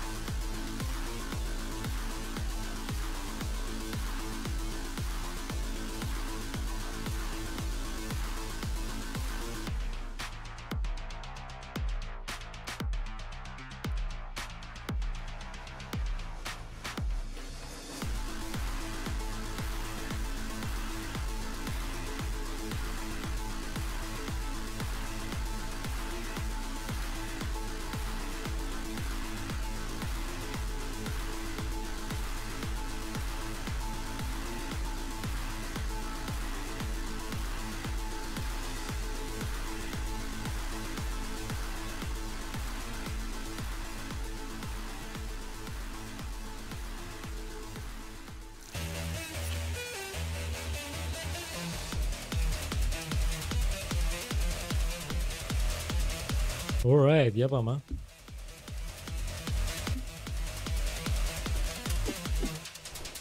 Welcome to my favorite part of the show. It's draw show time, baby. I'm here with Lax, I'm here with Fox. And we're about to have some good fun here as our teams draw out who is playing who tomorrow. Gents, you looking forward to this? I'm pretty excited. I'm really excited to see who the teams at the bottom end up picking because it's going to be great games regardless, and so much is on the line. Yeah, and the three bottom are very scary opponents, given they might not have had the best performance, but they do find themselves in a very nice spot to be able to pick their opponents to try to muster out as many bullets as possible going into tomorrow. You see here a rep from each team, of course, except for PSG Talon, as they have been sent home. They have been eliminated, but everyone else is here. And what I've loved about it, every draw has come with its own custom-made bit of smack talk. Can't wait to see what they're going to say to each other, and we've all been anticipating it. Probably a lot of chicken cards being played. Yeah, most likely the chicken cards will be being played, and I love the atmosphere in there, especially when a chicken card does get played and everyone goes, and making fun. It's pretty funny. I love the energy. I mean, it's very rare you get, you know. Εβάντο δεξιά καλύτερα δεν έτσι κάτω, έτσι όπως το βάλα. Τα δεξιά τα μάτς, τα τέρμα δεξιά τα δύο που είναι μόνα τους. Νομίζω έτσι πιο ωραίο είναι χωρίς να φαίνεται το άσπρο. Πιο καλό έτσι. Bottom of the table, but that's exactly where we find ourselves, gents. Lax, they've got the pick of the field here, bar one or two that they've already played already, for example. Who do you think they should go for here? Bearing in mind, they've got a far serious that's what I'm saying. You need bullets here. They do have the extended mag still, so they are in a good position, but if I am Falcons... Λοιπόν, η πρώτη ομάδα που διαλέγει αντίπαλο είναι η Team Falcons. Για να δούμε ποιον θα διαλέξουν. Δηλαδή η ομάδα, το πρώην roster των BDS, ο Psycho και όλοι οι άλλοι. You don't go for the juggler here, you think Fox would go like a Cloud9 or an Elevate or dare I say it, a Fear X, maybe not after today? Well, absolutely, you can go for the big ones, but like Lax mentioned, having the extended mag means that you don't need to risk it if you think those teams actually have the potential of beating you. Because I agree, if you stick to your own hometown and you pick a team that you know you're better than, I mean, Fnatic, they've had their ups and downs in the tournament, so I think that they would pick them, use the rest of their ammo, use their extended mag, and that would put them just in the same spot as Cloud9. Well, the most gorgeous man in the arena is on standby to find out who Falcons will pick. Let's go over to Milosh and the guys now. Well, thank you very much, Jens. Unfortunately, the most handsomest one here is all the way on the other end. That's Fabian. But I'm sitting on my own. I'm not part of any team. I'm just here to tell you that this seat is now officially mine because PSG Talon have been knocked out of the entire tournament, which means we have 19 teams remaining, an odd number, and that's going to cause some complications, but the system is already foolproof and all set for it. Now, before we kick things off with our first pick, Monsieur here from W7M really wanted to tell me something. So what did you have to say? I just want to know one thing. Who have big balls to pick the Titan? Who is Titan? FeedX, bro. Who gonna pick FeedX, bro? The real Titan so far has been FearX. That is true. And since we're on the topic, why do you think you've been so good? Because the first day, you know, everybody was making the joke, haha, chicken card, yada yada, but you proved everybody wrong. I think that's the best point, right? I used the cards in the right time. Maybe it was that. Maybe it was that. You know what? We're going to think that that was exactly your plan from the beginning, right? We shake on it? Very good. It was the plan from the start. So we have to go all the way down to this side. If you were to follow me here, on to Falcons. They'll be the ones to pick first. So come on up. Come here. I was just going to hold his hand and take him up, but it's okay. Come on over to my side. Now, Team Falcons today, you played it hard, right? You put in 6 points, though, instead of all 7 or playing anything more complicated. You're still left with 1 point. Was it the strategy to play it up to that, to get that extra potential bullet tomorrow? Yeah, that was the strategy we planned yesterday. We knew if we lost the game, we still we could... Εντάξει, τι να κάνουν, να βγάλουν τα μαχαίρια. Έτσι πρέπει να είναι. Έτσι πρέπει να είναι και εντάξει, και η καβλάντα υπάρχει, αλλά όσο εκεί. Κατάλαβες. Αυτό είναι το ωραίο, το υγιή. Τώρα το να μπαίνει τοξικότητα και να γίνονται μαλακίες. FearX, if you have the coolness, at least this is what W7M has been saying, or is it somebody else that you have in mind? I want to pick Cloud9. Cloud9, huh? Please join us here and we'll ask the clear... The question here is, how you've been doing? Because today was a good day, eh? Yeah, it was pretty good. I mean, I think we trolled a little bit, but, you know, I'm happy we got the points. You got the point. You're pretty comfortable with them at the end of it. But the question is, do you accept the challenge that Falcons are laying in? I mean, I've seen this coming. I like the strategy they're doing. I think it'll work, but sadly not against me. I'm out. One more time? I'm using the chicken card. Oh boy, oh boy, the Pollo card, the chicken card is in play. It's in C9. Okay. Dodge Falcons, which means you have to go back to your seat. Simple as that. Δηλαδή οι Cloud9 που είναι πρώτοι απέρριψαν τους FearX που είναι τελευταίοι. We got it. Thank you very much for that. You never left the desk for us. I've always been here. I will always stay. Nobody can get rid of me, no matter how much they try. Oh boy, did we try. Anyways, it's a fun time. Now you get to pick somebody else for Team Falcons to play. I think it's time to pick Felix. Oh, there's the cojones here.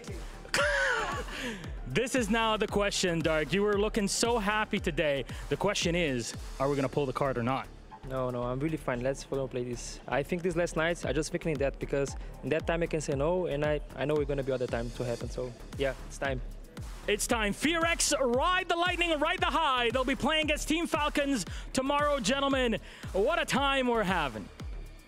Really feel like I don't agree. I don't agree. Given how well FearX has been playing throughout this tournament, I mean, you're setting yourself up, I think, for failure. And given how well, I mean, not how well, Falcons have been playing horribly compared to what we usually see, especially back in Boston, I just feel like there could have been a better pick. I don't think FearX is it. I feel that's a landmine waiting to happen, right? Yeah, that's one of those situations where if you would have looked at it on paper, you'd be like, oh, Falcons is going to win. But after the first 3 days have gone on, I don't know. I favor FearX in that situation. True. Ισχύει αυτό που λένε οι casters, το ξεκάθαρο φαβορί είναι η FearX. Ξεκάθαρο φαβορί. Listen, they could have took 13 today, and they couldn't get that done. They found themselves now at 1 in another situation where you're going against a team that seems to be just an unstoppable force. It's going to be scary, but guess who's next? It's G2. Let's take a look at who G2 could pick to face off against tomorrow. And of course, find out if more chicken cars. Για να δούμε οι G2 ποιους θα επιλέξουν. Who do you think is a good pick here for G2? I mean, I think the easy call is going to be C9, just because C9 just used their chicken card. They're at the top. I know a lot of teams are looking at them, licking their lips because they're a brand new team, and it's their first event, and they've had their ups and downs. But again, it could be a similar situation. I don't know. I think G2 is going to pick C9. In a crazy world, I agree with that, but at the same time, I could possibly see an Elevate challenge or even a Team Liquid. As history repeats, G2 has done a very good job against Liquid, so that could come back. Have you watched G2 this event? Yes, I have. Trust me. And you think they should unfortunately, with my eyes open. I wish it would have been eyes closed. Nah, they don't pick Liquid. I wish we could have a real analyst up here. Μαλάκα πόσο συμφωνώ με τον Caster. Λέει, ρωτάει ο ένας τον άλλον, λέει, έχεις δει τους G2 αυτές τις 3 μέρες. Λέει, τους έχω δει, αλλά μακάρι να είχα κλειστά τα μάτια μου και να μην τους έβλεπα. Άκου τώρα τι είπε. Τόσο χάλια. Και εγώ το ευχόμουν αυτό. Ξέρετε. Άνετα αν ήμουν στη θέση του. Αυτό θα έλεγα το ίδιο. Δεν έχουν κατέβει παιδιά έτσι του. Δεν παίζουν έτσι. Δεν παίζουν. Πού είναι. Δεν παίζουν έτσι. Yesterday, I told you, like, our comfort zone is in the lower bracket. Προλάρα. Like, I also forgot that you still had the 1v1 to play, and then like I forgot that we had that. Then like if you lost today, like we would play like we wouldn't play again, but then we still gonna play tomorrow. Then like tomorrow is gonna be our last chance, and then I think like tomorrow we like I hope like we play with no pressure, because right now I feel like our team is like playing with the words in our shoulders, and all, like, so I think like yeah, that's it. It's a bit too much pressure, but Amalio, I will say regardless, if anything, on a positive note, all you have to work on is your aim, your teamwork, your coordination, your communication, and maybe at the end of the day, G2 can survive through the bracket. But my question to you is, who will you pick to face off against? Cloud9. An easy pick here, as the analysts were also saying. The chicken card was already used up. Were you expecting a G2 pick? Yeah, that was best case scenario for us. Best case scenario? The man's on the verge of tears here. Why? I mean, I knew Falcons would pick us, so I'd rather not play them. I think they're like on a kind of downhill slope, so I think that they're just a better overall matchup for us, like right now in this situation. Fair enough, a downhill slope and a Cloud9 all the way up there. There's a 9-point differential pretty much between you two, so I'm looking forward to it. All has been accepted. Gentlemen, please shake your hands, and that is it. G2 versus C9 for tomorrow. Just saying, I'd rather go with familiarity than have to go against randomness where you don't know against Cloud9, especially when you're playing like shit. Yeah, I don't know. I think if we look at this indistinct regardless for G2, there's no matchup on that table right now that feels sensible given how they've played, right? I mean, on the bright side, if you're G2, you know that regardless of you win or lose, you're going to enjoy the vacation while you're here.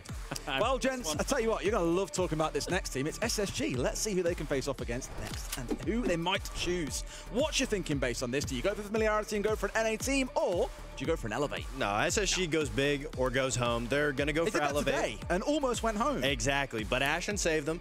So I think now they're still going to do it again. I believe they're going to go for Elevate, but I think Elevate will probably use that chicken card, which would leave SSG to then probably go for wild card.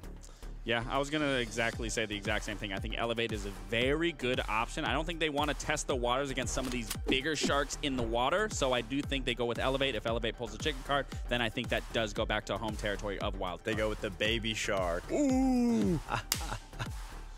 Milos, please save me from this. I don't think anyone can save us from anything that's happening right now. This is when the show usually devolves into pure madness, and I'm here to relish in every moment of it.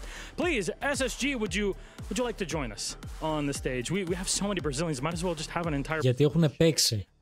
Έχουν παίξει Space Station με τους Dark Zero, γι' αυτό. Δεν μπορούν να ξαναπαίξουν. We're going to put all these bullets down. We're going to see what we can do. At the end of it, Τα group stage τώρα δεν μπορούν να ξαναπαίξουν. Μετά στα knockout θα μπορούν να ξαναπαίξουν. I mean, the 1v1 Ashen, I would not have picked Ashen first, but why specifically him? Was there like a process that you went through to decide who saves your ass? No, technically we just trust him that will. Παίξαν χθες Dark Zero Space Station. I've yet to see him. Ωραίο ματσάκι και αυτό, καλό μάτς. Usually there's just a lot of screaming and nothing much happening on that end. My question to you then, who do you pick to play against tomorrow? Well, we pick our fellow Brazilian friends from Elevate. Elevate, please join us on stage.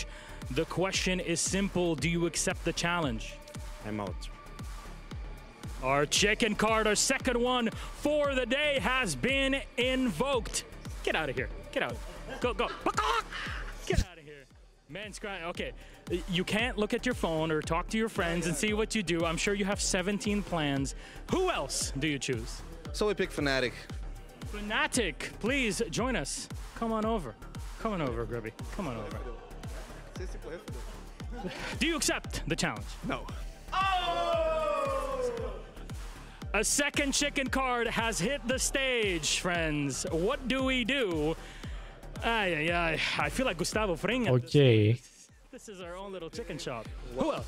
Wildcard. Wildcard, please join us, please. For God's sake, let's have some games tomorrow. What do you say? Yeah, I'm down with that. Hell yeah. Big dog. Big dog. There we go. We got a game for tomorrow. How are you feeling after today in general? Well, today we played really good, and we scrim these guys all the time. We play them a lot on game day, so we know exactly what to expect out of this game. So I'm feeling confident. An AVNA matchup, please, gentlemen, shake your hands. SSG versus Wildcard tomorrow.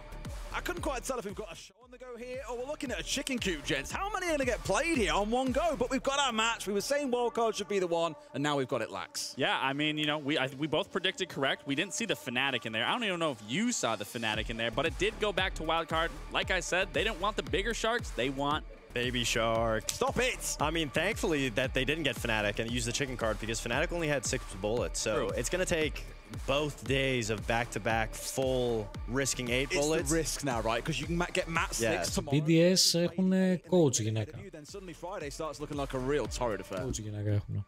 Πολύ γνωστή ρε αυτή. Oh, I didn't know who you were looking at. I was already just thinking of the next pick of what a team could be. I mean, you're so excited about the next pick. Let's go to it. Scars for our next pick. Να γίνεις coach. Στο Invitational νομίζω δεν ήταν που είχαν πάει BDS τελικό. Νομίζω δεν ήταν άντρας. Αλλά δεν μπορώ να καταλάβω γιατί στο Invitational δεν είχε πάει. Μπορεί να μην μπορούσε. Αλλά δεν τη θυμάμαι στο Invitational καθόλου. Σίγουρα ήταν το Δεκέμβριο που είχε γίνει το Major, το Manchester, σίγουρα ήταν, δεν θυμάμαι. Στο Invitational δεν ήταν. But any team they play, they probably will still have the extended mag though. That's why I'm saying, that's why you go for an easier opponent, Kegdi. They know, they can understand, and then you pull out that extended mag, you can get a decent amount of bullets and set yourself up. How about we go find out just how smart they are if their brain is as big as yours. Get over to Milos and see what Scars are going to do. Yeah, it's time to see what we have out of our fourth team. Please, Scars, join us. Scars onegaishimasu. Please, also joined by Victor. Shout out to our Japanese broadcast all the way in Tokyo. Hope you guys are having fun. It's been a while. The question for today then, survival. What's going on? What's the setup for tomorrow? What's going on in your head and as the team? 生き残ったんですけれども、明日は本当に大事な一日なんですが、どのようなメンタリティがあるんですか？どのような感じでしょうか？そうですね。この日、次の日、勝てばなんとかつながるんで、その日のために調整してきました。So yeah, if we win tomorrow, we're gonna survive. I think we're gonna go through if we win tomorrow. So that's what we're like just focusing on right now and adapting to. Okay, well, you're thinking about tomorrow. I want to bring you here to the present. The question is, who does Scars pick to play against tomorrow? はい、ピックお願いします。Elevate, joining us on the stage. You're done. You already used that chicken card, so you're accepting it whether you like it or not. What do you think of Scars on the other end? It will be a good game. That's it. Good game? Good game. Is there anything that you think they're really good at that maybe you and your players would be a bit afraid of? No. I think no. Okay, that's simple as. Sometimes it's only as simple as that. Gentlemen, please shake your hands. Scars versus Elevate, brought to you tomorrow. It's all right, mate. You're wrong on this one. I'm disappointed. They still have that extended meg. They could still make a lot happen. He really wanted them to pick CAC. Yeah, I think it's their best chance given their performance here so far. Who knows them better than anyone else other than themselves? It's going to be CAC. Why would you let that happen, right? I just can't remember a time I've been wrong, to be honest. I knew they were going with that. If you look at your predictions from the beginning of this tournament, you'd see that you've been wrong. Well, better late than never. Well, gents, this will be a really interesting one because FaZe are next up. Never thought we'd be talking about them getting to pick a team, but today they have dropped down the rankings. Για να δούμε οι FaZe ποιους θα διαλέξουν. Who do you think they're picking? I think FaZe would probably go for M80. Για τους M80 θα πάνε. I want to see FaZe go for like Furia. I think that would be a really big call. FaZe went for Furia or Loud, but I feel like they'll probably go for M80. As well as they played today, I actually think that would be a smart call. I mean, they need the bullets. In any situation, they're going to have to put up a fair amount. And Εσείς chat ποιον λέτε θα επιλέξουν? Furia, Loud, M80, Dark Zero, Team Secret, Fnatic ή Osaka? Γράψτε. Domestically, FaZe is very good against Brazilian teams. SI World Champions. They could take on anyone. I don't think you want to go against Familiar. But we know what happens to teams when they win SI. That form can sometimes disappear. Let's go over to Milos and see who FaZe are picking. Yeah, we'll see if they'll stay unfazed. And obviously, since they are the fifth to pick, the question is, things have been a bit shaky. There's a lot of questions to ask. Please, FaZe Clan, would you like to join us on stage? Now, how do you feel after today? A bit of a rough ride. Today was unfortunate because we have any problems like synchronization or communication, but whatever less than yesterday. So let's see tomorrow. Yeah, as always, GG go next, right? Well, that's the question. Who is the team that you'll pick for tomorrow? Fnatic, and well, the chicken card has already been used, so no, what's it, kurczem? How do you say chicken in Polish? Kurczak. So no kurczak to be played. You have to accept the challenge. Anything you'd like to say then to FaZe Clan? Just to remind you, they're the world champions, no biggie. It's gonna be a good game, to be honest. I always prefer to play against the better teams, so it's gonna be a banger game. But we'll see what happens next. I mean, it's only a video game at the end, so everything can happen at its siege as well. So one mistake, we might have a better day as well, and you might beat them out. Never know. He sounds too cocky for a guy way down that board. Well, let's see. Let's see tomorrow. Let's see tomorrow. Gentlemen, please shake your hands. Fnatic versus FaZe Clan coming tomorrow. To be fair, Groovy can sound as cocky as he wants because they are above FaZe, which again sounds like a weird thing to say. Again, FaZe down there on 3. Does this feel like an easy win? Οπότε FaZe με τους Fnatic αύριο. Fnatic, when you look at FaZe and how well that they have played, in general through historical moments, I think that this should be a game that they can accumulate some bullets, go into that next day, follow it up with another game, and they still have the extended mag. So we don't know what they're going to go into tomorrow and do to try to accumulate. You pop that mag tomorrow. Surely you pop the mag tomorrow. I think so. Yeah, and you don't have to write them off. I'll do it for you. I don't really like the way Fnatic's been playing right now. It's just very disgruntled, very solo. And Sathis once said to me outside, I think it was yesterday, and he was like, well, if we don't win today, then, you know, we don't really know what we're doing. So, you know. I mean, that's your answer then. And look at how that went down, eh? It'll be a fun one. Again, it's so weird seeing at the bottom seeing FaZe at that point down on 3. Like, if things do go wrong tomorrow, they could be out of here. Yeah, it'd be crazy. They'd be in the elimination But that's game. the thing, though. Like, when I'm looking at these predictions and what teams I think, it's best of ones. That is a 50-50 any case scenario. Ναι, ισχύει αυτό που λένε, ότι είναι best of one, όντως. Realistically, best of threes, a lot of these teams are going to be sitting at the top. And it's going to be one of those bonkers ones. I mean, looking across those first few games, we've got a couple of seconds here while we get set up for the next one. Which of those jump out at you as the spiciest of those games, Fox? Probably Falcons, Fearx. I'm really impressed with how Fearx has been playing recently. So, in my opinion, I think that's going to be a real make it or break it for Falcons. Because if they take all those bullets, they'll be sitting good going into the final day. If they don't, Fearx is they're out of here. They're gone. I mean, I'll say something a little different because obviously that is the best one. But even for me, I'd say the Scars versus Elevate. APAC versus APAC now because Elevate is now an APAC team. Technically. So Elevate's going to get a little taste of what they're going to be experiencing later down the road. Cat got a great time demolishing them as well. Yeah. But here our next one's ready. Let's take a look at what options we've got up on the screen here for our next contender. It's Cat. Osaka. Οι Osaka θα πάνε για χαμηλά, μπορεί να πάνε για Team Secret. Δεν νομίζω να πάνε ψηλά οι Osaka. Υψηλό πικ. Δύσκολο. Secret, πιστεύω. Or, based on what happened at SI, do they take on Furia in a best of one, where they beat them in Boston? Honestly, I could see that happening, but I agree. If there's a team that they should pick, I think they pick Secret, because all the other teams have looked very solid as opposed to Secret. They've looked a little shaky. Furia would be a big... I'm going to pray for Furia. I'm just going to pray for Furia just for what happened at Boston. All right. I think the confidence is going to be there. All right.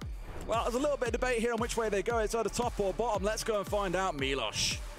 It's still a hazy picture at this point, trying to find out who plays whom. So please, I'll call out Cyclops to the stage. Cyclops onegaishimasu. Please join us on here. How you feeling after today as a team? You're somewhere in the middle of the board. Do you feel a bit better than yesterday? テーブルのなんか真ん中のチームみたいなんですけれども、どのような感じでしょうか。チームとしてなんか気持ちはどうでしょうか。どういうこと？なんかチームのだいぶ真ん中の方なので。まあそうですね。なんやろ。まあ結構自分たちが選びたいチームを選ばれてしまったんで、まあなんか強敵になると思うんですけど頑張りたいです。So yeah, we're in a position where we can pick our own team. So I think it's very a strong position to have. So we're good. You know what they say, always look on the bright side of life. And the question is, who do you pick for the next matchup? Team Liquid. Team Liquid, come on in. Okay. Hand mom on my heart here, my friend. First of all, how are you feeling after today? I'm feeling great. We played FaZe Clan. We won the match. It was a great match. And yeah, I'm feeling great. The team is very good. It was good to get out of El Clasico with extra bullets here on the board. My question to you is, do you accept the challenge that CAG are putting down? Why not? Of course. Hell yeah, there you go. Why not, of course? But why do you say that? Are you just so confident after today? Yeah, of course. My team is very good. Their team is not the greatest. We're going to win the match. Your challenge has been accepted.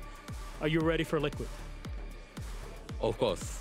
Oh, there we go. Of course, gentlemen, please check your hands. It's Team Liquid versus Cyclops at the Gaming Osaka. Well, gents, we were all wrong, and they say that 2 wrongs don't make a right, and 3 certainly don't either. But that is what a challenge. Hey, you didn't need a translator. Η Liquid τι θέση ήταν, δεν το θυμάμαι. Νομίζω ήταν λίγο πιο... Σίγουρα ήταν πιο πάνω από τους Team Secret που λέγαμε. Πολύ πιο πάνω, όχι λίγο. Πολύ πιο πάνω ήταν. Yeah, they didn't take the easiest, they didn't take the hardest, they took a good middle ground. Liquid did look really good today, but at the end of the day, I mean, guys, best of ones, anything could happen. Liquid, first day, did look a little shaky. It makes a lot of sense on the pick. Well, guys, BDS are up next, and a few months ago, this would have been a very scary scary prospect talking about BDS in this position, but it's a different team. One thing I will stress here, of course, is whoever doesn't get picked at the end of this gets the bye tomorrow. Yes. They can still get through with a bunch of points tomorrow. You get the average of all points put into the chamber tomorrow. It can be a great day if you don't get picked, and we're getting towards that now. But for now, if you're BDS, who are you picking here? Familiarity and Secret, or are you going for the big bucks? I think they're going to choose an NA team. I don't think, given where they're currently at, this roster that was just made, I don't think you want to challenge these heavy hitters in Brazil, especially W7M. So I think they're going to avoid Secret, but they're going to try to go for a Dark Zero or M80. Yeah, I think they'll most likely go for M80 because M80 didn't look as strong as Dark Zero, so to say. I don't think they go for Secret either because I would say right now, matched up against them two, I think Secret takes that one. So I think it's one of the NA teams. I'm going with M80. Well, let's go and find out what BDS are up to. Milos, over to you. Yes, indeed, here I am. And let's take a look then. BDS, Lilun, no more phones at this point. We have to come on in. If anything, I can tell you what the messengers are saying. They're saying, you got this, girl. It's okay. Come on over. Come on over. Now, how are you feeling after today? You know, you're nearing that middle of the... I'm actually pretty disappointed about how some of the team choked so hard to end up that low. I was expecting to be lower than that. So. Look, I think we agree EU sucks, but what has been the biggest surprise for you today watching all the games? The biggest surprise? Yeah. I would have said G2, but no, it's not even a surprise. Probably Falcons. Ow. Ow. Two friends that have shared many, many years. Off camera, and here we are. Well, the question is, who do you pick to play tomorrow? Ωραίο ζακετάκι, φίλε, έχουν οι BDS. Πολύ clean ζακέτα. Και ωραία χρώματα. That's what we've been hearing for months. Will you accept the challenge and be loud against BDS? We accept. Very good. Now, you seemed very confident through it. Why? Did you see something that you can exploit in BDS? Good luck. You need this. Sorry. Good luck, you need it. Well, I guess you will need it as well. Really back and forth. Anyways, please, my friends, shake hands, and there it is, BDS versus Loud. Let's see what that gives us. That's just like your mom kind of come back, was it? Like, yeah, good luck, you're going to need it. Oh, you'll need it too. You're going to need it. I mean, I don't think they will, to be honest. BDS have looked a bit shaky today. Yeah, I think BDS is going to need it. I don't like that pick at all, I'll be honest. I think a safer pick, like I said, was either sticking with their own region or going with NA. Θα είναι δύσκολο, πολύ δύσκολο για τους BDS. Παιδιά, οι Loud έχουν δείξει πάρα πολύ ελαστικία για αυτό το τουρνουά. Είναι σε πολύ καλή κατάσταση, Loud. Θα είναι πολύ δύσκολο για τους BDS. Πιστεύω θα είναι ένα καλό μάτς. Θέλω να πιστεύω. Hasn't really made that much sense to what other teams have been doing or what's the best course of action. Yeah. Picking Loud stays on track with their ideology. It doesn't make much sense to what Loud think choice. they should do. Stop it now. Let's take a look at what Secret could come up against tomorrow as well. Who they could pick away in this one. Well, being honest for you guys, there are no easy games left now. It ain't no secret. Yeah, ain't no secret in these chambers. They're picking NA. They have to. Yep. So I think they pick Dark Zero, realistically. Honestly, I could see them pick W7M, but I think they're going to play it safe today so they can get a win, and then hopefully one of the... Well, pick an M80. W7M λες. Εγώ λέω M80. I mean, you both split on that one. I like a little split decision here. Αν και θα είναι πολύ δύσκολο να παίξουμε τους M80. Γιατί είναι και αυτοί σε καλή κατάσταση. Δεν είναι... Έχουν καλό roster και οι M80 από ό,τι έχουμε δει στο τουρνουά. I think it's a only bad tournament for the EU players and maybe a bit of unlucky, but we'll see. We'll see on the next tournament. Εκτός αν θέλουν να το πάνε save και να πάνε και DJ. Talk is cheap, my friend. I watched Boston. I watched with my heart being ripped out of my body. What's the saving grace for EU? Hard to say. I don't know actually. I don't know. It's desperate. If even Polska Guram cannot save us, we're going to have a really rough time through it. So, Twister, come on over here from Team Secret. Did you want every space? You can't play against yourself. To be honest, we're always playing against one another. Or, I guess, ourselves. We're always in one another's heads. Anyways, today, how are you feeling after the play day? I'm feeling very satisfied, actually. I think that the team showed up inside of the server and just some small mistakes that cost us the games, but all good games are like that, so not sad at all. Okay, well, I have to thank you for a good matchup that we got to witness on our end in the studio. The question is, who do you want to play against tomorrow? M80. M80. Μαλάκα, σας το πάρε, μαλάκα. Ασυζητητή είπα M80, απευθείας εγώ. Thank God. I had my hand on the chicken card, just ready to go. Of course you do. You're comfortable. Σας το πάρα πολύ. That sort of sense of, yeah, we got this. Θα είναι δύσκολο. Θα είναι δύσκολο. Γιατί έχουν πολύ καλό momentum οι M80. Okay. You know what? It's good to have you back. It's good to have you back. A bit of truth here that we got used to. Fabian is looking to knock the lights out of Team Secret and EU in general. So far, he's been pretty successful. If anything, if M80 end up winning, EU wins anyways, technically, right? I mean... Are you on A now? No, I'm Korean, so I moved regions. That's fair. That's fair. I want nothing to do with those losers over there. That's fair. Korean food is better anyways. Anyway, since this challenge has been locked in, what do you have to say to Fabian? Because he clearly doesn't care what you guys have to think. Oh, pretty much. Falcons lost to Loud, we got Loud, we beat 10. Now Falcons just lost to M80 and we'll beat 10 as well. Simple. Easy peasy. That's how the math works, right? Anyways, Fabian, Twister, please shake hands. M80 versus Team Secret locked in for tomorrow. What are we saying, guys? It feels like an M80 lean here. I mean, I'm always right. Fox was right. Well, you weren't right about the Keg picking, or no, the FaZe picking Fnatic. But I will say, you were 100% right about the M80. I guess it makes sense in some aspect, but even then, I think it was going to be a tough matchup either way. There are no easy games at this point. No, I mean, ναι, ακριβώς. Δεν υπάρχουν πολλά παιχνίδια τώρα. Ισχύει. It can't go out any other way. It has to be DZ coming up against Furia, which means W7M. Οπότε Dark Zero με Furia. Το τελευταίο match. Για την αυριανή μέρα, Day 4.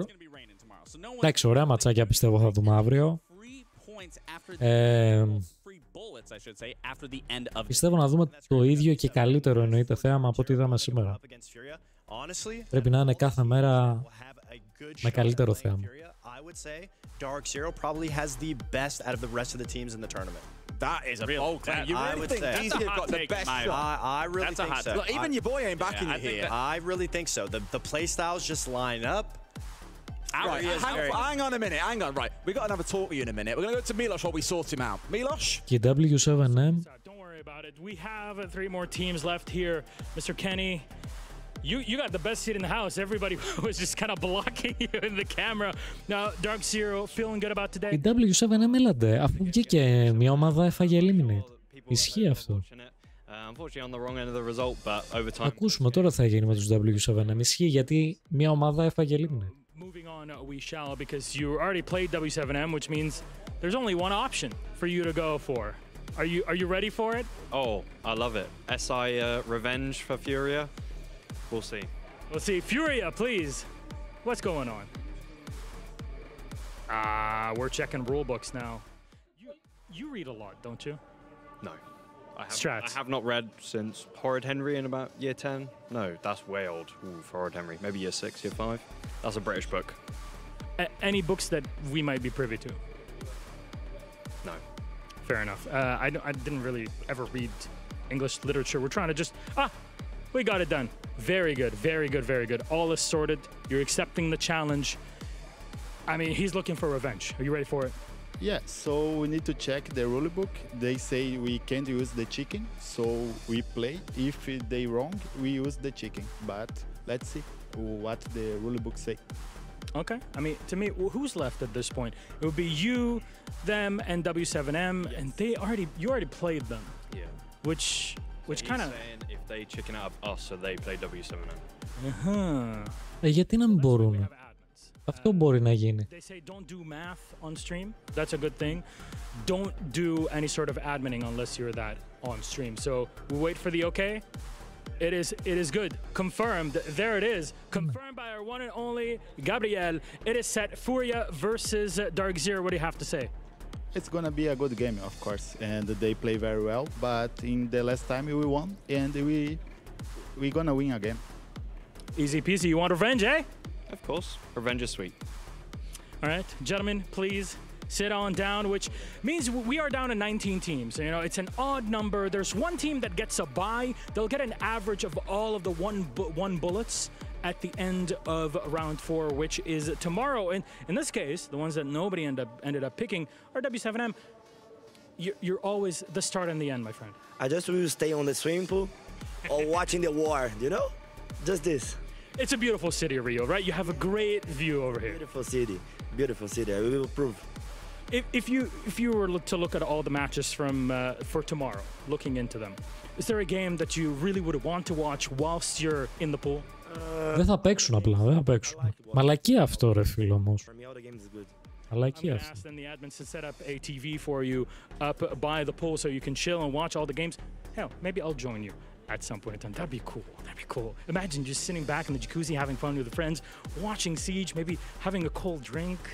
Yeah, some ice cold water. Anyways, that was our draft show. Thank you all very much for joining us today. One more time, please, ladies and gents, clap to yourselves. Thank you for joining. Yes, it is an official meeting, as we always have it. Our games are locked in. We'll have all of that posted on social media in just a bit. Check it out. We love you so much. See you tomorrow. Μια χαρά. Ωραία ματσάκια θα έχει και αύριο, παιδιά.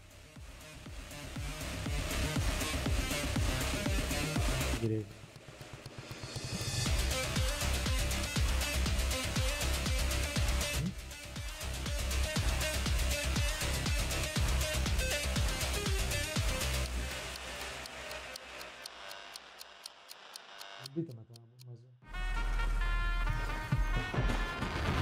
Ωραία, θα κλείσω. Λοιπόν, that's all folks, πραγματικά.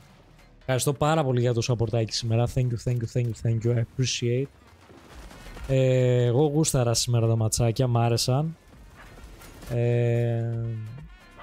Είχαν ενδιαφέρον, ήταν ωραία. Το ευχαριστήθηκα σήμερα το στριμάκι.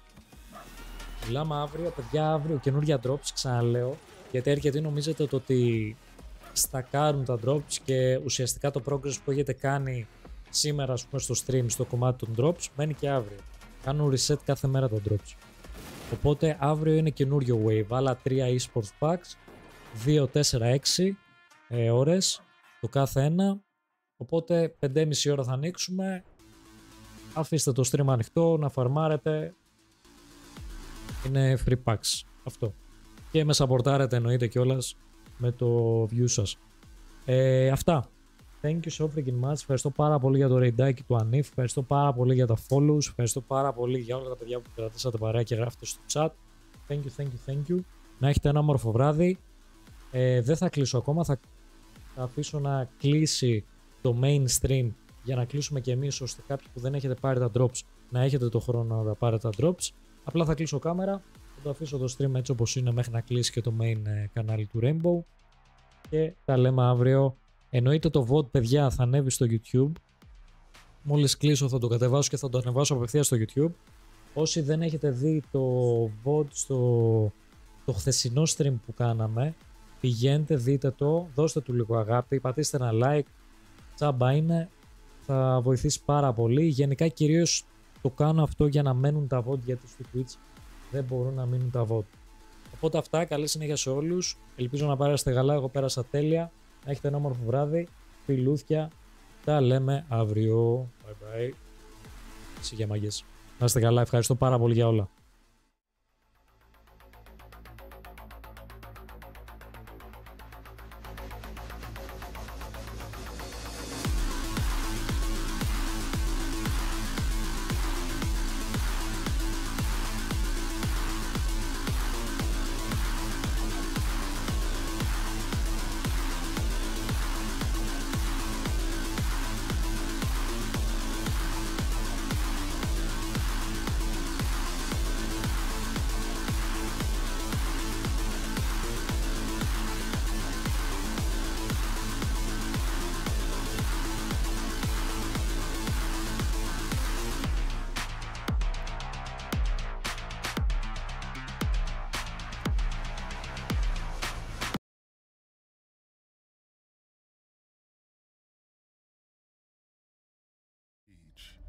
There are many ways to describe the emotion behind the game. It's strategic, nail-biting, electric. Working as a team, tactically clearing your way through a map, or setting up an impenetrable defense is key. As a player, you experience those hair-raising moments every game. But the esport, well, that takes it to a new level. You must remain within the designated mission area. Let us take you on a journey. Even if you've just started your Siege esports adventure, you can get behind your local team, right? Across the world, there are hundreds duking it out for a slice of glory in the regional leagues from North America to Asia. A season is broken down into stages where teams fight every year for regional supremacy. Seemingly around the clock, there's action going on, and you can follow their climb all the way to the top. You can enjoy a game from Brazil here, South Korea there. This is where the true legends are born, at the bottom of the mountain. And you can say, I was there. This is where the cream of the crop ply their trade. The next level are the majors. Only a select few teams have the honor of testing their mettle here. If they can prove they are the best in the regional league, they make it to one of the majors across the year. Op 4 eliminated. Touring the world, one major after another, these events bring Siege esports directly to fans. And let me tell you, the energy is so electric, you'll feel it. The majors bring everyone together. In person or at home watching along, you ride the exhilarating highs and lows and storylines collide. It's a test of nerve, both for those playing on stage and the fans. The team who manages to reach the summit, though, they are truly on top of the world. They are the best, for now. Because nothing crowns a true world champion like the 6 Invitational. Oh, the 6 Invitational, this isn't just where Siege history is made, but esports. It is the pinnacle of competition. Siege's world championship and yearly celebration of our entire community. Heroes and villains are made here, logic defied and spectacle created. All legendary moments chasing after one dream, lifting that hammer. Siege's most coveted trophy. It's the most terrifying gauntlet of them all. The pressure is immense. There's a roaring crowd chanting for whoever their allegiance lays with. The bright lights on the stage are blinding. No matter whether you're in the arena or watching along at home, the energy is amplified through every kill, every call, and every clutch. So, do you want to be part of the next chapter of the story? Get behind your favorite team? There's no better time to get into Rainbow Six Siege esports. Join us by checking out our official website and social media for what's coming next. And tune in on